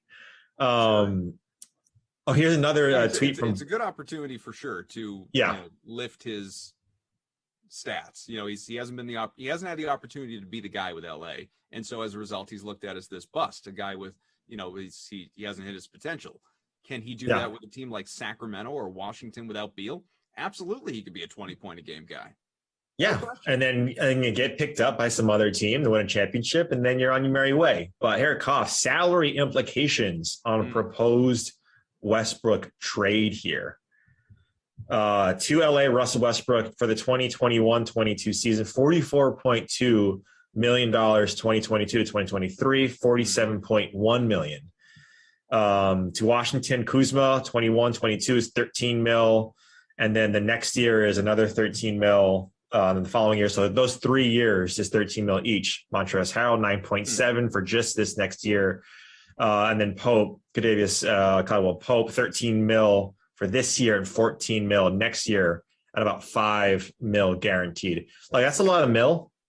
But obviously 44 and then 47 the next year for good old Russ. It's a big number. Big number. All I know is our guy Chirag is bouncing off the walls. Yeah. I'm very happy. Yeah. And we just keep on seeing the tweets, and this one from Eamon, one of our guys in the back here from Kevin O'Connor. Mm-hmm. Laker fans, they don't seem too happy about this. Well, Westbrook is the better player, but you could argue Hield is the better fit. And you're not giving up as much, and you're not losing as much of your depth. So I kind of get it. I do kind of get it. But it's Russ. Right. It's Russ. But, this is why guys like, Stephen A. Smith were taking all the flack last year saying that, look at Russell Westbrook. He's a volume stats guy. He's never going to win anything just because he's out there to average triple doubles and not take his teams anywhere. And obviously there's evidence in the past of that. Overall, he's had some decent runs, not with Houston or Washington, but back in the OKC days when he had Kevin Durant with him as well. But, now projecting ahead, obviously it's he's not going to do that in LA with LeBron and Davis. I think that's a misleading question though. Right? I get what O'Connor's doing, but just saying in a vacuum, who would you rather have? I mean, to me at least, the clear cut is Westbrook. Sure. Because again, like if you transport to when the NBA Finals is happening and you don't see the Lakers there, then you're going to be crying in your soup saying, I wish Russell Westbrook was here. Or at least, what would the season have been if we had Westbrook? Because the normal fan doesn't care about the money. They don't care about the salary cap. The avid fan, people who are watching, sure, of course, because the longevity of the Lakers is what you care about. But let's not mistake this at all. Yeah. The Lakers will do this every single year if given the chance and the opportunity. They have the capital. They're not worried about that. It's can they win? Now the issue is, can this be a cohesive unit, right? Can they actually make this a success? Because we've seen this, again, with Russ specifically. You put him on a team with superstars. What do you make of it, right? Can he be the guy that doesn't get you the triple-double and still be effective? Can he be that guy? I think it remains to be seen, but the Lakers clearly the spot that he wants to go to. And we know, when you feel comfortable in your own skin, when you feel comfortable in your environment, other things start to happen. And I think that's what you're going to see with Russ, is that now he's back home in LA. I think it's going to be a huge difference for him and how he plays. Well, Reed, the beauty of breaking news is we weren't planning on talking about any of this. You pivot, you react, you pivot. But we've only got, let's see, 5, 6, 7 minutes, something like that left before we take a couple minute break before the next sim comes along, obviously. And just a quick little update on Max Scherzer from Ken Rosenthal from The Athletic. Sources say other teams are still trying to top the Padres for Scherzer. Nationals and Padres essentially have agreed on the players in a trade. Situation may be completed or complicated, by the way, by Scherzer's ability to veto any trade and effectively choose his next club. So once again, something to keep an eye on. We'll monitor. Might not even happen today. Who knows? And the MLB trade deadline is at 4 o'clock Eastern time tomorrow. Pardon me. NFL though, and, we've spent enough time on the Sims on Madden rankings. I don't think we need to spend our time on that. Early season, very early season, early training camp, I should say. Storylines there. Fortunately, our pal Kenny Ducey can sleep at night now that Zach Wilson has signed his contract with the Jets, so that's a done deal. They won't be turning to the captain James Morgan as the quarterback for that team. Aaron Rodgers and his Christian hair and when I say Christian, I mean Christian DeAndrea. Now that he's got the new look and new relaxed mindset, and they could have gone both ways, by the way. So touche. Really could have. I suppose that totally unintended, but I guess it could have been. That's pretty good. There are a bunch of things coming out of camp early on. What's jumped out to you first and foremost? That you're patting your own back on an unintended joke. That is the most cough thing. No. Because now I'm just picturing it. That's all. Right. Exactly. I think the Prescott news is pretty. It's giving you some drawbacks to what happened in the season when he hurt himself. Muscle strain in his throwing arm too, right? That's scary, and we know what Dallas can be with him. We know that this team is and this offense is so much more efficient, so much more fun to watch. Yeah. When he's the guy, when he's there. We saw what happened when he wasn't the quarterback. Jesus, this team went from number 1 essentially in all statistical categories to 31. It was bad. How dare you disrespect Andy Dalton and everybody else? Yeah, exactly. Everybody else. Can't even mention who they are anymore. You already forget. I'm trying to remember who the other QBs were. Yeah, I'll give you some time. It started with a B. There was one guy that started with a B. God, you would think talking to Nick Eatman every week about these guys with the Cowboys, I'd remember. But anyway, go on. But I think that's the one that you want to keep your finger on the pulse, because that matters for CeeDee Lamb, that matters for Amari Cooper, Blake Jarwin, who also got hurt towards ACL in game 1, Dalton Schultz, and Ezekiel Elliott too, right? He is the guy. He is the tide that rises all ships. That Dak Prescott. So that's something you want to keep your eye on. Michael Thomas news, right? You kind of, of course you should. Hindsight's always 2020, Mike. Of course you wanted to do it earlier. Playing around on a high ankle sprain, not the greatest idea, right? Playing around that kind of stuff, not maybe the best idea. But at the same time, what is that going to look like too, right? Where do you draft Michael Thomas? I think when I look at training camp, when I look at these things, the minutia of seeing the workouts, seeing the route runs, the Henry Ruggs gaining 13 pounds over the offseason, all of that's noise. You're going to hear so much coach talk, so much like, oh my God, Drew Lock looks like the QB1 that the Broncos were always hoping for. That's why they didn't draft quarterback. Clowns. Definitely should have drafted a quarterback. But that's you have to kind of sift through the noise and find out what the news what truly matters. And I do think that Dak Prescott one is one that I would keep in mind, just because, it's a throwing arm, it's a muscle strain. Those things obviously can manifest themselves into things that are much, much more severe. So that's something to keep in mind. Ben DiNucci, thank you, producer Jordan, for doing that very important research. I don't know if we'll ever see him under center again. Is he the backup for Dak? Like, if there's a problem, has he been elevated to that spot? I hope not. I'm not even looking at the backup for Dak because it doesn't even matter. No, it does matter. It clearly matters. And look at last year, and then obviously, like you said, the muscle strain he's dealing with now. So the depth chart, according to ESPN, is Garrett Gilbert is the backup. Then GG, yeah, and then Cooper Rush.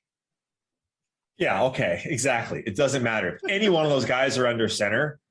Like, fade everything Dallas, right? That's what we did last year. We faded everything Dallas when Dak wasn't in, when Dak was hurt. It took some time.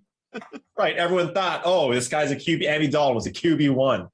Right. No. I mean, I never thought that, but I do distinctly remember saying and thinking, like, you know what? Maybe there's a silver lining here for Zeke. Maybe this opens things up for Elliott. And then I, neglected to, point out the horrid offensive line in front of him. He's right. Just living on the ground. Sounds like a Ducey take. Yeah, like and Dalton QB. Well, no, I'm just kidding, Ducey. And speaking of which, Zach Wilson inked his deal. Yeah. What do the Jets look like this year? Who knows, right? I'm not really high on the Jets. I think there are some pieces or DFS that we can, in spot places that you can attack. The running backs have a lot of promise in terms of season long and in terms of DFS, but I'm not really sold on Zach Wilson just yet. I don't even think I think Tua among the five first rounders last year. In terms of last year, but fantasy, or in terms of. Well, I was thinking overall and just overall prospects going forward, but fantasy for our audience is, I suppose. Well, Trevor Lawrence is number one. I mean, you can't dispute that. I don't think. I think for me, I think Trey Lance is my favorite in terms of what he's going to be able to do. And look, that has an asterisk, right? Because it matters when and if Jimmy Garoppolo is going to be there and for how long. Yeah. We just don't know. But I would argue that Trey Lance, they want to get that guy under center as much as possible. And what they're doing right now, Koff, I would not be surprised if we hear Jimmy Garoppolo looks amazing. He's making every single throw. He's got more velocity. He's got more mobility. He's cut weight. He's this and that. He's the first guy in, last guy out. It's all window dressing. Because what they want. I get it. I was looking at Twitter earlier today and saw that Cam Newton was the star of today's practice. Exactly. It's window dressing because you want your assets to be at the highest when you want to ship them off, right? You're not going to sell a depreciating asset. And that's what Jimmy G is right now. So that's what you want to focus on in training camp or some of these different moves, some of the things that what's smoke screen, what's actual news. And Trey Lance is probably, I love Justin Fields. I thought he should have gone second. I thought he was the second quarterback overall over Zach Wilson. And Mac Jones is, he's a Patriot. Like, of course, Mac Jones is a Patriot. So my favorite is still Trey Lance. Do you believe that Justin Fields is going to play, or are you buying into what, we've been told all along that Andy Dalton's the guy to start the year? Yeah, I think you need to change that social media. I think you need to change that post as Dalton's our QB1. No, it's Justin Fields. What does Dalton give to you other than, and especially Matt Nagy now too, who's on the hot seat? Knowledge. Right. Experience, knowledge, and also 2 picks a game. Like he doesn't give you the upside that Justin Fields does. Like, I'm not saying he's the same as Jalen Hurts. I'm not saying that he's going to be successful right out of the gate, but he gives you an upside that you currently don't have with Andy Dalton. How long is it going to take? How many losses do you incur before you start to realize that Justin Fields is the guy that you want back there anyway? Look, you're always, as a head coach, you're tied to the quarterbacks necessarily that you draft. And that's why Nagy, when he was in Kansas City, right, that's why everyone thought that offense, that this guy was going to be an offensive mastermind, and we haven't seen that. So now when you have a guy like Justin Fields, this is your last chance as a head coach. You're tied to the quarterbacks that you draft. You might as well go down swinging with Justin Fields. Andy Dalton is not going to save your job from Matt Nagy. It's not going to make you as Chicago a better team.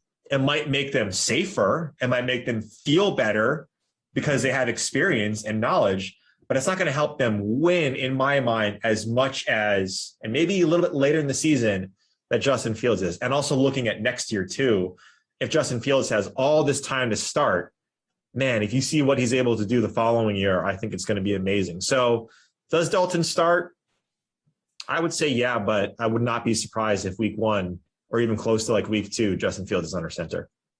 Well, Reed, we're going to let you step aside. I will even do so for a couple of minutes anyway, but we have a bunch more Sims going on today, more in-between shows content as well. The Packers and the Patriots, so we can talk about Randall Cobb calling the Houston Texans a startup company as compared to the Packers being a Fortune 500.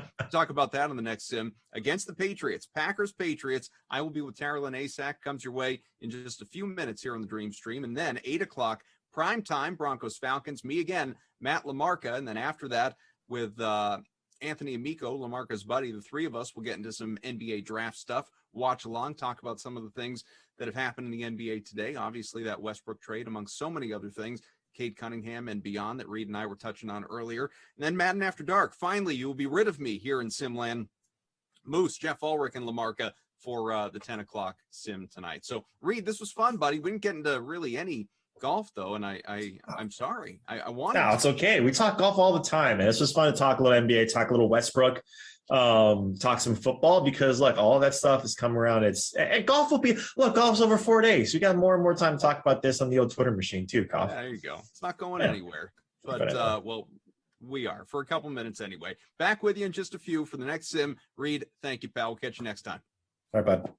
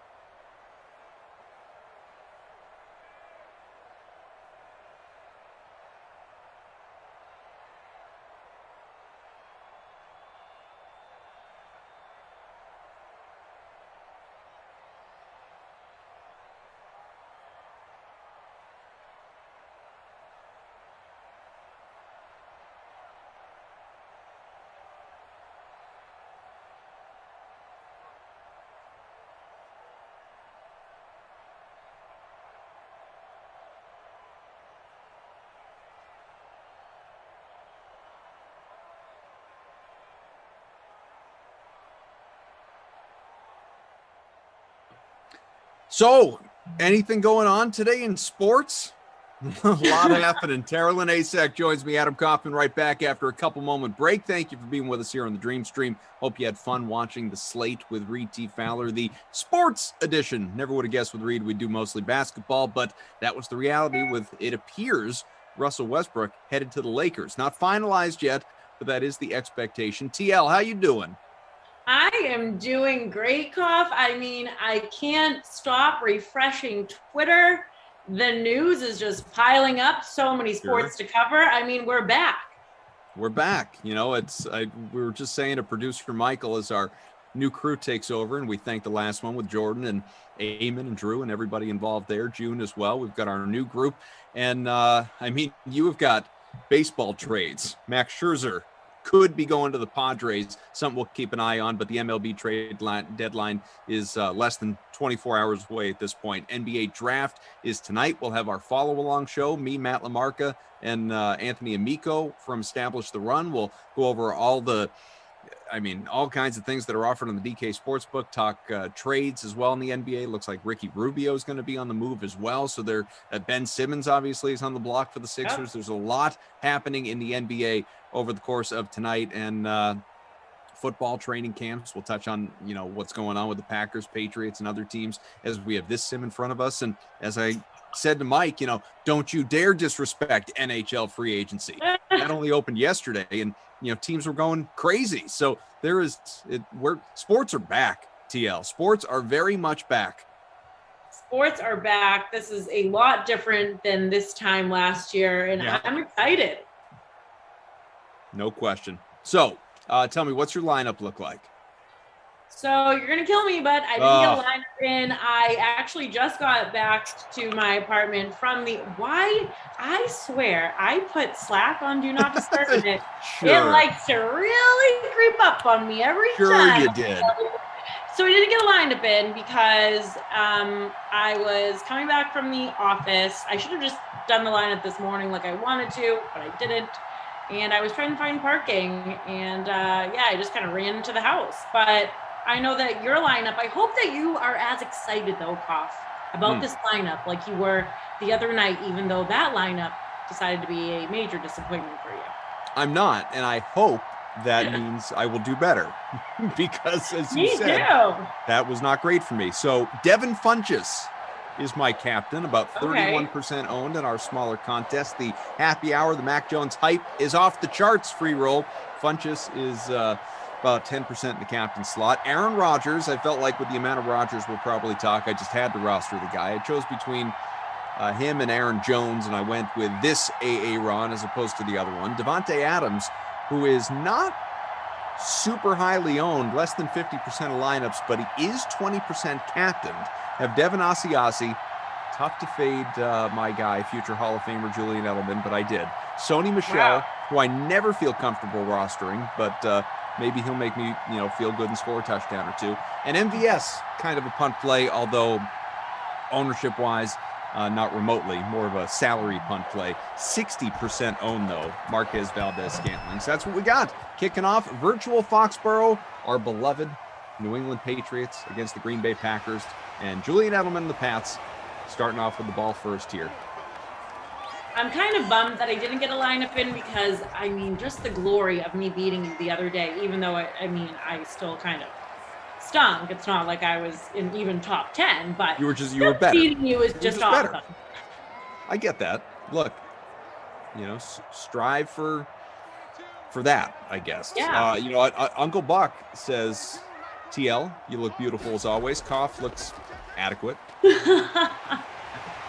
Which I love the Coughlin digs. I think it's fair.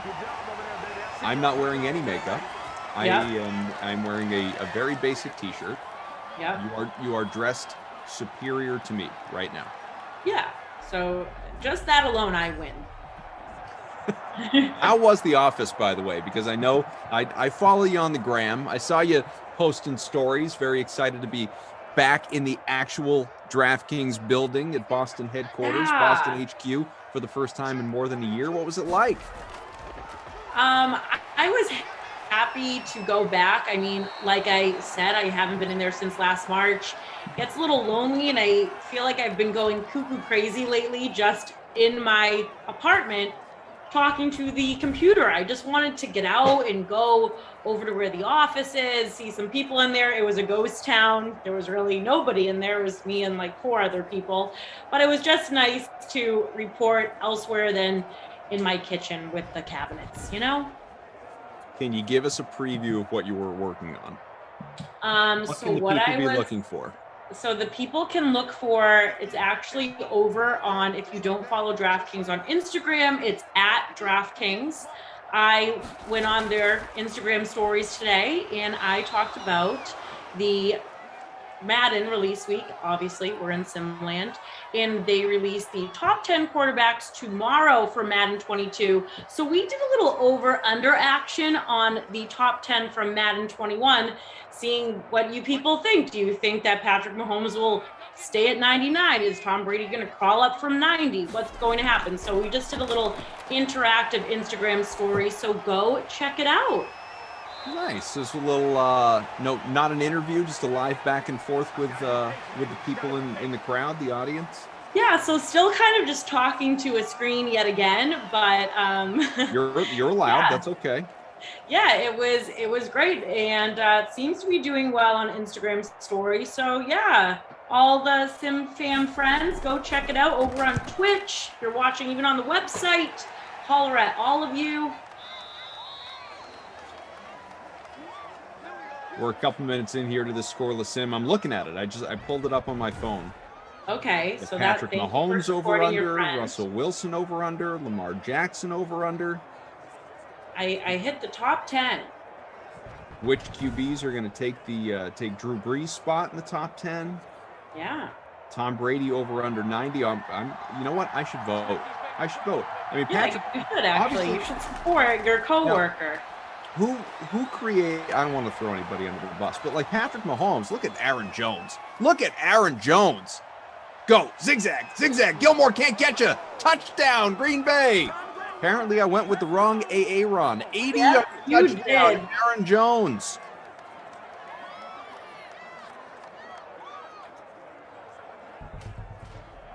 AD Poker says, I just missed important nuggets. Westbrook to LA. AD Poker, I don't know why you weren't tuning into the slate with me and Reed. Talked at Ooh, length. why weren't you tuning in, AD Poker? So this says Russell, I'm back to Instagram here. This says Patrick Mahomes over under 99. Well, he Right. can't be over 99. He's part of, but so how do I push? He's not going to be under.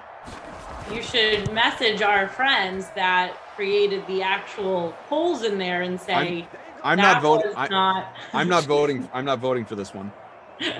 Because he can't be over and he's not going to be under. It's a push. The answer is push. I know. All right, Russell Wilson over under 97 though. I feel like that's a push too. You guys need halves in here.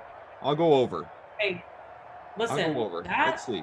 I All right, only had so Lamar. much control. Lamar over under 94. I can go under. He'll be over, but I'll go under. Tom Brady's definitely over 90.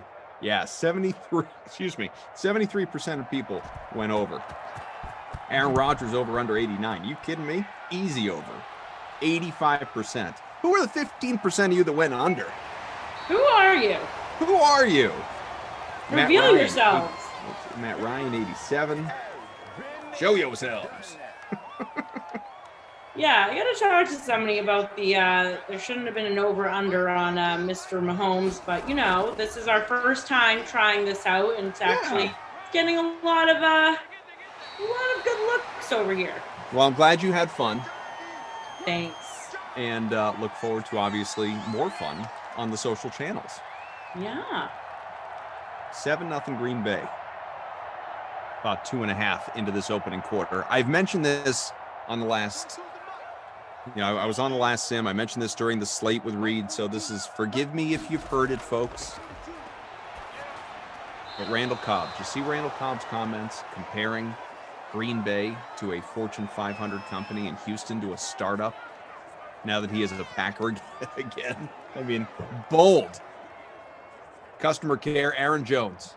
He has the touchdown. Hey, I know that Green Bay, as Aaron said, isn't a vacation destination, but the sass coming out of Lambeau Field is something Everybody, huh? entirely different. It's Rodgers, the entire team. Adams, Cobb, these guys can't get enough. You can really tell that it's not a vacation destination. They're all PO'd.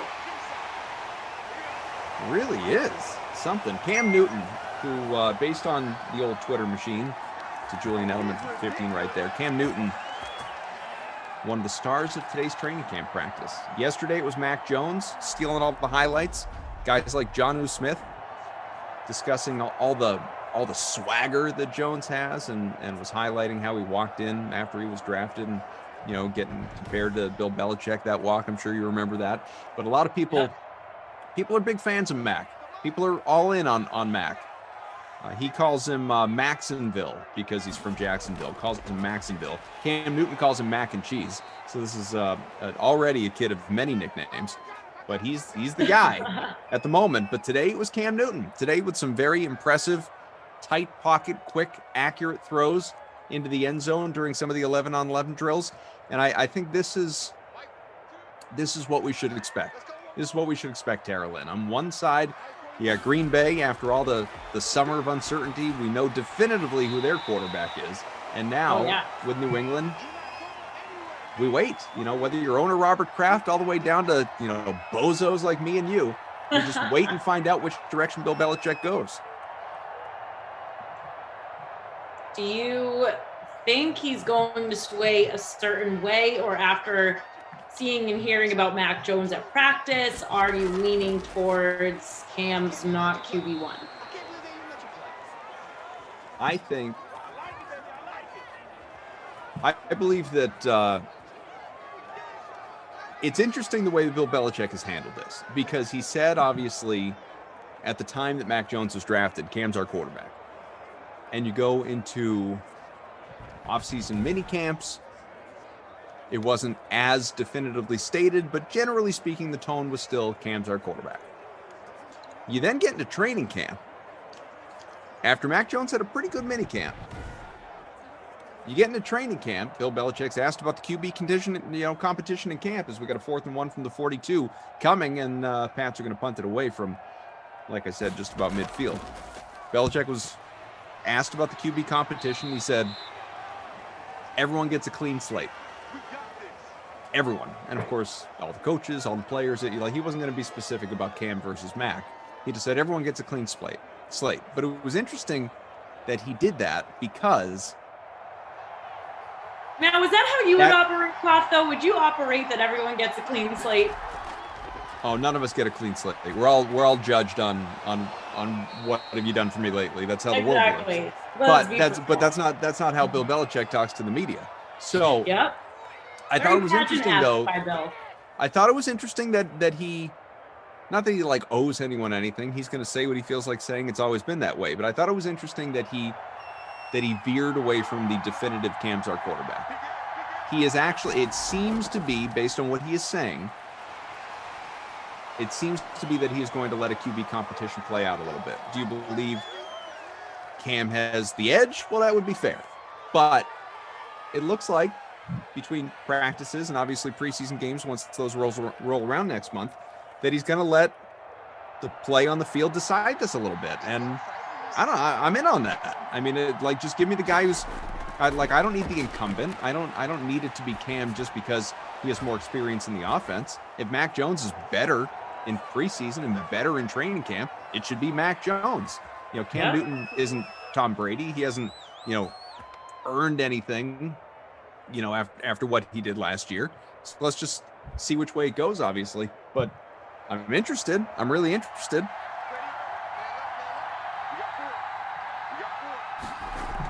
If only we were able to put ourselves on that pedestal, though, huh? I know. I have to laugh at this comment. Problem Kid Gaming. Where's Juicy at? These clowns got me yawning. Oh, I missed that one. What do you want to talk about, Problem Kid Gaming? We're here for you. Like being great, by the way. Adrian really Wojnarowski reporting.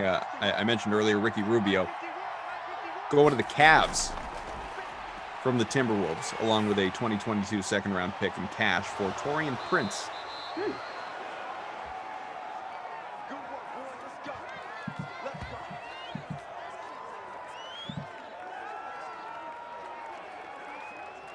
Marcus Thompson, who writes for The Athletic, Bay Area columnist. So maybe he's plugged in, maybe he's not. But he says, from what I'm hearing, Bradley Beal is opting to stay in D.C. Oh, okay. And we mentioned this earlier on the slate, but for anyone wondering, the official, and this is Mark Stein, the official completion of a Westbrook to the Lakers trade cannot happen before August 6th, which is, 9 days away? Yeah, next 8 week. days away, something like that, when the 2021-22 salary cap year begins. That's in relation to Kyle Kuzma's deal. So that's why we won't get any news. Well, we won't get definitive news. Definitive, but we can get some sort of inkling that he could be going there. Oh, yeah. No, I mean, it appears that's happening.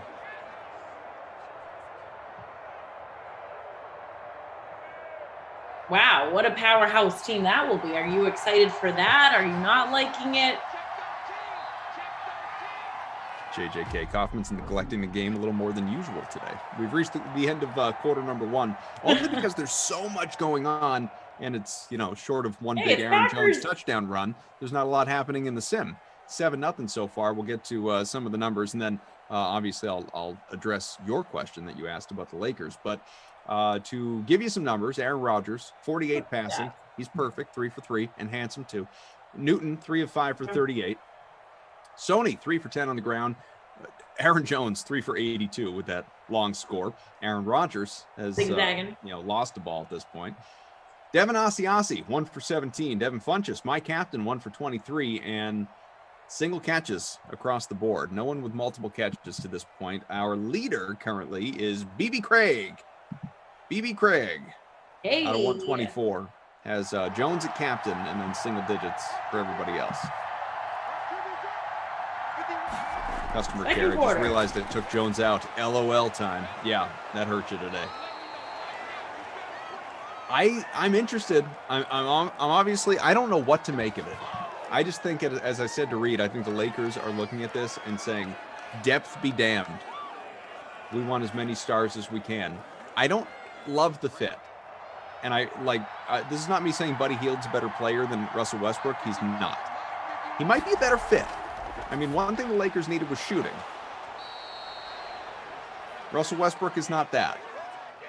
And I don't see him averaging a triple-double in LA either. I don't see him stealing all those rebounds. I mean, assists, sure. I don't see him taking all those rebounds away from, both LeBron and AD. Unless, of course, they really stagger playing time. What I mean by that is, if ever there were a poster team right now for load management, Russ may have plenty of nights that one or both of those guys aren't available. So in that sense, it could happen. But I just think the Lakers are so embarrassed by going down early in the playoffs last year and having to be in the play-in tournament in the first place. I would be too. That now they're like, we're going in. We're bringing in Russ. He's always wanted to play here. We're getting him.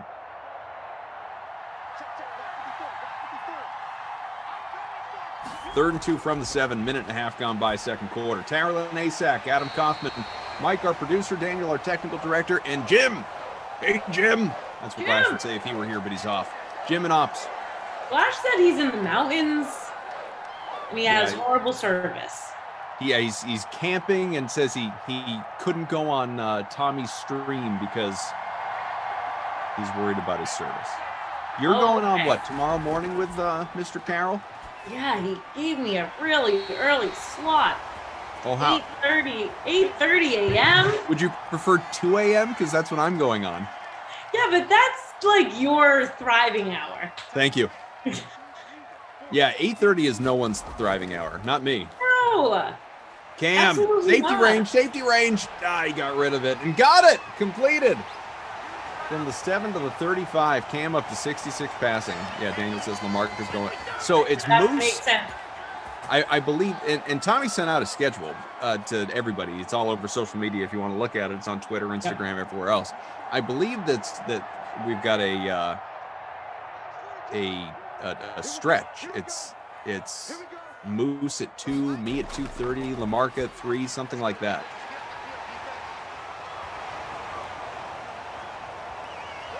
Should be fun.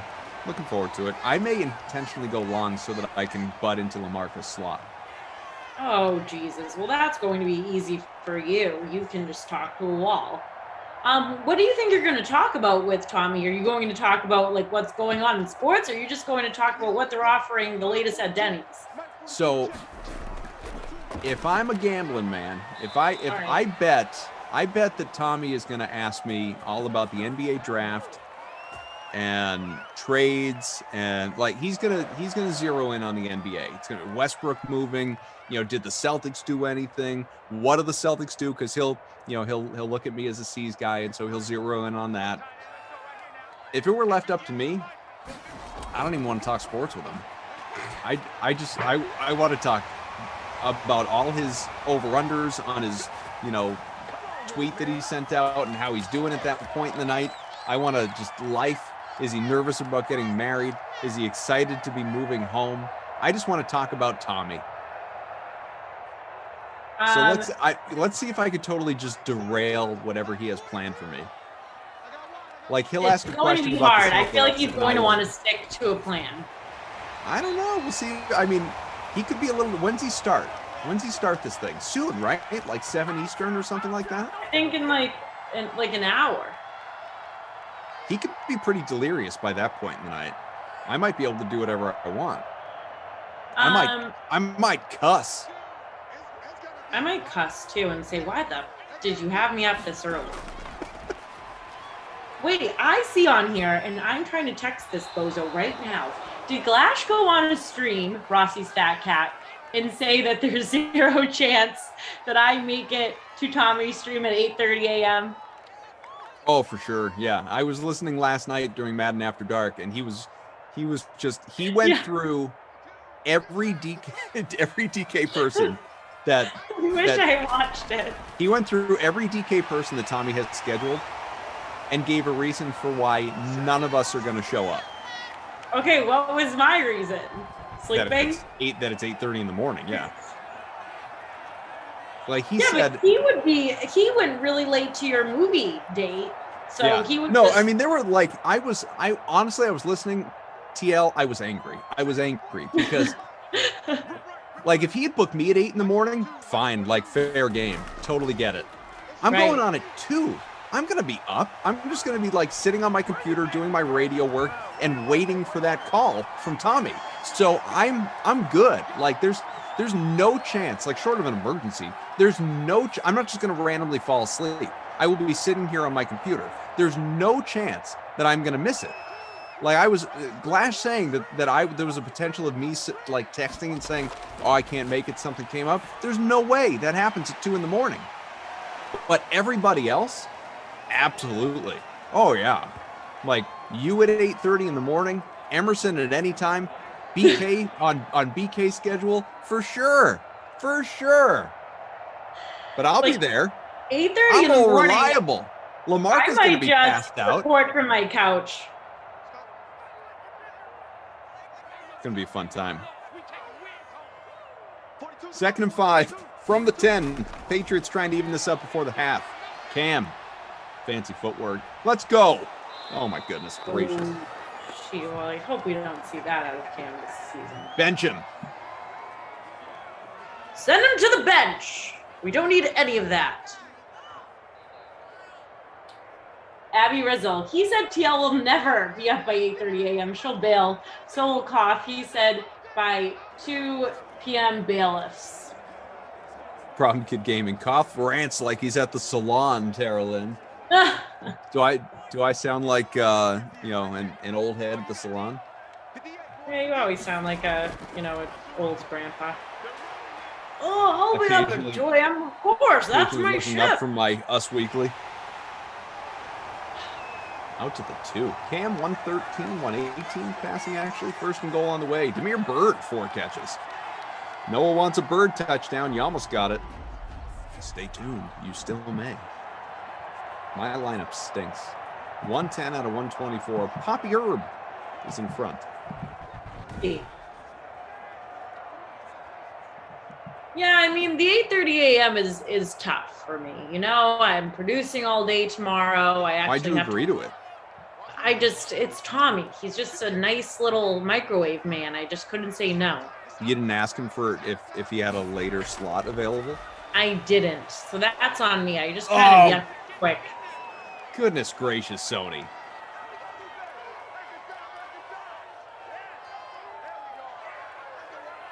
That play makes me want to curse.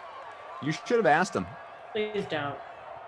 Why? No, Did you ask him for a specific time? No, he said, can you do 2 a.m? I figure you're up. I said, yeah, no problem. Good old reliable Carolyn. She'll do anytime. But the one thing I did ask him when he asked me that, Sony, stop short again. He said, and he texted me, if I remember right. Maybe I'm wrong about this, but I believe he texted me kind of late. Not late, but I was in the middle of doing other things. I was a little distracted, and I was tired. And so he said, can you come on at 2 a.m.? I think he said Friday morning, because technically, obviously, that's what it is. 3rd and goal on the way from the 2. Let's try again. Try. Oh, come on. This is just getting frustrating.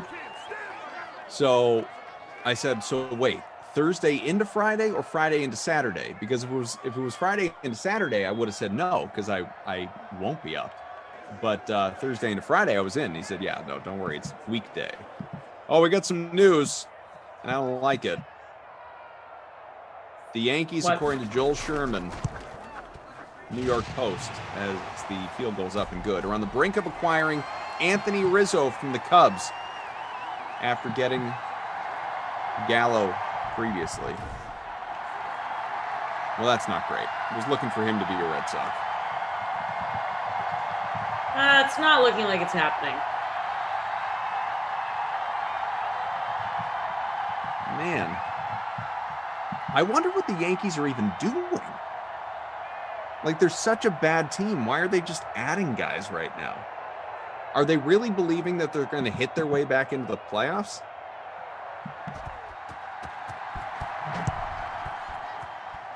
I truly don't understand it.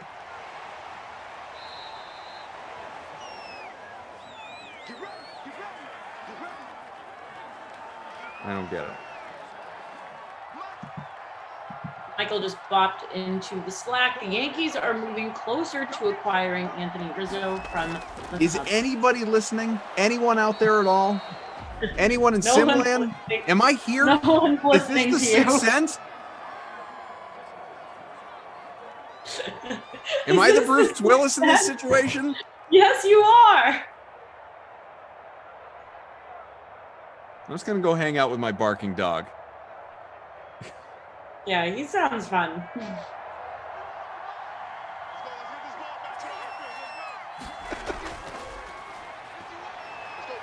Just waiting for the chat to catch up to that. Carolyn, did you hear that the Yankees are working on trading for Anthony Rizzo from the Cubs?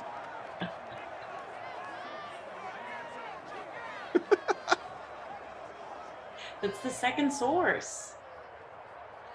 So it's, Problem Kid Gaming says, will Ducey be on today, Cough? No. you know what? I'm sick of you asking about Ducey. When I'm on here, I don't want any talks of Ducey. That's the new rule in Simland. No Ducey when TL's around? When Tatsik's on? When Tasik is on a sim without the Deuster, I don't want to talk about him. He probably doesn't want to talk about me either when Tasik's not around. Oh, I disagree. He'll talk about you anytime. Any of us. The artist, formerly known as Brother Phil. Check 1, 2. Is this thing on? This thing on? Mike says he is in the sweat clips, one of which is coming your way at halftime. Yes. So there you go. I see him literally in 6 seconds. Ish. Ish. Ish. Well, yeah, you're probably going to blab about something. And we're coming back on camera, so say what you have to say.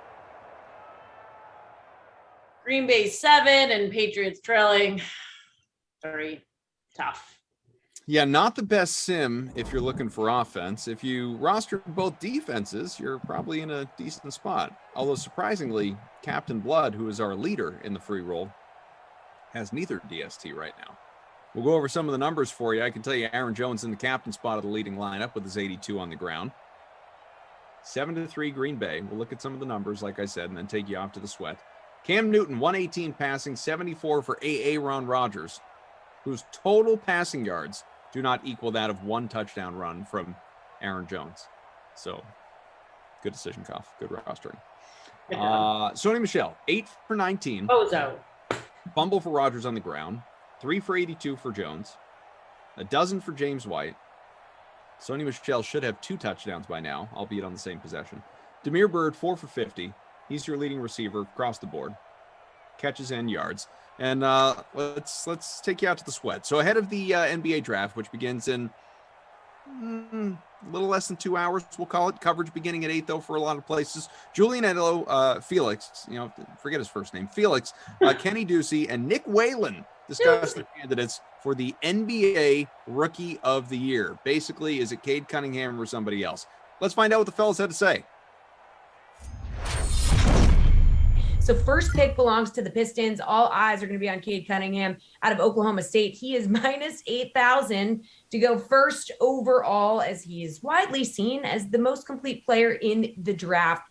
So I'm not going to ask you if he's going first, but instead, would you be willing to bet the plus 250 that he wins Rookie of the Year before he's even drafted? Jules, would you do it? Yeah, it's really tough to bet before the draft, but there's also going to be guys. Here's the thing. Cunningham's probably not going to move because he's the only guy that we absolutely know where he's going. He's going to be on the Pistons. So the 250 will still be there. Maybe after the draft, we see a landing spot that, you're more intrigued by somebody else. So there's not many names though, because Cunningham is an elite talent. He's kind of like a Ben Simmons, a less explosive Ben Simmons with a much better jump shot. So I think the 250 is a good price on Cunningham. He's definitely going to be in that top 3 and have a chance to win the award. In terms of other guys, whoever the Raptors get at number 4, if it's a guy like Jalen Suggs, he's going to be playing on a really good team. So a Suggs plus 800 makes sense, or playing on a better team, a more, structured team than a lot of these other kids. And James Bouknight at plus 1,500, he could be in a spot, whether it's OKC, Orlando, Golden State, he could be in a spot where he's poised to win the award, and he's a very good scorer. So those are the 3 names I would look at. But yeah, tough not to like Cunningham. He's going to have a really strong chance to win Rookie of the Year. Kenny, what do you think? Would you bet that plus 250 before he's even drafted? I might wait, as Julian said, it might be the smart move, but it really is reminiscent of LaMelo Ball. Wow. You do have a very, very talented scorer, a guy that could just fill up the stat sheet. We saw what he did at Oklahoma State, just a daring shot taker. And it almost was shades of Trae Young in college, really, the way that he was able to take over games, minus a little bit of the chucking. I think he's going to be a very, very talented offensive player in the NBA, and that is what you want when you're looking at a guy to bet on for, offensive Rookie of the Year. I think that there's other guys in this draft, and Evan Mobley could really contribute on the glass, and maybe on defense. Some of these other names, some of these other wings are going to be great defenders, but that doesn't really help you when you're looking for Rookie of the Year. What you want is a guy that's going to, lead the rookies in scoring, have some big scoring nights. That's absolutely Cade Cunningham. So I like him. And also, to what Julian was saying, I think that Jalen Suggs, he's really good. He could end up on a good team like the Raptors, but that also means he's probably buried in the guard rotation. You look at, Jalen Green or Jalen Suggs, they could maybe wind up on the Cavaliers. And you're looking at, there's a ton of guards there. It's going to be hard to figure out, and negotiate some playing time. So I think that he's going to be locked into a bunch of minutes really early in his career, and he's got the scoring talent. I really do think that he's a deserving favorite, and I would probably take him. Nick, are you feeling dangerous? I don't know how dangerous it is. I don't know that this number comes down all that much, as the season wears on. I think he's going to enter the NBA season the favorite, when it gets down to mid-October. And I think it's going to be up to anyone else to steal this award from him. I mean, he's such a heavy favorite to go number 1 that's going to carry over into Rookie of the Year. And I think there's enough talent in this draft that it's going to go to the player with the best numbers. It's not going to be a year where it's like a Malcolm Brogdon Rookie of the Year, where it's like, well, I guess this guy played pretty well for a good team, so we'll just give it to him. There are enough elite contenders at the top that I don't think you have to be on a good team. And I think Cade Cunningham has such a high statistical floor that even if Detroit doesn't win any more games than it did last year, I think he could average something like, 15, 7, and 6 right away as a rookie. And, unless someone else like Jalen Green or like Evan Mobley, really blows you out of the water, I think it's Cunningham's award to lose. So, we have seen a lot of number one picks recently not win Rookie of the Year. In fact, Ben Simmons was the last number one pick to do so. Obviously, John Morant winning it over Zion, his rookie year was a big upset, but injuries were a factor there. I think if Cunningham stays healthy, he's the rightful favorite, and I would bet him at plus 250.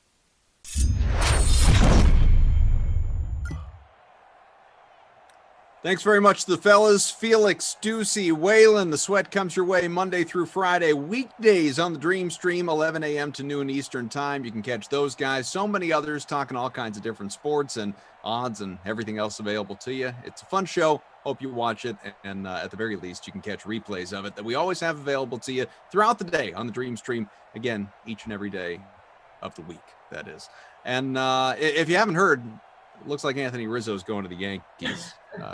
It appears he's going to be traded there from. Hey everyone, Anthony Rizzo is going to the Yankees. You guys didn't get that alert from DK Nation or Terrell's mouth. It appears that Anthony Rizzo, along with Joey Gallo, who's already been traded there, will be a Yankee. TL, AK, Mike, our producer, Daniel, our technical director, and Jim and Ops. Great to have everybody here with us. Winston, hey. You know what? We'll take you out. We can get you. So thanks for sticking around, obviously. Our stats, Captain Blood is in front by about 1.5 points currently. Aaron Jones at the captain spot where he's 20% owned. Cam Newton, Devin Asiasi, Devin Funchess, MVS, and Damiere Byrd having himself a nice game so far, 4 for 50, pacing toward a bonus. Virtual Foxborough, it's 7-3. Packers are in front right now, and we'll see if they're able to add to that here on this first drive of half number 2. Shout out to Fast Eddie 18 over in the Madden Stream 4K Thursday night special.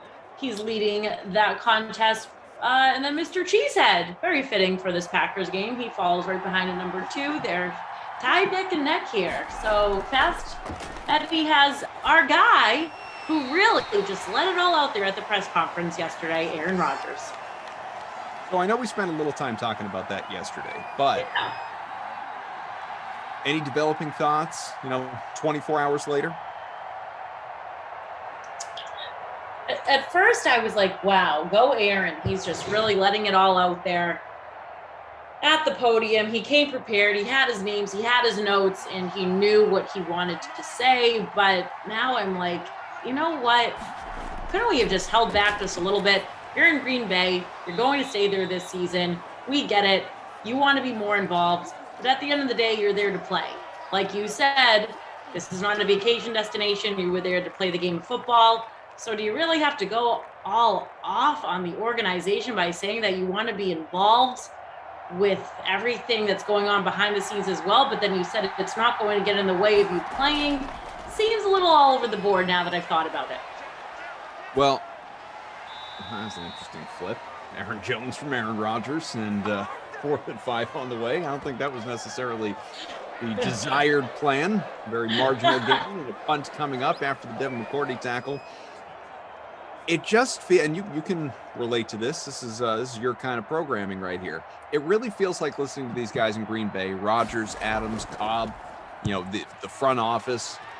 Not ownership per se, because obviously, as we know, it's a team owned by the community, but the executives there, it feels like watching a reality show. It feels like I'm, we've screwed up, world. Like Green Bay should be the team on Hard Knocks. That'd be must watch for people this year. Right, like now he wants to be a star like Shailene. He's just really, he addressed the crowd too. Like he was ready to, he knew what was going to be clipped. He knew what the media was going to take from what he said. And I don't know what to think about the whole thing, but I still stand by, hey, he's giving you a heads up, organization. Really listen to him. If you want to keep Aaron in Green Bay and go on and win a Super Bowl with this man, he's giving you his little tweaks and what he needs. I mean, better than Tom Brady not saying anything and going on his merry way. So let's not let it happen at Lambeau Field. David Koff, I hear you, my man. David, hello. Hey, Thanks David. everyone for being with us. Smash that like, huh? Let's get to 200 likes. Hit the like, hit the subscribe button if you're watching along on the YouTube. Thousands more across all our platforms, including Twitch, twitch.tv/DraftKings. Patriots back with the ball, down 7-3. Sonny Michel, 9 for 26. How long do you think it takes for all this stuff in Green Bay to calm down? Like, is this going to be a theme throughout training camp and preseason and into the season? Or does this, once Rodgers, as he is projected to in the days to come, once he signs on the dotted line with that reworked contract and we all embrace this whole potential last dance and final season in Green Bay for Rodgers, because it could be the end, because people like to speculate? Are we going to spend the whole year talking about, well, if he's not back next year, or are we just going to focus in on this season and relax a little bit? I mean, I hope we can just focus in on this season and relax a little bit. He can't have this narrative going all season long, especially in the locker room. That's just going to create controversy, and I feel like the chemistry is going to lack. Some players aren't going to like this narrative that he's going to try to drag all year. I mean, not every player is Randall Cobb and right there with Aaron trying to create all of the dramatics. But also across the NFL too, besides the Aaron Rodgers news, then we saw Dak Prescott with his shoulder strain, Lamar Jackson with the COVID-19 protocols. I mean, the news from the training camps, Twitter just keeps blowing up every 5 seconds. There's a lot to navigate through. What stands out to you most? I'm a little nervous about Dak. I'd say rightfully so. The leg injury last year, now he's got the shoulder situation. Doesn't appear to be serious, but just the fact that it's they there. keep emphasizing that. Yeah, but it's only, day 1 in, day 2? Right. I mean, but at the same time, don't need to rush the guy, obviously. Right. Yeah, Jordan Lindenbaum about Aaron Rodgers said once he signs on the dotted line, it should be calm. They can't have him run this narrative all year for long. Exactly.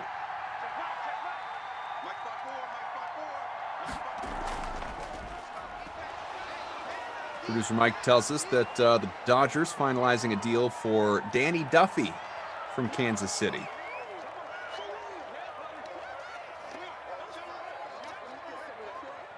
So movement continues as we are, again, a day out from the trade deadline.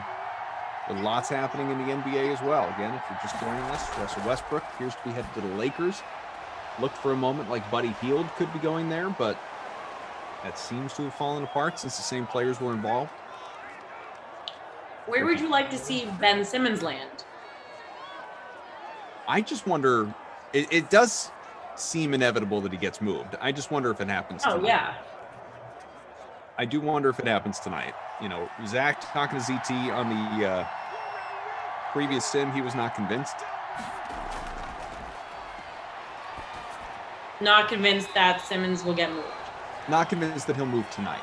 Okay. Ahead of the draft, and the draft picks this year will factor in. He seems to think that's a little less likely. Wouldn't surprise him or me, obviously, if it does happen. I wonder. I mean, for it to happen, Philadelphia has to dramatically lower its asking price, and I don't know if the Sixers are yet prepared to do that. 7-3 game here, Green Bay, 2.5 to go third quarter. Ralphie says, Koff, I'm nervous. I'm nervous that Belichick is going to stick with Cam all year and bury Mac on the bench. I'll tell you what, Ralphie, pardon me. Last year, Ralphie breaks the internet. Last year, we know that roster was so flawed, especially the offense and all of the opt-outs on defense. It was a flawed roster. It was not a good team, clearly. Did I have hopes that they'd be better? Absolutely. Anyone who remembers me talking about the Pats last year knows that. I believe they'd still find a way into a wild card spot. I really did. I thought Cam would be better than he was. Now that they've gone out and spent, $173 million or something like that in free agency, which is an NFL record, by the way, for a team in an offseason. I just don't believe, Ralphie, that while I do believe Cam is going to be the starter to begin the year, if Cam falters, if Cam is not good, I don't think Bill, like last year, is going to stick with him just to stick with him. I mean, even last year, I think you could have made the case toward the end of the year, give Jarrett Stidham a look, see if you have anything there. Obviously, he didn't. He liked Cam, respected his work ethic, his character, his leadership, all that stuff, enough to re-sign him and bring him back and give him a full traditional offseason and year in the system and all that, and we'll see how it goes. But I think if Cam underwhelms, be it in training camp, preseason, or into the season, if Cam looks like a la, Bledsoe Brady 20 years ago, if Cam looks like, and I'm not, only situationally I'm comparing that. I'm not saying that, Mac is Brady or Cam is Bledsoe even. But if Cam Newton falters and it's just so clear that he's not the guy, I wouldn't be at all surprised if Bill Belichick this time around is prepared to make that move that he wasn't prepared to make last year. Because now you have drafted the guy that you perceive anyway to be your future. Mac Jones, taken 15 overall, was drafted to be the guy. So I think that's the plan. I just don't think it happens out of the gate. Daniel, our technical director with the big boy prediction, says, Pat's deal, carry him to a Super Bowl. Cam will go down with an injury. Jones will come in, win a championship. Bill will later say he was thinking about making the switch anyway. Ralphie says, hope so, Koff. Looking forward to having the season this year. Me too, man. Looking forward to watchable football, which last year for the Patriots was not. DeMac line, Koff, going back to the Packers. It's like, God forbid an employee air out their grievances against an employer. Rodgers is right, but he's going to play like he always played. I think generally that's true. Let's go, boy. Bring it up. Take a look at some numbers here for you. Again, still 7-3, a scoreless third quarter. I know. Not great. Let's see. We'll look at some of the numbers for you. See who's getting close to the bonus. 171 for Cam Newton through 3, 100 for Aaron Rodgers, who has just been a total bust to this point. Aaron Jones, who had an 80-yard touchdown run. An 80-yard touchdown run is still sitting on 85 rushing yards. That's unbelievable. And then 59 for Bird in the air on 5 catches. He is your leading receiver. So if you had Cam Newton playing better than Aaron Rodgers, Damiere Byrd being the best receiver in this game, and Aaron Jones having an 80-yard touchdown run and missing the bonus, then, well, I want your lotto numbers. This has been a wild sim. Derek says, to me, it was clearly obvious Cam Newton was, well, no, he was not. Stop that. He was bad. He wasn't intentionally bad. Congo Cab, can't wait to see what he does in preseason. Then you'll probably be wishing Cam stays in, Koff. Congo Cab really thinks Mac Jones is going to stink. Yeah, he really does. Congo Cab, why? Not a believer. I would like to know. I get not a believer, but I need something else to back that up. I mean, Sean Preston has to take a betting break. He can't pick anything right. Sometimes you gotta just take a step back. Sometimes you do. Noah wants a Bird touchdown. Bird's the word. Bird is the word. What do you got planned tonight? You going to be watching the NBA draft? Yeah, I would like to watch the NBA draft. I mean, I have to get up at the crack of dawn, so nothing too late. What time do you normally wake up? Freeze pops. What time do you normally get up? Like on an average day, what time do you wake up in the morning? If I'm producing a sim, like if I'm on the day shift, I'm up probably around like 9 o'clock. Okay. And if you're not? If I'm not, it depends on what I'm doing that day. Like sometimes I'll psych myself out and I will book like an early Pilates class, so I'm up and out of the house, and other days I'm just kind of like bumming around. I don't really have to like wake up at any specific time. Like I'll sleep till 10 or 11, but yeah, that's not going to happen tomorrow. all for freeze pops and his wooden damn nickels. So what time do you typically go to, like, what's your average amount of sleep you get in a night, do you think? I don't really know. And I'm wondering sometimes, so I'm not even like a big napper. I'm not even the greatest sleeper. I wonder my actual, like, go ahead. I wish I had that Apple Watch so I can actually see if I'm going to sleep or not. Yeah. Yeah. But sometimes I'm like, did I even sleep? I feel like I just closed my eyes. I don't really have like a set bedtime. I just kind of pass out. I can easily pass out. By a certain time, Darylyn. Nope, I can easily pass out. When people are like, oh, like watch a movie or watch a show. Nope, I conk right out.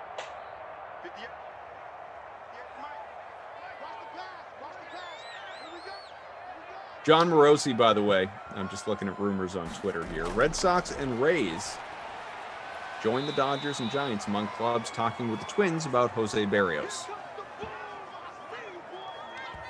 He's definitely Lawrence Curtis, when does the new version of Madden start? We will keep you posted, Lawrence, when the new version of Madden starts. We'll let you guys all in on that. Don't worry about it. It's, I mean, hopefully, if all tracks out well, based on the timing of the release of the game, we're, 3 to 4 weeks away. Yeah.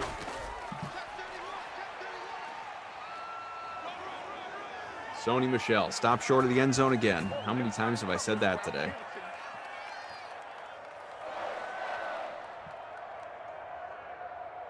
Honestly, 5 minutes Sony to go, Michel is fourth annoying quarter. me. He's annoying me in this sim.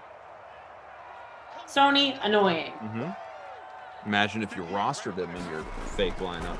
First and goal. Exact annoying player. Touchdown! Asiasi. Finally. Everybody, Devin Asiasi, who in real life is sidelined, unfortunately, with COVID, has a touchdown.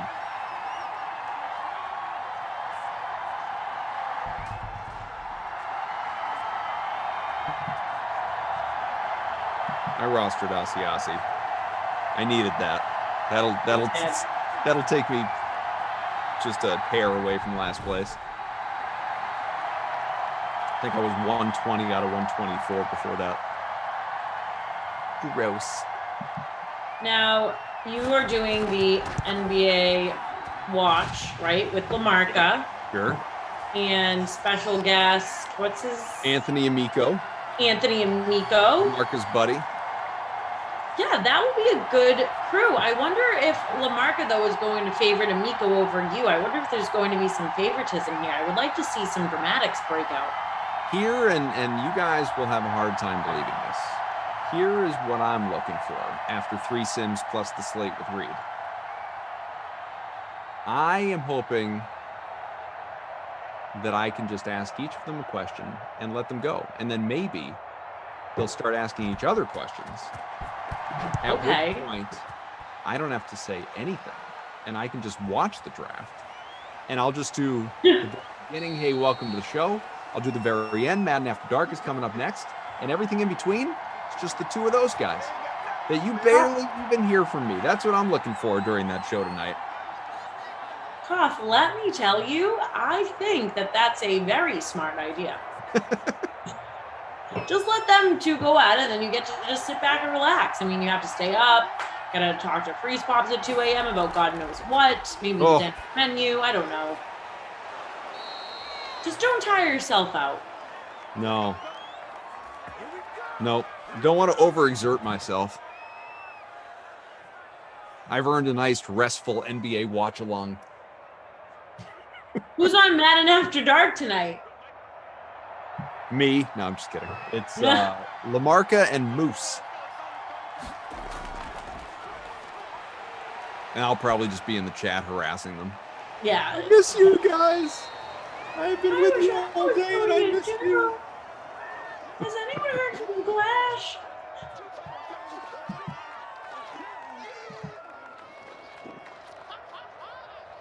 Problem Kid Gaming. You're not that slick, Koff. Not in this lifetime. Easy there, Problem Kid Gaming. I texted Glash yesterday, day before, something like that. He had told me, I know he told this story on the sim, so just to give you guys a little follow-up. He had, I had said at some point in time, that was a couple weeks back, I said, we should get together, have lunch. Plus, I got to get my mail from you that you picked up at the office. Oh yeah. And basically hijacking it. and he said it's probably going to be August because it's just rest of July is nuts. Right. And so I gave him grief. Oh, look at this guy. This is a big social calendar. He's got so many plans. Can't see you for a few weeks. It's like August isn't that far away. It's literally Sunday. Well, now it is. This was a couple weeks ago. So I texted him yesterday or the day before. I just said, man, it's almost August. I can't wait to see you. He just started laughing. How cute are you two, let me tell you. I said, how cute. He's like, I told you it wasn't going to take long. 2nd and 7 from the 47 as the Patriots are in front, finally. We're approaching the top of the hour, a couple minutes away. Sean Preston, some points, yay! You deserve them. You get a touchdown.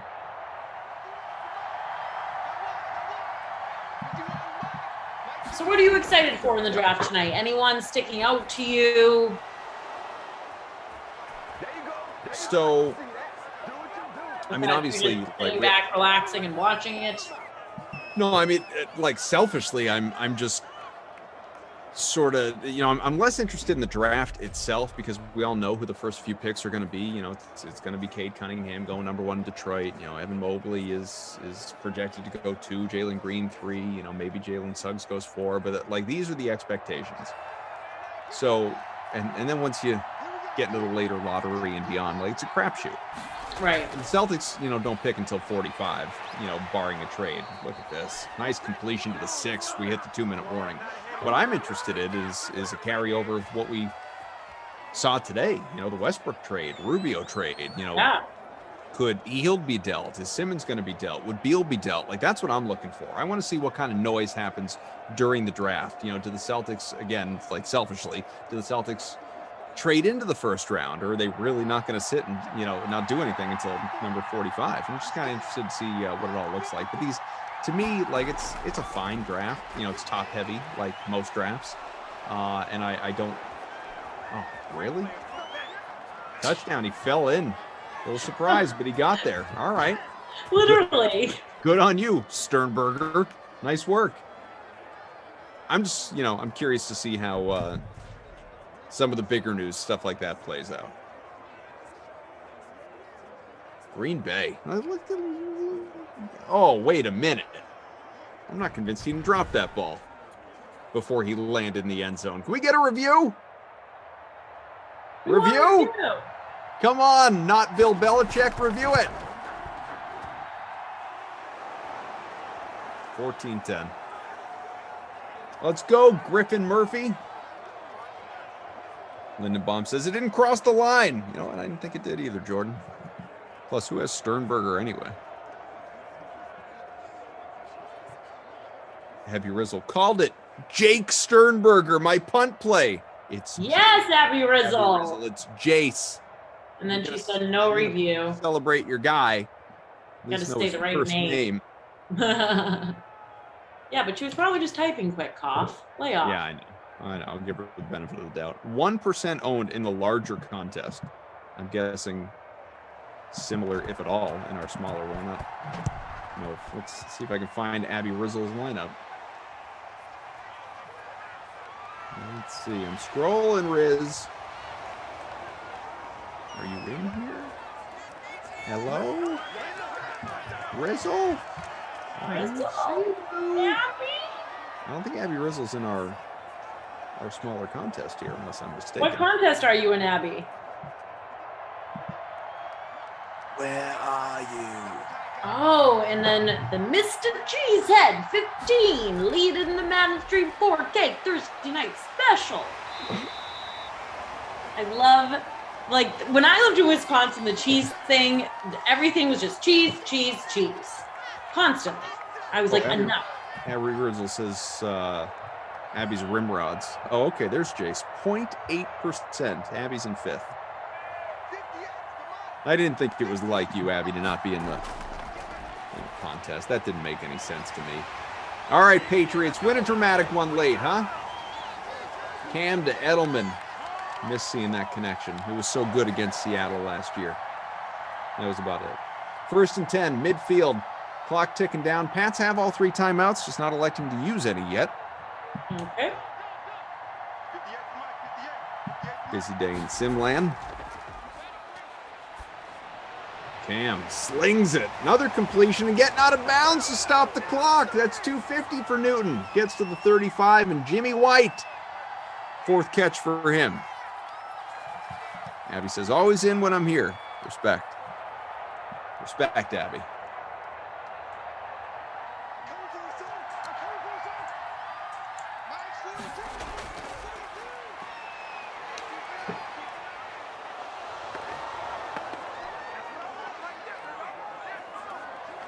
Goodness. I just realized I had one more sim.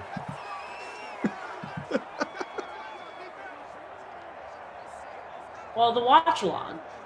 No, before that. Lamarca and I at 8 o'clock for Broncos Falcons before the watch. Oh my goodness. Wait, I wasn't even thinking that.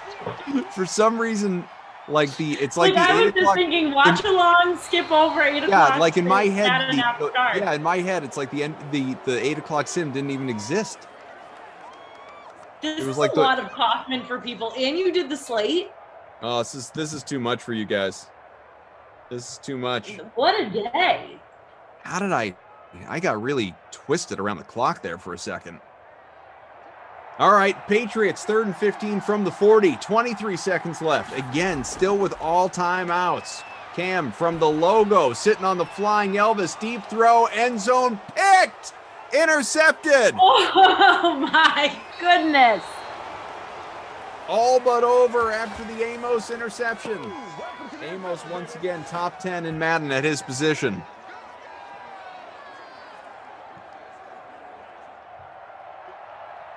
Wow.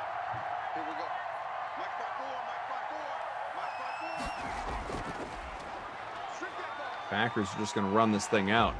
Now the Pats use timeouts. Abby Rizzle says, best day in Simland ever. More cough is always good. More TL as well. Love that. You might get a lot of TL on Saturday, people. We might have to produce and call a sim. We'll see what happens. At the same time? Oh, yeah. At the same time, Cough. What are you doing on Saturday? I will be unavailable. Going camping with Glash. These guys, yeah, everyone's all of a sudden, everybody in Simland, all of my coworkers decided to take up camping as a hobby.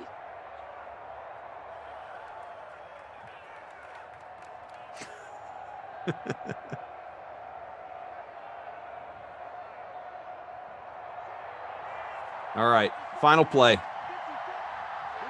Victory formation. Rodgers getting ready to take the knee. That's it. Let's do some quick awards for you.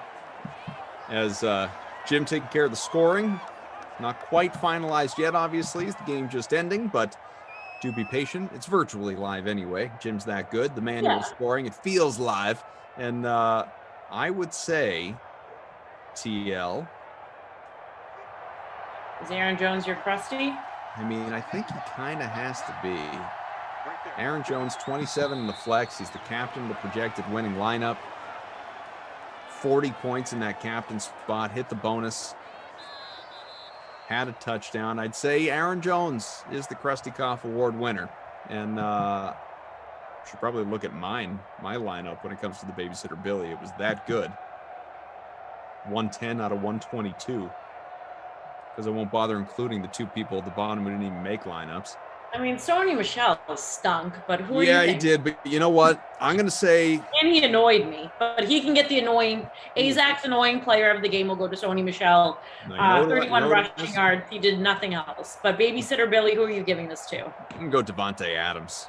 2 for 21, 4 points, and the guy was 20% captained. Yeah. That's gross.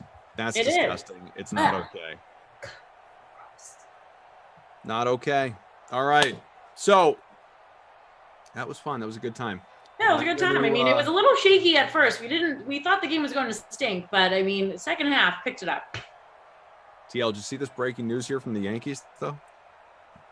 Looks like they're going to acquire Anthony Rizzo from the Cubs. All right. You're the worst. All right. Thanks to Mike. Thanks to Daniel. Thanks to Jim. And thanks to all of you in the Sim Fan for being with us. You got 2 more Sims tonight. I'll be along with Lamarca for the next one. Believe it or not, we probably won't do much NBA in that because we can save it for the watch-along show. But get into Madden ratings, get back to that. We can obviously talk baseball, see what Lamarca's Mets are up to. Whole bunch of other things. There's much to get into. And couldn't do it without all of you. So do be here with us. We'd appreciate it. Again, that's Broncos Falcons. Jump into the DK Sim Fan Friends League right there in the lobby. There's a contest. Join it. Broncos Falcons, me and Lamarca. Jeff Ulrich, Matt Lamarca for Madden After Dark tonight. Cowboys and Raiders. So the next few hours, at least come the 8 o'clock Sim, you will have a lot of Lamarca as well. Basically 3 straight hours of that guy. Should be fun. And for me, last Sim for a few days. So TL will be back. Camping. As she said, yeah, I'm going camp with Clash. TL will be back for a couple of Sims on Saturday with Tommy. Be a good time. And looking forward to it. Yeah, thanks, everybody. Thanks for kicking it with us. Appreciate it. Good luck on Tommy's show tomorrow morning, by the way. Everyone pray for me. Thank you. Make sure you set multiple alarms because you don't want to be the person who no-shows Tommy. Oh, I'll never live it down, especially with this crew. Never live it down. So I will make sure that I am up on time. I'll mention it whether I'm working with you or not. Awesome. Like you guys don't already do that as it is. So much pressure. All right. Next on the DraftKings Dream Stream, former football player, offensive, excuse me. Oh, I'm done. I can't talk anymore. Offensive lineman Russ Tucker ranks. Ross Tucker ranks all 32 NFL teams. The annual O-line tiers. I'm going to go cry some tears in a bucket. Because I'm hungry. All right, bye. It's the Ross Tucker Football Podcast.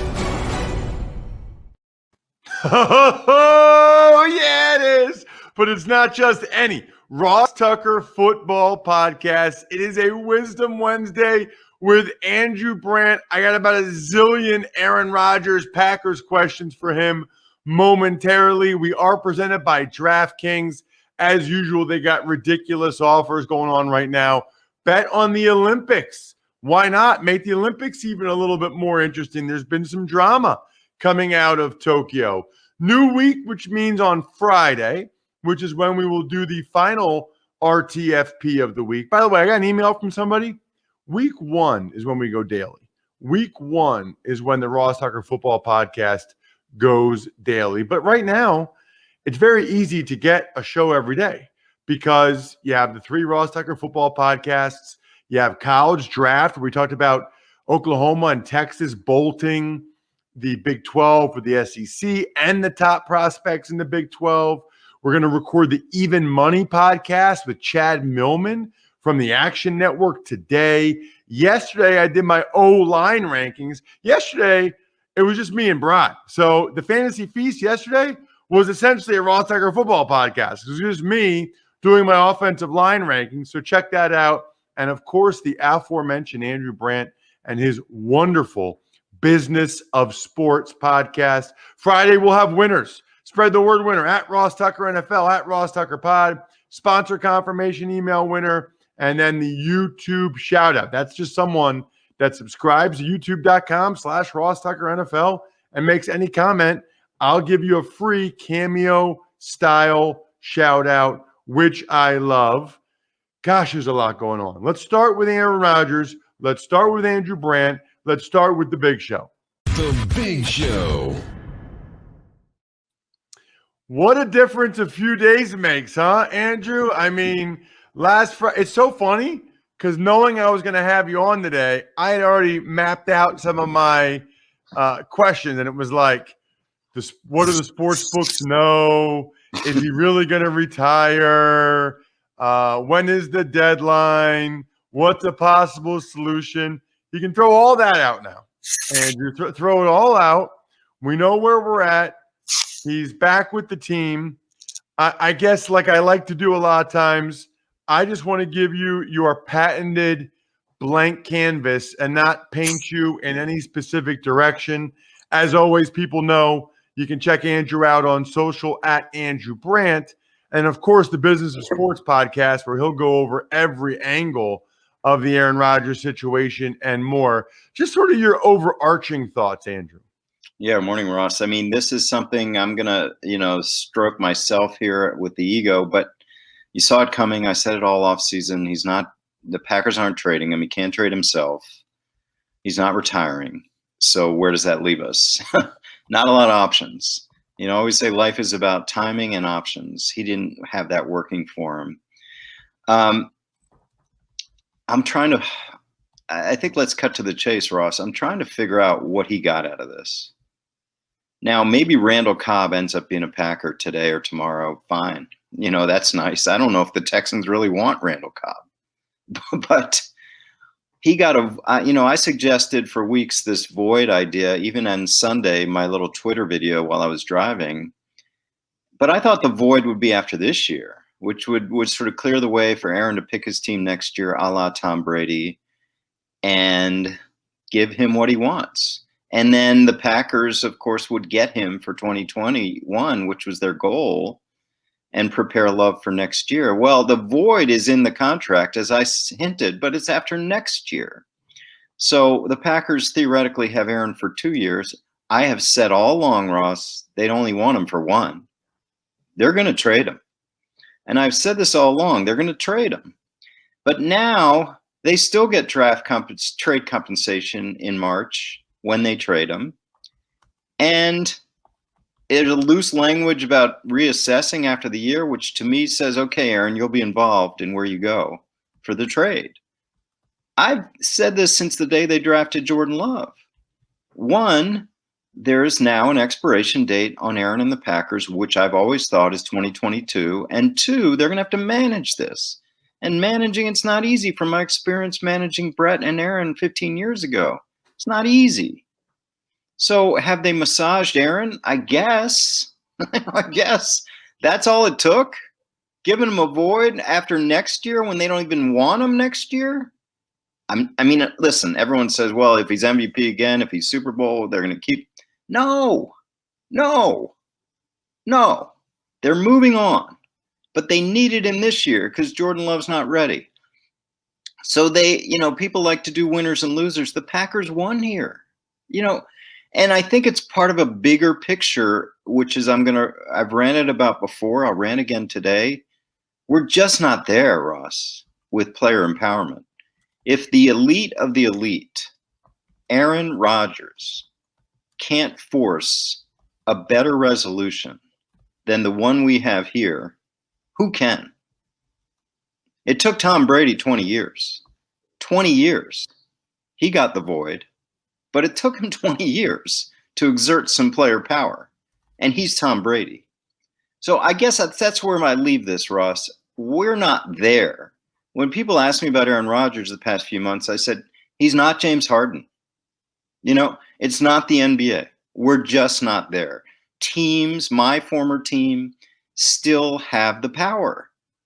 If we can have all this drama about Aaron Rodgers for 4 months and this is what we get, why are we even talking about drama anymore? And everyone's going to be in camp this week.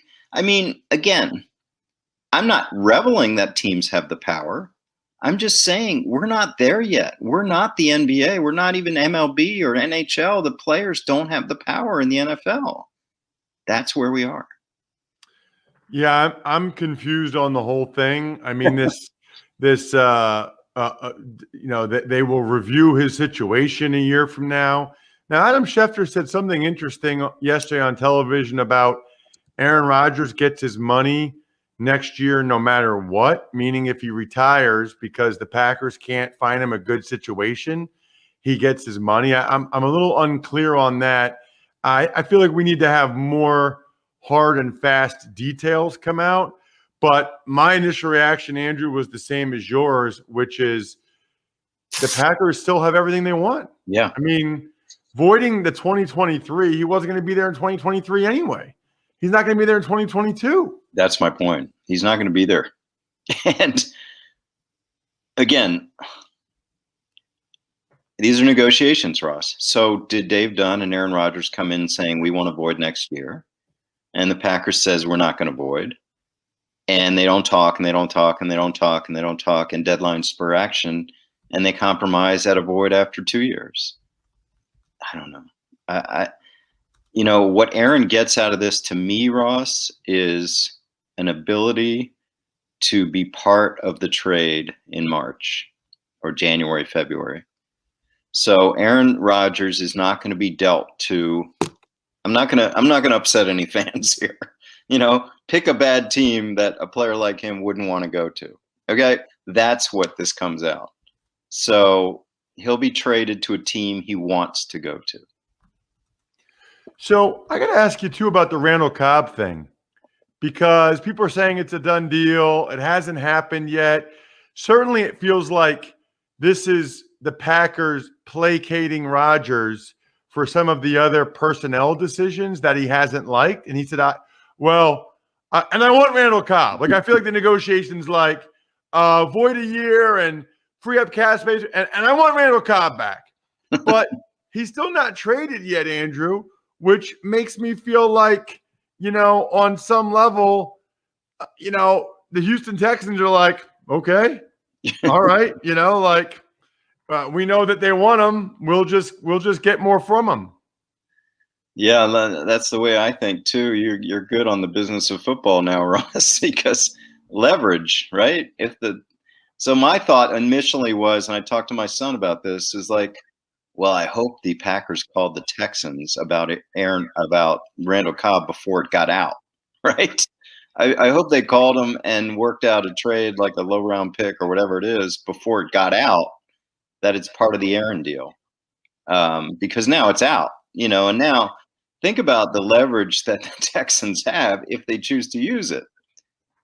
If they don't get Randall Cobb, theoretically, Aaron leaves, right? Aaron goes back to LA. Theoretically, that's what we're hearing. Like Aaron, the contingency of the MVP playing for you is getting this player. So the Texans theoretically have extraordinary leverage here. But I think it's a money thing too, Ross. The Packers probably said, we'll get Randall, but, we're not going to pay him that contract. So that's probably being worked out too. Yeah, I'm fascinated by it. Speaking of the Texans, Andrew, Matt, you could do a whole business of sports podcast on the Texans right now. I mean, wow. I don't even know where to start. Clearly on Monday, after he reported Sunday, all of the reporters, the Tom Pelisseros, the Ian Rappaport saying they're willing to trade him, but it's going to take a lot. Going to be 3 first-round picks, going to be 5 players and/or high picks, blah, blah, blah. I don't know how you do it. And again, I want to give you a blank canvas here, but he's not in the commissioner's exempt list. The NFL issued a statement saying basically he's allowed to be there. There's nothing against, no discipline against him at this point. So he's there. He doesn't want to be there. It's awkward. The Texans want to trade him, but I'm guessing nobody's offering him what they want for him because they don't know his situation and they're not sure that. I mean, what a mess, Andrew. I guess the one thing I'll say, give me the blank canvas, is I've talked about this for 10 years now, the leave it to Roger thing, right? So teams have players that get in trouble. Very rarely do you see a team discipline anymore. And this didn't happen in my day with Commissioner Tagliabue. Now it's all leave it to Roger. And when I say leave it to Roger, let the commissioner handle it. Let him take the heat. And that's where we are, I think. The Texans are kind of, we got this guy. We like him. He's done some things we think are not great. We don't want to trade him unless we get incredible value. But we're waiting on Roger. So I don't know about you, Ross, but I've seen the statements from the league about this are pretty hard to decipher. Is he potentially going to be on the commissioner exempt list? Is he not? Do the Texans now have to deal with it? Is it all on them? Or are they still waiting from the league? To review, he's charged with a lot of civil complaints. And I think, and again, I've been tied up with Aaron, I think criminal complaints, right? I mean, I think there are criminal complaints against Deshaun Watson. And they're still reviewing and investigating. But I'm a lawyer, right? I'm a lawyer. Precedent. We talked about this. Precedent is everything to lawyers. Let's talk about the two cases that stick out. Ben Roethlisberger. Something happened with a woman. No criminal charges. 6-game suspension. Ezekiel Elliott. Something happened with a woman. No criminal charges. 6-game suspension. Okay? And now we're not even talking about some lesser names that have had these issues. You tell me how Deshaun Watson is not going to have a major suspension. I don't, how? Like, how? How does he not have a major suspension with those two precedents? Ben Roethlisberger, one woman. Ezekiel Elliott, one woman. Now, unless these 22 women are making it up and you prove it, come on. So I don't see him playing for a while with anyone. Now, maybe opportunistic teams say, okay, we can get a cheap trade value here while he sits for us instead of the Texans. Maybe that's going on. Well, I think there might be certainly teams that try to get him for value. There's 3 other things I got to ask you about, Andrew. Number one, Michael Thomas, Saints wide receiver, not having surgery until June, expected to be put on PUP, miss at least the first couple months of the season. This is an ankle that, he had injured last year, then he re-injured it. And I've seen some reports that the Saints aren't happy. Have you ever had an issue like this where a guy, for one reason or the other, waited so long to do something medically that it really affected his ability to perform and to get the money, earn the money you guys are paying him? Yeah, no, I don't remember the timing like this. I've had issues in the past where the doctor's an issue, team doctor versus their doctor, team opinion versus their opinion, those kind of things. But never the waiting. This seems like tense between him and the Saints. And this seems like it's been going on, Ross, since he signed the contract, which I think was a year ago, with this major extension, top of the market for him. Doesn't seem that all's well with that relationship. But leverage is everything. I think he's got the contract now. So he's got the contract. So I'm sure he feels emboldened to do this. Had he not had the contract, he wouldn't be doing this. A guy that doesn't have a contract, Andrew, Zach Wilson. There's exactly 2, I think, rookies that haven't been signed yet as of 8:47 a.m. this morning, unless he just signed. Zach Wilson and Trey Lance. And reportedly, the Jets and Zach Wilson's camp are fighting over offsets and signing bonus cash flow when he gets paid it. And look, I don't like to be that guy, Andrew, that says typical Jets. But, Trey Lance isn't going to start for the Niners anyway. This seems like typical Jets. It just seems like the offset and the signing bonus cash flow, I mean, doesn't seem that important in the big scheme of what they're trying to do here with this new franchise quarterback. Yeah, I say it every year. The CBA has been predetermined in terms of money, but that doesn't mean there isn't any negotiation, because these are the 2 areas for top picks that's always the issue. Offset, for people who don't know what offset is, that if somewhere down the road they cut Zach Wilson and he plays somewhere else, does the guarantee offset against what the Jets owe? So the Jets are arguing that, yeah, we want to get our money back. If he can't double dip. If we cut him in year 4 and he plays somewhere else, he can't double dip. It's a precedent thing, right? The Jets aren't so concerned about Zach Wilson, but the next pick, the pick after that, using it against them. So that's where we are on that. And the cash flow and the bonus, players want it right now. Teams want to set it out over years. So we're stuck there. How do they resolve this? You look at precedent. What did the second pick get before? What kind of cash flow have the Jets done before? I guess my comment is it'll work out. The longest one of these was Boza back a few years ago. Same two issues. But for those wondering, again, if Zach Wilson misses a week, it's not going to affect him. I mean, I know he's the starting quarterback, but I've learned in my old age not to get too worked up about these things. What about, Andrew, last one, Xavien Howard, Miami. Yeah. This is interesting. We got a bunch of guys, Chandler Jones, Jamal Adams, Xavien Howard, not happy with their contracts, and they've made that clear, but they showed up anyway because there's a new $50,000 per day mandatory fine. You can't forgive it. And Xavien Howard even said, and I tweeted last night at Ross Tucker NFL, he's just there so he won't be fined, so he can't be fined. He doesn't want to be there. I guess it's good that these teams don't have players holding out, but I wonder how good it is to have guys that are really unhappy and voicing that displeasure in and around the team every day. Yeah, I don't know if I'm not going to take credit for terming this. I remember using it a couple years ago with Jalen Ramsey, but the hold in. So now we have the hold in because of the fines, because the CBA hammered over the head all the rookie stuff and said you got to be there, not only rookie stuff, but the holdout stuff. So here we are. And he's just there so he won't get fined. If the CBA didn't have that, he'd be out. So owners have to look and say, is this better? I don't know. I guess it is because for the owners, because he's there.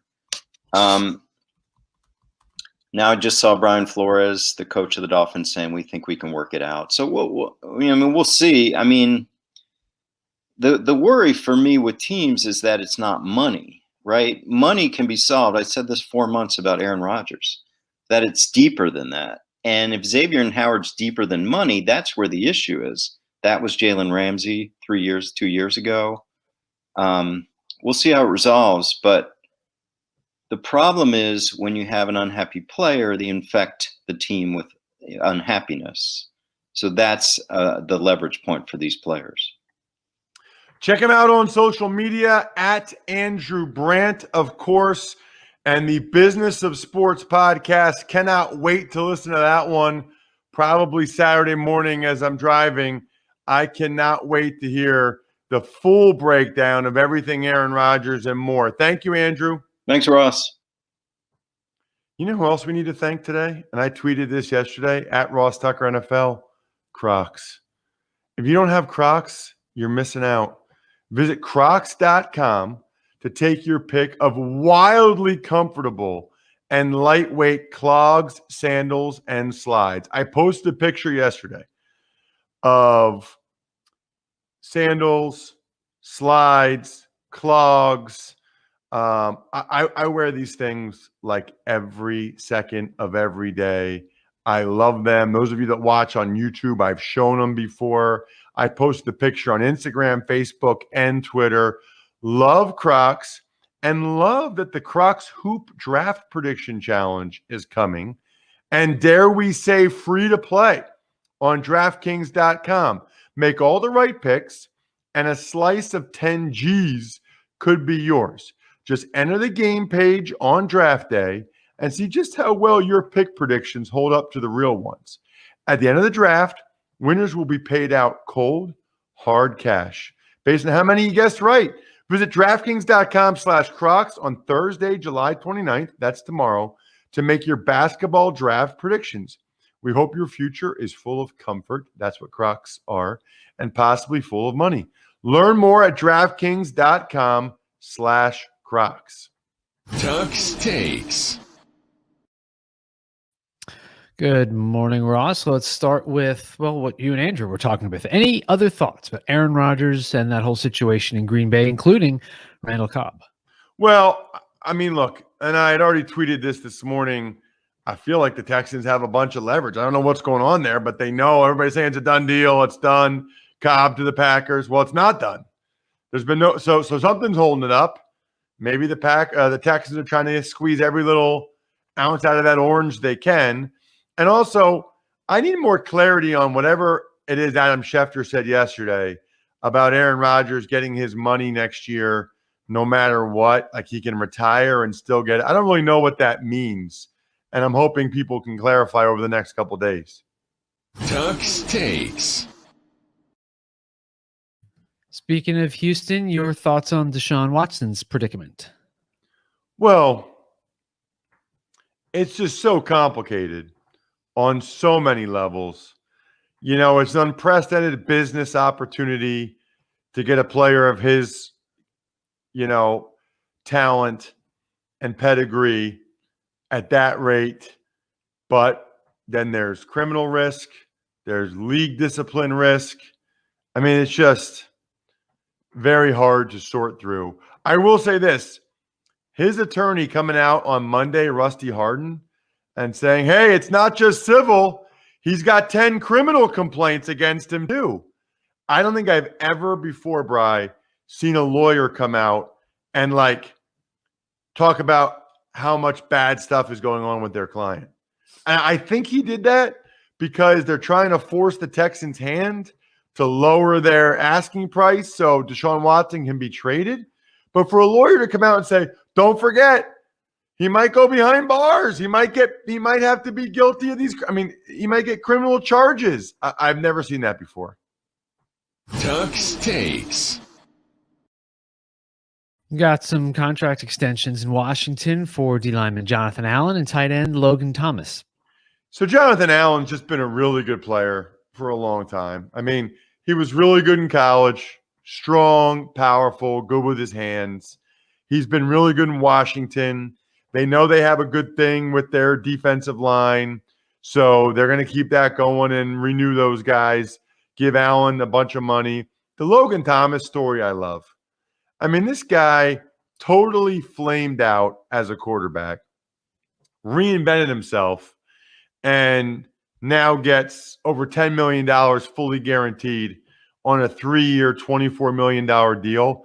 That is not easy to go from quarterback to an NFL starting tight end that gets that kind of money. You're competing against all these guys that have been tight ends their whole life. Hint, hint, Tebow. But I'm thrilled for Logan Thomas. He earned it. He got that stuff the hard way. Tux takes. Adam Schefter reported 13 NFL staffers and 4 players tested positive for COVID-19, even though they're fully vaccinated. And that list presumably includes Colts head coach Frank Reich. Right, because the Colts and Frank Reich came out with the statement that Reich tested positive, even though he's fully vaccinated. And as a result, Reich's out for like 10 days, or no, I guess he just has to have 2 days in a row of negative tests since he's fully vaccinated. I think, Bri, I see some comments from people that I'm not sure totally understand. So, like, you can still get COVID if you're vaccinated. It just makes the odds much, much better that you don't get it. You can also still transmit COVID even if you're vaccinated. It just makes it a lot less likely. Like everything we do, everything we're talking about is the odds, the percentages, and the vaccine makes it less likely that you get COVID. If you do get it, your symptoms won't be as bad. And if you do get it, you're less likely to transmit it. So the vaccine helps in all 3 of those areas. I feel like when people see this, oh, people still got it. See, the vaccine doesn't work. It's unfortunate because I don't think they totally really understand what it is that vaccines, and in this case, the COVID vaccine does. It just helps in every way. It doesn't make it 100% foolproof.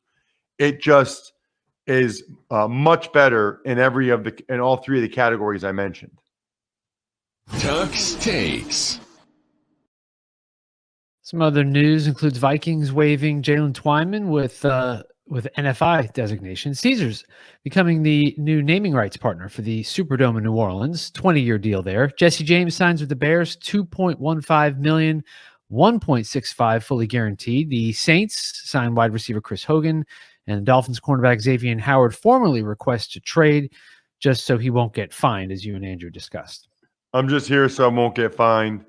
So Twyman's the guy that got shot 4 times. So, I think he's on the NFI list for the Vikings, and depending on when they clear him, they would not have to pay him for this year. The Caesars Superdome, is Is gambling legal in Louisiana, Bry? There's casinos that operate. So right downtown New Orleans, there's a Harris Casino. By the way, Harris part of Caesars. As far as DraftKings and fantasy, that has been on the ballot. That actually passed and should be up and running in time for football, or at some point by the end of the year. So it's getting there. So there's been casinos. They just legalized sports betting. Correct. Because the casinos didn't have sports books until now. No sports books, and this is not. It will be up to the individual parish or in every other state, county. Right. So, but there's no Caesars down there. There's just Harris. Correct. Interesting. Jesse James. I feel like the Bears had a lot of tight ends. I think they wanted, obviously they wanted another one. But don't they have like 5 dudes right now? So the Saints signing Hogan. Hogan was literally playing professional lacrosse in the PLL, but that doesn't pay like the NFL does, especially with all the benefits and everything. And I'm sure the Saints gave him something to guarantee, to make it worth his while, to make him not just go down there and have to try out at camp. And Xavien Howard, wow, that statement by him where he said, I didn't fully understand what I was signing when I signed it. That's a rough look for him and his agent to admit that publicly. I didn't fully understand what I was signing when I signed it. Yikes. I do know this. Place any pre-event wager of $1 to be eligible to cash $100 in free credits if America wins any medal this year. Are you guys kidding? They're giving you $100 again. Are you kidding? $1 on one Olympic event, and you get $100 if America wins a medal. I mean, what are we even talking about here? What I'm talking about is even money should be epic later today with Chad Millman from the Action Network. Make sure you support all of our sponsors, including our I Think We're Done Here members of patreon.com/RTmedia, like Pizza Boy Brewing, Sporticulture, Vision Comics with an X, and HumanHeadNYC.com. I think we're done here.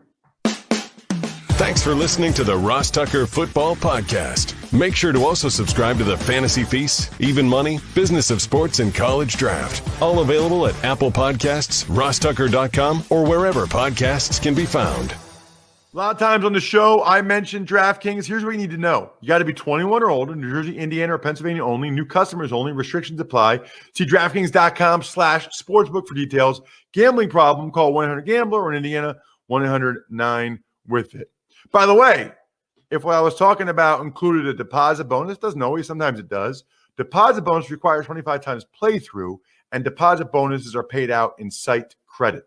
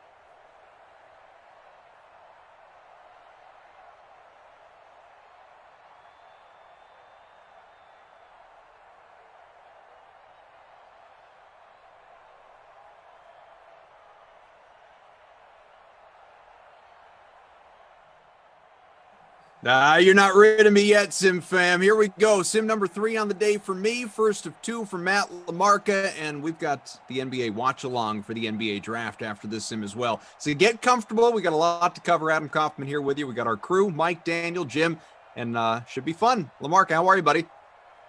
Good. Yeah, it's been like a low-key, crazy sports day.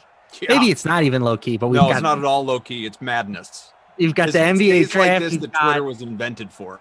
the MLB trade deadline, hockey free agency, if that's something that you care about. The I do. Olympics. Look, Bruins signed 10 guys yesterday. I care about free agency. Well, it's good to know somebody does. It's true. And NFL training camp stories, and obviously in the True, NBA, we true. got Russell Westbrook getting ready to go to the Lakers, it looks like. You know, Buddy Hield thought he was, and now maybe he's not. Ricky Rubio is on the move. Mason Plumlee's on the move. Ben Simmons could be moving. There's a lot going. Yeah, Oklahoma City's trying to deal Kemba Walker. And, oh, yeah, the NBA draft is starting in a matter of moments here. So, yeah, there's a lot going down. LaMarca Koff, and thanks all for being here with us. 80 Poker. Oh, forgot about the draft. Honestly, Poker, where you been, dude? We've been talking about this all day. It's draft night. Mr. Nick, what's up, Koff? LaMarca. Who else stacked Hot Atlanta? Yeah, we got Madden ratings too, says Michael. Those have been coming out all week, including defensive positions in the secondary today. What's your lineup look like, my friend? I kind of did stack Atlanta. I went Todd Gurley in the captain spot with Matty Ice and Julio in the utilities. I also played the Falcons defense. Okay. And then I went with Noah Fant and Brandon McManus. Brandon Cristal, one of our DK brethren, that idiot, speaking of a Broncos sin, he sent me a text just a little while ago with a tweet from Chris Mannix about how, you know, Kemba Walker could be on the move. He's like, oh, look at this. I was like, dude, he's a member of the Thunder now. He's not even a Celtic anymore. You know, when did that happen? Read the tweet that you just sent me. It says last month. My lineup, I actually, dare I say, LaMarca, I like my lineup, which maybe that will actually bode well for me because I didn't like my lineup the last 2 sims that I did today. And sure enough, both of them stunk. So maybe this one will be all right. Calvin Ridley is my captain, 40% owned in our smaller contest, 135 entries. The prime time, don't forget about the draft follow along after this sim free roll. It's in there so that people remember. He's about 12% captain. Julio Jones, Julio! 3/4 owned, a quarter in the captain slot. Todd Gurley, like you, he is very chalky. I've got him in the flex. You obviously captained him, as 22% of people did. He is 77% owned. Then, had to go a little cheaper. Jerry Jeudy, Russell Gage, and I also do have Cortland Sutton. He's obviously not inexpensive, but we'll see. We'll see what ends up happening. We are in virtual Atlanta. Good to be here with you. Thanks for being with us. The Queens Falcons, as Moose would tell you, Jeff Ulrich, who is joining you for Madden After Dark, the next sim, a couple hours from now. 2nd and 9 on the way from the 26. Atlanta in the red tops and helmets. Yeah, and if we almost buried the lead on the most important sports story of the day. Tommy Freeze Pop's 24-hour Denny's-a-thon. So Taryn and I were talking about this just a little bit in the last sim because she's not happy about it. I, as a normal human being, would look at it and say, she got a respectable time slot, not treated. She got like a prime time spot. Not treated like a nobody like us. Exactly. You know, Moose, whatever. Like even Moose with the time difference, it's not that bad. But he's on, I think, at 2 Eastern. Then 1:30. I'm at 2. Yep. You're at 2:30. Mm-hmm. Tara Lynn is on at 8:30 in the morning, which for her may as well be 2 in the morning because she is convinced she's not going to be awake. I told her maybe set multiple alarms and give in it all a try. fairness, yeah, I'd rather even be though at I 2 think- a.m. 30 also. So I get that. I think most normal human beings would be happier to be up at 8:30 than 2:30, but I'm certainly happier to be doing a 2:30 slot than an 8:30 slot. Yeah, me too. And I told Tara Lynn that I am just going to keep talking and bleed right into your segment and then just stay on with you the whole time. So don't think you're getting Tommy all by yourself. You're going for 6 hours? Oh yeah. No, not Tara Lynn, me and you. Oh, all right. Do it. Hanging out with her. I'm not up at 8:30. Get out of here. I'd love to do 2:30 or whatever. I would love to have some help because I think Tom's expecting me to be like the fantasy guru. Meanwhile, I'm going to be talking about why diners have the best. It's so funny you say that. As Cade Cunningham, by the way, draft's underway, starting already earlier than I expected, and no confusion. Cade Cunningham to Detroit. That's done deal. Picks in. So that was announced that it was going to be the pick. Yeah, we've known that all day. The only question going into the day was, will Detroit hang on to the pick? Cunningham was always going to be number one. Obviously, they decided to hold the pick. So there you go. No, what I told TL, because I agree with you. I think Tommy is going to come on with me and be Joe Broadcaster and say, like, you're the NBA guy. Let's talk draft. Let's talk Westbrook. What are your Celtics doing? Like, how about the Red Sox ahead of the trade deadline? Are you upset the Yankees got Rizzo and, is Scherzer's going to the Padres, it appears, and all this? No. I told TL, I don't want to talk any sports with Tom. I want to talk about the Denny's menu. I want to talk about the over-unders he put out on social media about trips to the bathroom. I want to know if he's nervous for his wedding, if he's excited for his move home. I want to dive deep into the life of Tommy Freeze Pops. Get out of here with your sports talk at 2 a.m. I've been doing sports all day. By 2 a.m., I'm talking anything but. I'll tell you what TV shows I'm binging, what movies I'm watching. That's what I want to talk about. I'm going to hijack his segment. Well, it's your segment, so I think that's fair. Yeah, he probably won't care what I do. He's just happy to not be talking to himself for a half hour. Yeah. And I might cuss, too. Who? Whoa, I know. Madden I told him the most interesting thing. I told him the most interesting thing that he could do is interview a Denny's waitress for about a half an hour. Yeah, Flo? Sit down, Flo. What's the soup du jour? Is that a reference I should know? Yeah, are you serious? Dumb and Dumber? You know what? Oh my God.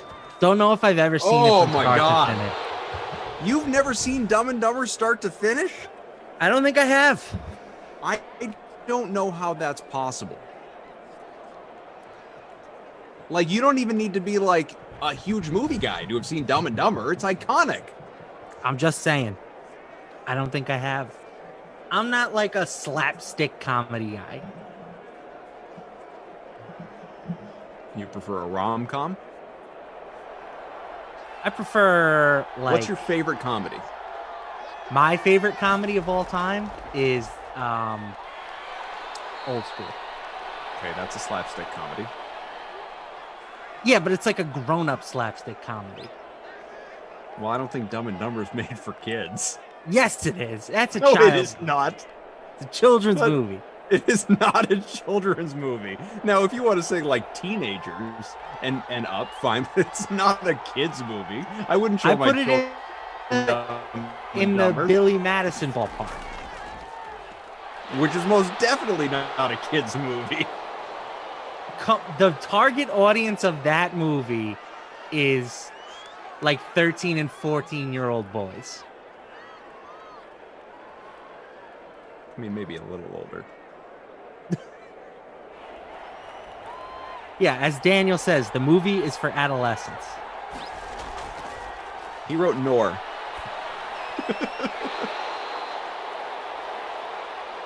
Denver and Atlanta still scoreless.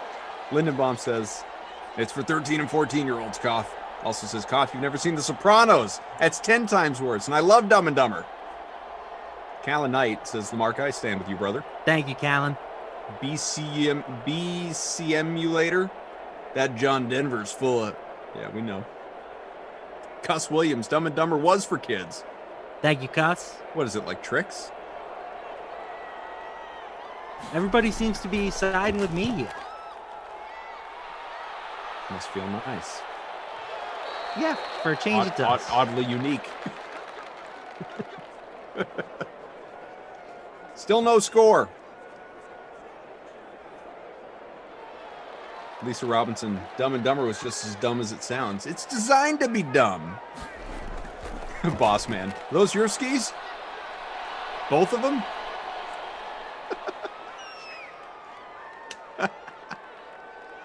Ace Ventura was better, says John. Ace Ventura is awesome, but I'm going to disagree with that. So I did like the first Ace Ventura. Yeah, the second one is... The second one is hot garbage. Yeah, but watchable if you love the character enough. It's not a good movie, but it's watchable. I'm not kidding. And I'm sorry, this is more of a visual demonstration, so only you and those in our Zoom will... Are you about to talk with your anus? I'm not, no. Also, I don't know if we can say that here. Excuse me. Do you happen to have a breath mint? Like to ask you a few questions. When he's driving, when he's driving down the road, bouncing around. He's just on the regular road, but he's pretending he's riding on, like in the middle of the woods. I'll sometimes do that with my children. Like a glove? I'll sometimes do that with my kids just to make them laugh.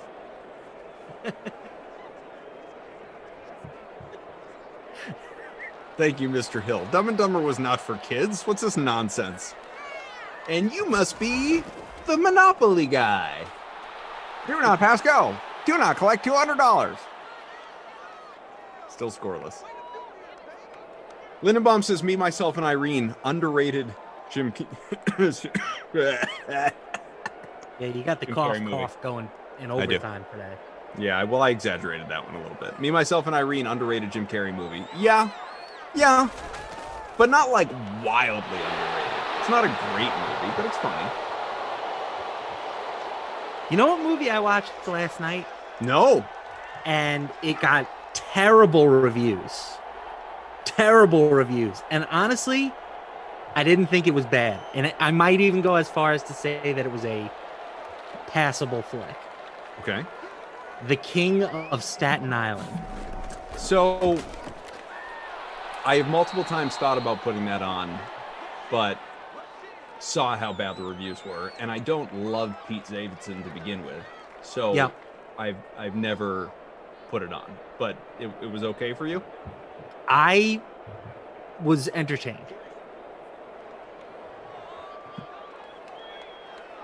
You know, like, there's definitely a New York vibe. So, like, you know, a lot of it is making fun of Staten Island. And, yeah, I'm sure it's a little more inside for you than it would be for me. But I enjoyed it. Adrian Wojnarowski says, the Rockets long expected... Woj is doing his Woj thing on draft night now. The Rockets long expected Jalen Green to be awaiting them at number 2, and he's there. They think he's going to be a star for them. Translation, Woj says, they're picking Jalen Green. And there he goes. He's off the board at number 2. Done deal. Yeah, I think at this point... Why is he still doing that? ESPN lets him just announce the pick now, doesn't he? I think it's fun for him. I think that's what it is. I think that's what he's doing. I think this is just him having fun. Like, when are we getting this zeroed in on? They are lasering in. They're focusing their attention. Laser's my favorite one because then you always get the quote tweets with the Dr. Evil laser gif. No score, no points, no anything. You know what? I might have been wrong on this movie, by the way. Brant says that movie has 75% on Rotten Tomatoes. And I just pulled it up, and it's 75% critic score, 83% audience score. So I don't know why. I don't remember having good reviews either. All right, so we have got Shams Charania with the latest. Let's just dive into it here, just to finalize this thing. It looks like Cleveland going Evan Mobley, by the way, at number 3, says Shams. That was expected. Washington Wizards have agreed to trade Russell Westbrook, 2024 second-round pick, 2028 second-round pick to the Lakers for Kyle Kuzma, Kentavious Caldwell-Pope, Montrezl Harrell, and number 22 tonight. I will ask you again in about an hour on our follow-along show, but I will ask you now for the people who are here. What do you think? I really wish they would have just gotten Buddy Hield. I think Buddy Hield is a better fit with that team. Like, he fills a more obvious need. Was just right? tweeting the exact same thing. Totally agree. The big problem with that team was they didn't have a shooting guard who could reliably knock down jump shots from the outside. The thing, like, they really missed Danny Green last year, which is a sentence I never thought that I would say. So you can find a perimeter shooter. Like, I don't think it's the hardest thing in the world to find guys that can shoot the ball, but we've talked about this, or maybe it was me and Freeze Pops that have talked about this, but I'm just super down on Russell Westbrook. I think he's an empty stats guy. None of the stuff that he does really, like, helps the Lakers, right? They're going to be so congested with LeBron and Davis and Westbrook. And I know that LeBron and Davis can shoot the ball from the perimeter, but they're at their best when they're doing damage on the interior. And now you add another guy into the mix who's the same thing. So it's great from a look at the names that we have on the back of our jerseys perspective. Mm-hmm. But I do think that Hield would have been a better basketball fit. Let's keep this party going. Jeff Passan, ESPN. Breaking.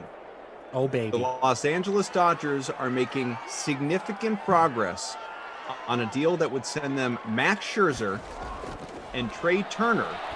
Oh, my God. From the Nationals for a prospect-laden return. So Both when you thought that Scherzer was getting set to go to the Padres and that he already wanted to go to the NL West, well, guess what? Don't forget, doesn't matter what the teams agreed to. Scherzer's got to okay it. He might be going to the defending World Series champs. What do you think? They got a hole without Trevor Bauer right now. Humongous haul for them. And the Dodgers have some appealing prospects. I think that this is kind of like, it's a bidding war, right? You know, they had a package that they liked from the Padres, and they said, okay, Dodgers, can you up it? And now the Dodgers have upped it. And now the ball is back in the Padres court. And 2 hours from now, we might hear that the Padres have made a Godfather offer for those two players. Or maybe the Nationals are in just such a good spot because they have the only thing on the market that every team wants, which is an ace caliber starting pitcher. Scherzer is the only ace out there, and the Nats can essentially name their price. So I think they let this play out as long as possible, and they're just going to turn this into an absolute bidding war. They're going to restock their farm system super fast. It's a really good fit. Like, it's just a really good market for what the Nationals are selling. If ever there were a team that just exudes salary cap, we don't have a salary cap in this sport, it's the LA Dodgers. My goodness, what they're doing and what they're willing to pay for, quite frankly. But if you keep winning championships, and it's just the one, Mobley off the board, number 3, done deal, goes to Cleveland. They don't care. They got all the money in the world. They do not care. And that's seriously, it is crazy though, because like even the Yankees, who have long been the team that spent the most money on players, they will not go into the luxury tax, and they gave up better prospects to acquire Rizzo and Gallo so that the Rangers and the Cubs would retain the salary on those two players. They were willing to pay more to avoid the luxury tax. And we're talking about the Yankees. And the Dodgers just do not care. And credit to them, right? Like, if you're not willing, if you're willing to spend like they are, why shouldn't they? Like, they're going to pay hundreds of millions of dollars in luxury tax, and they don't care because all they want to do is win titles. I know it doesn't work this way. Obviously, like, you got to win, you got to stay healthy, you got to have the endurance, the stamina, the whatever you want to call it, to go through a 2-month rigorous playoff run. Any sport, that's true. baseball you play every day. It is true. You got to win series. But the Dodgers, if this deal happens, and like you said, maybe somebody swoops in, prevents this from happening. But if this deal happens, let's say, I don't know if he is, but let's say Bauer comes back. Obviously, he's got off-field issues going on. We don't know if that'll happen. He's on leave. But let's say he comes back. Are they just so far ahead of everybody else when it comes to being a champion this year? I thought they were so far ahead of everybody else before the start of the season. And things haven't worked out that way. You know, they've had to deal with injuries to Cody Bellinger, to Corey Seager. You know, half their pitching staff was hurt for a time being. So they're still the favorites. They're still the betting favorites. And I would imagine that their odds would shrink considerably if they managed to grab not just the best pitcher on the market, but you could make a case that Trey Turner is the best bat that's available on the market as well.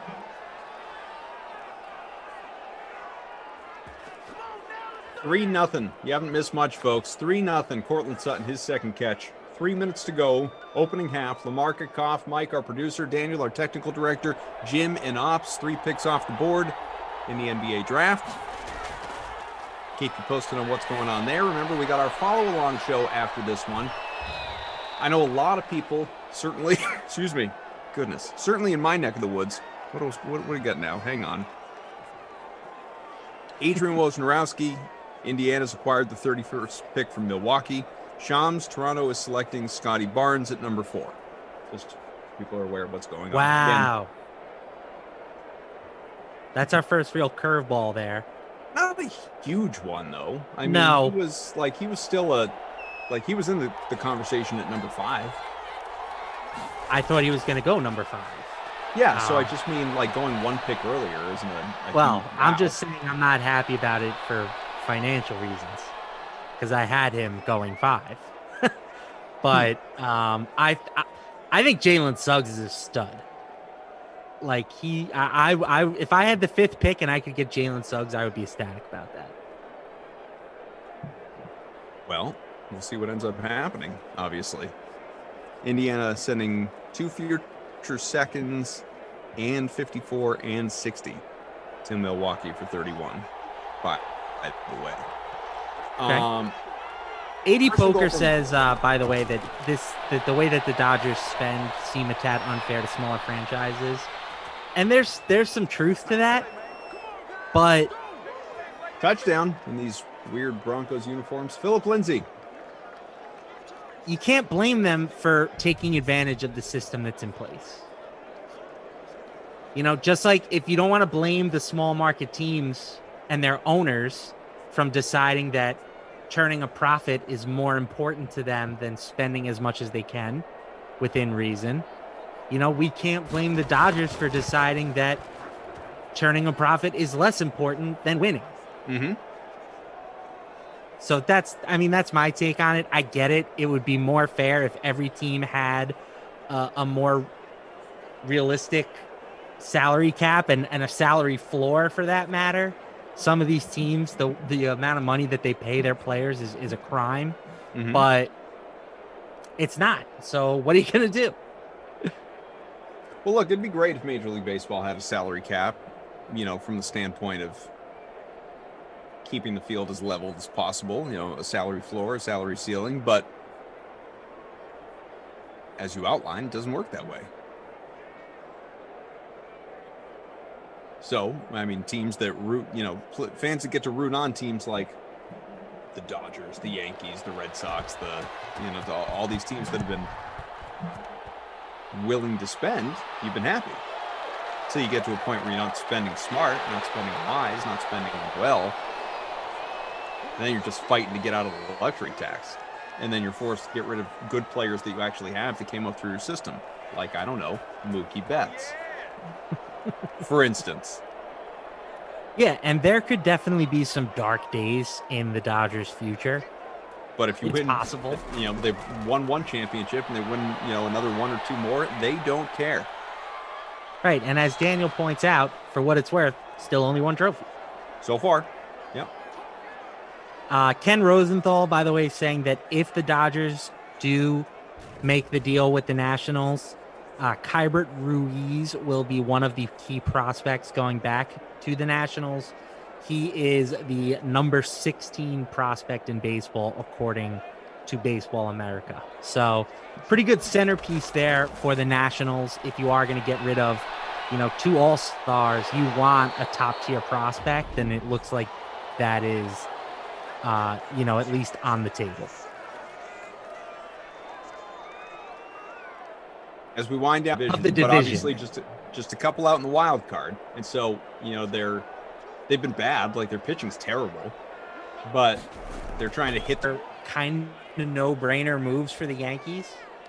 You're not in a position where missing the playoffs is okay, right? You have to go all in.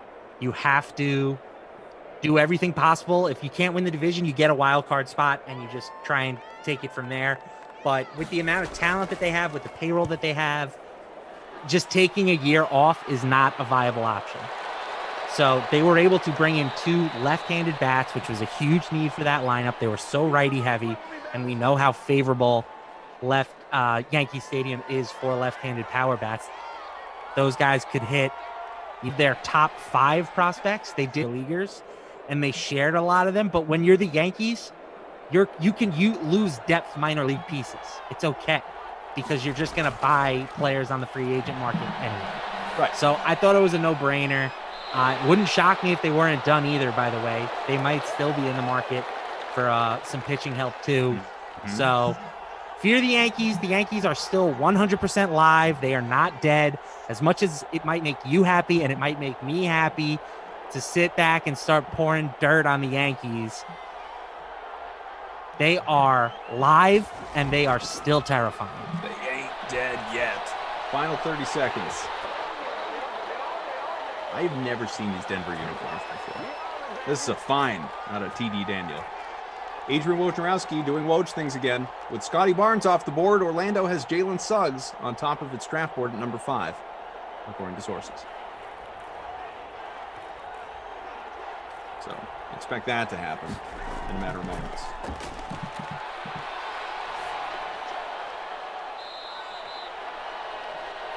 Based on everyone that I see on Twitter here out of the Orlando area, very happy. Yeah, I mean, I certainly would be if I was a Magic fan. And, I guess there's at least a couple of those out there somewhere. Where would you be going next? Yeah, this is when it really starts to get interesting. I think the consensus has become that this guy, Book Knight or Boo Knight or however you pronounce his name, he's going to be the number 6 pick. That's kind of the consensus at this point. But I'll be the first to tell you, I'm not super plugged in on this stuff. I'm not a mock draft grinder, which is why we brought in some big guns for the live stream. And I'm super excited about that. We did. We got your guy, Anthony Amico, joining us from Establish the Run, football guys. He'll come on for the NBA follow along. Be a good time. AD Poker, please come on, man. Let's go, Orlando. Tortured for years living here. Well, it sounds like it's a done deal, my friend. Once those tweets come out, it's happening. Of course, Woj was AD Poker, sorry, Hield going there. He'll get a second round deal, but how many of these big guys do we have to see that can dominate the college game but just can't do it at the NBA level? Like Frank Kaminsky was so freaking good in college. Similar type player to Garza, could shoot the ball from the outside. You're like, oh, this guy can be a stretch 5 in the bigs, in the big leagues, but they just don't have the defensive quickness to stay on the court in the NBA. So I wish the best for Garza. He was fun to watch at Iowa, but I would not want my team to draft him. 7-3 Denver at the break. Your leading receiver is Jerry Jeudy, 3 for 42. Let's see. At the moment, our leader in the sim is Cristobal. Cristobal up about 1.5 points. I'm 34th. It's not great, but much better than where I've been the rest of the day, for that matter. And Lamarca is somewhere hanging out behind me. We're gonna take a quick break. We'll be back. Earlier today on The Sweat, couple of friends of ours that have joined us throughout the day today, and one of them who's on the way for Madden After Dark. Jeff Ulrich, Reed T. Fowler. They debated the fantasy expectations for the Raiders' second-year wideout, Hank Ruggs. Again, that was on the Sweat. Enjoy. All right, Reed. Well, Henry Ruggs of your Las Vegas Raiders said he gained 13 pounds this offseason, and he wants to have more production, not only in the passing game, but as a runner as well. So what are your expectations for the wide receiver in year 2 with Derek Carr and company? Yeah, Jesse, 13 pounds in football and on earth is a lot of pounds in earth. But look, Henry Ruggs, he gained a lot of pounds. Derek Carr loves him. This is what we get in the offseason is this guy's working out. We see Chris Carson working out with this. Is that what does he plan to do, right? If he plans to put on more weight to get more of these contested balls, maybe run across the middle, maybe run routes that aren't just blowing off the top on defenses, then that means Darren Waller gets less production right across the middle. And that's what you want if you're a Raiders fan and if you're the Raiders, is Darren Waller being the focal point of this offense. It's less about Henry Ruggs and more about this offensive coordinator, this offensive side, getting him in the right positions. We know Derek Carr is not a guy who throws it deep downfield. And we know the Raiders, like every other offense in the NFL, is a copycat league. They want to be the Kansas City Chiefs, right? Not necessarily the Tampa Bay Bucks, but they want to be the Chiefs. To have Waller and Ruggs be the Kelsey and Tyreek Hill in the AFC. Now, these guys are nowhere near that, but at the same time, you do like that he's coming in with a little more bulk. Maybe he gets that number 1 wide receiver moniker, especially when Smokey Brown inevitably gets hurt, right? This guy is always injured. If that's the case, and Henry Ruggs in those mid rounds for season long, Jesse, I think is someone that she might want to consider just because that ceiling is extremely high, but know that floor could be wide receiver 5 at any given week. Jeff, high hopes for bulky Henry Ruggs? No, I don't have high hopes. Like, I think the last news you want from a wide receiver is he's training to be a running back. I don't really understand it, quite frankly. Look, and you really have to look at the Raiders offense. Darren Waller had 146 targets last year. That's not going down. Like, it's just not. He is the main focus point of that offense. Nelson Aguilar led the wide receiver crew with only 83 targets. Some of those could go to Ruggs, but he's competing with John Brown and even Bryan Edwards. I think the theme, if you're targeting a Raiders wide receiver, should be take the cheapest guy in terms of valuation. That's probably going to be either Brown or Edwards, who aren't training to be a running back this offseason. So I'm not really big on Henry Ruggs. I didn't really like what I saw last year. And I'd rather take one of those cheaper guys in terms of season long.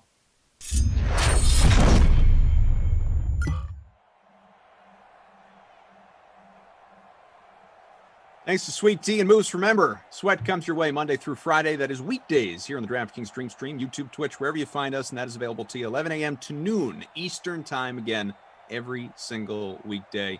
LaMarca's on, Felix, Ducey, those 2 guys, so many others. You always want to be part of it. Interact in the chat, listen to the show, or just over the course of the day, relive the repeats. But it's a good time. So thanks to those guys. Honestly, can't tell you the last time I was on the Sweat. Yeah, but you will be. I feel it coming. I'm going to speak it into I feel it coming. You don't want to be up to go on that show at 11 anyway. You're sound asleep at that point. You say that? What do you think? I sleep for like 18 hours a day? No, I think you're a night owl. I think you go to bed at 2 a.m, and I think you get up at 2 p.m. You think I'm a half and a half guy? Yeah, I'm the Arnold Palmer. You're the half and half. You're like, what do you want in your coffee? A little half and half. That's you. You're the half and half. I would say that I'm asleep at 3 and I'm up at 10 most days. Okay. Okay, is that acceptable to you? Yeah, I mean, that's me, basically. Like, I could call you before bed and call you when I get up in the morning. That's basically me, 3 to 10. You could call. I wouldn't answer, but you could call. Yeah, I'll text you. Daniel says I'm a half and half guy. Should be on a t-shirt. Were there days when I used to sleep 12 plus hours? Sure. Haven't had one of those in a long time. Probably been a little bit. Not even so much high school. Like within the last 5 years, I've done it. Not having kids, Coffin, like you can sleep. Think about your life if you didn't have kids. You'd probably sleep more than you do, right? I'd have a lot more money. Ain't that the truth? Sham Sharania, Oklahoma City is picking Josh Giddey at number 6. Am I saying that right? Is it Giddey? G'day? It's good eye, mate. He is Australian, so interesting. Yeah, I mean, this is. He was definitely seen as. I mean, wasn't he viewed as like a borderline lottery pick? He was a like riser. Lottery pick? He was a riser throughout this whole process. I think that by the time that today rolled around, he was in, that 10 range. So this is definitely earlier than anyone expected, but I wouldn't say that it's like a massive surprise. Okay, he does have the Joe Ingles stamp Giddey. of approval for what it's worth. He's got the who stamp of approval? Jingles, my man Joe Ingles, Australian teammate. He's actually, I was looking at the Ringers Kevin O'Connor big board here, and he's got him at number 12 on his board. But the number 1 NBA comp he has for him is Joe Ingles. Also has That's Kyle a lazy Anderson. comp. Also has Kyle Anderson and Evan Turner. I feel like that's just like he's Australian. He's like 6'8". Joe Ingles. Yeah, he's Joe Ingles.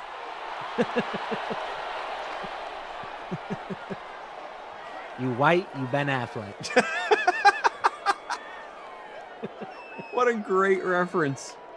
That's a movie I haven't watched in a long, long time. It holds up. I believe that. We don't get enough Sean William Scott anymore either. What's he doing? I mean, I know he was in Lethal Weapon, the TV version, not too long ago. But that's only because Riggs got kicked off the show. Riggs. If I was him, I would just be like counting my money somewhere. From the American Pie franchise. He did Goon. He did Goon. And you know what? The first Goon, Great. Strong movie. Yep. Second one, borderline unwatchable. I don't remember a ton about it, but it's so bad. I remember it clearly being worse than the first one. The first one is actually a good movie. John says Kyle Anderson was pretty all right at one point. Noah Moon, stop Lindsay. Buzz Killington, Stifler dance off an American Wedding, amazing. Yep. Not wrong. Not wrong. I would says, say this whole box of Charleston Chews. Cough in Lamarca. Little slapper here. Cough, have you seen Uncle Buck? Own it. John Candy, you kidding me? That was Macaulay Culkin before Home Alone. Macaulay. Young Mac. What were you about to say? I don't remember, but that's okay. Warriors are on the clock here. Mm-hmm. They're a very interesting team. Obviously, they hope to contend next year with a healthy Klay Thompson. They've got 2 lottery picks, not great lottery picks, but 7 and 14. There's been a lot of talk about them maybe packaging those 2 picks with James Wiseman and trying to upgrade the team immediately. So it'll be interesting to see what direction they go in with this pick.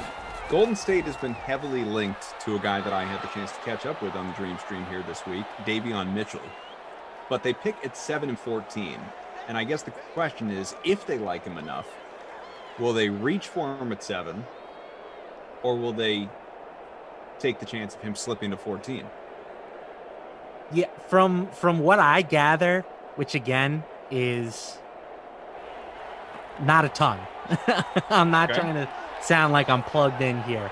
I don't have any league sources, but 7 would be early based on where Mitchell has been going in mock drafts. Oh, absolutely. They have him more as like a back of the lottery type guy, but I think if your sole goal with this pick as the Warriors is we want to get the player who's going to help us the most next year, then it probably is Davion Mitchell.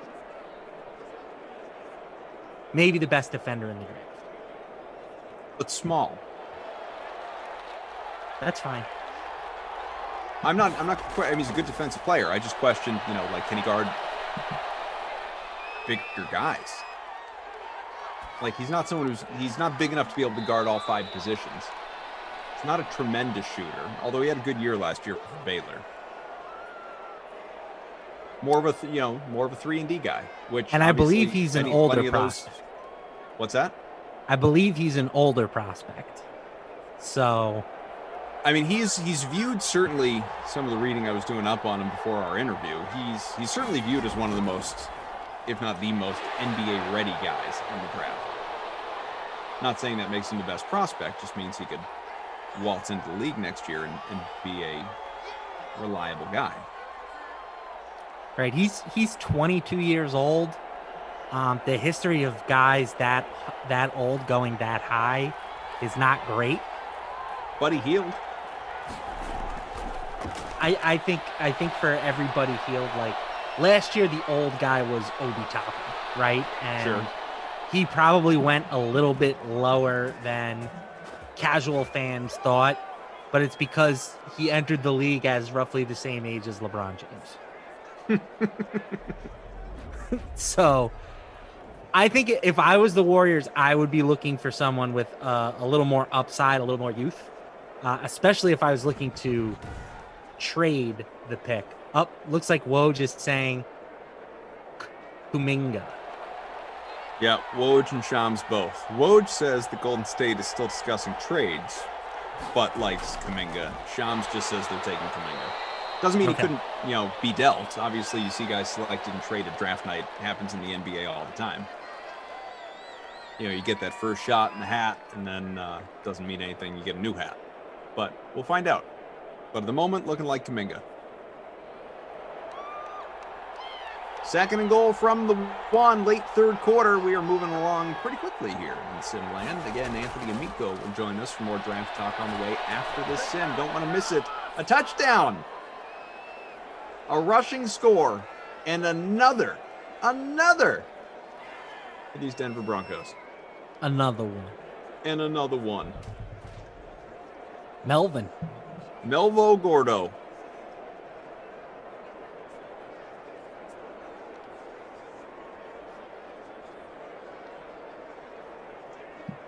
Shake up our leaderboard a little bit.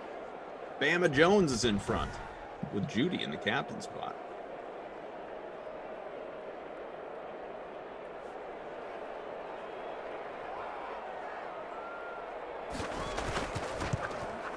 AD Poker says, what team is this? What team? I've never seen fair these question before. It's a fair.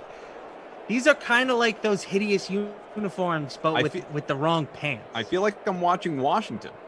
It's confusing to me.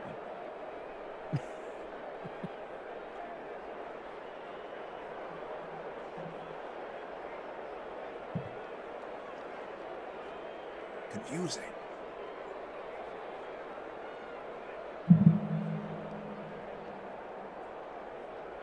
Woj just followed up and says, yeah, Kuminga. Ding, ding, ding, ding, ding, ding.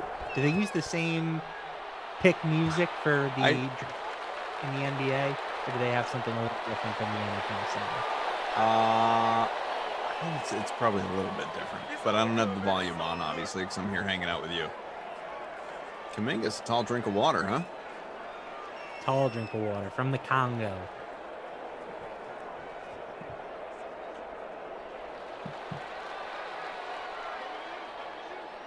How big is he? Only 6'8". God, he looks a lot bigger than that. If you told me he was 7'2", I'd believe you. Yeah, and from what I'm seeing, raw player, he was only he was less than 25% from 3-point range last year. He played in the G League as opposed to, going to college or playing internationally. Yeah. Has the NBA frame. Sure. Oh, Julio, he gone. Oh, they got him. Got him at the last minute. Woj says it's going to be, sorry to cut you off. Woj says Franz Wagner, Mo Wagner's brother, is going to go at number 8. Wow, the Franz. Orlando Magic. Hans and Franz, we have come to pump you up. No, as I was that's saying, another one that's, not high, but what's going on with Boot Night right now? yeah, maybe that was a lot of smoke. I have seen a lot of people leaking the King 9 with Wagner. So maybe so I don't think it's like super high. It's not egregious. No. But definitely that would have been an under. You know what I'm saying? On his number that was Is posted. his brother in Orlando right now? He definitely finished the season there. Let's see. Wagner's.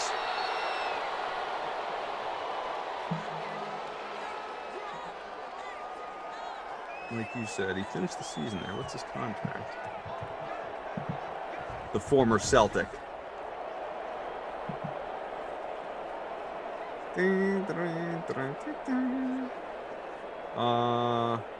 Looks like he's a free agent currently. Okay, that makes sense. Yep. Or at least will be a free agent once that opens up here in a matter of days. Through 3. Hit that like almost to 200. Appreciate you. Smash the like, hit the subscribe button. Feeling rejuvenated after a little bit of dinner in between sims. Being on straight from 4 to what was on the menu? 7 something. Oh, leftovers. We grilled last night, so I had a burger, a dog, a steak tip. I had a little bit of everything. The poo-poo platter. The poo-poo platter. 14-3 Denver. Gordon 49 on the ground, a touchdown, 1 of 2 in this game. Philip Lindsay has the other one that was in the air. 3 for 15, 4 for 73 by Julio. Jerry Jeudy 5 for 60. He's got the most catches right now. Needless to say, this game has not gone how I expected it. Stacking Atlanta has not boded well for those who did. Cristobal still in front. Has Julio, Gurley, Ridley. That's a lot of Atlanta. But Lindsey, Jeudy, and Broncos DST. Stats good through 3. Thank you, Jim. The prime time. Don't forget about the draft follow along after the sim. Yell it from the mountaintop. Don't forget about the draft follow along after the sim. That's coming your way after the sim. About 10 minutes. Be with us. Me, Lamarca, Anthony Amico. Ralphie says, cough, the Bubba Burgers are undefeated. Tony Dank, Celtics suck, cough, terrible since the 80s. I mean, they won a championship in 08, but, made the finals in 10. Conference finals, 3 out of the last 5 years, but pretty bad, pretty bad.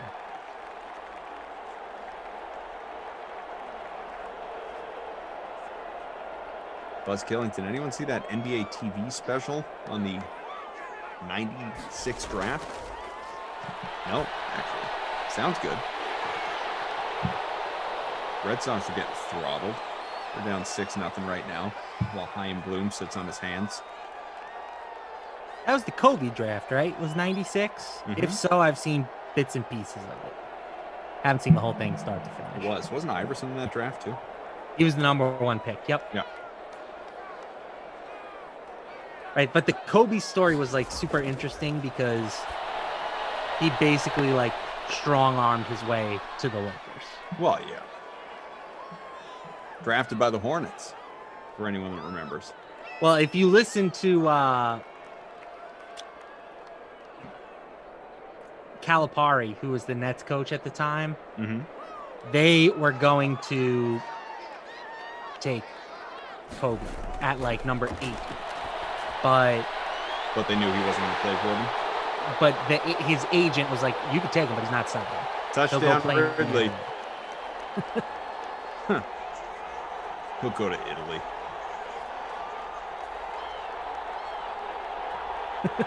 Jimmy in San Antonio says, just checked in on Freeze Pops. He's currently talking about Genghis Khan. Who's he talking to, or is he talking to himself? I don't know if he's got guests all the way through or not.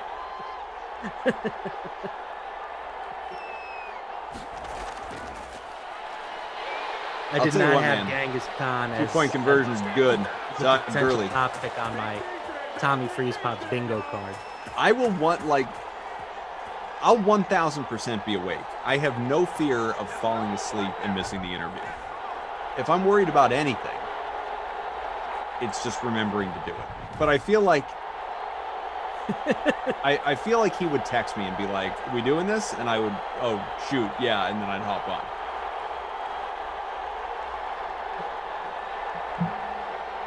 So more MLB news. What you got? Not a surprise here. But John Heyman says that the Scherzer-Turner blockbuster to the Dodgers is close, and that Scherzer has already approved the deal.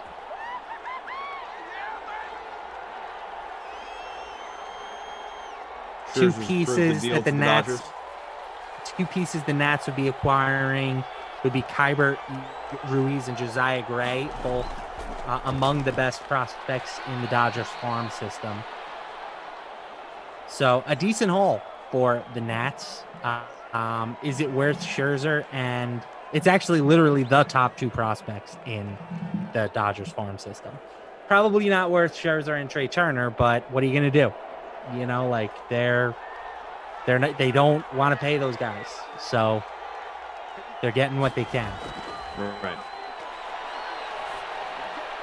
Great. Cuss Williams says, what's the link to Tommy's stream? I don't have it personally. I'm sure he's tweeted it out if you go check on Twitter. He said it was going to be on the Great Dane Nation YouTube page. There you go. We'll see if I can find it, because, I mean, I think we all need to know. Great Dane Nation YouTube. This is where, like, directing people away from our stream. 1411 Denver. I'm sorry, I'm confident you'll come right back. What do we have here? Oh, there it is. Okay. Oh, he's with Morgan. I didn't realize that. He's with Morgan at the diner. I didn't know that Morgan. I knew Morgan was a guest. I didn't know fiance Morgan was going to go to the diner. This is a little awkward, if I'm being honest, because they're both looking at the camera, but they're talking to each other. So why? Yeah, that is. Well, I mean, that's no different. Why don't you look at each other? Whoa! Because Davion's going to Sacramento at number 9. Davion Mitchell. Okay.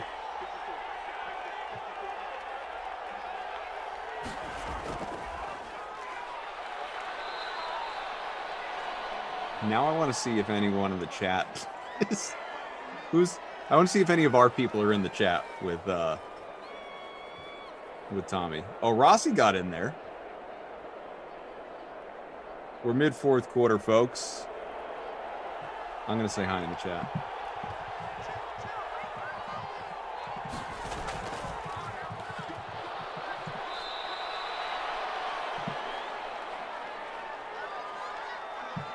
$14-11. Got Mike, Daniel, Jim, Lamaka, Koff. All right, and it feels like this was coming, but Jeff Passan says, "Yep, finalizing." So, Trey Turner, Max Scherzer, headed to Los Angeles. The rich get richer.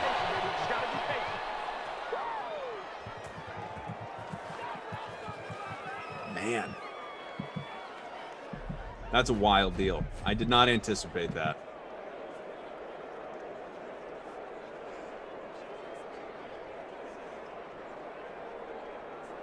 Yeah, my buddy Anthony Mitchell at number 9. That's a done deal. My buddy Anthony, obviously, we've plugged him a couple times. He's good. Yeah. He's Fox and Halliburton on the team already, so obviously you got to draft the short old guard at number 9. LMAO Kings are a massive joke. Yeah, I just saw another buddy of mine tweeted, I love Davion Mitchell, but another point guard on the Kings? It doesn't make a lot of sense. I mean, sometimes you just, you want to draft best available, but is he?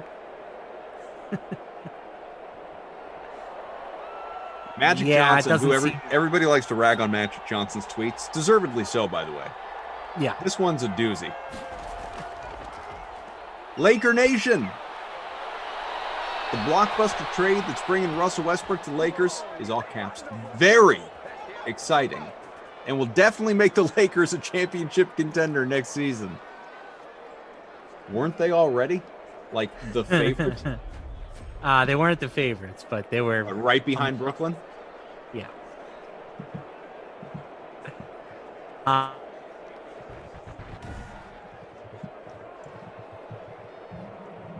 We'll see what happens. I'll be honest. I was a little skeptical about the Irving Harden Durant fit, and it really worked for Brooklyn. So maybe they will figure out the best way to handle all these guys. They just don't have anything else around them.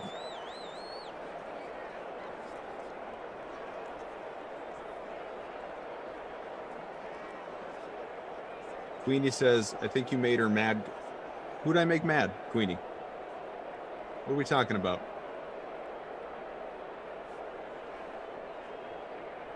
Who's her? Morgan? You're going to need to give me more, Queenie. Who'd I make mad? Who's mad? 2-minute warning.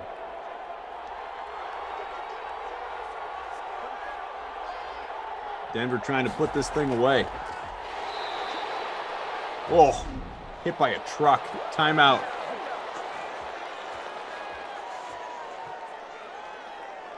That passing deal, well, not passing, but Memphis is picking it's Zaire Williams going at number 10.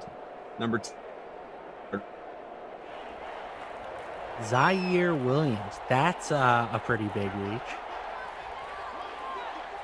How'd I make Morgan mad? Is Morgan listening to the Dream Stream? What is happening right now? Queenie says Morgan. Must be says Morgan. Ashley says yes, Cuff. What are all of you talking about?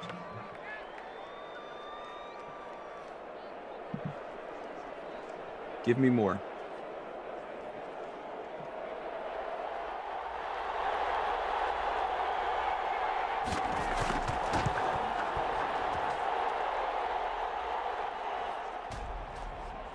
$17-10 with the field goal.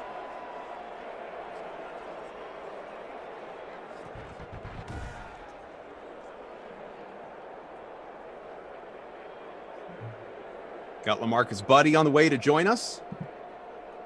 Getting to some of the bigger topics going on around the NBA, including obviously the draft.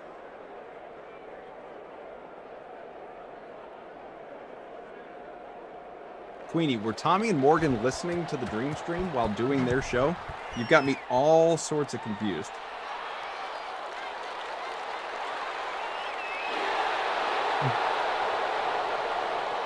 Quite a thing. Daniel says there must be some cross-pollination going on in the chat. They say she's back. Don't worry, Coffee. Oh, good. Good. Chat can't be trusted.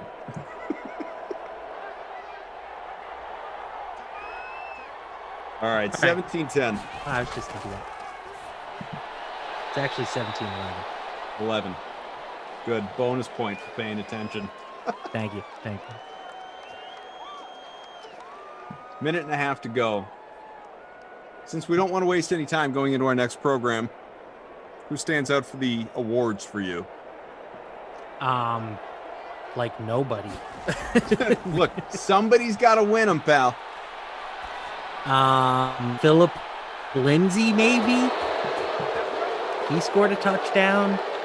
As far as like the bust player, Babysitter Billy.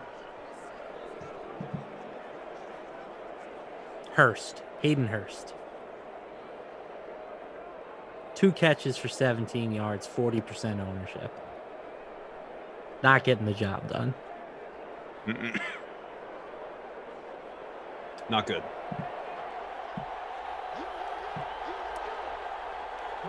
So coming up next, starting in 3-4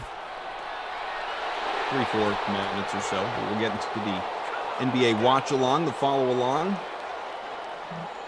They are we could be practically out of the lottery by the time we go on with this show. They don't mess around in the NBA, man. They got to get through 2 rounds and they got to finish. I'm floored at how quickly this is going, though. By midnight or so.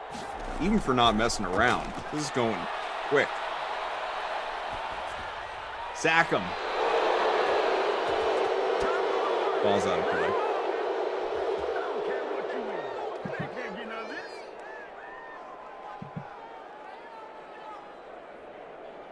This is your opportunity while your buddy's hanging out in the Zoom room to really promote him and hype him up to get people to stick around. You know that, right?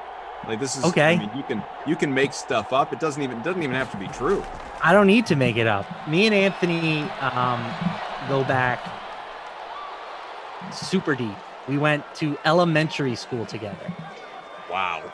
We graduated middle school, high school together. We attended the same university at times. He got out of there a lot quicker than I did because that's the kind of guy he is and that's the kind of guy I am. Okay, makes sense. Since then, he has become very respected within the fantasy football realm. He's done work at basically every website under the sun. Right now, you can catch him at Establish the Run. You can find him at Football Guys. He has his own Substack that you can subscribe to. Free, I believe. Free these days, Amixta. You'll confirm that when you're on the air. But he's been getting some mock draft info out there. And that's really where Anthony has established himself in this industry is nobody grinds the drafts better than him. He has, for the past handful of years, just been an absolute print fest when it comes to the NFL draft. It's a print fest. A print fest. Just spewing words all over the place. And now he's putting his expertise to the NBA streets as well. So that's the game. I'm excited. Let's get the stats up and then let's get the show on the road. Did you call him the Amixter before? The Amixta. With an A at the end. Not a lot of the time do you hear someone's nickname be longer than their actual name. But you made it work. It's an inside joke dating back many, many, many years. Does he know about sacks, man? He must. Ryan, 205, a touchdown. Well, I hope he knows about Sexy Christmas. Definitely not. 60 in a score for Melvin Gordon. He's going to be watching the Dream Stream in his spare time now. When's Lamarca on these Sims? I'll give you his full schedule, Anthony. Get down, put it on your personal calendar. You'll sync up. It'd be great. 5 for 90 for Julio Jones. Touchdowns for Ridley and Lindsey. We gave you the awards. Just not a lot of dominance, obviously, within this. Boring sim. Yeah, but we were here. So it wasn't awful. But yeah, what happened on the simulated football field was nothing special. Projecting for a 2-way tie for our free roll, by the way. For Pete Fooligan and Veli B13. I don't know Veli B. Melvin Gordon in the captain spot. Matt Ryan, Julio Jones, Todd Gurley, Calvin Ridley, and Philip Lindsay. Anthony's got to be watching this thinking, like, you get paid for this? Fun fact, he didn't always. Yeah, I didn't know. he had to remember, wait a minute. Supposed to invoice these? All right. Very good. So here's what's up. You got one more sim tonight, Lamarca and Moose, which means there's no chance there's a contest for you that's created in the lobby. I'll do it right now, you animal. It's how we almost politely guilt somebody into doing something. Cowboys Raiders coming your way in about 50 minutes, the two of those guys. Lamarca is going to be very, very busy this weekend as well. 3 Saturday, 3 Sunday. He's going to need tomorrow to sleep half the day and recover. Not to mention after talking with Freeze Pops from the literal diner tonight. So one more sim tonight. That was my last sim until Monday, probably. But we're going to keep rolling along. I'm not going to go anywhere. I'd miss you guys too much. So we're going to do our NBA follow along. We're going to jump into that in just a matter of moments here. Let me see. I'm officially naming it the Kaufman Smells for you all. Well, joke's on you. I showered today. All right, here we go. Let's get into it. NBA follow along here on the DraftKings Dream Stream. Go nowhere, folks. Stay with us because we're going to give you the latest on NBA trades. We'll obviously talk all about what is going on with regard to the draft. Already, 10 picks in through this thing at this point in time, flying right along as mentioned. And number 11, it looks like Shams Charania. It's going to be the man we talked about before, Bouknight, James Bouknight, going to Charlotte. Maybe I'm saying that right. Maybe I'm not. Hard to say. Either way, I can guarantee that he's going. He's going to be going number 11, courtesy of Shams, and Woj probably has something very similar as well. There you go, Woj. Charlotte gets a surprise at number 11. It is a little bit surprising that he was available. So, Matt LaMarca here, and the man that you can see on your screen as well. Let's welcome him in. Anthony Amico, the Amicster, courtesy of established. Not the ER. What's wrong with you? Yeah, he's the Amicster with my guy Adam Levitan over there as well. How are you, Anthony? Thanks for being with us. Doing great. Good to be on. Obviously, always fun to talk to Matt on the airwaves, and nice to meet you, Kaufman. Good to be with you. We're pumped. You don't have to lie to him right off the bat. No, I mean, we'll see if he still feels that way in about 45 minutes. But right now, I bet there is genuine excitement. Just I want to hear more about the sexy Christmas. Oh, he might sing to you by the end of the show here. He's been known to break out a tune. You've probably been karaokeing with that man. It's got to be quite an experience. I can only imagine. Tell me, because we've been talking plenty over the last hour plus. So let's get your thoughts. Drafts, like I said, 10, 11, 11 picks old at this point with Bouknight. I'm just gazing up at the TV and he's officially off the board. Main takeaways, surprises, that we've seen so far here in the lottery? Yeah, I mean, I think we probably had 2 or 3 big surprises so far. The biggest one, I think, early was Josh Giddey going 6 to the Thunder. I didn't really seem like anybody had Giddey there. Consensus was pretty much it would be Bouknight or it would be Jonathan Kuminga. And they went with the Australian, guard / wing, really good passer. So kind of makes sense. I mean, Presti's usually pretty quiet, but he definitely surprised a lot of people and probably won a lot of money for DraftKings Sportsbook on that one. What are you watching for? What do you have your eye on here tonight? I mean, does it surround potential trades? We've already seen trades in the NBA happen today. Some big names in particular, Russell Westbrook on the move, going from Washington to the Lakers. Deal can't be finalized for a week and change because of the new league year and Kyle Kuzma's deal and all that. But I mean, Ben Simmons could move. Kemba Walker could move. I know there's a drop off between those two. Other guys, obviously, Bradley Beal doesn't sound like is going anywhere, but technically he could move. So is it the draft itself that you have your eye on for the most part going forward, or is it some of the peripheral NBA stuff? Yeah, I mean, I'm definitely all eyes on the draft. I think most of the trades that you're going to see the rest of the night are likely to be trades involving picks moving up. We still have teams with multiple picks, the Rockets, the Knicks, the Thunder, still to come off. So I think that those are teams that are looking to be pretty active right now. It doesn't sound like Simmons is being moved tonight. Maybe Colin. I know that's not like a huge name, but he did average over 20 last year. So I don't know if we're going to get much bigger than that in terms of the player trades. But like you said, we've already had a couple big ones with Westbrook. And I don't know. Any Landry Shamet fans out there? We hype? You had that LaMarca was reading it before. You had a pretty passionate take on Davion Mitchell going to Sacramento. You didn't like that pick? Caught you off guard a little bit? It's just a complete joke. I mean, you literally have your best 2 players are guards, and then you draft a guy with like a 6'3" wingspan, and is going to be 23 years old. I just don't really get it. it made more sense to me for them to grab a wing. They could have gotten Moses Moody. They could have gone big with Alperen Şengün out of Turkey. I thought he would have been the best pick available. And they just, now they're going to have to play this like really small lineup. I just don't really understand, like, from a basketball perspective, what their objective is. And I mean, I guess that's what the Kings do, right? It's kind of been like that my whole life, I feel like. What'd you make of the Lakers trade? Made sense for the Lakers. I mean, that's what they do, right? Like, they want to get the stars. Like, LeBron wants to team up with Westbrook and AD. Like, it looks really good on paper. It's going to sell tickets, sell jerseys. I don't know how much it's going to win games. I mean, I do think that Westbrook, maybe it's gone a little too far the other way. I mean, still obviously a really talented dude. I would imagine that playing with LeBron maybe puts some of the stat hunting stuff to the side a little bit, and we get the best out of him. But they're going to need more than those three guys. I mean, they traded away a bunch of role players to make the trade happen. They're going to have to replace those guys, and they don't have the 22nd pick anymore. So it's going to be, I don't know. They're going to have to get pretty creative, I think.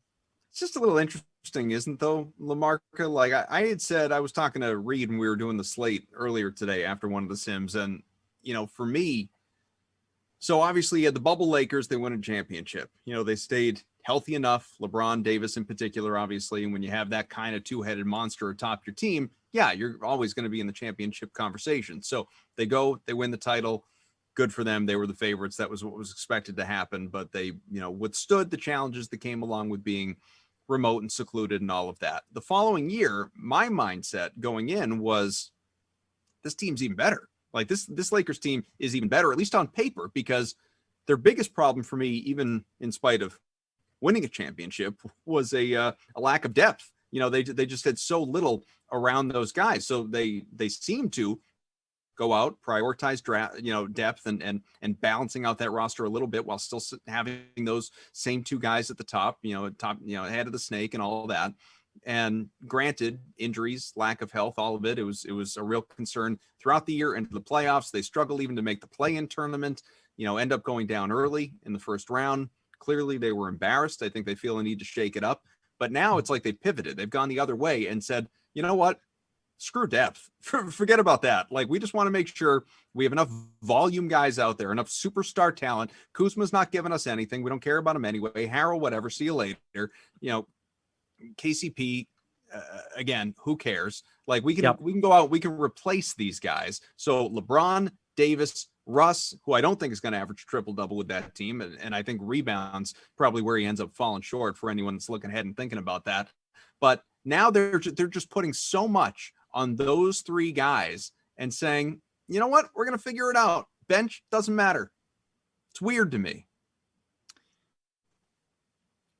We've seen that stars win championships. So them prioritizing bringing in a third guy over having depth makes a lot of sense to me. And let's not act like the Lakers were super deep. I thought that the Montrezl Harrell signing was extremely overrated by everyone. Even at the time that it happened. Yes, he won the Sixth Man of the Year award, but he also got played off the court during the postseason. The Clippers had to bench him. And sure enough, he ends up in, he didn't end up in Los Angeles. I guess he was always in Los Angeles. He switched over to the other team in Los Angeles, and he couldn't play in the playoffs there either. So losing Harrell is whatever. Doesn't matter at all. I don't think Kuzma moves the needle at all. Certainly KCP, he was probably their third best player last year, but I think that says more to their talent than it does KCP. It was the right idea. I just don't know if it was the right player. Again, we talked about it during the last sim. I think Buddy Hield would have been a more natural fit next to LeBron James and Anthony Davis. But they will get veterans who will come and play there on the minimum to chase a ring. They will get buyouts next year after during the buyout market. Like, I would not be worried about the rest of the roster with the Lakers. They're going to be just fine. If that big three can play together, that's the real question. You agree with all that, Anthony? Yeah, I think it makes perfect sense. I mean, it's just a matter of who they can get, right? I mean, they probably still have the mid-level too. Hopefully that can help them get somebody. we'll see what happens. I mean, I'm a little lost for words because the Spurs just took Josh Primo at 12. So I was just going to say, I was going to go there. We got a real surprise. So Spurs going Josh Primo at number 12. I mean, this is a guy that, like, end of the first round kind of guy, let alone a lottery pick. I mean, you look at, I don't know if we still have it up.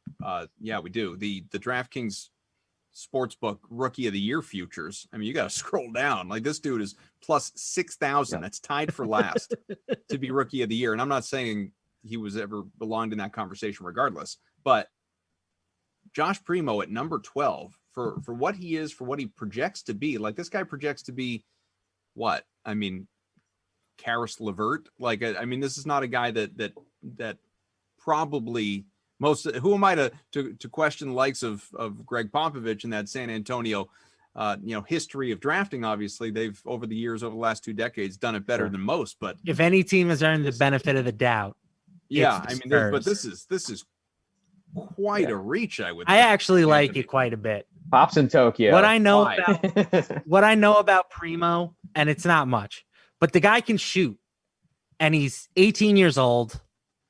What is the most important skill you can have in a basketball player these days? It's the ability to shoot the ball. And a team like the Spurs, they were dreadful last year as a 3-point shooting team. So was it a reach? Probably. I don't know enough to really say. Do the mocks think it's a reach? Absolutely. But can this guy shoot the ball? Yes. And that's all that really matters in my eyes. Yeah. I mean, I think that the thing that surprised me the most is that I thought that the guards were kind of like the best part of their team. So I was just surprised he didn't take another guard. No one likes the bigs, man. My man Şengün is just like dropping like a rock. I'm shocked. But yeah, what do you think Indiana's move here at 13? They'll probably take a shooter if they keep the pick. No, it's they did. They went wing. It's from Oregon, Chris Duarte. Oh yeah. Yeah, I mean, you got to just anytime you can get the oldest guy in the draft, you just got to do it. Especially when you can get him in the lottery, you make sure you do it. But yeah, I mean, Carlisle notoriously like hates rookies, so like drafting a veteran is probably more his style. Duarte can definitely play though. I mean, all jokes aside, like really well-rounded game. A bunch of people that I know I follow, Sam Vecini from The Athletic. He definitely penalizes guys for age, and he still had Duarte pretty high. So I think that says a lot about like what he can do. Probably the best or second best guy in the Pac-12 last year. So he should definitely help them right away. I know they lost Doug McDermott, so they'll replace the shooting and get a lot more defense to come along with it, which is good. And we'll see what they can do. Lamar, Coach says Indiana is thrilled at the idea that Duarte is available at number 13. Apparently the Pacers haven't read a mock draft all day. Golden State's going to be up again at 14 after obviously picking before it at number 7 just a little while ago and opting for Kuminga at that spot. What's the move here? What's the approach, especially since Davion Mitchell's off the board, who had been just so almost obnoxiously linked to that team? We know that's not happening. So yeah, I feel like it's got to be Kispert or Trey Murphy. Like they're going to take a shooter here. They took Kuminga at 7. I thought that's a player that really probably isn't going to help them that much this year. Really raw, needs to be developed. Maybe he's even somebody that they trade, but they have to get a guy that they can put on the court. I think with the their big 3 that they have right now, and to me that's a shooter. So Corey Kispert, Gonzaga, Trey Murphy, Virginia. I think those are the 2 guys. Anthony, I'm assuming you can see what's that, Lamarca? Kispert said that he aspires to be Klay Thompson. Like he said that the best version of him is becoming Klay Thompson. So why not go study from the master himself? True. Not that he had a choice in the matter, but true. Looking ahead to Rookie of the Year futures, just for giggles here, Anthony, and I don't know if you're able to see. We had it up on the screen share before. We can bring it back for you. The Rookie of the Year futures on the DK Sportsbook. Understandably, Cade Cunningham is plus 250, the favorite, to win this thing. But, who do you think is You may not think, I don't know what you think of Cade Cunningham. You may not think of him that highly. You may not think of him as the, that mortal lock number one as he was in everybody's mind and clear cut favorite for Rookie of the Year. Maybe you like another guy. Maybe you like Jalen Green, Jalen Suggs, Evan Mobley, Scotty Barnes. Maybe you like Book Knight. Who stands out to you, do you think? Yeah, I mean, Cade is a baller. Like, let's make no mistake about it. Like, didn't play with very good players, I thought, at Oklahoma State, and won a lot of games for them. He is obviously the favorite, and you could probably argue that he should be, shorter than he is right now, plus 250. Book Knight, I thought, would have been a nice sleeper in these odds before the draft started, but now he's playing with LaMelo. Like, I just don't really see that as being feasible. We'll see where some of these other guys come off the board, but like Josh Giddey, OKC is probably going to shut him down before the season's over because they just want to lose games. So, I mean, right now it's like I'm looking at guys like that haven't even been drafted yet. If we're going to talk long shots, but the guys at the top, I mean, typically it's a guy in like the top 5 that wins this award. So history would say don't get too crazy in terms of where you go with Rookie of the Year. So you might be more inclined to go with like a Suggs at plus 800, for instance, than banking on the favorite necessarily. Yeah, if I was gonna be contrarian, I would definitely say be contrarian within like the top 5, the top 10. The guys outside the lottery just don't win the award. Yeah, doesn't have it. I'd be pretty surprised if one of these top 2 guys didn't win it. I think it'll be either Cunningham or Green because I think both guys will kind of be given the keys to the offense from day one. Yeah, and Green's a bucket. The guys who rack up the stats are the guys who win these awards. And Cunningham and Green are the 2 guys that are going to rack up the stats here. I know that there's a lot of people that think Evan Mobley has a chance to be the best player in the draft.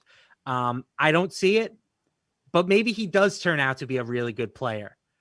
He still is not going to do enough statistically to put himself into this conversation. Yeah. So, like for me, you scratch Evan Mobley off the board. If you take Cade Cunningham, Jalen Green, and then you want to sprinkle in like a Suggs or a Barnes, I think that's how I would be attacking this market. Like, it is so hard for someone to come out of nowhere and win one of these things. Yeah, Warriors totally agree. For their second pick, it's looking like are going to go Moses Moody at number 14. Yeah, I would have said him if I remember that he was available because I thought he'd be gone. Like, I literally, like, in my head, I'm like, oh, Moses Moody's gone. But Warriors were kind of linked to him throughout a lot of the process. So things I think will start to get interesting now that we're out of the lottery. I mean, they were already way crazier than I imagined. I thought now that COVID's over, we were supposed to get better information on the draft. I thought, what happened to that? It's been quiet today, huh? Like, I mean, I know like the NBA hasn't been quiet. There have been trades, that sort of thing. But in terms of actual draft related content out there on Twitter, it's been a very quiet day. It's crazy. And like all the, I mean, I don't think any mock drafts are going to grade out very well this year. It's pretty wild. I mean, the top 4, the top 5, I think that those guys were pretty much locked in. And then past that, I mean, it's been a bloodbath.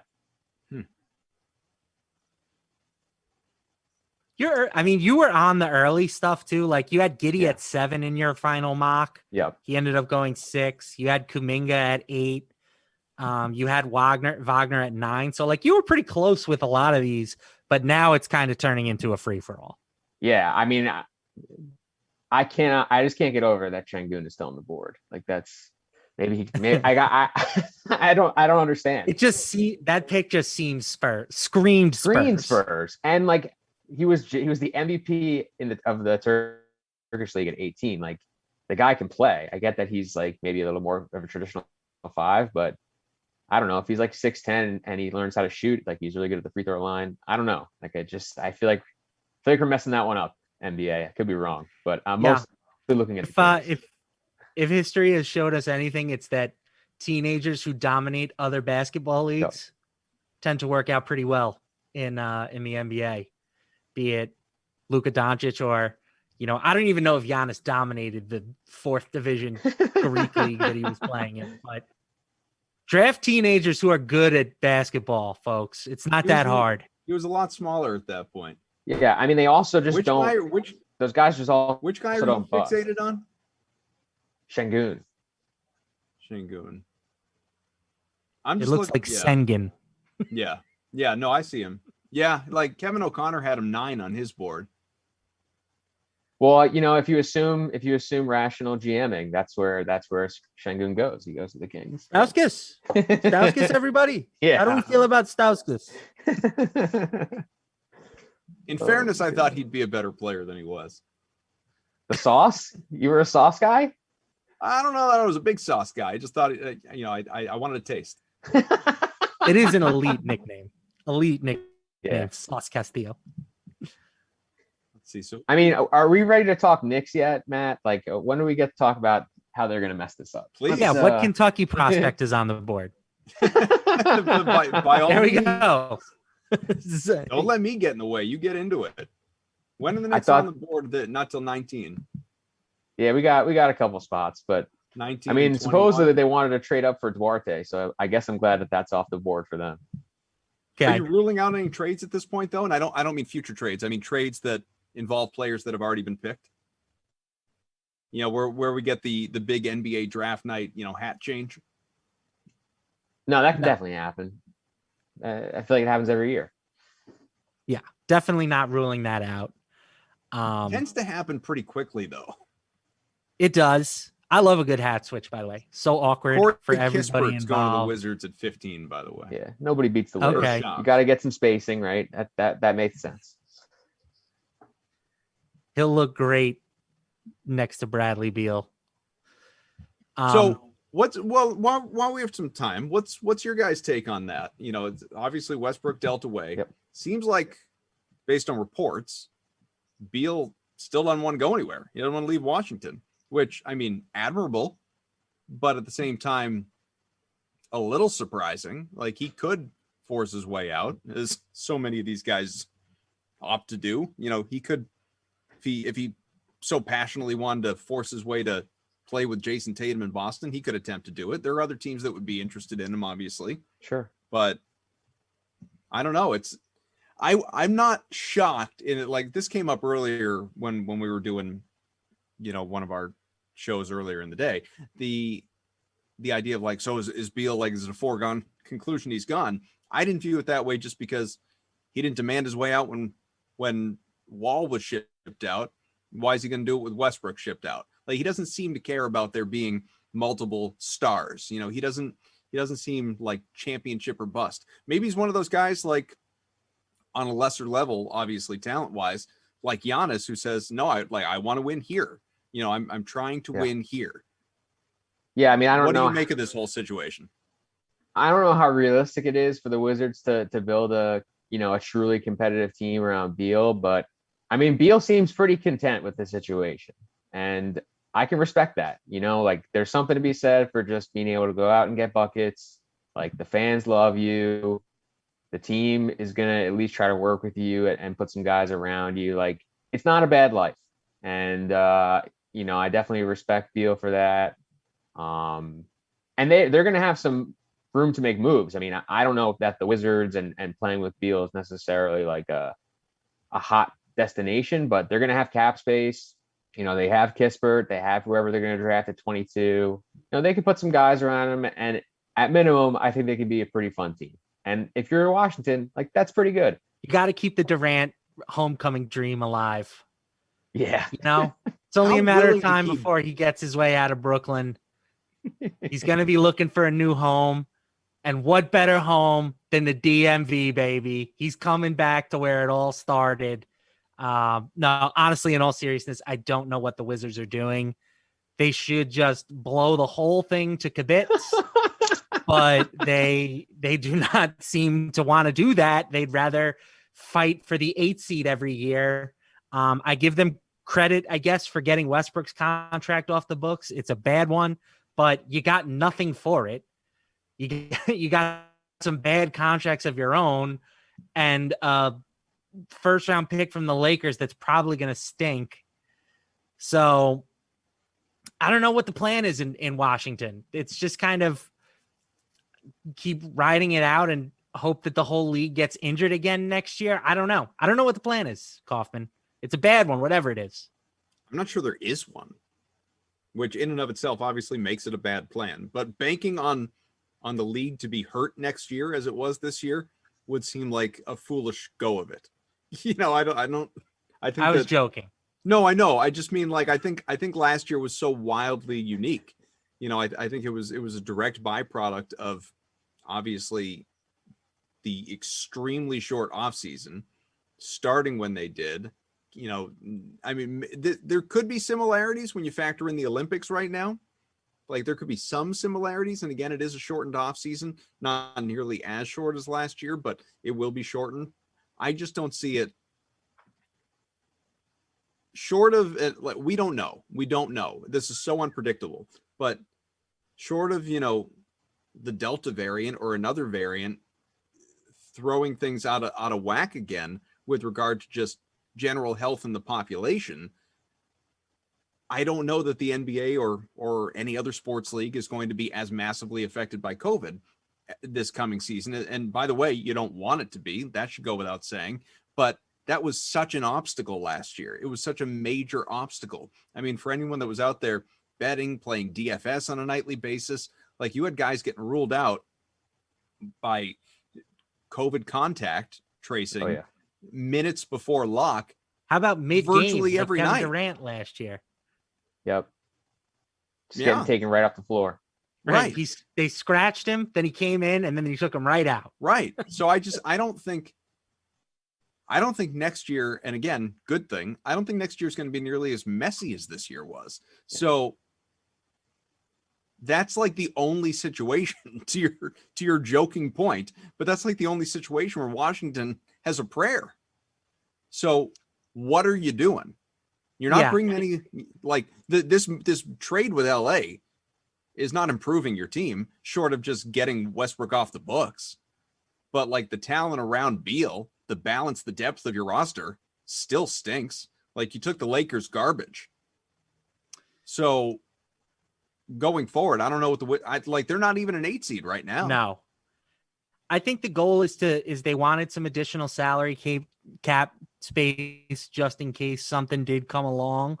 They are apparently committed to trying to rebuild it around Bradley Beal, but when you have seen how much these superstars are fetching these days, you know, 5 first-round picks in some cases, I don't know how you can be in the Washington front office and say, well, that's not a better alternative than fighting for the 12th seed in the Eastern Conference next year. Yeah. Yeah. I mean, I think that some of these franchises just are comfortable with being mediocre. Like, that's good enough. Yeah. Being in the conversation, being in the middle, right. Selling tickets, right. Chasing the playoffs. Queenie says Lakers stole Westbrook. I kind of agree. It depends what you think of Westbrook, right? Nobody likes him less than me. And even I was like, wow, that's all it took for Russell Westbrook. But you're taking on an albatross of a contract. They don't care. I'm not saying they care. I'm just just saying, like, that's part of what you're paying for in the trade. That's part of what is costing you less in the deal, is you're taking on that money. So Kuzma was making $13 million next year. Montrezl Harrell, after he picked up his option, was, I want to say, like 9.5. 10. Yeah. So that's $23 million right there. Yeah. You factor in KCP, like, KCP wasn't cheap. It's either. a no-brainer. You'd rather have Westbrook than those 3 guys. The bill is eventually going to come due for the Lakers, right? They've traded away every first-round pick from now until they're playing basketball on Mars. From now until they take Bronny? No, they won't be able to draft Bronny. They won't have the pick. Eventually, LeBron is going to retire or start to show signs of age. You know, who knows how long Anthony Davis is going to be able to play. He's already so injury prone. You know, fragile big guys don't age gracefully. We know that for a fact. Russell Westbrook shooting gets worse every single year. Like, eventually the bill is going to come due for this team, but They're doing the right thing. They're pushing all their chips into the middle of the table while they can. I applaud OKC them is for being trading aggressive. 16 to Houston, according to Woj or Shams, by the way. Both of them, actually. Ooh, very interesting. Who was that pick? OKC trading 16 to Houston. I wonder if they're getting 23 or 20. Yeah, 23 and 24 for that. I wonder. I guess we'll find out. I'm not really sure who Houston could want here. I mean, they could want Murphy and add some shooting to help space it out for Green. What about your boy? Yeah, they'll get your guy Sengun. Yeah. Oh, they did. That's who they're taking. All right, here we go. Always count on the Rockets. Is it? Per Shams, yeah. Always Oh, count there you on go. Houston. Doesn't matter if it's Daryl. Doesn't matter if it's Stone. Houston gets it done. Let's go. I'm There you shocked go. that OKC didn't just take him because that's kind of a Presty pick. Yeah. That could be the Comps- steal of the draft right there. Comps from Definitely. Kevin O'Connor to Definitely. just because that's the one I have in front of me with the ringer to Vucevic, Sabonis, DeMontis, not Arvidas, and Enes Kanter. Yes. These guys don't bust. If he can be like Vucevic or Sabonis, he should have been a top 5 pick in this draft. 100%. I thought if they took him at 5, it wouldn't have been crazy. You know, like if OKC took him at 6. Like I think he's really good. I'm not, what do I know? But I just feel like draft stuff that works. And I feel like guys of his archetype, at least they don't, like I said, they're usually not terrible. Like Dario Saric was really good in overseas. He's not like a star, but he doesn't suck. Like he's not a guy that's out of the league, Yeah. True. So would you have the Rockets? I mean, they have to be the big winners of the night then so far, at least, right? Him Green and Shengun. Green. That's a legit start to a rebuild right there. Yeah, that's 2 potential like real cornerstone pieces to your team, I think. The Warriors obviously made out okay because they still got Moody at 14. I love what the Magic did. Rockets still have 2 more first round. 2 more? 1 more.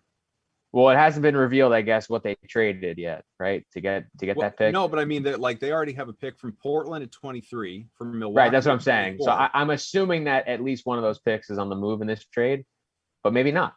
Maybe they got a future pick from them for this. So yeah, we'll see. But I would say that if not, then they're going to pick 2 more times. Just continue to load up. It's a good draft in terms of the depth. So it's honestly not a terrible draft to have a lot of picks, but I know teams like OKC and Houston just have like a million. Like they have too many to make. So we'll see. Queenie, Lakers fan. Lakers have talent on the bench. Thornton Tucker will play more next season. And the Lakers have Antetokounmpo. I mean, the wrong one. Jalen Horton Tucker, is there a more overrated bench guy? Apparently, the reason that they did not trade for Kyle Lowry last year was because they did not want to part with Jalen Horton Tucker. Insane. Give me a break. Miami didn't want to give up what's his face from the bubble. Tyler Hero? Yeah, Tyler Hero. They didn't want to give up Tyler Hero. At least Hero's getting buckets in the finals. Big difference. Let's talk futures here. Let's talk NBA futures. Fine. Fair enough. I think the futures board is super interesting right now. Mm-hmm. The Nets are obviously the favorites. They're 2-1. I think everybody kind of agrees that if they had stayed healthy last year, they win the finals. They might even win it convincingly. Lakers have dropped. They opened the day, I want to say, at about 5-1. Now they are 4-1 with the Westbrook news. Mm-hmm. And then just sitting there chilling. 9.5-1. 2 future firsts for 16. So there's still Wow, those so they're 2 gonna more keep. picks. They're gonna have 4 first rounders this year. Let's go. Do it right in Houston. Love it. You love to see The Milwaukee Bucks. What does this team have to do to get some respect, boys? Plus 9.5-1. I mean, I think that is fairly respectful. You think it's that No. far off? The This Warriors is are what I'll 10-1, say. and they didn't even make the playoffs last year. Well, that doesn't make sense to me, but that's more about the Warriors Right. than it is about where the Bucks are All right. at. Here's how I'm going to put this. if you take Bucks plus 950 right now, that ticket will look good at the start of the playoffs. They will have worse. They will be at 750 or lower come playoff time next year. That's my official prediction. Put it on the boards. Put it on the board. So here's my thing with the odds. Here's my thing with the odds is I think right now these numbers are just about liability, and they know that they're going to take Nets money because everyone thinks the Nets have the best team. They're always going to take Laker money. I mean, even Golden State is going to end up being like a trendy sleeper pick within like a week or two. So from that perspective, I get the price. Yeah, I mean, you're right. Like the Bucks are really good. Like they have the best player in the world. Like Giannis is a freak. The 50 spot in the final game was just like a complete. Oh, it's a transcendent performance. Yeah, exactly. Like the free throw stuff, like I'm not even thinking about it anymore. You know what I mean? So yeah, like as long as they have that guy and they have surrounded him with decent enough players. I mean, I know you love Uncle Drew. Do love him. Do you love Uncle Drew or do you love Kyrie Irving? Because there is a difference. No, Uncle Drew with a J, not Uncle Drew with a D. I love Uncle Drew, the man who's saying ridiculous. I think Anthony brings up a good point though. Like you should not be looking at this board and saying like, okay, which team do I think is going to win the finals this year? Yeah. Yeah. You should be looking at the board right now and say which of these numbers is going to move the most. So like the 76ers at 16-1, super interesting. Yeah. What happens if they trade for Damian Lillard? And I know Damian Lillard has said, I'm happy in Portland. I don't want to be traded. But let's just play hypotheticals here. I don't see that. You see that? Why not? Why not? I don't know. I just don't see it as I don't see that as a landing spot that ends up working out. I also don't think he's getting traded. I think that would be the perfect landing spot for him. You obviously have Simmons going the other way in that deal? Correct. And if that happens, what do they drop to, Amico? Like under Milwaukee for sure. Oh, yeah. But like plus 750 maybe even lower than that. Yeah. I mean, Dame is a big mover. I mean, the public loves Dame too, which I think helps in that spot. Yeah, no, I think that's and here's the thing is like everything you read basically says that Daryl has already offered like 100 different trades. The whole world for him. Dame, you know, like he's you know, he's the guy in your fantasy league that really splashes the pot, but like sometimes eventually you find something. Yeah, I would love to see that happen. I mean, I wouldn't mind it for Simmons either, to be honest. I'm still not totally out on Ben Simmons. I'd like him to play without a traditional five. I know that, you know, they have Nurkic in Portland, but things can change and Nurkic can step out a little bit and shoot. I don't know. I feel like when he has space, like think about what just happened in the draft. Like Scotty Barnes just went fourth. Like that's basically the same guy. I mean, he can't shoot. Like he's a big guard. He's switchable. Like I don't know. I just think that like I think the league still probably likes Ben Simmons a little bit more than most people in the public does. 100%. And you know, I would be excited to see him get kind of a fresh start. I will say I start to get a little nervous when it's like, oh, we need to build the team specifically around a certain player. Yeah, no, that's not great. That's a little bit of a red flag for me. Yeah. But I do agree that the upside is tantalizing. Like I saw a video of Kobe Bryant talking about Ben Simmons before Kobe passed, obviously. And he was like, if that guy locks himself in the gym and shoots the ball for 10 hours a day, he's going to be the best player in the league. And that upside will always be intriguing with Ben Simmons. Yep. Maybe he doesn't have the work ethic or, you know, the will to take that step. You know, maybe he's content with just being an all-star and he doesn't want to be great. Like an all-time great. Yeah. But the thought that he could be is always going to intrigue NBA teams. No, I completely agree. I mean, by all accounts, And, some of this is probably just Philly, the Philly media and stuff just trying to clear the books of this guy, but supposedly not a hard worker, I guess. But totally buy that. It could if change you dated tomorrow. Jenner, I question your work ethic. Yeah. What about Clippers plus 1,800? I realize there's uncertainty with Kawhi there, but if you believe he's going to be back, no. What do you think about that number? No shot. What's the Knicks number? Because that's where Kawhi's playing next year. It's adorable that you believe that. Knicks are plus 10,000. Listen, it wouldn't by the way, be... the Pelicans are taking Trey Murphy at 17. Yeah, there we go. Pels know what they're doing. Space it for Zion. Point Zion. It wouldn't be an off season if the Knicks didn't try and convince their fans that the best player that was possibly on the market was headed there. Okay, 100%. I'm just sticking with tradition, Kaufman. Sure.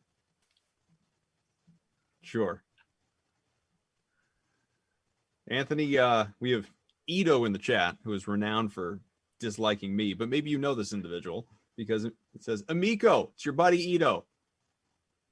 I guess the trade means the Lakers are parting ways with Dennis Schroeder. Who do you think that he'll sign with? Do you know Ito?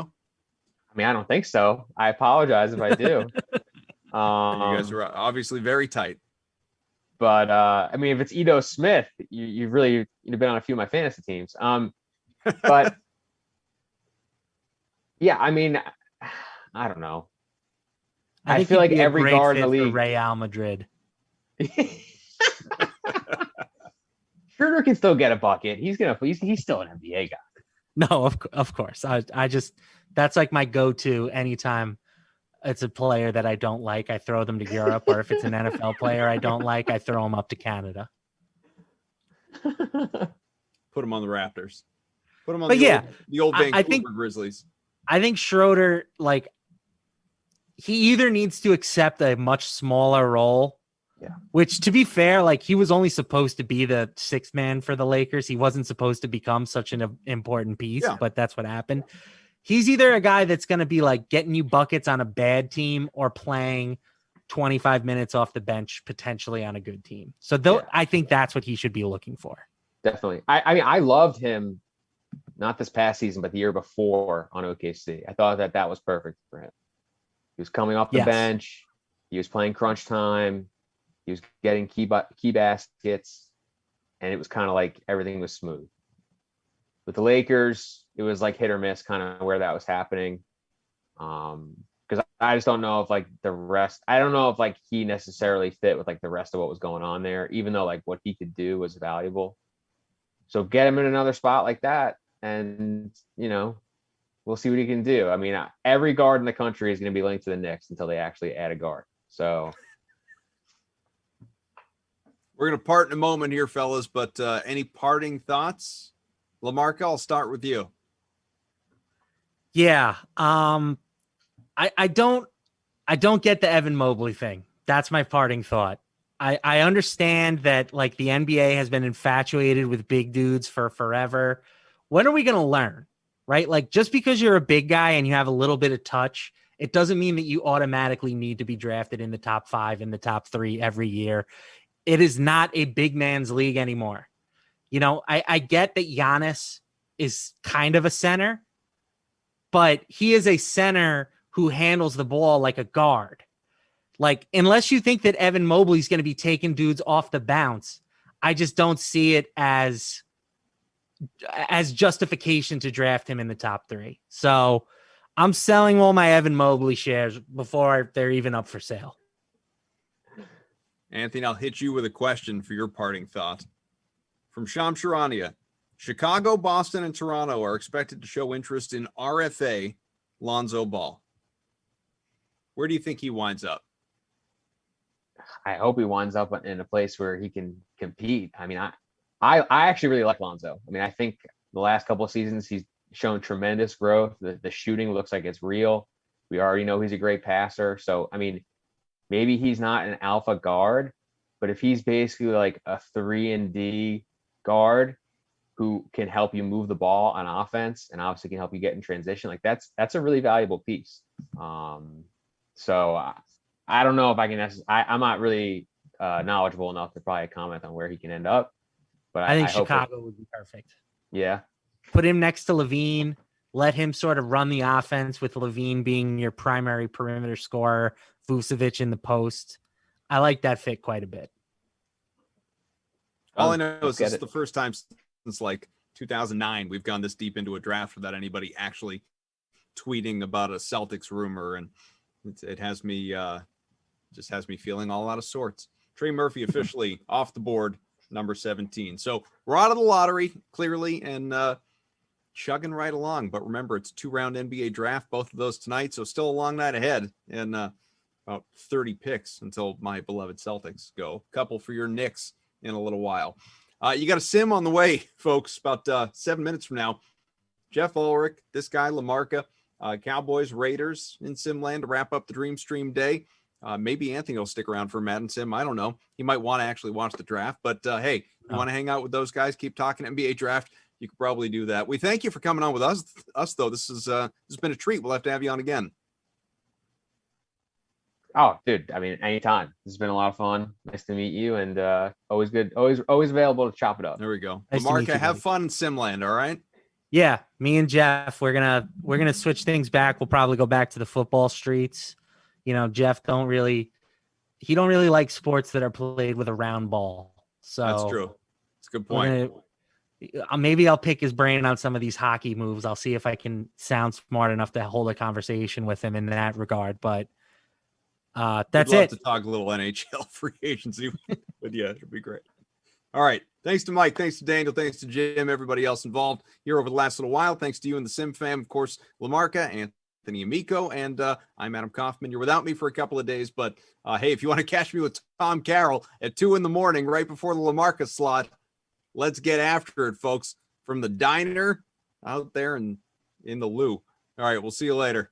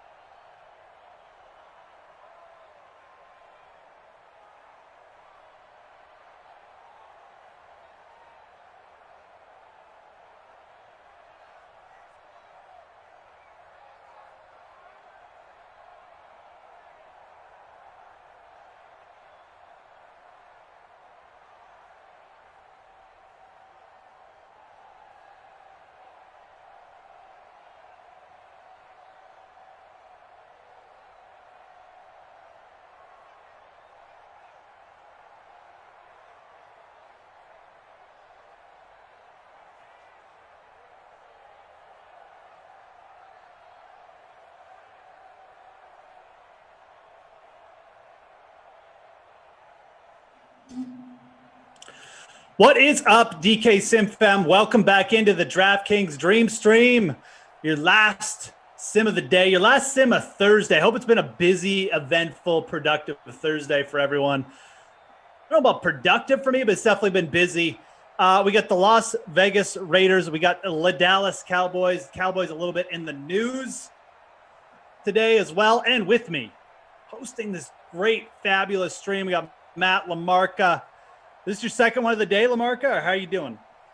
This is number 2. I'm on the straight through. I did the 8, then the draft show, and now I got you. And then I got a little break, and then I'm going on Freeze Pops. That's right. Yeah. Yeah. I mean, I'll be on Freeze Pops before you. Like you said, we got a little break, probably a couple hours at least. So that'll be nice. I don't know what I'm going to do. Probably watch some TV, whatever. We'll talk about that later, but there's a lot to catch up on in the sports world, folks. So welcome in. I am happy to see all you. Happy to hang out with the DK Sim fam to end, semi-end my Thursday. We got DFS Queenie, Ty the Raider, Herb Dog. I'm seeing all of you in the chat. Who else we got over on Twitch fam? No one yet, because I can't see the history there. It's just like the one downfall of Twitch. Oh, I see Adam Kaufman with a thank you. That's terrible to start off with, but hopefully he's gone anyways. Yeah, we got lots of stuff. I know, LaMarco, you were doing the draft. You were on with Anthony Amico. Why don't we start there, man? I mean, we'll get to the roster, we'll get to the game, but what biggest takeaway from the draft? I mean, anything shock you? I don't know. Like I told our producer Michael, I've been out of the house for like last 5 hours. I missed a bunch of stuff, so catch me up, dude. It's tough. Like the NBA draft is kind of like the baseball draft, right? Like you don't really know a lot of these players. Like they're wild cards. For the most part, they're all underclassmen, or they're from overseas, and you don't really get to see them. So you get all your information from these mocks, and who knows how reliable the mocks are going to be. So it seemed like Amico's biggest thing was he was surprised how far Sengun fell down the board. He's a big guy, big foreign guy. He was the MVP of the Turkish league at 18 years old. Damn. He ended up falling, I think, outside of the lottery. So that's interesting. Yeah. Bit of a surprise there for him. My thing is I still don't understand why Evan Mobley is getting so much love. Every time I watched him, I was pretty unimpressed. And I could be wrong. I am far from a college basketball expert. I don't watch a ton of it because I don't think it's that good of a game, to be 100% honest with you. Yeah. It's like if the NBA players played, but they were less athletic and couldn't shoot the ball as well. That's what college basketball is to me. So I don't watch that much of it. I mean, I know you and I tend to agree on all the takes, but this is another one I do have to agree with you on. As I've aged, I've really just come to not really be that big a college basketball guy for basically all the reasons you just laid out. Anyways, I just don't really see the appeal. I guess it's cool for the tournament and stuff, but tournament's great.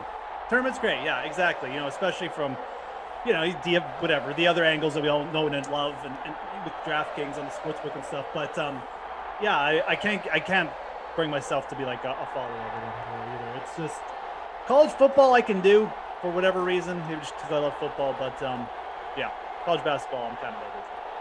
The thing about college football that's so cool is I think that's where the creativity comes from. Anything that's innovative that you see in the NFL, somebody has been doing it in college for longer. So it's fun to watch. They're super spread, super up-tempo. If you like offensive football, there are some great college football teams to watch that are going to be very entertaining. Who didn't like watching that Joe Burrow LSU team put up 50 every game? It was awesome. But you can argue that that's really high-level football that's being played. The argument that you hear for college basketball is that, the players, they care more. They play so much better defense than they do in the NBA. And it's not true. The reason that you feel like they're playing better defense is because the guys can't shoot. Yeah, absolutely. Right. I mean, definitely a good point on the NFL. The innovators, it feels more innovative. every now and then, seems like you get that from college basketball, but not that often here. As we get the first play of the game, a little Zeke carry, 2 yards. Dak 58% owned, 7.3% in the captain spot. I did make a lineup, but then as I told Lamarca, I forgot to put it in our league free roll. So yeah, that didn't work out well. But I do have a lineup. I captain Dak. Who'd you captain? Amari. Amari in the captain spot with Zeke, with Waller, with Ruggs, CeeDee Lamb, and Greg the Leg. All right. CeeDee Lamb, going with that CeeDee Lamb sweet value, and he is. Amari, 11.5%. Amari actually more highly owned than Dak in the captain spot, so that's interesting. Zeke, 31% owned in the captain, 76% owned in the flex. Is Zeke that good in this game? I can't even remember. I haven't seen the Cowboys forever, so anyways, Zeke up to 8 yards. So yeah, obviously we got the NBA draft going on, but we got to talk about this Westbrook stuff because, this was news to me, the Westbrook news. Apparently got traded to the Lakers. I mean, I love Russell Westbrook, so this is confirmed, right? Like he's traded to the Lakers, right? Yes. I mean, it's not official because they have to wait for the start of the new league year, but it is finalized and they're just waiting for them to be allowed to put the paperwork in. So it's a done deal. Russell Westbrook will play for the Los Angeles Lakers next year. I am super stoked about this, man. I love Westbrook. I'm so glad that he's getting like a legit shot. Like I know he had the Oklahoma early in his career, but it just feels like he's been on kind of loserish teams the last few seasons, and I love Westbrook. So I really that's something to look forward to for me. Yeah, it's going to be interesting. It's a big chance for him to sort of redeem his career arc, right? There's a lot of people, myself included, who look at what he does and says he's putting up empty calorie stats. They're stats that don't lead to winning.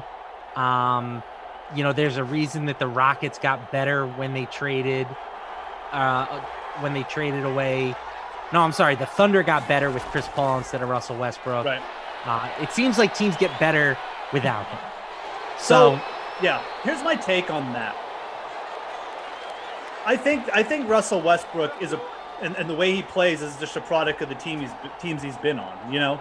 Like I feel like you put him in a structure with good players, he'll be fine. I think he's a high-end player. I think that again, I feel like players are more a product of their situation than they are necessarily just bad at some situation. Like that's why I feel people look too much at individual, like the advanced stats. Like, he's doing this. Well, if he's on a bad team, yeah, he's going to shoot a lot and stuff like that, right? So that's the kind of player he is. Now you put him on a team with other scorers, I think he can be complimentary. I mean, I think he's got that in him. We're certainly going to find out now because he's on with LeBron and AD. He might be the third option a lot of nights. So anyways, I love Russell Westbrook too, but that's going to be a fun thing to watch. Go Lakers. For sure. Very intriguing. I worry about the perimeter shooting. That's really the big concern.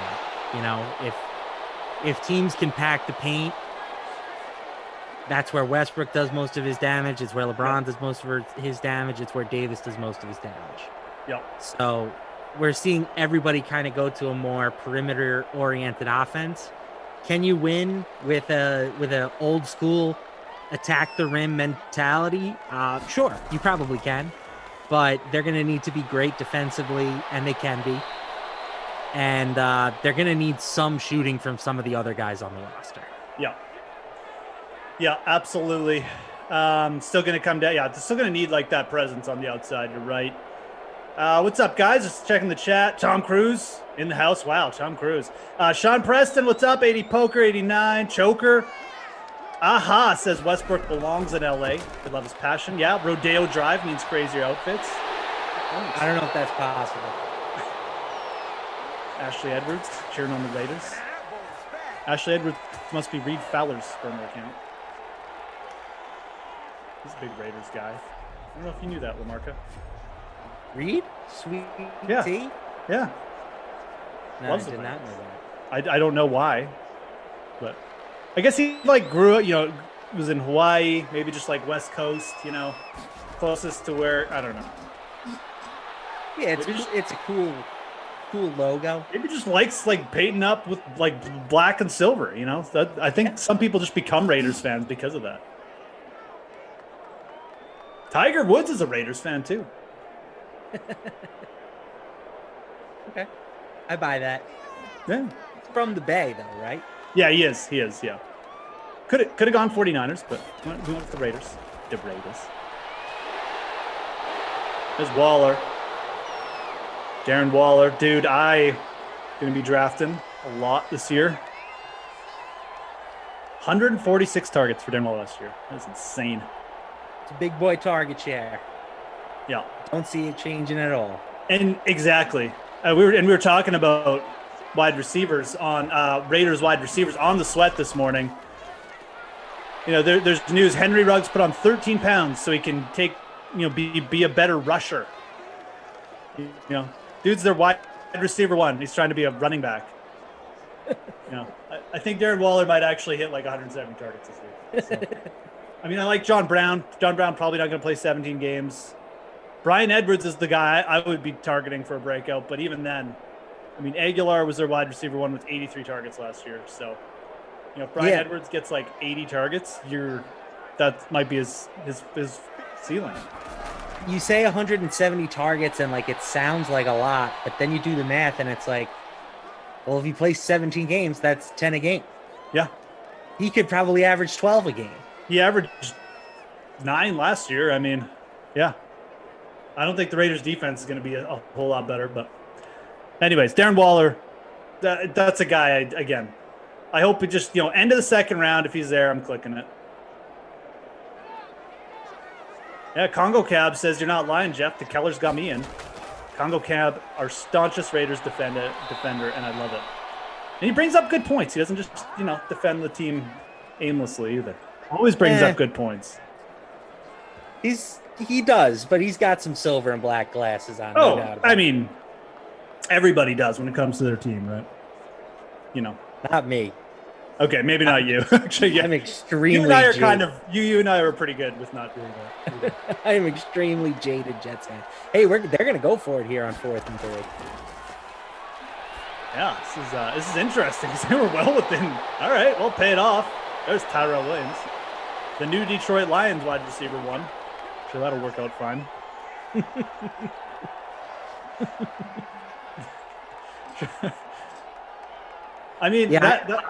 Penciled in for about 8 targets a game this year. Who? Sorry, Hawkinson. Oh, Hawkinson. Yeah, that's true. Actually, yeah, Hawkinson. Honestly, I am intrigued by T.J. Hawkinson. I really am. I think it's a very similar situation to LA. I don't think the Detroit's Lions defense is going to be. It's going to be bottom 10. You've got Brashad Perryman and Tyrell Williams as your wide receiver 1 and 2. Everyone's in on this Amon-Ra St. Brown dude. Everyone except 32 NFL teams who didn't feel the need to draft him in the first. That is the perfect way of putting it.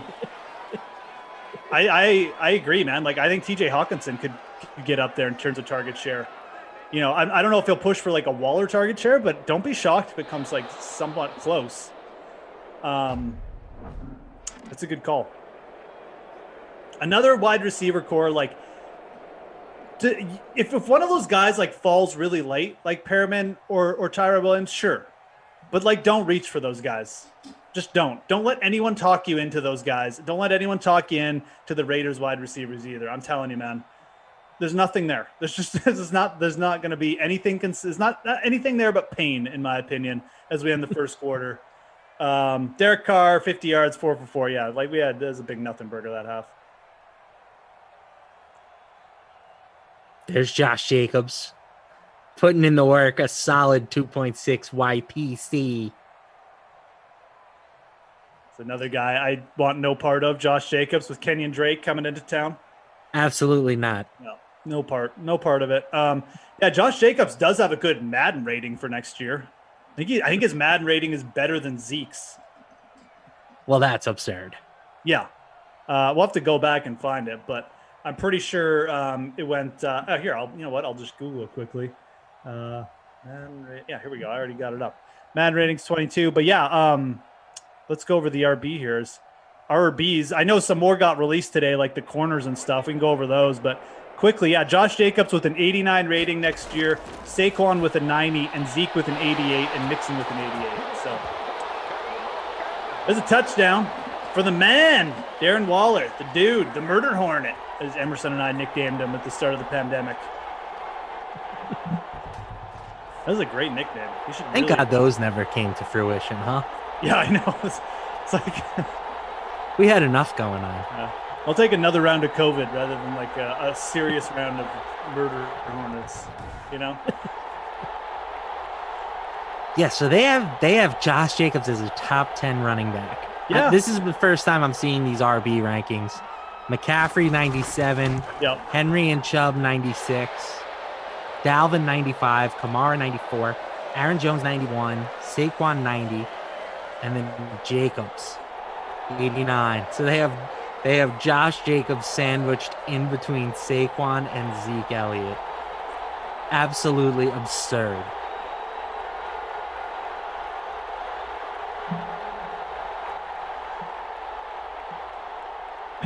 Michael asked me if I'm losing weight. I have been running more, friend. Appreciate you noticing. I was never really thought I was that big to begin. I also have a slight shoulder injury, so I haven't been able to pump any iron. I haven't been able to grab the 20s Lamarca for a couple months here. So, perhaps losing muscle mass, but losing fat as well. So. For what it's worth, Pro Football Focus graded Jacobs as the number 21 running back last year. So that's honestly better than I would have thought, but it still puts him behind noted studs, Samaje P. Ryan, Jamal Williams, Rex Burkhead. And some of these are boosted by the fact that Rex Burkhead gets good blocking grades, which, who really cares about exactly? That? I'm not saying that it's not important, but that inflates his PFF grade. So, but yeah, I think we can all agree that Josh Jacobs is not the 8th best running back or whatever he's ranked at as in Madden. That was, right off the bat, that one stuck way out. So, anyways, something to keep in mind for next year. He does have a high rating. Take advantage of it. No one will roster him. Maybe he'll break out a bunch of big runs. Or maybe he'll just split time with Kenyon Drake and they'll both stink. That's probably what'll happen. Who's this? A pass out? Michael Gallup. 80 Poker says that is surprising. Thought Jacobs was solid. His rookie season, he got great marks from PFF. Yeah. But last year he clearly regressed. Yeah. And he doesn't catch passes, and he's not a very good blocker. So that's why he's going to fall down. You can be a one-dimensional running back if you're a great running back. That's why Derrick Henry graded out as the number 1 PFF running back this year, because he dominated with the ball in his hands. It didn't matter that he was, a subpar blocker and receiver.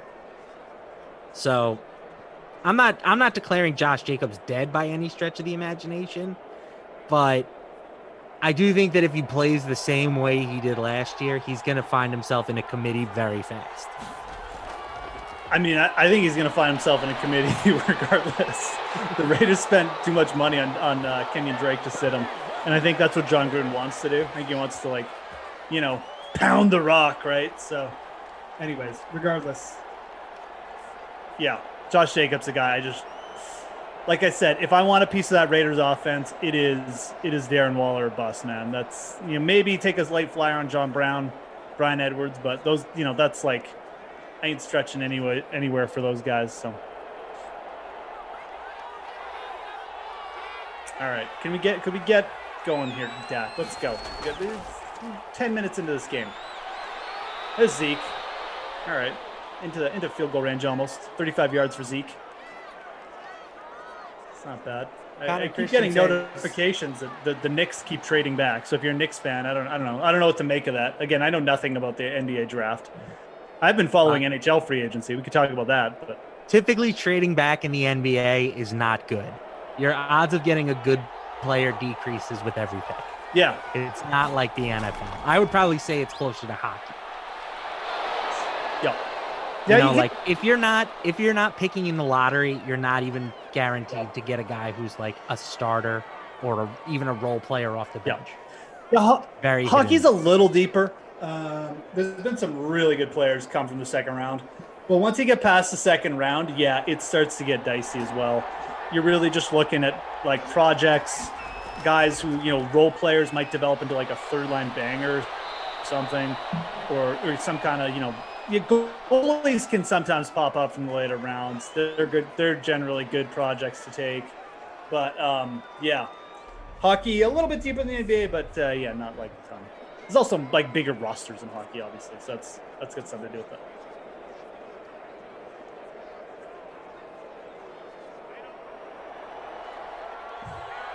Jesse other news was actually bad last year in fantasy. He was 8th overall in DraftKings points for running backs.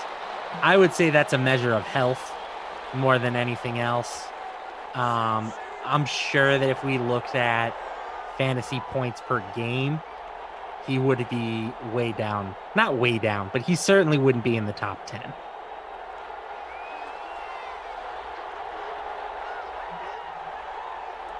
And I will pull that data up to confirm. All right. X Factor lit for Zeke. They're in the red zone, so they're moving the ball now. Listen to my advice. They're going to be a 3rd and 10 here, 3rd and 8. The Cowboys, yeah, that was some of the other news, though. Dak Prescott out with a shoulder strain for, sounds like a week-ish. Definitely probably going to affect his draft status for fantasy football. They're not, obviously not going to be playing in the Hall of Fame Bowl, I assume. I wouldn't make too much of it right now. Ooh. Got the screen out, but he's going to be short. They're gonna roll the dice here. 4th and 4. Down 7. I feel probably going to take the points. It's a good spot to go for it, though. You got the 9. You got a little extra space. You only need 4 yards. Come on, Cowboys. So it looks like in points per game, he was about 14th last year. Points per game, 14th? Yeah, that sounds about right. I mean, he still dominated the red zone carries, right? On a team that was actually... Yeah, he got a lot of touches. Yep. Not that bad, offensively, really, so...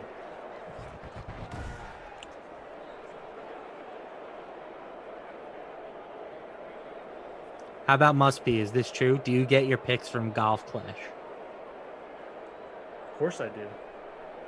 That's like a video game or one of the phone apps? It's like some kind of app game, yeah. Yeah, okay. I thought so.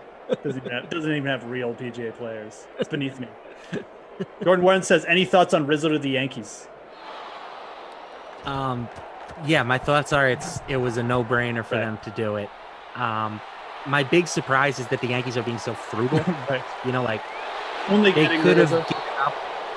could have given up less in terms of prospects in the Cubs deal and the deal for Joey Gallo if they were willing to take on money, but they were not because they are vehemently opposed to paying the luxury tax.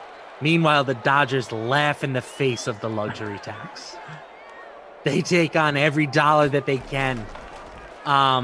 It's weird. It's just a complete change in philosophy for the Yankees. So they managed to get their team a lot better for this season without sacrificing any of their true top prospects. They lost a lot of depth in their farm system, and maybe one of those players can develop into a star down the line. But for the most part, it seems like the Yankees were able to get their team better for a potential playoff run this season without sacrificing too much of their upside for the future. So I think you would have to consider that a win for them. Yeah. Okay, there you go. Lamar could definitely more in tune with that than I am.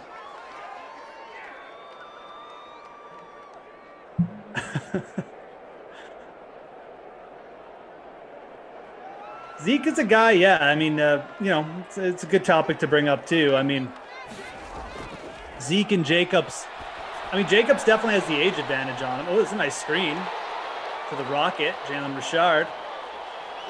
66 yards for Carr.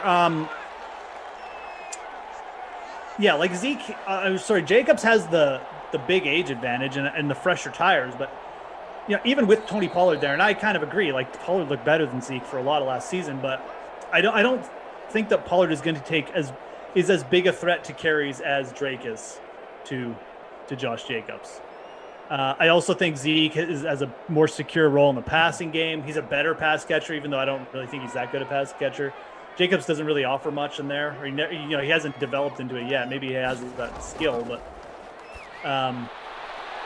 yeah. I normally pay very little attention to, this guy is in the best shape of his life.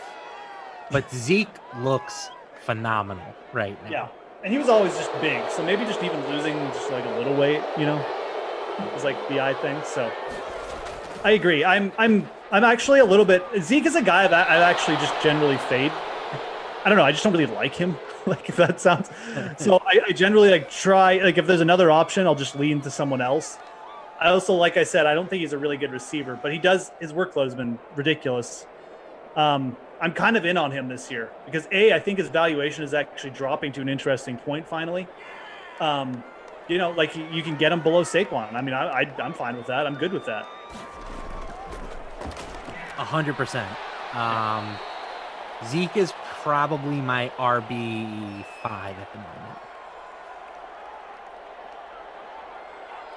I have him, behind McCaffrey, behind Cook, behind Kamara, and behind Derrick Henry. But given how explosive I think that Cowboys offense is going to be next season, I'm taking him over Saquon and over Jonathan Taylor. Yeah, definitely over Saquon. And I think you have to take him over Taylor. As much as I like Jonathan Taylor, again, it's actually it's another interesting news piece. This is kind of going under the radar too for Colts players. Carson Wentz, I'm pretty sure he's not vaccinated. He's wearing masks at the press conference. He hasn't confirmed that he's vaccinated. This dude could easily miss a couple games, So, again, if you know Carson Wentz, he's like, and we won't even get into it. He's not vaccinated for personal reasons. He hasn't come out and confirmed that, but when you wear a mask, and the only people that are mandated to wear masks are unvaccinated, it's probably not vaccinated. So, again, these are the kind of things you do have to think about. I don't know if you downgrade him, but I think it's a little scary for the Colts, quite frankly. This guy could easily end up missing a couple games, man. I mean, we saw it with the golfers on the PGA Tour. This stuff shows up randomly. You fail one test, you're out, and then you're out for another week because you got to pass some more tests. So it scares me a little bit on the Colts guys. It does. I hate it for Pittman, but it could affect Jonathan Taylor even too. I think, take everything to the side, right? Take it with a grain of salt. But the vaccination decision is going to be a competitive advantage for certain teams this year. Yeah, absolutely. Like if you're vaccinated, you're not going to be tested as much. And if you're not tested as much, it's less of a chance to test positive. Yep. You're just not going to have to worry about it as much. Correct. Like teams with it, like the Jets are reportedly at 90% or greater. They seem well equipped to potentially go through the season without a lot of COVID issues. It is something you're right. You should probably be thinking about it.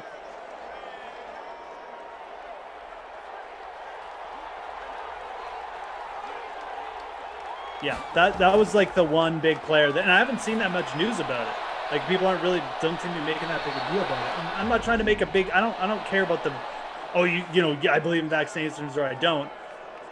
My personal opinion aside, it's just this affects NFL and the competition and what we're focusing on with the fantasy football, right? So I think it's news you should pay attention to. So that was something I saw earlier today, and I'm like, really?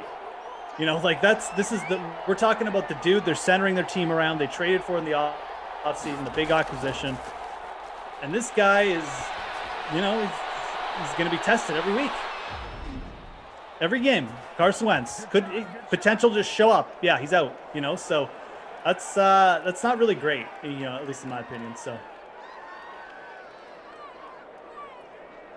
Lindenbaum and AD Poker kind of having a little argument back and forth here about Zeke versus Tony Pollard. And I think that both of you guys can be right here. Like, there's no doubt that Tony Pollard is electric. Like, when you get him the ball in his hands, he can do some special things. But can he do that if you're giving him 15 to 20 touches a game? I don't know. We know that Zeke can take the pounding of a featured back NFL role. And, if he really is in the best shape of his life, maybe he can be a little bit more explosive this year. So my thing is, I think that this Cowboys offense is just going to be a fantasy goldmine. I think that they could have 3 fantasy wide receivers that are every week starts. Zeke can be an RB1. And, Pollard might even have some flex appeal too. There's no reason why they can't do that. Especially since, they still don't really have a viable tight end at the moment. Yep, absolutely. I think it'll be, I think the Cowboys are going to look a lot similar to what we saw last year at the start of the year. Maybe it won't be a historic pace, but, by the end of the season, there's going to be a lot of big fantasy totals from the Cowboys players. No doubt. All right. They're not going to get another playoff. So assuming Dak, by the way, Dak's got to be healthy, and that was, that's the big scare right now. I know. It's a little scary. Again, it's just a shoulder strain. It's probably not a big deal. I would be way more scared if this was lower body or something, like a shoulder strain. I mean, these kind of things happen in training camp. You haven't gone full throttle for you get a bit of a strain. They're cautious, and don't forget the Cowboys started their camp earlier than everyone. So, when does Hard Knocks start? That's got to be right around the corner, right? Oh, that's a good point. The Cowboys are on Hard Knocks. Yeah. Geez. Well, that's got to be either next week or the week after. That's gonna spice things up there. So we're already getting some spicy stuff from the Cowboys. I mean, we knew this was going to be a great team to have on Hard Knocks. I don't think anyone ever doubted that, but that just makes it even spicy. I just worry about that we're going to get too much Jerry. Oh, we're going to get. It's going to be a Jerry fest. Jerry is, we won't need Glass Sheen pretending he's Jerry because on these Sims, because there's going to be so much Jerry, just in real life. All right, Waller with the only touchdown of that first half, folks. Just a reminder too, while we're at halftime, there's the American Ultimate Disc League guys coming at you again tomorrow night. That is going to be 8 p.m. Eastern. American Ultimate Disc League, 8 p.m. Eastern on the DraftKings Dream Stream. Atlanta Hustle versus the Boston Glory. No, that's not right. That is from last week. Oh my God, I'm reading the wrong schedule. I've screwed it all up. It is the American Ultimate Disc League. It is 8 p.m. Eastern. It is tomorrow. It's Friday, but it's the Chicago Union versus the Madison Radicals. They're radical. And there is a free-to-play pool, guys. The main reason I wanted to bring this up, too. There's a free-to-play pool, 1K, for the American Ultimate Disc League on the DraftKings Sportsbook. Please don't forget, it's free. And again, Chicago Union, Madison Radicals, 8 p.m. Eastern Friday. Get over to that sportsbook. Get in the free-to-play pool. Here we go. First episode of Hard Knocks will air Tuesday, August 10th. Last 5 episodes will air September 2nd. Oh, the last of 5 episodes, will air September 7th. 2 days Gotcha. So before. not next Tuesday, but the following Tuesday. Yes. Perfect. Yes. August 10th. Yeah. Giddy up. Yeah, August is going to be lit, man. I'm actually really glad July's over. As the kids say. Yeah, well, as the kids say, as I say. I'm a kid. Hello, fellow kids. Hello, fellow youth. All-time meme. Yeah, it's a good one. Steve Buscemi. Hilarious. Speaking of memes, I have no idea who this guy is, but you follow our friend Steve Buchanan. I do. He posts this one GIF of this guy from TLC. Oh, who's got no neck. I got no idea. No idea who he is, right? But you know what I'm talking about. Yes, it's his favorite GIF. He's even told me this like multiple times. I'm going to find that guy, and I'm going to get him a cameo. For Buchanan? For Buchs. We should do that. I'm going to find him. I'm going to track him down. And he's on Cameo. There's like zero doubt he's on Cameo. He has to be, right? If he's not, he's making a mistake. Yeah. We'll do it for like his, 8th year anniversary working for DraftKings. It's probably coming up on that, something like that. So the next time I need a day off, I'll butter him up with that. Yeah. Oh, fumble. And a flag.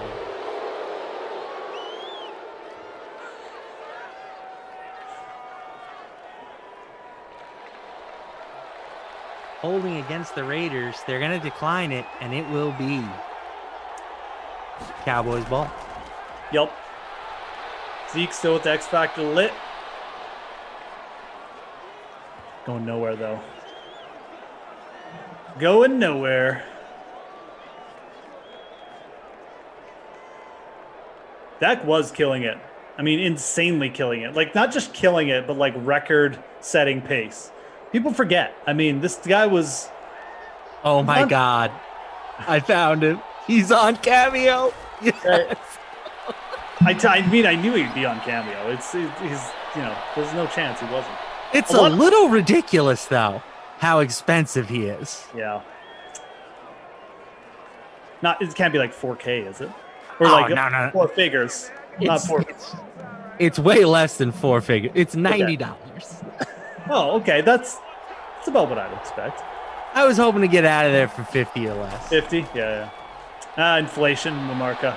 You gotta inflation, bro. I don't know what that means, but inflation. Say it a couple times. Sounds smart. Inflation, yep. Yep, sure. Dollars down. Yeah, oh yeah, right, yeah, sure. Got to get into metals. Bitcoin. Yeah, get in there. I got to get him one. I'm doing it, by the way. I don't know when I'm going to do it, but his name is Big Ed, and he's getting Big Ed, that's what it is. Yeah.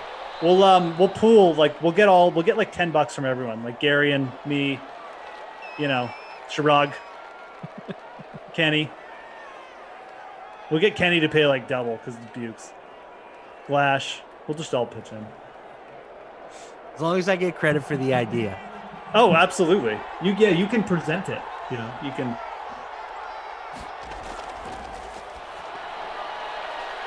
Oh, over the middle, not going to get in. I think that was Blake the Snake. Yeah. Oh no, is that? Yeah, that's Blake Jarwin there. Don't sleep on Blake the Snake, man. That guy broke my heart when he tore his ACL. Noah Moon wanted Jarwin to score too. He called it, but not quite there, pal. This has got Zeke written all over it. This is a little bootleg. Good bootleg here. No, too easy. That's just hashtag easy button.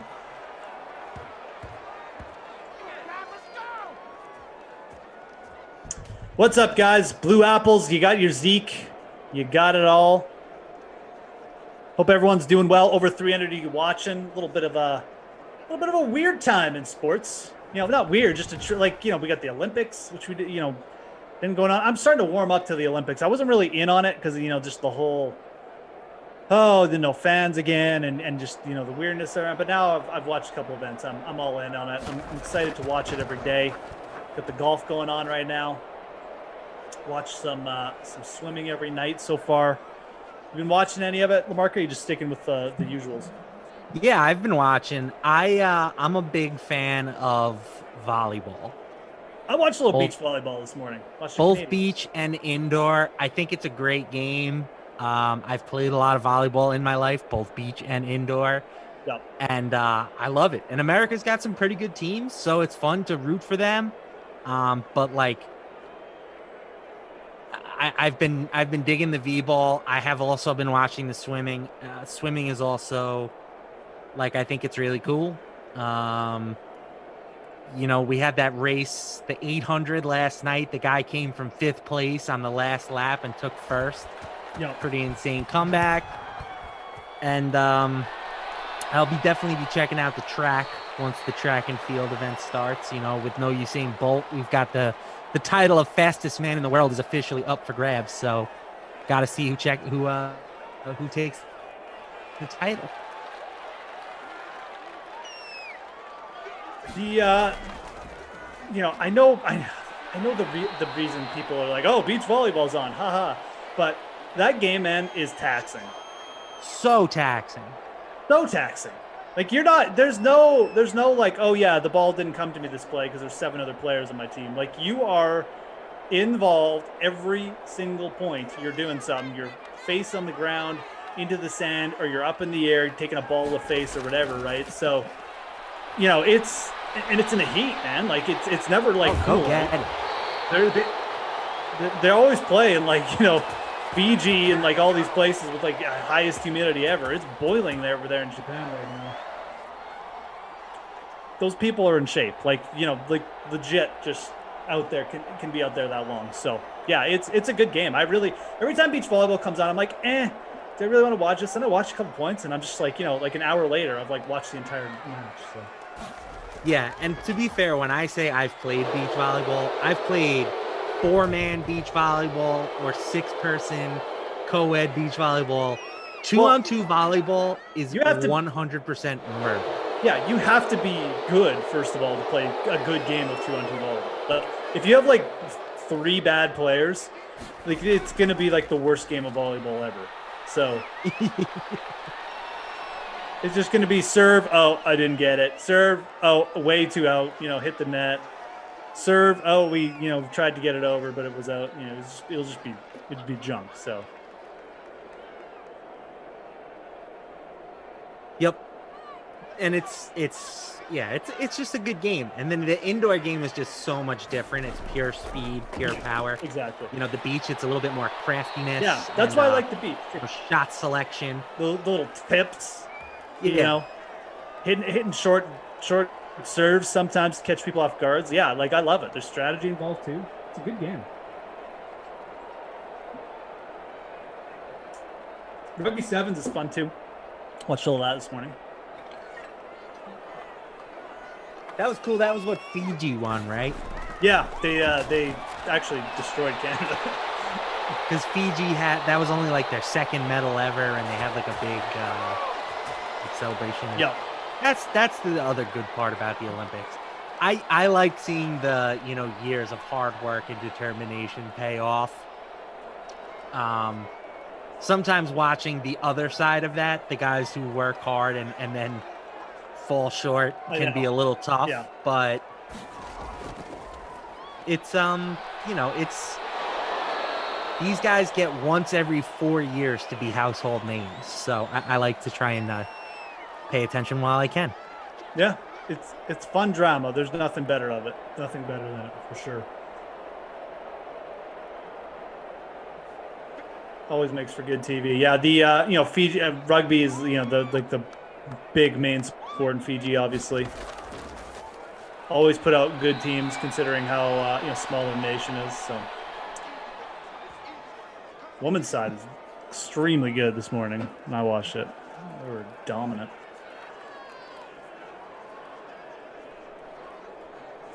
All right. Where are we at here? 10-7. We had the Waller touchdown early for Vegas. We had a Zeke touchdown for Cowboys. This one has been slow, guys. I mean, this has not been I thought we might get a lot of points here. We got a decent combo in Carr and Waller, and we got Dak and Zeke on the other side, but there's Ruggs showing up. 13-pound heavier Henry Ruggs. Trying to be a running back. No idea. It's just that's not what you want to hear. I don't care. Maybe I'm dead wrong on it, but I don't think I am.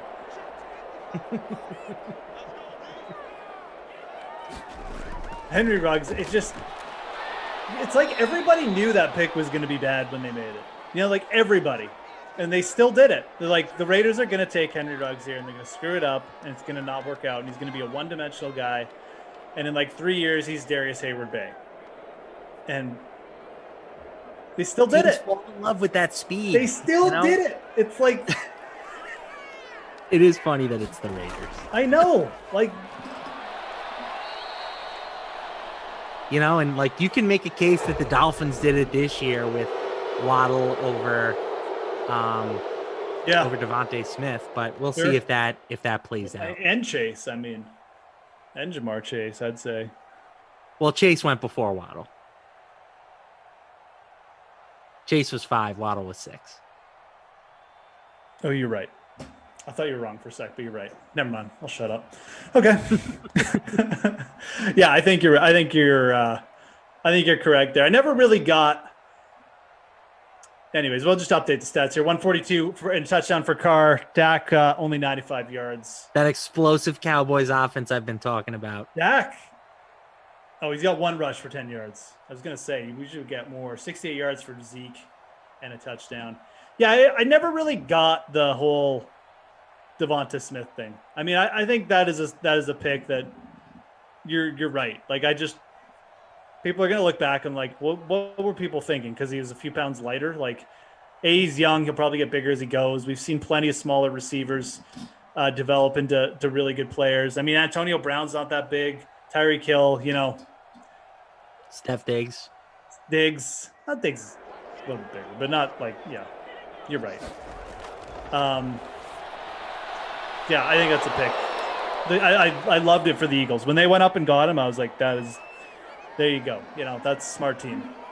That's the guy you should have been targeting there, especially them. They needed that. So excited to see. I really would like to see him and Hurts go. I know there's all this Deshaun Watson news, potentially him going to the Eagles, but man, I just hope Philly gives Hurts 1 year. Blickett says LaMarca looking pasty white. It's a combination of the lights are bright that are shining on me, but for sure I am pale for summertime. I don't get a lot of sun even in the summer. I mean, yeah, I chase my kids around outside, so I'll probably get a little bit of tan, but trust me when I say, I can get ghosty with the pastiest of you guys. So I'm the only guy that goes on vacation and comes back and it's like the same shade. Yeah, that. Like, you didn't get any color? I was like, well, the casinos don't allow sun in, so no, I'm the same shade. Yeah, that's right. That's how I used to be when I went to Vegas too. You go outside to the pool for one day. You're the only person, not like, tanned and bronzed. Sean Preston says he's got a question about the NFL. Lay it on us, Big Daddy. Yeah, Sean, what's up, man? Good to see you. Head back to the chat here. Kyle, good luck. Good work, buddy. 88%. Good for you. Still in humanities. You seem to take a humanities test every week. A lot of tests. A lot of humanities I'm glad you're acing them.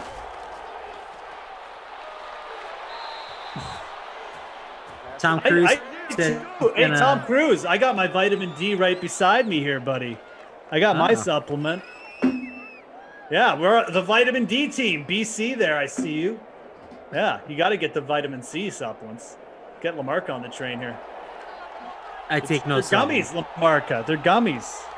They're great. I do like gummies. Yeah. For a while I was on the melatonin gummies to help me fall asleep at night. Those were pretty good. Melatonin gummies. Oh, yeah. I know what you're talking about. A little CBD mixed in. Perhaps. No. No, not for me. Okay. I'm sure it would be nice, but it's it is nice. I'll confirm that. I struggle with anxiety, and I don't know if that would help. It might. It also might. It might. It's a risk. I'm not willing to take it at this point. Do it on like a vacation. Try it once. All right. You might like it. Look at this. Look at me peer pressuring him. Anyways, where are we at here? 10-10, actually. Cowboys driving. Hope everyone's doing good. If you're just coming in, last sim of the day. Oh, there's a wide open Michael Gallup. right into the end zone. 35 yards. Get in there, Michael. The forgotten man in Dallas. I like Michael Gallup. I don't know how many targets he's going to get next year, though. I know we're getting advice thrown from you in the chat.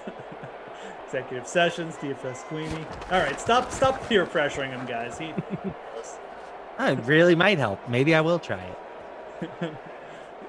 Oh, sure. Don't take my advice. Take the chat's. Take DFS Queenie's advice. Oh, they don't tell me to bet Louis Oosthuizen every week. Hey, I'll hear no slander about Louis Oosthuizen on this screen. Every week, second place. Unbelievable. Anyways, he's gonna Louis.